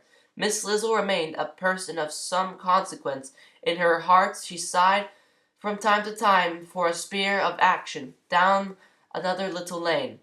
On the afternoon of the 13th of January, she returned to the office about 3:30 and going to the instruments room, unlocked the telescribe receiver box and proceeded to sort a dozen communications which it contained. The accumulation of an hour before passing them on to be dealt with. Most fell into clearly defined departments at a glance. It was not until she reached the last, the earliest sense, that she read it through. But as she read that her whole half-listless, mechanical manner changed. With the first line, empathy fell from her like a cloak. Before she had finished, every limb and feature conveyed a sense of tingling excitement. In a frantic haste, she dragged the special writing material across the table towards her, dashed off a sprawling "Stop Mr. Salt at any cost, Lizzle," and flashed it off to the League agency at Farnham. A couple of minutes must pass before she could get any reply. She picked up the cause of her excitement, and for the second time read the message it contains. If you want to keep your Mr. Salt from being arrested on the charge of murder, warn him that Inspector Molitor from Stafford will be waiting for him on the road between Farnham and Guildford at 3 o'clock this afternoon with a warrant. No one believes it, but he will be taken on in his motor at Willesden and on to Stafford by the 7:30, and kept out of the way for a week while things have time to happen at Hanwood. There will be just enough evidence to get a remand as was to get a warrant. This is from a friend who may remind you of it later and prove who he is by this sign. The letter finished with a rough drawing of gallows and a broken rope. It was ripped and crumpled, feigned hands, and addressed to Sir John Hampden. It might have been lying in a box for an hour. The telescribe gave its single notes. Irene opened the box in feverish dread. An exclamation of despair broke from her lips as some words on the paper stood out in the intensity of their significance even before she took the letter from the box. This was what Farnham replied. Hope nothing is the matter. Mr. Salt left here quite half an hour ago in his motor for Guildford. He will stay there the night or proceed to Hanwood according to the time he has occupied. Please let me know if there is any trouble. Half an hour! There was not the remotest chance of intercepting him. Already under ordinary circumstances he would be in the outskirts of Guildford. It only remained to verify the worst. She wrote a brief message asking Mr. Salt if he would kindly communicate with her immediately on his arrival, and dispatched it to the agency at Guildford. If there was no reply to the request during the next half hour, she would accept the arrest as an established fact, and there being nothing apparently to do for the next half hour, Miss Lizzle, very much to the surprise of 99 out of her 100 friends, could they have seen her, went down on her knees in the midst of a room full of the latest achievements of science and began to pray that a miracle would happen. I suppose that I may smoke, said Salt. He was sitting handcuffed in his own motor car, charged with murder, and formally cautioned that anything he should say might be used as evidence against him. It was scarcely a necessary warning in this case. With the exception of an equal formal protest against the arrest, he had not opened his lips until now. He and Molitor had sat silently facing one another in the comfortably appointed roomy car, Salt with his face to the driver and leaning back in his easy seat with outward concern. The detective braced to a more alert attitude with his knees almost touching those of his prisoners. For a mile or more, for perhaps 7 or 8 minutes by time, for the new driver was cautious with the yet unknown car, they had proceeded thus. Yet Salt was very far from being unconcerned as he leaned back negligently among the cushions. He was thinking keenly, and with the seated tranquil gaze that betrayed nothing, watching at alertly the miles of dreary highroad that stretched from the Hog's Back before them. He had long foreseen the possibility of arrest, and he had taken certain precautions, but to safeguard himself effectively he would have had to abandon the more important part of his work, and the risk he ran was the smaller evil of the two. But he had not anticipated this charge. Some legal jugglery with conspiracy had been in his mind. I suppose that I may smoke. Half a mile ahead, a solitary wayfarer was approaching. Salt might have noticed him, but there was nothing remarkable in his appearance except the pedestrian, or vehicle either, for the matter were rare among the Hog's Back on the bitter winter afternoon.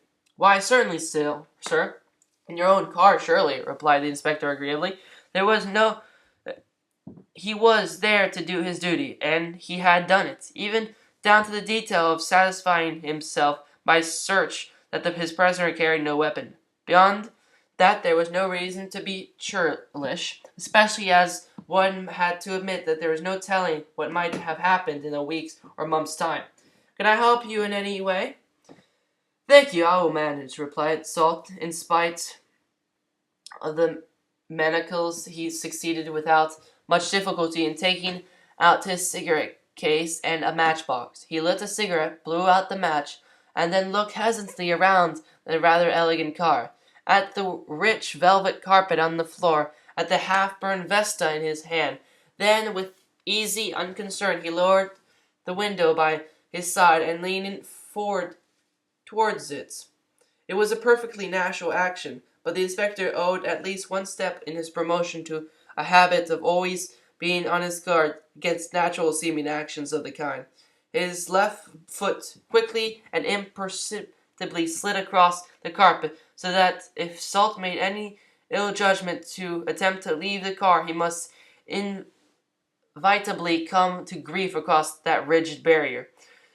If a ready-eye Molitor noted afresh the hand of the door, the seize of the window frame, and every kinder detail, his hands lay in non-instantaneous readiness by his side, and he felt no apprehension. But Salt had not the finest intention of attempting any sensational act.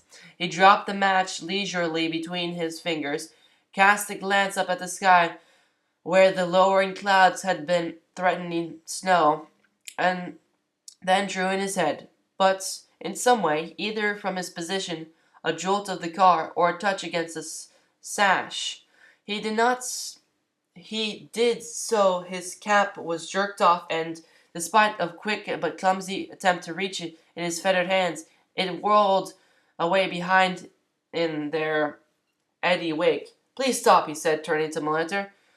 I am afraid that I shall find it too cold without. The detective was not pleased, but there was nothing in the mishap that he could take objection to. Further, he had no wish to make his prisoner in any way noticeable during the later part of their journey. Pull up, Murphy, he called, though the two by his shoulder, with a grinding that set his owner's teeth on edge. The car came to a standby in two legs. Molitor had intended that the driver should recover the cap, but he was saved the trouble. The solitary pedestrian had happened to be on the spot at the moment of the incident, and he was standing by the open window almost as soon as the car stopped. Forgetful of his indignity, Salt reached out a manacled hand and retrieved his pocket. Thank you, he said with a pleasant smile. I am much obliged. Go on, said Molitor through the tube. I think that I had better get used to these darbies, is the professional name, is it not, Inspector? To these darbies before I look out again, remarked Salt good-humoredly. The telescribe bell announced another message. It found Irene sitting at the table in the instrument room with ordnance maps around her at the index book of the League's most trusted agents lying open on the shelf. She just glanced at the clock as she jumped up. It was exactly 4:15, exactly the last minute of the half hour that she had waited as the limit of uncertainty. The message had not yet, might not even yet be from Salt, but it was not. It was this instead. Fear Mr. Salt has been arrested. He is in his motor car, handcuffed, proceeding towards Guildford in charge of a man who was appearance to belonging to the police force. Driver is not Mr. Salt's man. Mr. S. made op for me to see sit, but said nothing. Passed just W of Puttingham 3:55. Roads good, but snow beginning. Car trav only 10-12 meter hour. Shall remain here on chance being used. Don't hesitate. A half-formed plan was already floating in the space between Miss Lizzle's adventurous brain and the maps. The Puttenham message crystallized it. There was now something to go on. The routes she knew already. The times and mileages also lay beneath her hand. The scheme had 100 faults and only one thing to recommend it, that it might succeed. For 10 minutes she flung herself into the details of the map, jotting down a time, a distance here and there, a detail of the road. Puttingham might remain at his box till dawn, but all the work, all the chance was forwarded before the car. At the end of 10 minutes, Irene picked up the accumulation of her labors and rung up the telephone exchange. What is it, Murphy? Demanded the inspector through the tube as it came to a dead stop. Something else in the way? I can't quite make it out, sir, was the reply. We're just outside a long railway arch, and there seems to be something on fire on the other hand. A terrible lot of smoke coming through. Can't we run it up to it? This is a unusually long bridge. 50 or 60 yards, I should say. I hardly like to take you on in that smoke, sir. Oh, very well. Jump down and see what it is. Only be as sharp as you can. It was now pitch dark, and a biting storm of snow and hail was blowing across their paths from the east. When the constable chauffeur had learned sufficient of the car to give him confidence, the storm had swept down, and their progress had been scarcely any faster. There had been delays, too. By Ripley, a heavy farm wagon had broke down almost before their eyes, and it had been 10 minutes before a spare chain horse could be obtained to drag it to the roadside. Further on, some men felling a tree in a coppice had clumsily allowed it to fall across the road, and another 10 minutes elapsed before it was cut in two and rolled aside. Fortunately, they were not pressed up for time. Fortunately, also, the driver knew the way, for few people were afoot to face that dreadful stream of snow and ice with the lashing wind and the numbing cold. Two or three, or perhaps 4 men had chanced to be at hand when the car stopped, making their way towards the bridge, but the wraithing snow soon cut them off. Occasionally, when the wind and drift hung for a moment, a figure or two showed dimly and gigantic in the murk of the tunnel. Nothing of the fire could be seen, but the smoke continued to pour out, and the mingled odor of burning and unburned oil filled the car. In a few minutes, the driver returned. When he had left his seat, Molitor had leaned forward with a gruff word of half apology, had laid a hand upon the rugs across Salt's knee, so that he held, or at least controlled, the connecting links of the handcuffs, while at the same time his other hand had dropped quietly down to his hip pocket. He now lowered the window on the further side, still keeping his left hand on the rug. "Oil car ablaze, sir," gasped the driver between paroxysms and coughing. "Road simply running fire, and the fumes awful." His face was almost completely protected beneath cap, goggles, and a storm shade that fell from the cap over the shoulders and buttoned across the mouth. But no covering had seemed effectual against the suffocating reek of the burning oil.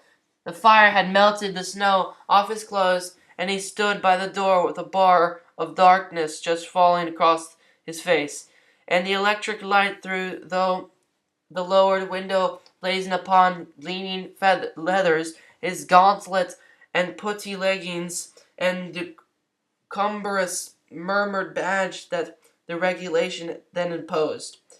"It will be some time before the road is passable," said Molitor with a frown. "Oh, hours, perhaps," was this spotting reply. "Would suggest going to Mulsey Bridge, sir. Best way now." "Is it much out?" "Turning half a mile back. From there it is no further than this way." "And you know the way perfectly?" The driver nodded. "Perfectly, sir." "Very well, go on. We have plenty of time yet, but you might get a few more miles out of her, if you think you can." The driver jumped up to his seat, the horn gave its bull-like note of warning, and glided around the car and began to head back towards Esher, with the open common on either side and the pelting wind behind. It slackened for a moment at the fork in the high road, turned to the right, and then began to draw away northward with an increased speed that showed the driver to be capable of rising to his instructions. "It is fortunate that the inspector is not a motoring man," thought Salt to himself with an inward smile. "This is very much too good." But the inspector had only noticed that with the increased speed the car seemed to run more smoothly, and even then he had no means of judging what the increase had become. The man whose car it was knew that a very different explanation than mere speed lay behind the sudden change, that the motion now sheer luxury. He knew with absolute conviction what had happened, and he would have known without any further evidence that the driver who now had his hands on the wheels was 1,000 miles ahead of the constable chauffeur Murphy in motorcraft. It was not the first suggestion of some friendly influence at work that had stirred his mind. The incident of the stranded wagon across the road by Ripley was little in itself, even when they were a second time delayed by the fallen tree a few miles further on. Nothing but an unreasoning hope could have called it more than a coincidence. But with the third episode, a mature plan began to loom through the meaningless delays. Oil was here, and there was oil in the England at that day. The hands of the Unity League might be traced not far away. In his head and his mind's eye, Salt ran over a half-dozen miles of Portsmouth Road. As far as he could remember, if it was intended to block the road, there was scarcely more a suitable spot than the long railway bridge to be found between Esher and Kingston, and followed the thought of it was intending to force Molitor to accept the bridge at Mulsey. No point in all the high road south of the fork would be served. The three incidents had taken place each at the exact point where it would best serve its purpose. Salt did not even glance at the driver when he returned from the fire. He leaned back in his seat as simple enjoyment, and Inspector Molitor thought from his appearance that he was going to sleep.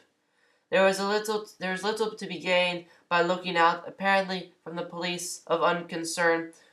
A huge white motor car that was waiting in the crossroad by Esher Station had its headlights masked, and in the snowstorm had the night it could not have been seen 10 yards away. The driver of the green car sounded his horn for the road as he swept by, and 10 seconds later the white car glided out from its place of concealment like a ghostly mastodon, and bearing its a dazzling lamp began to thrash along the road in the other's wake.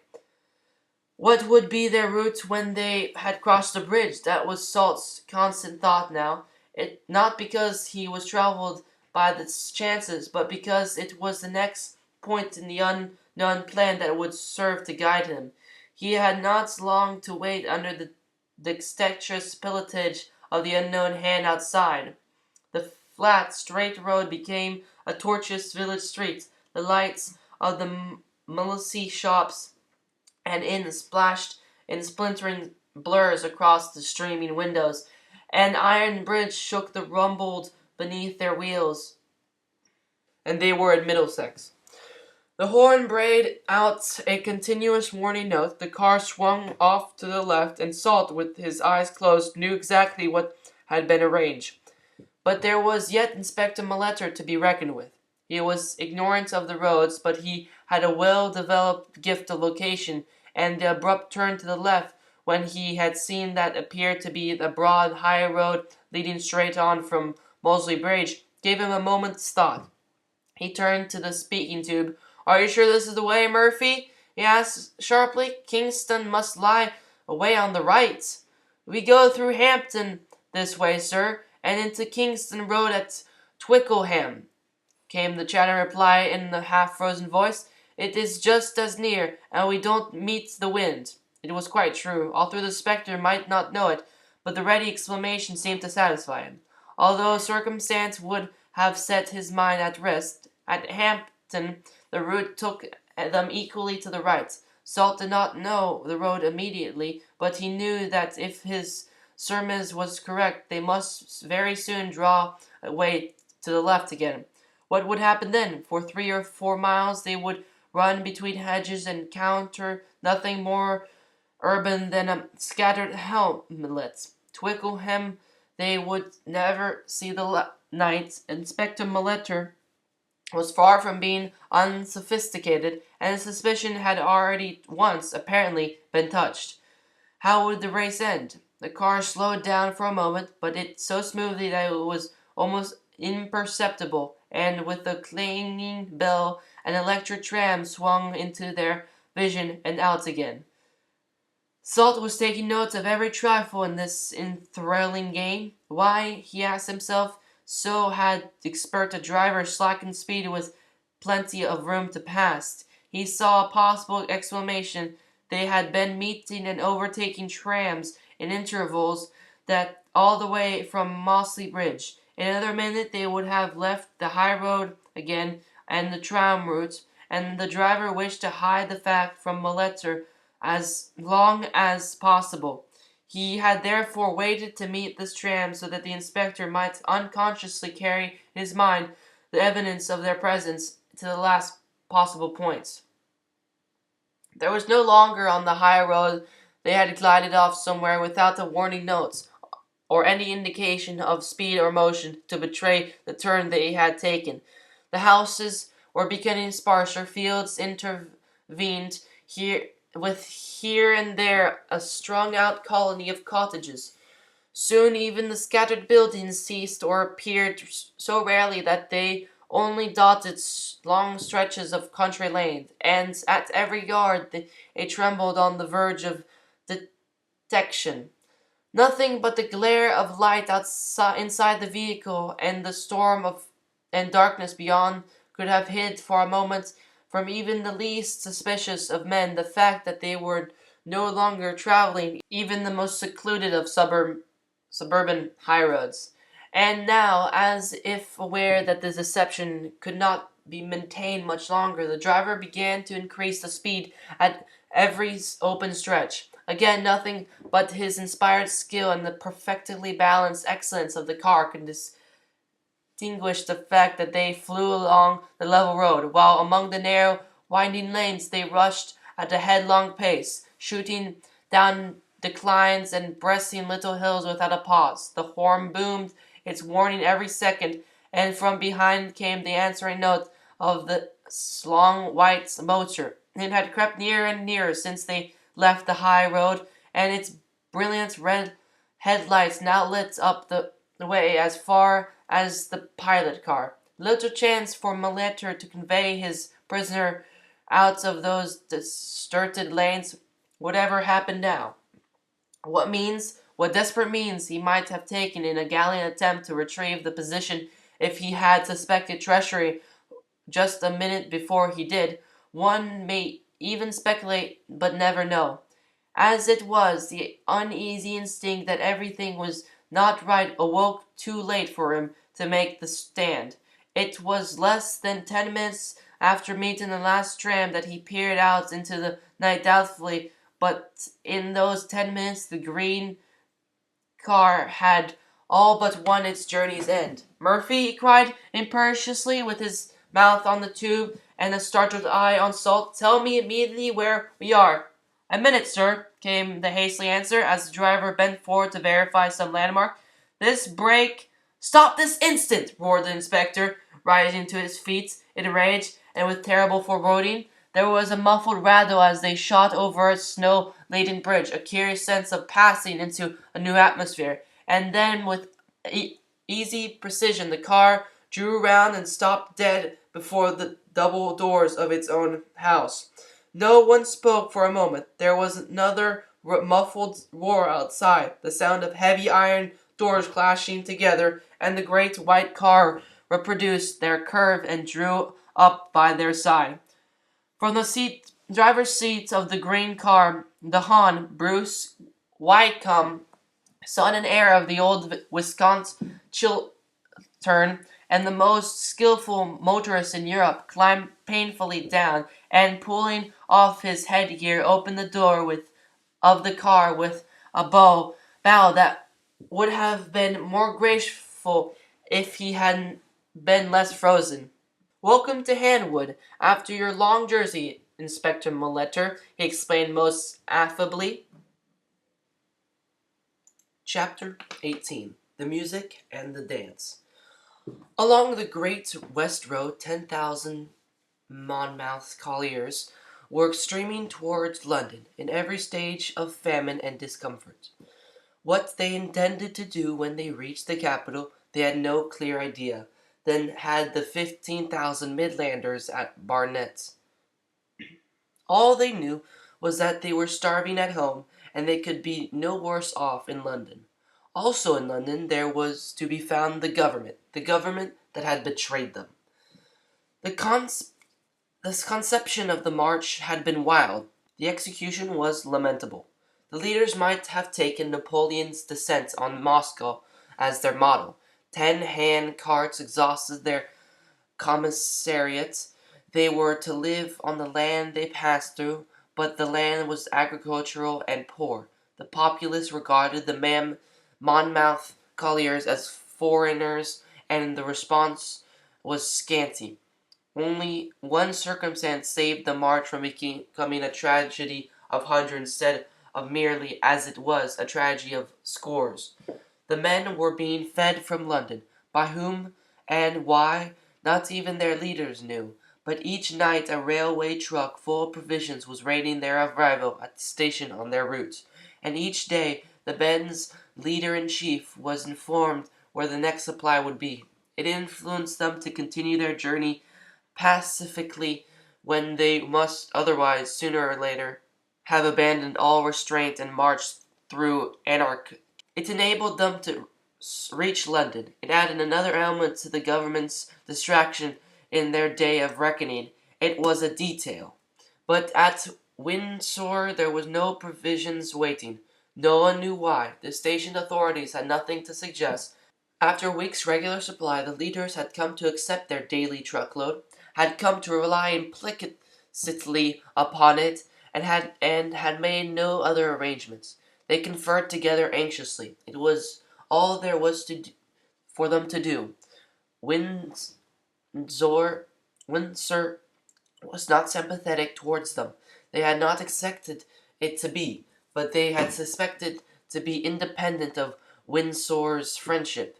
2,000 special constables escorted them in and sheltered them assiduously. Otherwise, there might have been disturbances, for a castle guard compromised the extent of Windsor's military resources then.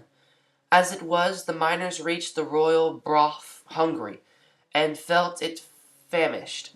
A rumor spread along the ranks as they set out that an unfortunate mistake had been made, but that supplies would be waiting them in Hyde Park. If that was a detail, it might well have been. It was not wholly successful. The men were hungry and dispirited, but London was not their immediate goal. For weeks they had been telling the vacant cabinet what ought to be done with the oil at Hanwood, and as they set out they had boasted to their brothers across the Rhymney that before they returned there they would show them how to fire a beacon and would singe the hair of 5,000,000 leaguers. Midway between Windsor and London they proceeded to turn off from the highway under the direction of their leaders, and debouching from narrow lanes on the fields beyond, they began to advance across the country in a straggling, far-flung wave. On the previous day both the Home Office and the War Office had received applications for protection from the company at Hanwood, backed by evidence which felt no possible doubt that the Monmouth, unemployed, contemplated an organized attack on the oil store. The two departments relied distantly that in view of existing conditions within the metropolis and the forces at their disposal, it was impossible to dispatch either troops or constabulary to protect the private property in isolated districts. Hanwood acknowledged these replies, and gave notice with equal punctilio that they would take the best means within their power for safeguarding their interests, and at the same time formally notified the government that they held them responsible through their failures to carry out obligations of their office, for all the developments that the situation might lead to, an exchange of civilities which in private life is sometimes attained much more simply by two disputes consigning each other to the society of the Prince of Darkness in forced words. Whatever there might be behind the intimation, there was little to indicate that at dark that afternoon, the stranger or the native passing along Miss Lizzle's secluded lane would have noticed only two circumstances to suggest anything unusual in the air.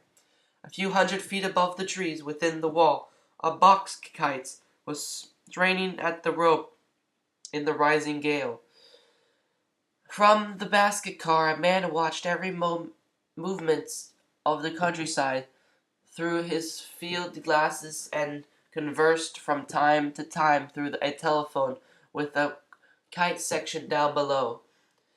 A second wire ran from the field telephone to a room of the office where Salt was engaged with half a dozen of the chiefs of the Council of the League. Sir John Hampden was not present. He was remaining in London to afford the government every faculty for negotiating a settlement whenever they might desire it. In the lane a group of men with tickets in their hats were loitering about the bridge. They compromised a peaceful picket within the meaning of the act. They had been there since daybreak, and so far no one had shown any wish to dispute their position.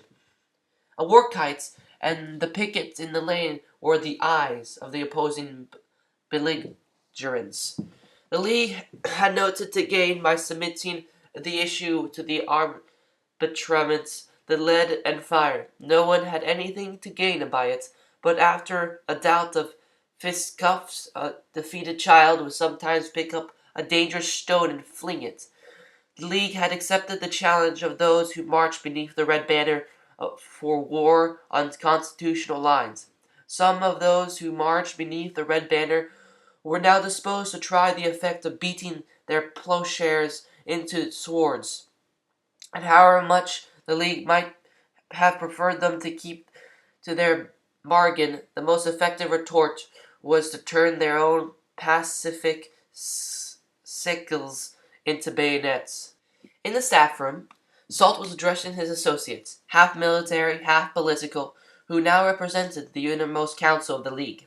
Some of them had been members of former ministries, others soldiers who had worn the insignia of generals, but they rendered to this unknown man among them an unquestioning alliance because of what he had already done, because he inspired them with absolute reliance in what he would yet succeed in doing, and, not least, become he had the air that fitted the position. More than 2 years ago, he was saying, the first draft of the formation and operations of the League contained a section much to the following effect. It is an essential feature of the plan that the League should work on constitutional lines from beginning to end, and in contemplation of bringing about the desired reforms without firing a solitary shot or violating a single law. Nevertheless, it is inevitable that when the position becomes acute, civil disorders will arise out of the involved situation, and demonstrations of the affected people will threaten the government of the day on the one hand and the proposed league on the other. In these circumstances, it will be prudent to contemplate as a last phase of the struggle an organized military attack on the property of the League, masked under the form of a popular riot, but instigated or conveyed at by responsible authorities. I propose, therefore, to establish the League stores in the position naturally suited for defense, and to adopt such further precautions as will render them secure against ordinary attack. We have now reached the closing phase of the struggle, continued Salt. On this evidence report from Sir John Hampden, we may assume that within 24 hours our aggressive works will be over. Will our opponents, in the language of the street, go quietly? It had fallen to my lot to read the Riot Act on 3 occasions, said one of the company, and I have seen disturbances in Ireland, but I have never before known an unorganized mob to surround a position completely and then to sit down to wait for night. Lieutenant Vivash wishes to speak to Mr. Salt personally, said the subordinates, appearing at the door. Salt stepped into the ante-room and spoke through the telephone. Yes, Vivash? He said to the man in the kite a quarter of a mile away. What is it? 2 general service wagons with a bridge-making tackle have just been brought up and are waiting in Welland Wood, reported Vivesh. There is a movement along the colliers over Barfold Rise. With them are about 200 men carrying rifles. They are not in uniform, but they march. Salt turned to another instrument and jerked the switch rapidly from plate to plate as he distributed his orders. Captain Norris, strengthen the territorials at the outer wire north. Send up 2 star rockets to recall the motorcycle scouts. Tell Dischernal to have searchlights in immediate readiness. Fire brigade, full strength. Turn out with chemical engine and stand under earthwork cover at central tank. He turned again to the kite telephone to ask Vivesh a detail. There was no response. Get on with Lieutenant Vivesh as soon as you can, and let me know at once, he said to the one who was in charge as he returned to the staff room. In less than a minute, the operator was at the door again. I'm afraid there is something of the matter, sir. I can get no reply either from Lieutenant Vivash or from the kite section. Ring up the dispatch room. Let someone go out to Mr. Moore and return here with report. Yes, sir. He turned to go. There is Mr. Moore, he explained, standing aside from the room. They all read some disaster in his face as he entered. I am deeply sorry to say that Lieutenant Vivesh has been shot. Is he seriously hurt? Asked someone. He is dead. He was shot through the head by a marksman in Welland Wood. Salt broke the shocked silence. We have lost a brave comrade, he said simply. Come, General Trench, let us visit the walls. It was dark when they returned. Salt passed through the room, calling to his side the man with whom he had been most closely associated at Hanwood, and traversing some passages led the way up the winding staircase into the lantern of the tower. Here, under the section of an ex-office of Royal Engineers, two powerful searchlights were playing on every inch of doubtful ground that lay within the radius beyond the entanglements that marked the outer line of the defenses. Nothing had been seen. Not a solitary invader had yet shown himself within the zone of light. The officer in the charge was explaining a technical detail of the land when the faintest warning, a fluent blaze of light suddenly ran along the edge of a coppice half a mile away, and a noise like a crackling of 100 new-lit fires drifted on the wind with the echo. A thick hedge to cast a wood line on the west joined in the vicious challenge. A few bullets splashed harmlessly against the steel shield that ingeniously protected the lantern. The searchlights oscillated uncertainly from sky to earth under the shock of the surprise, and then settled down to stream unwinkingly into the eyes of the enemy. While the double darkness, the defenders hugged the earth behind the wires and began to reply with cool deliberation to the opening volleys. There was a shock upon the door and the little lantern room, and the telegram message was placed before Salt. It bore a sign showing that it had come over the private system which the League maintained between Hanwood and the head office. He read it, though, twice, and for almost the first time since he had left his youth behind, he stood in absolute indecision. It is necessary for me to go at once to London, he said, turning to his companion, when he had made an irrevocable choice. You will take command in my absence, Evelyn, under the guidance of the council. May I venture to remind you, sir, that we are completely surrounded, said Evelyn through his blank surprise. I have not overlooked it. You will. There was a sullen roar away in the north, a mile behind the coppice that had first spoken. Something whistled overhead, not immodiously, and away to the south a shell burst harmlessly among the ridges of a plowed field. The nearest searchlight elevated its angle a fraction and centered upon a cloud of smoke that hung from a moment until the gale whirled it to disintegration. The army, like the navy, had reverted to black powder. It was economy, and as it was not intended to go to war again, it scarcely mattered. Marsham will engage that gun from both platforms D and E. Make every effort to silence it with the least delay. It is the only real menace there is. Hold the entanglement, but not at too heavy a cost.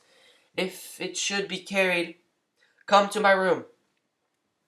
You have considered the effects of your withdrawal at this moment, Salt, said Evelyn in a low voice as they hasted together along the passages. I can leave the outcome in your hands with absolute reliance, replied Salt. If Hanwood is successfully held until tomorrow, it will dissolve upon Sir John Hampden to dictate terms to the government. The end is safely in sight, independent of my personality, my reputation. He dismissed the phrase with a shrug. He threw the open door of his private office, a shallow mahogany case about the square foot a foot square, locked and sealed, was sunk into the opposite wall. Salt knocked off the wax and opened the case with a key which he took off the ring and gave to Evelyn as he spoke. Inside the case were a dozen rows of little ivory studs, each engraved with a red number. Fastened to the inside of the lid was a scale map of the land lying between the outer wall and the wire fence. Every stud had its corresponding number, surrounded by a crimson circle indicated on the plan. If the entanglement should be carried, you will take no further risk, continued Salt. Captain Ford will give you the general indication of the attack from the lantern. There are 2 men detailed to each block of mines who will signal you the exact moment for firing each mine. Those are the numbered indicators above the box. Goodbye. He paused at the door. More than life the time was more than life to him, but he had an order thought for everything.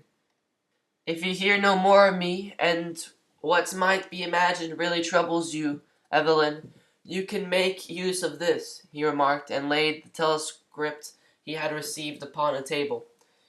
It was not the time for words, written or spoken, beyond those of the sheerest necessity. Half an hour passed before Evelyn had the opportunity of glancing through the letter that had called Salt from his post. When he had finished it, he took it down and read it aloud to the headquarters staff amidst the profound silence, the impassionate vindication of his friend and leader. This was what they heard. Unity League, Trafalgar Chambers. The building is surrounded by mob, Seaton Street, Pantill Passage, Pall Mall, and Haymarket. As far as I can see, densely packed with frantic men. All others building had left earlier. I shall remain, wires cut, and fear that you may not receive this, as other telescribe messages for help unanswered. Mom howling continuously for Sir John Hampden and Mr. Salt. Dare not look out again. Stoned. Shall delay advance doors and stairs as long as possible, and burn all important league books and papers. Last resource. Goodbye, all my dear friends. Irene Lizzle. Chapter 19. The Finniss Message. The storm had not decreased its violence when, 3 minutes later, Salt stood unperceived on the broad coping outside, an upper story of the tower, and, sinking forward into the teeth of the gale, was borne upwards with rigid wings as the kite ascends. In accordance with his instructions, the 2 searchlights had turned their beams steadily earthward for the time, and in the absolute darkness of the upper air he could pass over the firing lines of friends and foe in comparative safety. As he rose higher and higher before the wind, he saw, as on a plan, the whole field of operations, just distinguishable in its masses of gray and black, with the points of interest revealing themselves by the occasional flash. Immediately beneath him at first, but seconds later, drawing away to the southwest as he drifted in the gale, he breasted lay Hanwood, with its 3 outer lines of defense. From above it seemed as though a very bright needle was every now and then thrust out from the walls into the dark night and drawn back again. On each of the platforms D and E, 2 4.7-inch thick quick firing guns appeared to be rocking slightly in the wind. By all the indication there was of smoke and noise, or even flame, the gunners might have been steadily idle behind their shields. But over the steep scrape of the little hill, a mile and a half away, shells were being planted every 10 yards or so, with the methodical regularity of a farmer dropping potatoes along a furrow. Salt might not have quite expected that there would be the necessity of firing those guns when, a year before, he had obtained for Hanwood its complement and finest artillery, that the world produced. But when the necessity did arise, there was no need for the League gunners to use black powder. When he had reached the height he required, simply leaning against the wind, Salt moved a pinion slightly and bore heavily towards the right. It was the supreme moment for the trial of skill. As a long flight that followed it was the trial of endurance. If his nerve had failed, if a limb had lost its tension for a fraction of a second, his brain reeled amidst the tearing fury of the elements. Or a single ring or swivel not answered to its work, he would have been crumpled up hopelessly beyond the chance of recovery and flung headlong to the earth. As it was, the wind swept him around in a great half-circle, but it was the wind his servant, not his master, and he turned its justly violence to swerve his ends. He caught a passing glimpse of a coppice whence the attack had first been opened. He saw beneath him the lines of guns ensconced behind the hill, and one already overturned and centered in confusion, and then the sweeping arc reached its limits, and he came, as it seemed, to the anchor in the mid-air, with the earth slipping away beneath them as the banks glide past a smoothly moving train, and 1,000 weights and forces dragging at his arching arms. He had nothing to do but maintain the perfect balance along the conflicting cross winds that shot in from above and below, and from north to south, to point his course towards the glow in the sky that marked the capital. A dozen words could express it, but it required the skill of a practiced wingman, the highest development of every virile quality, and the spur of the necessity not less than life and death to dignify the attempt above the foolhardy. Whether beyond all the accomplishments lay within the bounds of human endurance was a further step. It would at that time have been impossible to pronounce either way with any authority. Not only had the attempt never been made, but nothing approaching the attempt had been made. A breeze around 5 miles an hour was considered enough for any purpose. To take to the air when the anemometer indicated 15 miles an hour was not allowed at the practice grounds, and the record in this direction lay with an expert who had accomplished a straight flight in a wind that traveled less than 30 miles an hour. The storm on the night of the 15th of January tore across the face of the land with a general velocity of 50 or 60 miles an hour, arising at times even higher. Under the racking agony of every straining tendon and the heady pressure of the wind, a sense of mundane unreality began to settle upon the flyer. He saw the earth and its landmarks being drawn smoothly and swiftly from beneath him with the detachments of a half-conscious dream. He saw, for he remembered afterwards, the Thames lying before him like a whip flicking carelessly across the plain. A town loomed up, black and inchoate on his right, developed into the streets and terraces and slid away into the past. It was Richmond. The river, never far away, now slipped beneath him at right angles, appeared to hold a parallel course upon his left, and flung a horseshoe coil 2 miles ahead, a colony of strange shining roofs and domes next challenged recognition. If there were conservatories at Kew looking little more than garden frames, and there they were scarcely lost to view before he was over the winding lane of Brentford's quaint old High Street, now, as it appeared, packed with a dense moving crowd. The irresistible pounding of the gale was eddying the glow of London's further and further to his right. Instinctively he drew more weight into the lighter scale, and slowly and certainly the point of his destination swung around before his face again. Henceforth it was all town. Gunnersbury became Chiswick. Chiswick merged into Hammersmith. Kingston succeeded in ceaseless waves of houses that ran north to south and long vistas of roofs that stretched east and west.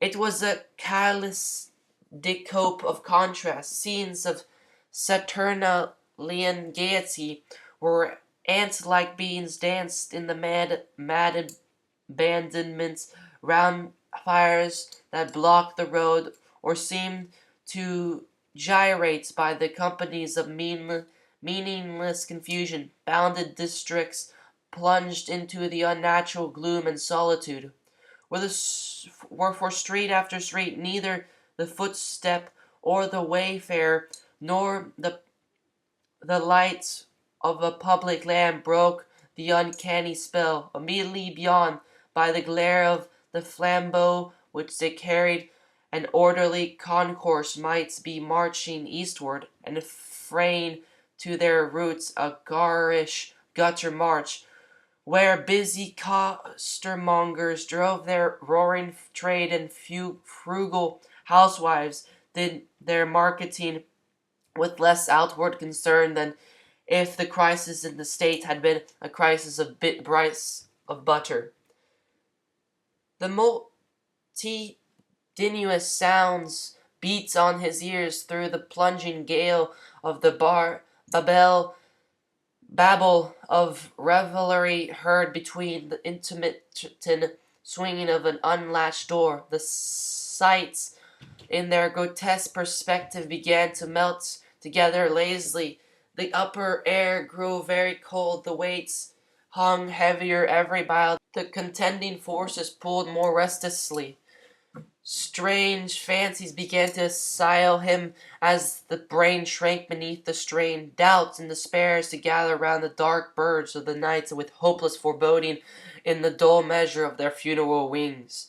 In the moment, mind and body almost failed to contend against the crushing odds. Nothing but this unconquerable heart flogged on his dying limbs. It was scarcely more than half an hour after she had written her despairing message that from her post at the head of the broad stone staircase, Irene Lizzle heard a noise in the garret story above that sent her flying back to her stronghold.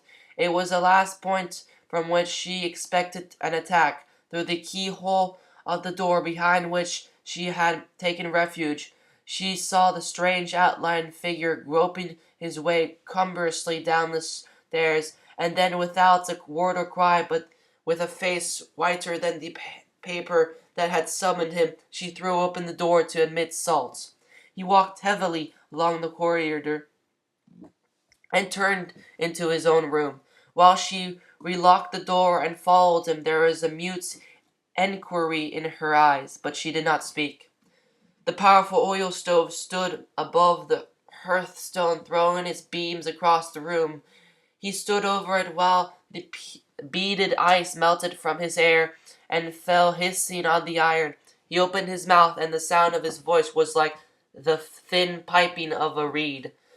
She caught a word and began to unbuckle the frozen straps of his gear. When he was free, he tried to raise his hand to his pocket of his coat, but the effort was beyond the power of the cramped linen. Irene interpreted the action, and finding there a flask, filled the cup and held it to his lips. She got a blue, half-frozen smile of thanks over the edge of the cup. "Ah," he said, beginning to find his voice again, and stamping about the room. "We are wisely slocum a moment, you and I, Miss Lizzle. Now you must write a telescript for me, please, for I cannot. If you will remain here where it is warmer, I will bring the materials," she suggested. He thanked her and allowed her to go, watching her with thoughtful eyes that were coming back to life. She paused a moment at the top of the stairs to listen down the shaft, and then sped quickly through the smoke to the instrument room on the floor beneath. Salt glanced around the office. On and about his desk, all the books and papers that might have been turned to a hospital purpose had been stacked in readiness, and by them stood the can of oil that was to ensure their complete destruction. He stepped up to the window and looked out cautiously. Every pane of glass was broken. Every pane of glass in Trafalgar Chambers was broken, for that matter, but it was not easy for an unprepared mob to force the entrance. When the Unity League had taken over the whole block of building, in its expansion, many alternations had been carried out, and along these had been to fix railings that sprang from the street and formed an arch, not only over the basement, but over the ground floor windows also. If the shutters on the window had been closed in the time, the assailants would have been baffled at another point. But the shutters had been overlooked, and the mob, after lighting great fires in the street, was now flinging blazing billets through the lower windows. In a very brief minute, Irene was back again with the telescribe accessories. She seated herself at the table, dipped her pen into the ink, and looked up without a word. Trafalgar Squares, 6:25 p.m., dictated Salt.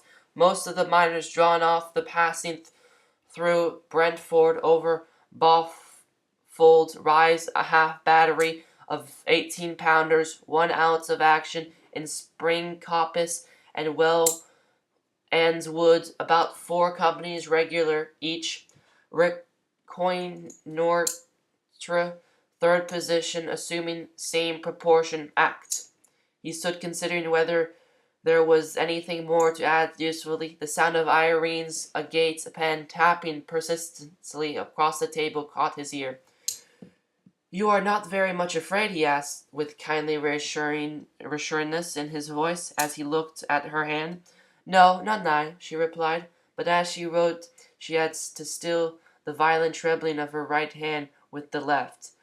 "All going well here. Send Messenger Hampton with report immediately after engagement," he concluded.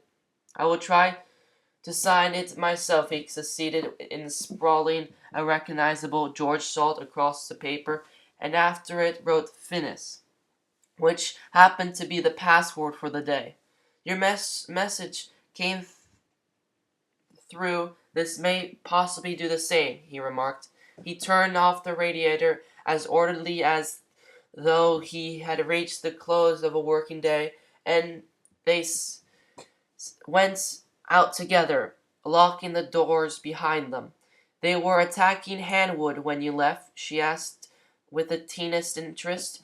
They had sent off the telescript, and it seemed to Irene that they had reached the end of things. "Yes," he replied, "but all the same," he added, as the fresh outburst of cries rose from the streets and the light through the shattered window attracted a renewed fusillade of missiles, "I think that we have kept our promises to let you be in the thick of it." She shook her head with the very faintest smile. "That seems a very long time ago. But how could you come? When I sent, I never thought, I never dreamed it was possible to leave. My work is done, yes," in reply to her startled glance. "It has all happened." "You mean?" she asked eagerly. He took a paper from his pocketbook.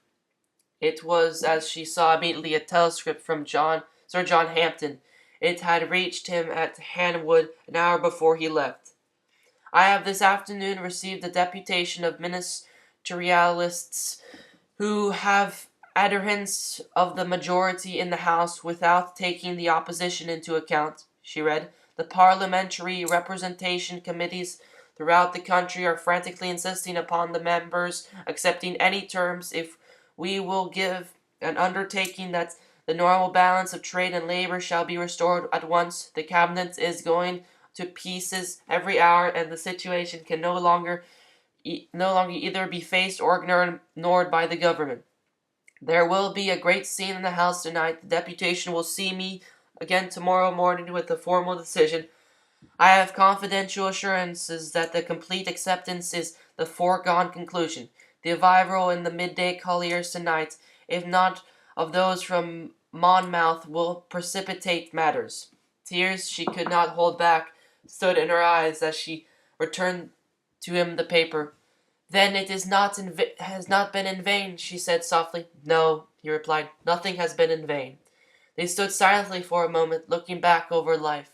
So my two shipwrecked passengers have stood on the frail rats, waiting for the end, resigned, but not unhopeful of a larger destiny beyond, while the elements boiled and roared around them. It was very weak of me to send that message, said Irene presently. The message I brought to you, I suppose, she added. That was the message that brought you. Yes, thank God, he replied. And if it had been impossible for you to come, it would have been an utterly critical moment in every way. That what you have done. He laughed a little, quietly, as he looked at her. The question did not arise, unfortunately, he replied. No, she admitted, only I felt a little curious to know how now that everything is over. It is over, isn't it? There is nothing to be done? Oh, yes, he replied with an indomitable cheerfulness. There is always something to be done. A chance? She whispered incredulously. A chance of escape, you mean? It is possible, he said. At least, I will go and hear what they have to say. No, no, she cried out, as a dreadful scene rose to her imagination. You cannot understand. Don't you hear that? They will they would kill you. I do not suppose that I shall find myself popular, he said with a smile, but I will take care. I think, you must stay here. Can I not? Can I come with you? She pleaded. See, I am armed. He took the tiny weapon that she drew from her dress and looked at it with gentle amusement. It was a pretty thing of the ivory and nickeled seal, an elaborate toy. He pressed the action and shook out half a dozen tiny loaded caps. They were little more than that upon his palm. I would rather that you did not use this upon the mob, he said, reloading it. It would only exasperate, without disabling. As for stopping a rush, why, I doubt if one of these would stop a determined rabbit. You have better weapons than this. I suppose you are right. Only it gave me a little confidence. Then you shall keep it for a memento, if you will. No, it might hold off a single assailant, I suppose. I should value this much more, if I might have it. He touched the silk tie that she had around her neck as he spoke.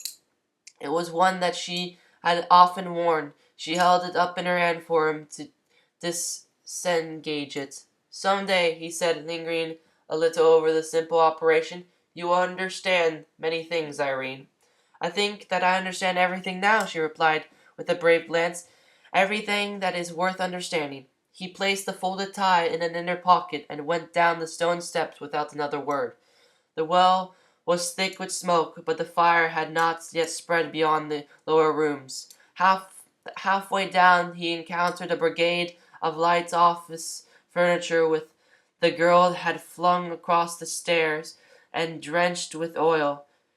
It was no obstacle in itself, but at the touch of a match it would have sprung into a conflagration that would have held the wildest mob at bay for a few precious moments. He picked his way through it, descending the remaining stairs, and unlocked the inner door beyond the precious moments. He picked his way through it, descending the remaining stairs, and unlocked the outer door. Beyond this was an iron curtain that had been lowered. A little door in it opened directly onto the half-dozen steps that led down the Seaton street. Salt looked through the crevice of the iron curtain and listened long enough to learn that there was no one on the upper steps, for the upper steps indeed commanded no view of the window, and the window were the centers of all interest. Satisfied at this point, he quietly unlocked the door and stepped out. Chapter 20. Stowballs of Salaviera. To the majority of those who thronged seats in the streets, the effect of Salt's sudden, instantaneous as it seemed, and unexpected appearance was to endow it with a dramatic, almost uncanny value. The front rows, especially those standing about the steps, fell back, and the further rows pressed forward. And because an undisciplined mob stricken by acute surprise must express its emotion outwardly by silence if it was hitherto been noisy, and by exclamation if it had been silent, the shouts and turmoil in the street instantly dwindled away to nothing, like a breath of vapor passing from a window pane. Salt raised his hands, and he had the tribute of unstirring silence, the silence for the moment of blank astonishment. "My friends and enemies," he said in a voice that had learned self-possession from the same school that Demosthenes had practiced in. "You have been calling me for some time. In a few minutes I must listen to whatever you have to say. But first there is another matter that we must arrange. I take it for granted that when you begin your spirited demonstration here, you had no idea that there was a lady in the building. Not being accustomed to the sterner side of politics, so formidable a display rather disconcerted her, and not knowing the invariable chivalry of English working men, she hesitated to come out before. Now, as it is dark, and the streets of London are not what they once were, I want half a dozen good stout fellows to see the lady safely to her home." "Be damned!" growled the voice among the mass. "What do you take us for?" "Men," retorted Salts incisively, "or there would be no use in asking you." "Yes, men, but famished, desperate, werewolf men," cried the poor gaunt creature clad in grotesque rags, who stood near. "Men who have seen our women starve and shrink before our eyes, men who have watched our children dying by the slower, cruel death in fire. An eye for an eye, tyrants. Your league has struck our women folks through us. Then strike at ours through us," cried Salts, stilling the measured passion of his voice, the rising murmurs assent. "I am here to offer you a substitute. Do you think that no woman will mourn for me?" He sent his voice ringing over their heads like a prophetic kennel. "The cause that must stop to take the life of a defenseless woman is lost forever." As long as he could offer them surprises, he could hold the mob in check. But there was among the crowd an element that was not of the crowd, a chosen sprinkling of who were superior to the swaying passions of the moment. "Not good enough," said a decent dressed, comfortable-looking man who had little that was famished, desperate, or wolfish in his appearance. "You're both there, and there you shall both stay. By God, huh, comrades?" He spoke decisively and made a movement as though he would head to rush towards the steps. Salt dropped one hand upon the iron door with a laugh that sounded more menacing than most Bed's threats. "Not so fast, Roke," he said contemptuously. "You grasp too much. Even your unpleasant business you can practice moderation. I am here, but there is no reason on earth why I should stay. Scarcely more than half an hour ago I was at Hanwood. There, by the way, your friends are being rather badly crumpled up, and you are all quite helpless to prevent me going again." They guessed the means. They saw the unanswerable strength of his position and recognized their own impotence. "Who are are you, anyway? Said a dozen voices. I am called George Salt. Possibly you have heard my name before. Come, Ben, he cried impatiently. What have you to think about twice about? Surely it is worth while to let a harmless girl escape to make certain that that terrible person Salt. There was a strangled scream in the vestibule behind. Unable to bear the suspense any longer, Irene had crept down the stairs in time to hear the last few sentences. For a minute she had stood transfixed at the horror of the position she realized. Then, frenzied, she flung herself against Salt's arm and tried to beat her way past to face the mob. You shall not! She cried distractedly. I will not be saved at that price. I shall throw myself out of the window into the fire anywhere.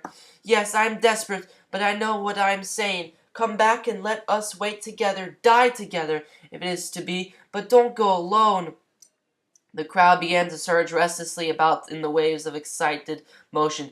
The interruption, in effect, had been the worst thing that could have happened. There were in the throng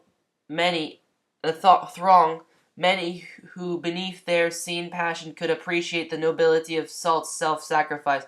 Many who, in the midst of their sullen enmity, were wrung with admiration for Irene's heroic spirit. But the contagion to press forward dominated all. Salt had irretrievably lost his hold upon the reason, and with that hold he saw the last straw of his most forlorn hope floating away. In another minute he must either retreat into the burning building, where he might at any time find the stairs impassable with smoke, or remain to be overwhelmed by a savage rush and beaten to the ground. Men, cried Irene desperately, listen before you do something that will forever make today shameful in the history of our country. Do you know who you wish to kill? He is the greatest Englishman. There was angry cries from firebrands scattered here and there along the crowd, and a movement from behind where the contingents hurrying down the side streets pressed most heavily, flung the nearest rows upon the lower steps. Salt's revolver, which she had not shown before, drove them back and gave him a moment's grace. Quick, he cried, my offer still holds good. One man shouldered his way through to the front, and seeing him, Salt allowed him to come on. He walked up the steps deliberately, with a face sad rather than revengeful, and they spoke together hurriedly under a shadow of a large bore revolver. If it can be done yet, I'll be one of the post to see the young lady, said the volunteer.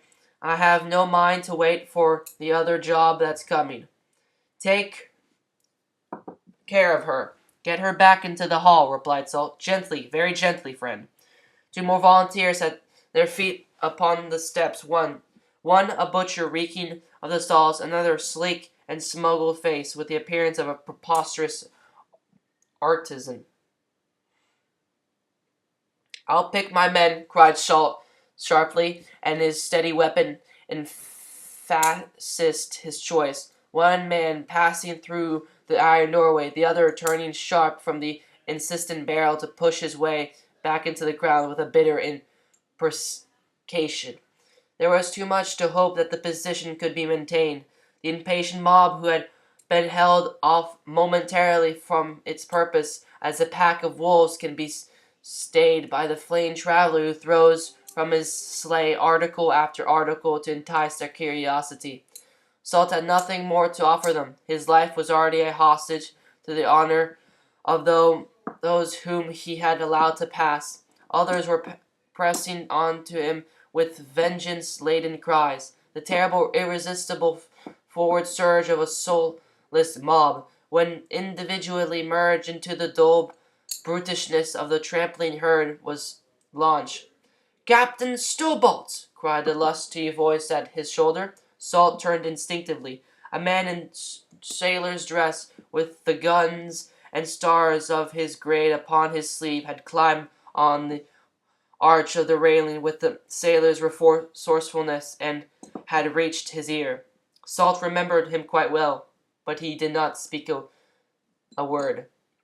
"Ah, sir, I thought there wasn't no other voice in the world, although the smoke befogged my eyes a bit.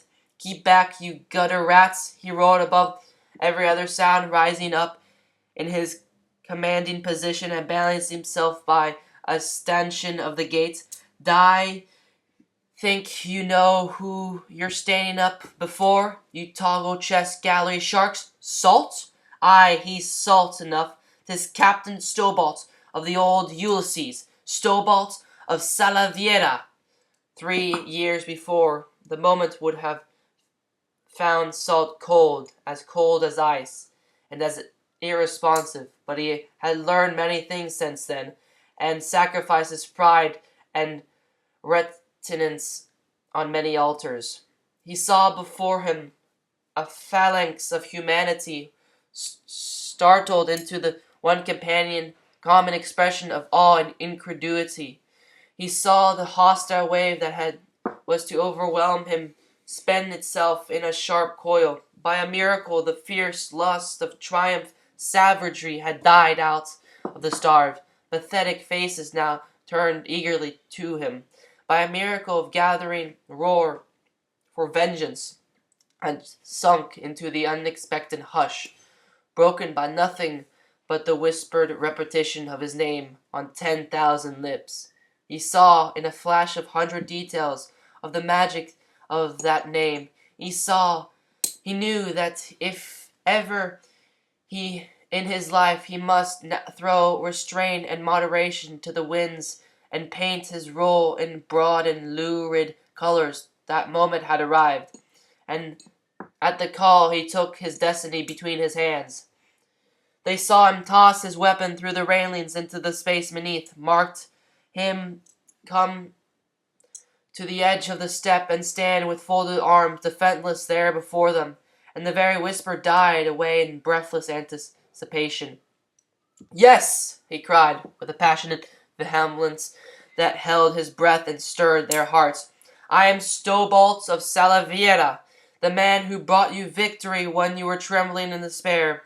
I saved England for you then, but that was when men loved their country, and did not think of disgraceful things to draw a sword and die for her. What is that? What is that to you today?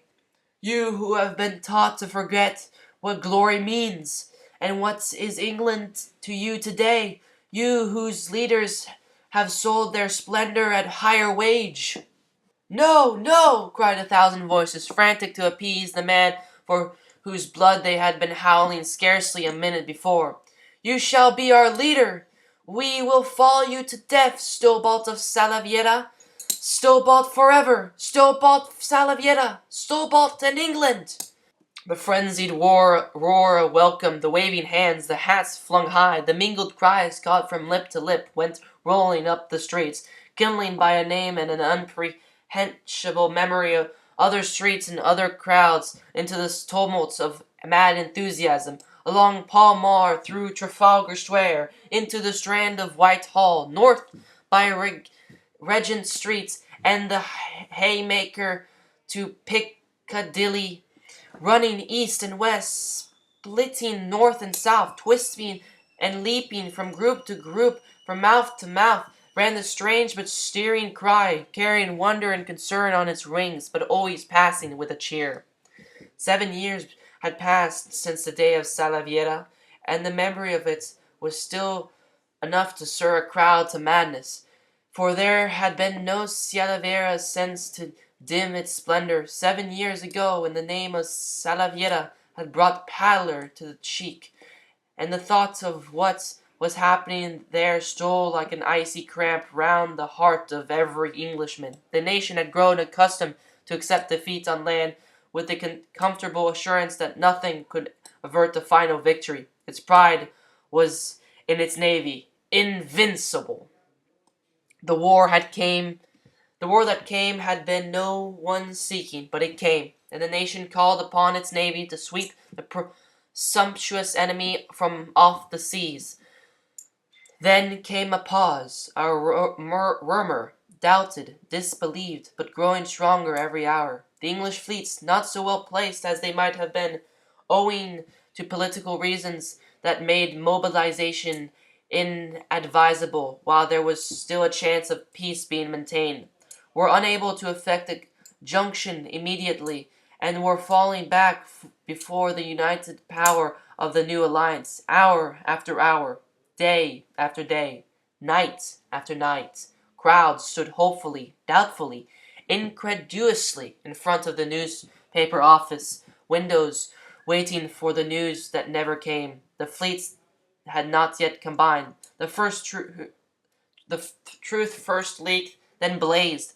They were unable to combine. Desperately placed on the outer line, they were falling back, ever falling back into a more appalling isolation. A coaling station had been abandoned just where its presence proved to have been vital. A few battleships had been dropped from the program, and the loss of their weights in the chain just proved fatal. Men did not linger much at the Fleet Street's window then. They sunk to and fro singly 100 times a day, read behind the empty bulletins the poignant intuition, and turned silently away. In the morning capital they led nightmare lives from which they could only wake to a more definite despair, and the first word of the hurrying newsboys' raucous shouts sent a sickening wave of dread to every heart. There was everything to fear and nothing at all to hope. Could peace be made, not a glorious, but a decent, living peace? Was even London safe? Kind friends abroad threw back the answer in the fewest, crudest words. England would have to sue for peace or bended knees and bringing heavy tribute in her hands. London lay helpless at the mercy of the foe to seize at any moment when it suited him. All this time Commander Stobots, in command of the Ulysses, by the vicissitudes of unexpected war and separated from his squadron and on detached service, was supposed to be in Cura Bay, 1,000 miles away from Salaviera, flung there with the destroyers Limpet and Dabfish by the mere backwash of the triumphant aligned fleets. According to the rules of naval warfare, he ought to have been thousands miles away. According to the report of the Allied scouts, he was 1,000 miles away. But miraculously, one foggy night, the Ulysses loomed spectrally through the shifting mist that drifted uncertainly from off the land and rammed the first Leviathan that crossed her path, while the two destroyers torpedoed her next neighbor. Then, before Life and 3 and 4 had begun to learn from each other what the matter was, the Ulysses was between them, sprinkling their decks and tops with their small shell, their perforating their waterline and vital parts with large shell from the range closer than that at which any engagement had been fought out since the day that when the Treasury had begun to implore the Admiralty to impress upon her admirals what a battleship really cost before they sent her into action. For the Ulysses had everything to gain and nothing but herself to lose, and when morning broke over Salaviera's untidy bay, she had gained everything and lost so little that even the new alliance took no pride in mentioning it in the cross accounts. It was, of course, as every naval expert could have demonstrated on the war game board, an impossible thing to do. Steam, searchlights, wireless telegraphy, quick-firing guns, and 100 other innovations had effaced the man, and the spirit of Elizabethan age was at a discount. What Drake could have done, or Hawkins, what could have been a sweet and pleasant venture to Sir Charles Grenville, or another Santa Cruz to Blake, would have been in their hairs unmitigated suicide by the verdict of an orthodox court-martial, largely imbued with the Elizabethan spirit, the genius of ensuring everything that was possible, and then throwing into the scale a splendid belief in much that seemed impossible. Stobart succeeded in doing what perhaps no one else would have succeeded in doing, merely because perhaps no one else would have tried. Stobart of Salaviera, come down and lead us! The wild enthusiasm and strange, unusual cries went echoing to the sky and reverberating down every street and by hallway. Behind bar doors, men listened to the shout and wondered, crouching in alleys, tramping the road with no further hope in life. Beggars and outcasts heard the name and dimly associated it with something pleasant in the past. It met the force of special constables hastening from the west. It fell to the ears of Mr. Strummery, driving the unfrequented ways towards the house. Stobart in England! Stobart for us! Stobart in the Navy! It was like another Salaviera night with Stobart there among them, the man who was too modest to be feted, the man whose very features were unknown at home. Stobart of Salaviera! Imagine it, measure by the fading but not yet quite forgone memory of another time of direful humiliation and despair that Salaviera must have been.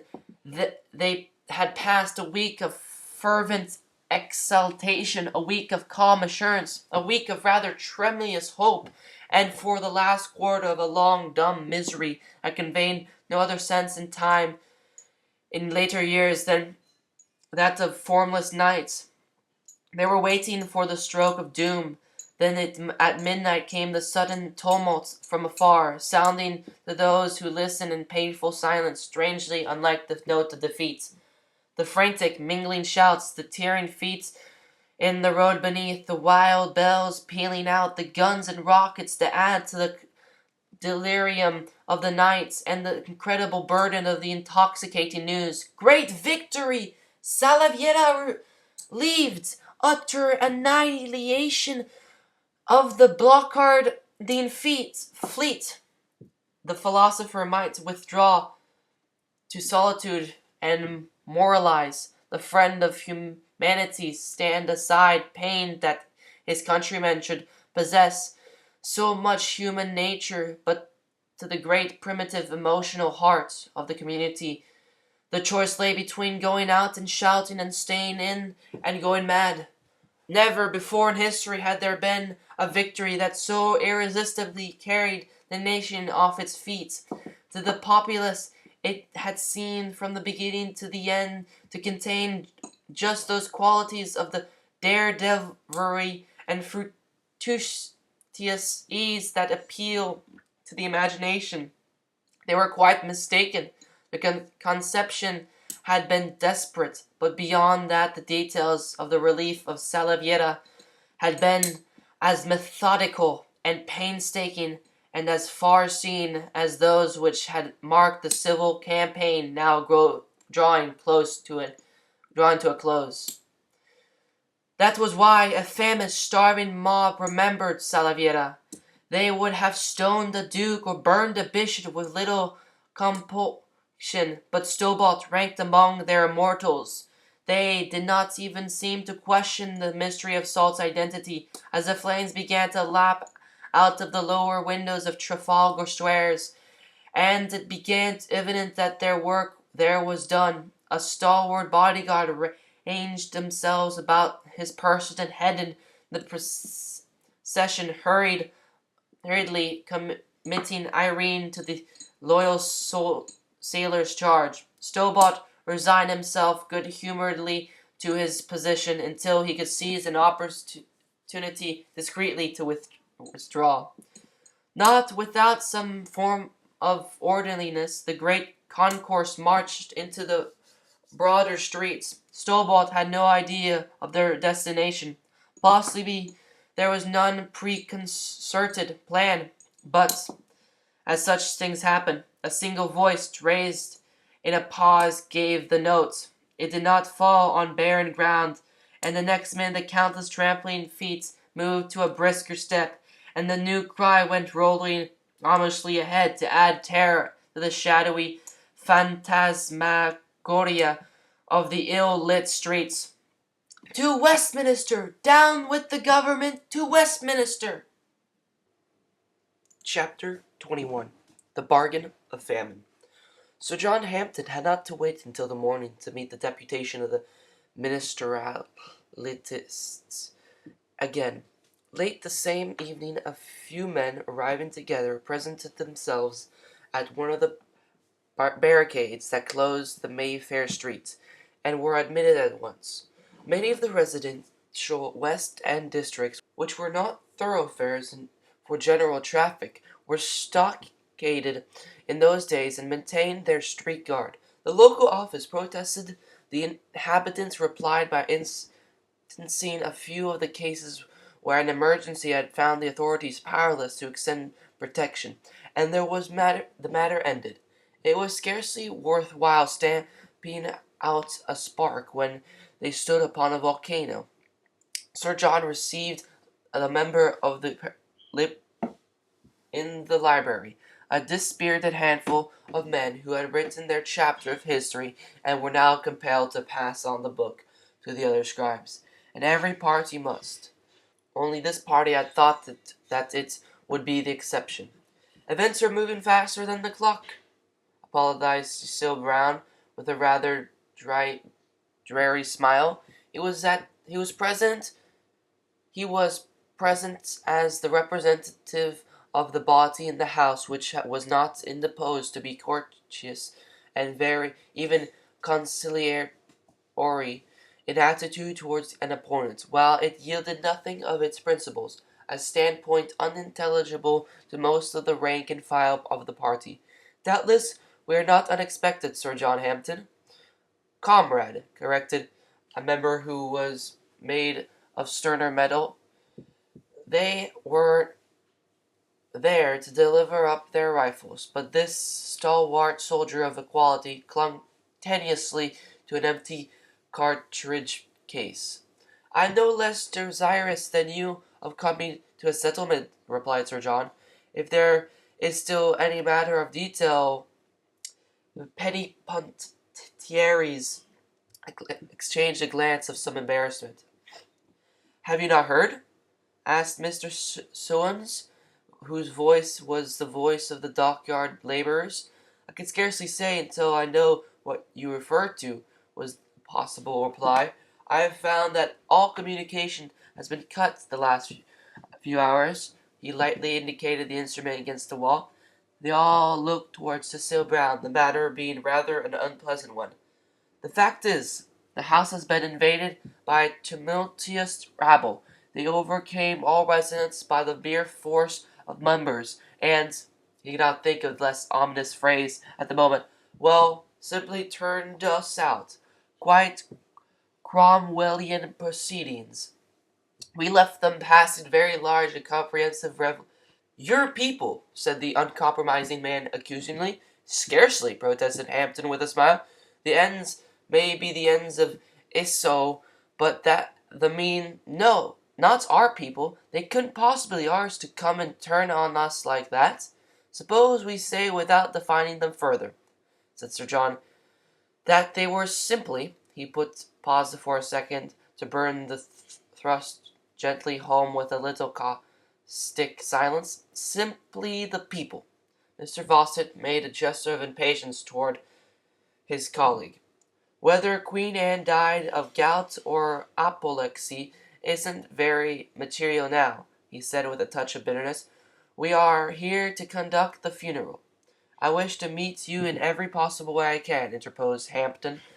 "But I must point out to you that at so short notice I am deprived of the counsel of any of my associates. I had hoped that by the time of the meeting tomorrow morning—" "Is that necessary if the memorandum is accepted by the government without discussion?" Mr. Fawcett shrugged his shoulders. "As far As I am concerned, Sir John, the concession of a word or two or a phrase here and there it make no difference.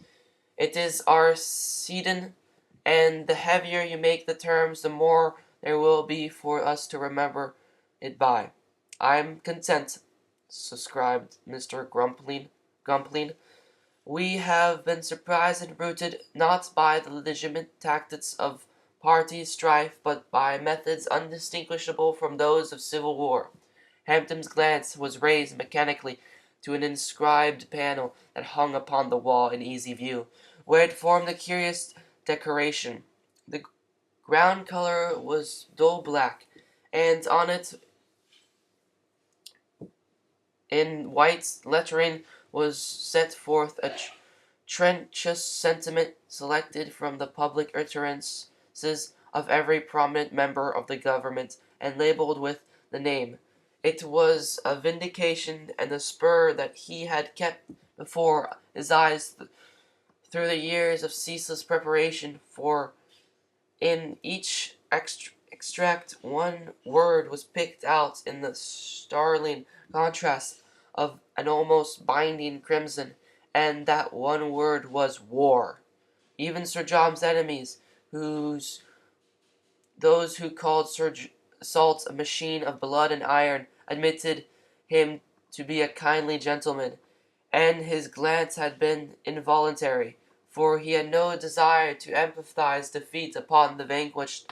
The thing was done, however, and following the look, every man who sat there met his own flamboyant challenge from the past, for all, without exception, had thrown down the gauntlet once in no uncertain form.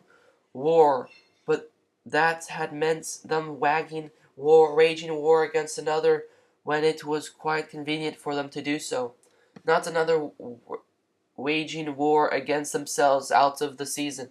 War, but certainly not war that turned them out of office, only war that turned their opponents out of office. A rather strained silence was broken by the sound of footsteps approaching from the hall.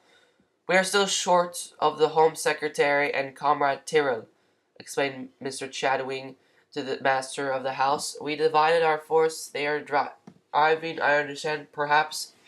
It was. They came in slowly, for the House Secretary flattered in his gait and had a haunted look, while Tyrrell led him by the arm. Both carried traces of disorder, even of conflict. "Oh yes, they held us up," said Tyrrell with a savage laugh as his colleagues gathered around. He was recognized in Piccadilly by the crowd of those ungrateful dogs from the pits. I shouted to the cabman to drive through them at a gallop, but the cur jumped off his seat, howling that he was their friend. I was just able to get the reins.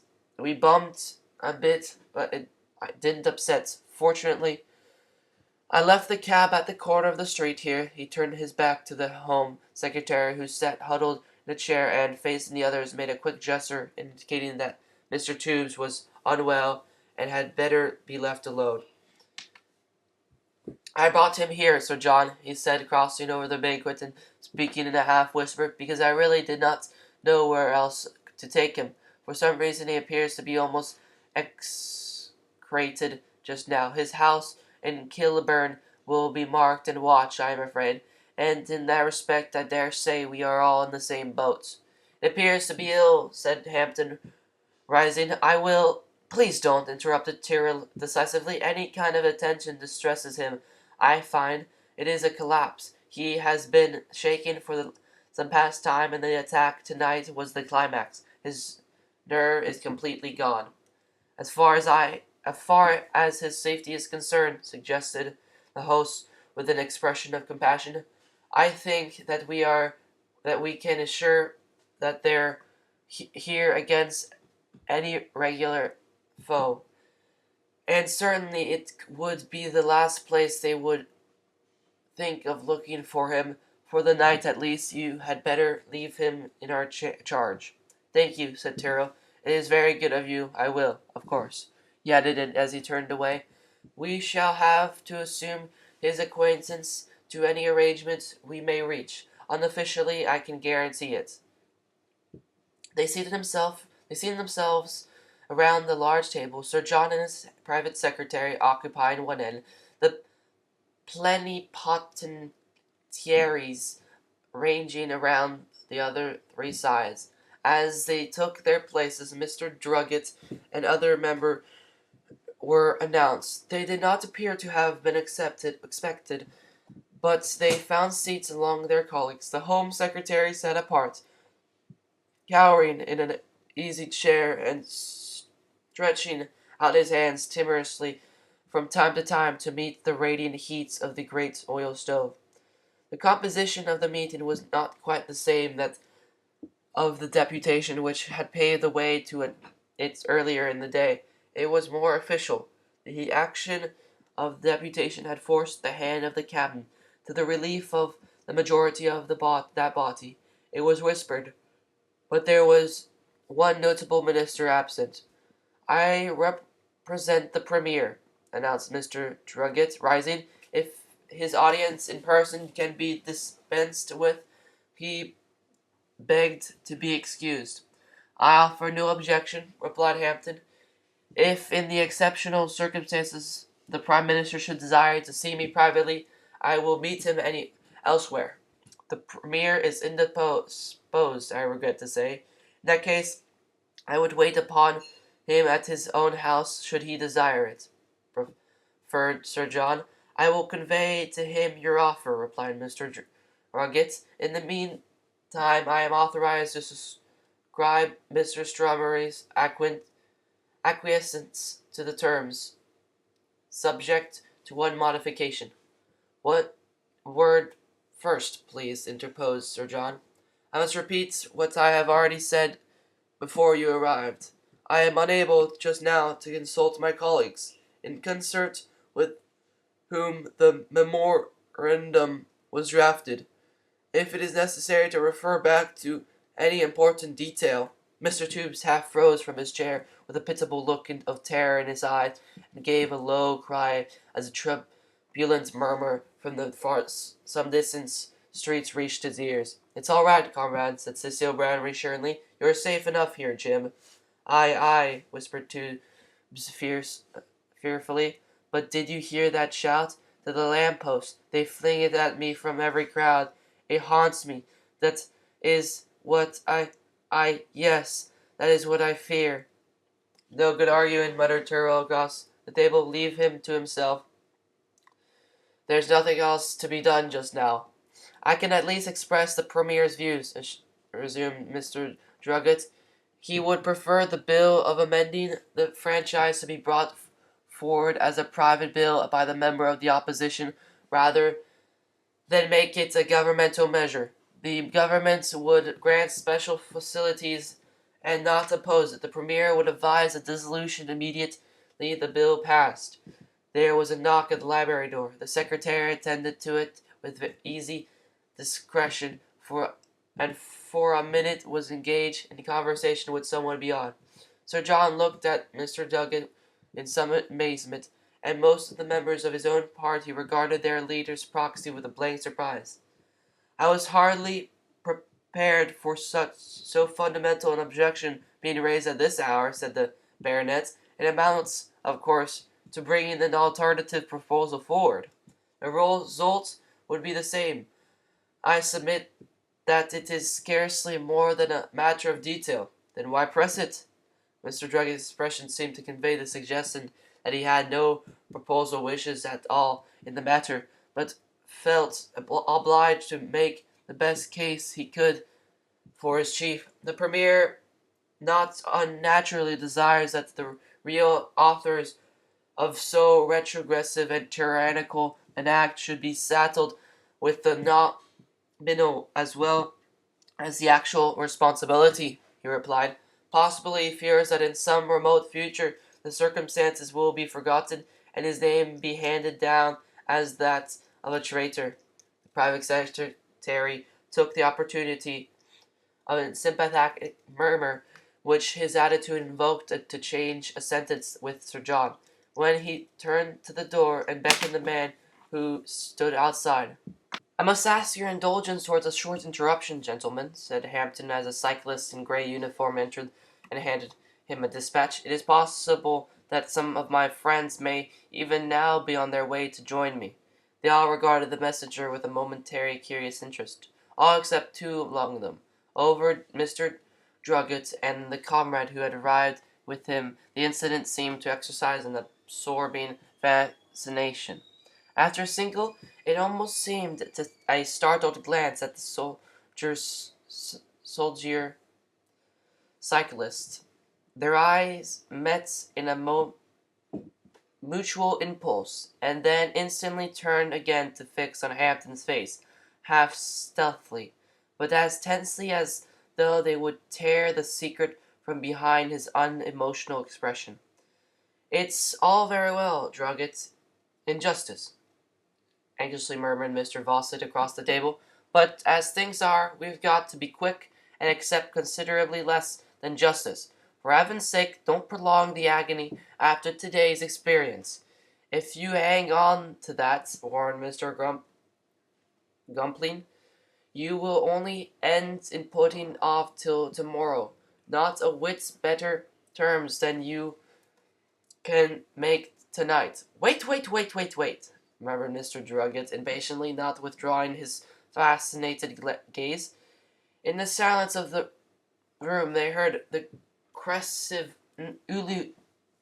ululation of the street, distant and still, but sounding louder than before to their strained imagination, and terrible in its suggestion of overwhelming, unappeasable menace. Mr. Tubes started uneasily in his chair. "Will that wait?" demanded Mr. Gumpling with some passion. "A very little time longer. Your coming here tonight has thrown us out," pledged Mr. Druggett's companion in a more conciliatory whisper. "Tomorrow morning, a few hours, an hour, perhaps even—" The messenger had been dismissed without an answer. Looking up with sudden directness, Hampton caught one man's eye fixed on him with a furtive intensity that betrayed his hopes and fears. "The attack on Hanwood was completely failed," quietly announced Sir John, holding the startled gaze relentlessly. "The guns have been captured and brought in. The troops have been surrounded, disarmed, dispersed, with the exception of those of the higher ranks who are detained. There have, unfortunately, been casualties on both sides." Why do you address yourself to me, Sir John?" stammered the disconcerted man, turning very white, and exhibiting every painful sign of guilt and apprehension. "We are to understand that your property at Hanwood has been attacked by an armed force of regulars?" asked one with sincere credulity, as Hampton remained silent. "It is unhappily true, and defended by an evident superior force of our men, unlawfully assembled there," retorted the millined comrade defiantly. "In the view of a strangled position to which the circumstances must give rise, I will take the responsibility of withdrawing the Premier's one objection to the memorandum as it stands," announced Mr. Druggett with dry lips. "In that case, I will ask Mr. Lloyd to read the terms of the agreement formally before we append our signatures," said Hampton, without offering any further comments. A printed copy of the articles was passed to each delegate. On the table before Sir John lay the engrossed form in duplicate. It's from one of these the secretary produced the read of terms of the agreement, which was frankly recognized on both sides as the death warrant of socialistic ascendancy in England. From the government, the League required only one thing: the immediate passing of a bill to amend the qualifications of voter in parliamentary elections, to be followed by a dissolution of its inevitable consequence, a general election, but of the result of that election no one need cherish any illusion, for it would be decided according to the new qualification, and shorn of its parliamentary fasciology. The new act was to sweep away the existing adult suffrage and broadly substitute for it a £10 occupation qualification with, still worse, a plurality of voting power in multiples of £10, according to the relative value of the premises occupied. It was wholly immoral, according to the democratic tendency of the preceding age, but it was wholly necessary according to the situation which had resulted from it.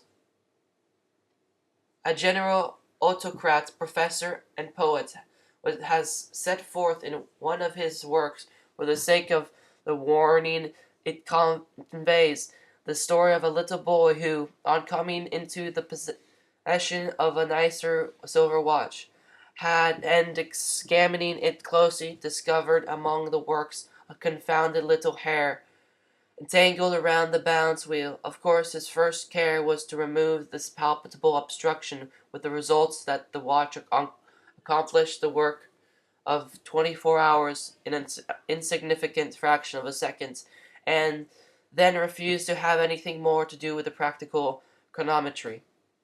On coming into possession of their new toy, the socialists had discovered many confounded little hairs wrapped away among the works of the elaborate piece of machinery.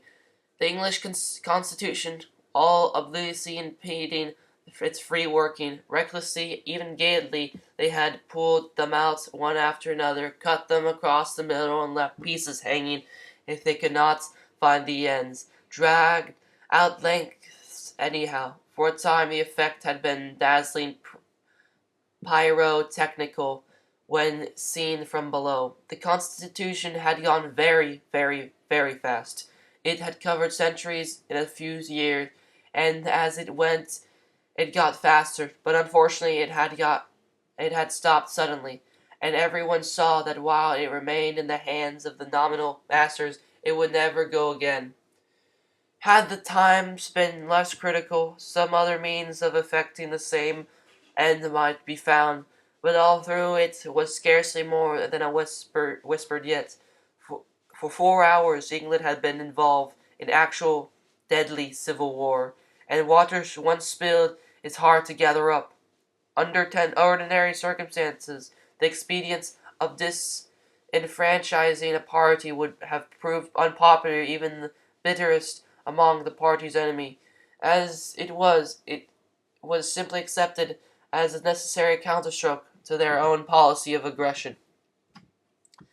If the most businesslike governments of modern times can instance a single business where even 11 shareholders to the amount of a sovereign apiece can come in to outvote the 10 shareholders who have each a stake of £1,000 in the concern, and then proceed to wreck it, it was remarked typical of the view people took. Then, why? Then the record of the government will lose its distinction as the absolutely unique blend of fatuous imbecility and ramping injustice. That's all. So there was to be a general election very soon, in which the issue would lie between the League party and the shattered shipwrecked administration that had no leaders, no coherence, and scarcely a name to rally to. It was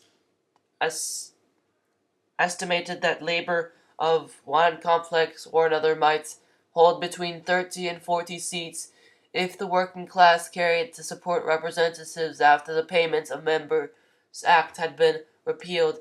It was commuted that in more than 400 constituencies, League candidates would be returned unopposed. There would be no denying that our countrymen of 1918 circa lived through an interesting period of their country's history. League party would go to the poll with no pledges, and their policy from the present was summed up in a single phrase. As in 1905, it was to be the cleanest of slates. How soon can the bill come law under the most expeditious Hampton had asked one of those who formed the earlier deputation, and the answer had been 3 days.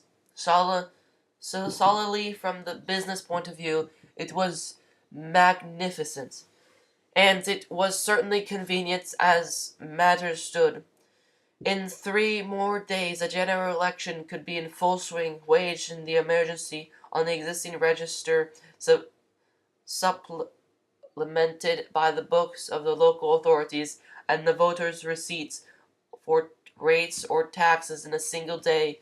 It could be over. Within a week, England would have experienced a change in their affairs as far-reached as the Conquest or the Restoration. Mr. Lloyd returned to Sir John Hampton's library, read the first article to the breathless assembly. It had been tacitly agreed that the time had come when the conditions must be accepted without discussion. But when the fateful clause was finished, a deep groan, not in empty hostile demonstration, but irresistibly torn from the unfeigned depths of their emotion, escaped many of the ministerials. Bodil El Chico's sigh, when he reached the point where the towers and minarets of Granada were lost to him forever, was not more sincere or raked. Even Sir John could not have claimed that he felt unmoved. The secretary read on. The League entered into certain undertaking. It guaranteed that the normal conditions of the home coal trade should be restored, and the men called back to the pits by the immediate order for 10 million tons. Temporary relief of various kinds would be constituted at once to meet the distress. Unemployed grants would be reopened for 9 weeks to carry over the winter. For 3 weeks fully, the 3 weeks at rate of 2/3, and for the last period reduced to 1/3. The colliers in London would be carried back to their own districts as fast as the railway could get out the trains. There were many other points of detail, and they all had in common aim the obliteration of the immediate past and restoration of the public confidence, which in a country possessing natural resources is the foundation stone of national prosperity. Already there were facts that for the present and portents for the future. Men of influence and position who had been driven out of England by the terrible atmosphere of political squalor, cast over an empire by a government that had learned to think municipally, were even now beginning to return, and that most responsive seismograph which faithfully reflected every change in the world condition for good or ill, predicted better times. In other words, consols had risen in 3 months from 54.5 to 68, and the bulk of the buying was said to be for investment.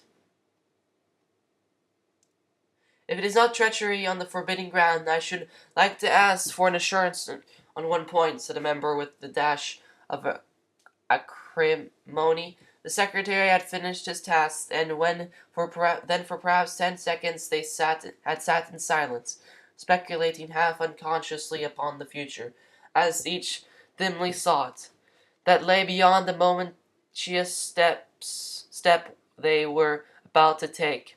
I refer to the question of coal export. It is, of course, a more important outlet than the domestic home consumption. Is the League in a position to guarantee that the taxation will be rescinded without delay? I think it would be a very unwarrantable presumption for us to assume that any one outside the governments of the countries interested possess that influence, and that it would be a very undesirable, a very undiplomatic proceeding to hint at the possibility of any such concession in the documents I have before you, replied Sir John suavely. Beyond that, I would add that it would be manifestly to the interest of the next government to restore the bulk of foreign trade to the normal level, and that should the League Party find itself in office, I will certainly make representations through the usual channels. Quite like old times, said Mr. Sloane dryly. I suppose that we shall have to be content with that. Let us hope that it will prove a true saying that those who hide can find. He picked up a pen as he finished speaking, signing the paper that had been passed to him first by reason of his position at the table, and thrust it valiantly from him to his neighbor. Mr. Chadwin held up his pen to the light to make sure that it contained no obstruction on so important an occasion, signed his name with clerky precision, and then carefully whipped his pen on his lining of his coat. Cecil Brown looked down with a faint smile that covered his saddest moments as he added the slender strokes of his signature, and Tyrrell dashed off the ink-laden characters of his with tightened lips and a sombre frown. Conscientiously or unconscientiously, every man betrayed some touch of character in that act. Mr. Fawcett made a wire grimace as he passed on the paper on, and Mr. Gumpling, with an eye on a possible line in Fame's calendar, snapped his traitorous pen in two and cast the pieces dramatically onto the ground. When the last signature had been written, some of the members stood up to take their leaves at once, but Hampden and Tyrrell made a simultaneous motion to detain them. The master of the house gave way to his guest. I am not up to cry over spilled milk, said Tyrrell with his customary bluntness. What is done is done. We shall carry out our terms. Sir John Hampden and you and your party will be in office in a week, but you are not merely taking over the administration of a constitution. You are taking over a defeated country. I asked you, as the head of your party and the future premier, to do one thing, and I ask you it entirely on my own initiative, and without the suggestion or even the knowledge of my friends or colleagues. Let your first act to be published a general amnesty. It does not touch me, but there have been things on both sides. You have perhaps known my views. I would have crushed your league by the strong means when it was possible, if I had my way. Nonetheless, there is not the most shadowy charge that should hang over me today, and for that reason it is permissible for me to put in this petition. The nation is shattered, torn, helpless. Do not look too closely into the past. Pacify. The question has not arisen between my associates and myself, but I do not imagine that we should hold conflicting views, and I may say that for my part I enter cordially into the spirit of the suggestion, replied Hampden frankly. Anything irregular that could come within the meaning of political action in its widest sense, I should be favorable towards making the objection of a general pardon. While we are together, I will go a step further. On this point, I will have expressed agreement to my friends. You, sir, have assumed without any reserve that our party will be returned to office. I accept that assumption. You have compared our work to the pacification of a conquered nation. That also may be largely admitted.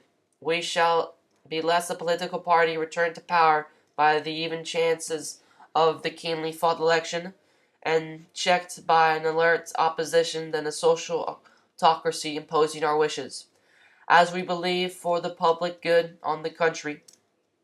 For 20 years, as I forecast the future, there will be no effective opposition, yet a great deal of our work will be reference to the class whom the opposition would represent, the class upon whose wise and statesmanlike pacification and tranquility and the largely and prosperity of the country will depend.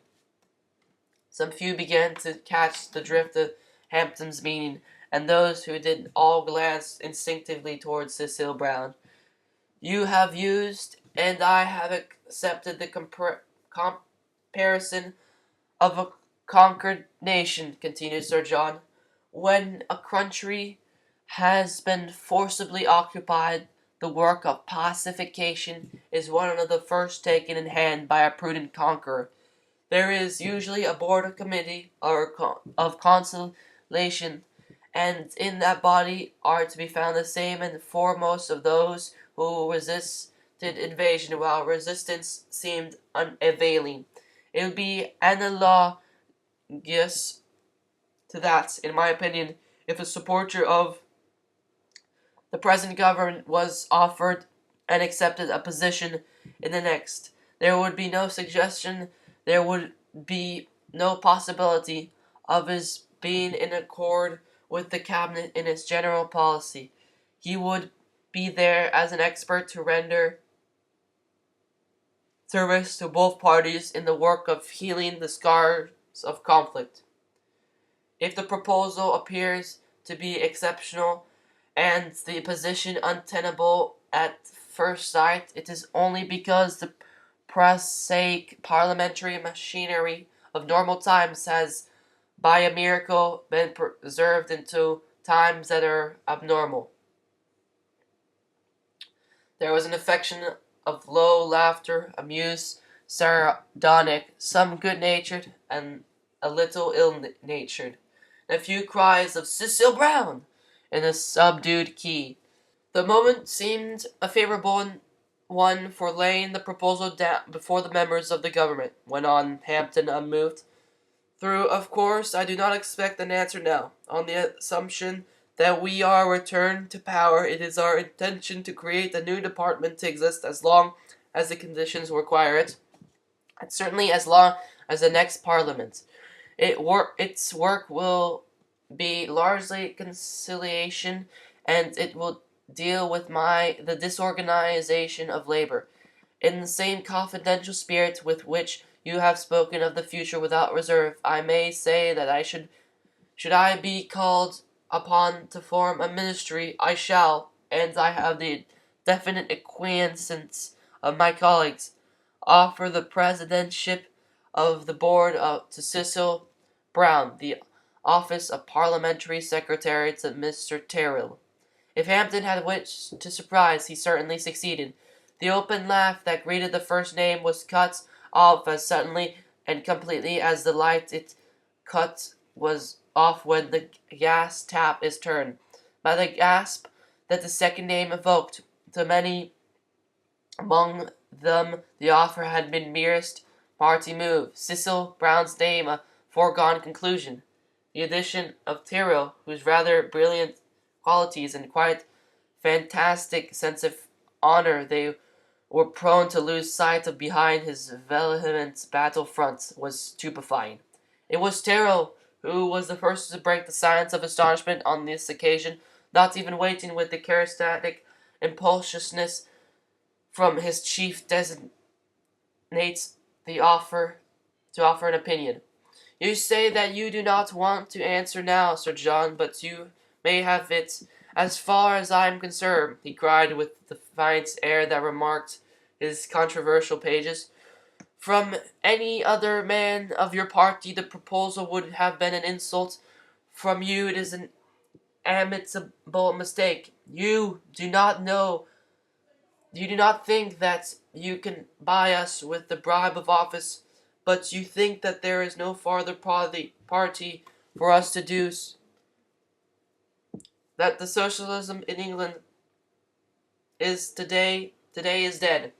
I tell you, Sir John Hampton, with an absolute conviction of inspired truth, that it will triumph yet. You will not see it. You may not see it, but it is more likely that the hand of time itself should fail than the ideas to which we cling should cease to draw men on. We, who are the earliest pioneers of the untrodden path, have made many mistakes, We are paying for them now, but we have learned. Some of our mistakes have brought want and suffering for thousands of your class, but for hundreds of years your mistakes have been bringing starvation and misery to millions of our class. From your presence we go down into this weary tears of bondage to work silently and unmarked among those depths of human misery from which our chapter springs. I warn you, Sir John Hampden, for I know that the warning will be dead and forgotten before the year is out, that our reign will come again, and when the star of a new and purified socialism arises once more on a prepared and respective world, the very forces of nature would not be strong enough to arrest its triumphant course.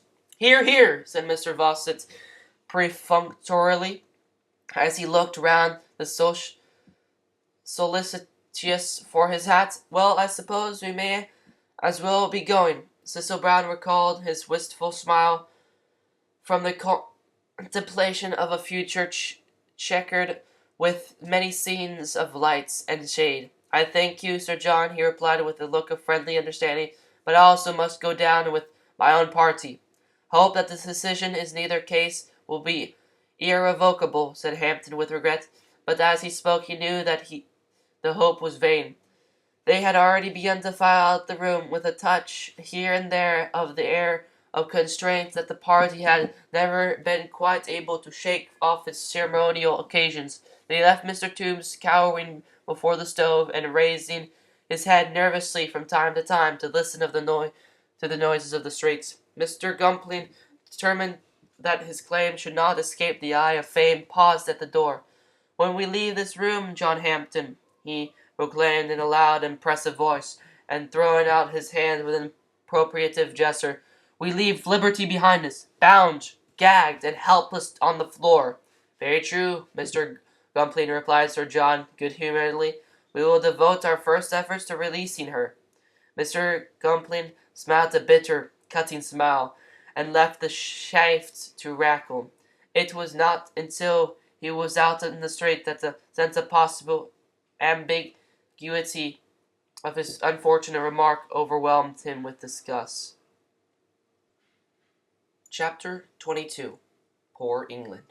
With the account of the signing of the dissolution terms and a brief reference to the sweeping victory of the League party, already foreshadowed, indeed, to the point of the inevitable, the unknown chronicler whose version of the social war this narrative has followed brings his annals to a close.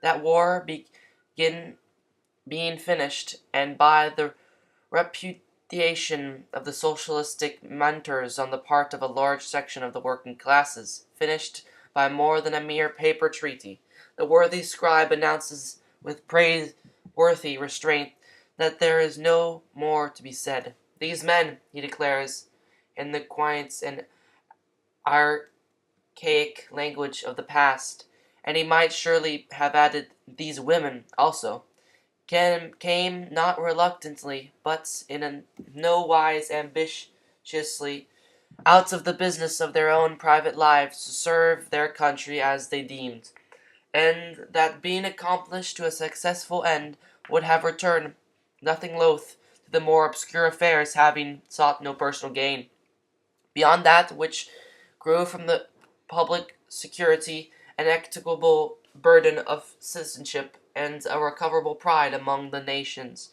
Albeit some must needs remain to carry on the work.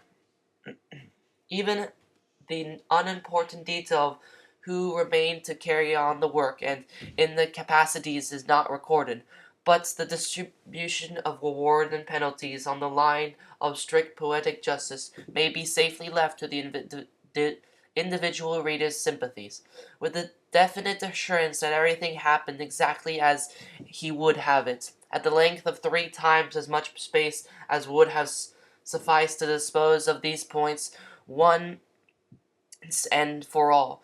This superact historian goes to set out his reasons for not doing so. He claims, in short, that his object was to portray the course of the social war, not to recounts the adventures of mere individuals, and with the suggestion of a twinkle between his pen and paper that may raise a doubt for whether he, on his side, might not be endowed with the power of casting a critical eye upon the periods than his own. He indulges in a little pleasantry at the expense of writers who, under the pretext of developing their hero's character, begin with a parent's childhood and continue to the time of his grandfather's youth.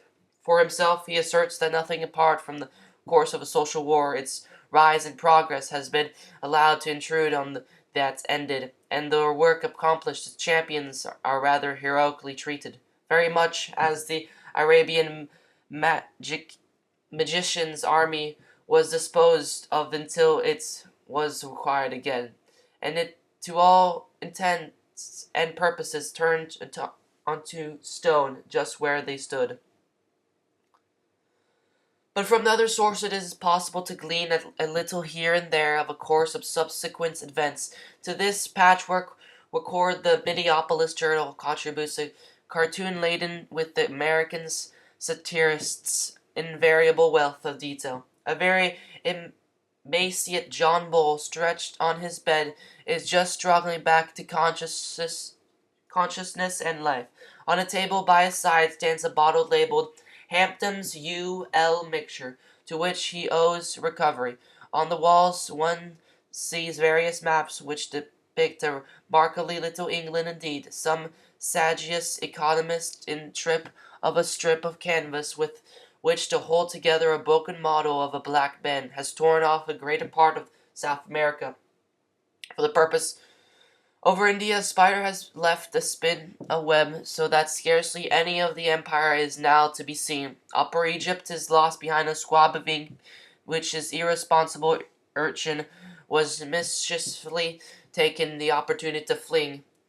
Every colony and possession shown signs of some ill use. Say, John, Uncle Sam, who was looked in, is represented as saying, "You've had a bad touch of the sleeping sickness. You better take things easy for a spell of recuperates. I'll keep an eye on your horse while you go on to the seashore."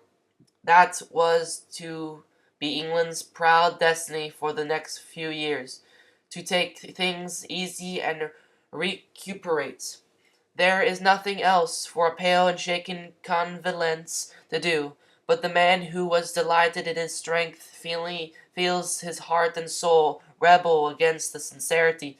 Fortunate for England that she has good friends in that dreadful hour. The United States, sinking those small rivals over which cousins may strive over even noisily at times in animal contention, stretch a hand across the waters in astonished erupt by the message, "Who strikes England wantonly strikes me."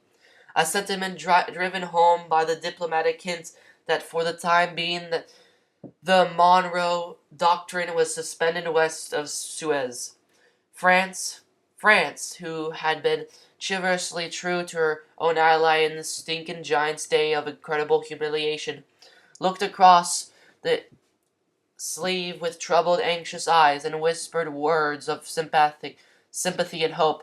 Gently, very tactfully, she offered friendship with both hands, without the tinge of patronage or protection that she could extend, and by the living example of her own tempestuous past and gallant recovery from every blow, pointed the way to power and self-respect.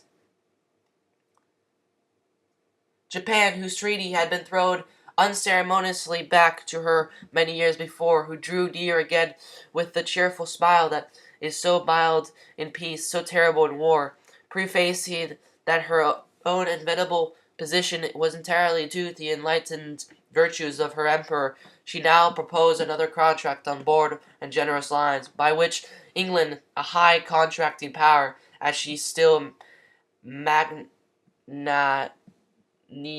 mostly described, was spared the most fruitful cause for anxiety in the East. "You didn't mind allying with us when you were at the head of the nation," said Japan. "We come to you now. Beside, all very good business for us in the end. You build up again all right, no time." Japan's authority to speak on the subject of building up was not to be disputed. The nations had forgotten the time, scarcely a quarter of a century before, when they had been amused by Little Japan's progressive ambitions, and when Japan had taken over the awakening arrangements of a sister nation on terms that gave her 50 million potential warriors to draw upon and train, warriors whom one of England's most revered generals had characterized as easily led, easily fed, and fearless of death. Non-amusement in some quarters gave way to position of trepidation.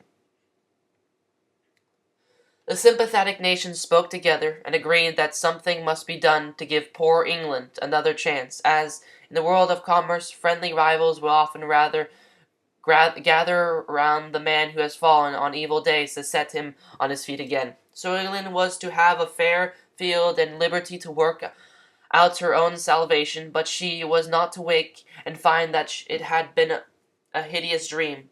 Egypt had been put to the time in the Khalifa. India had lost 60 years of pacification and progress. Ireland was a republic, at least in name, and depending largely on the commemoration issues of postage stamps for revenue. South Africa was for the South Africans, where there were many other interesting items, but these were, as it might be expressed to a nation of shopkeepers, the leading lines. If the worst abroad was bad enough, there was one encouraging feature at home. With the election of a new government, industries began to revive, trade to improve, the money market to throw off its depression, and natural demand for labor to increase, not gradually, but instantly, phenomenally. It was as though a dam across some great river had been removed, and with the impetuous every sluggish little tributary was quickened and drawn on in a new sparkling animation. It was not necessary to argue upon it from a hearty point of view. It was a concrete fact that every one admitted.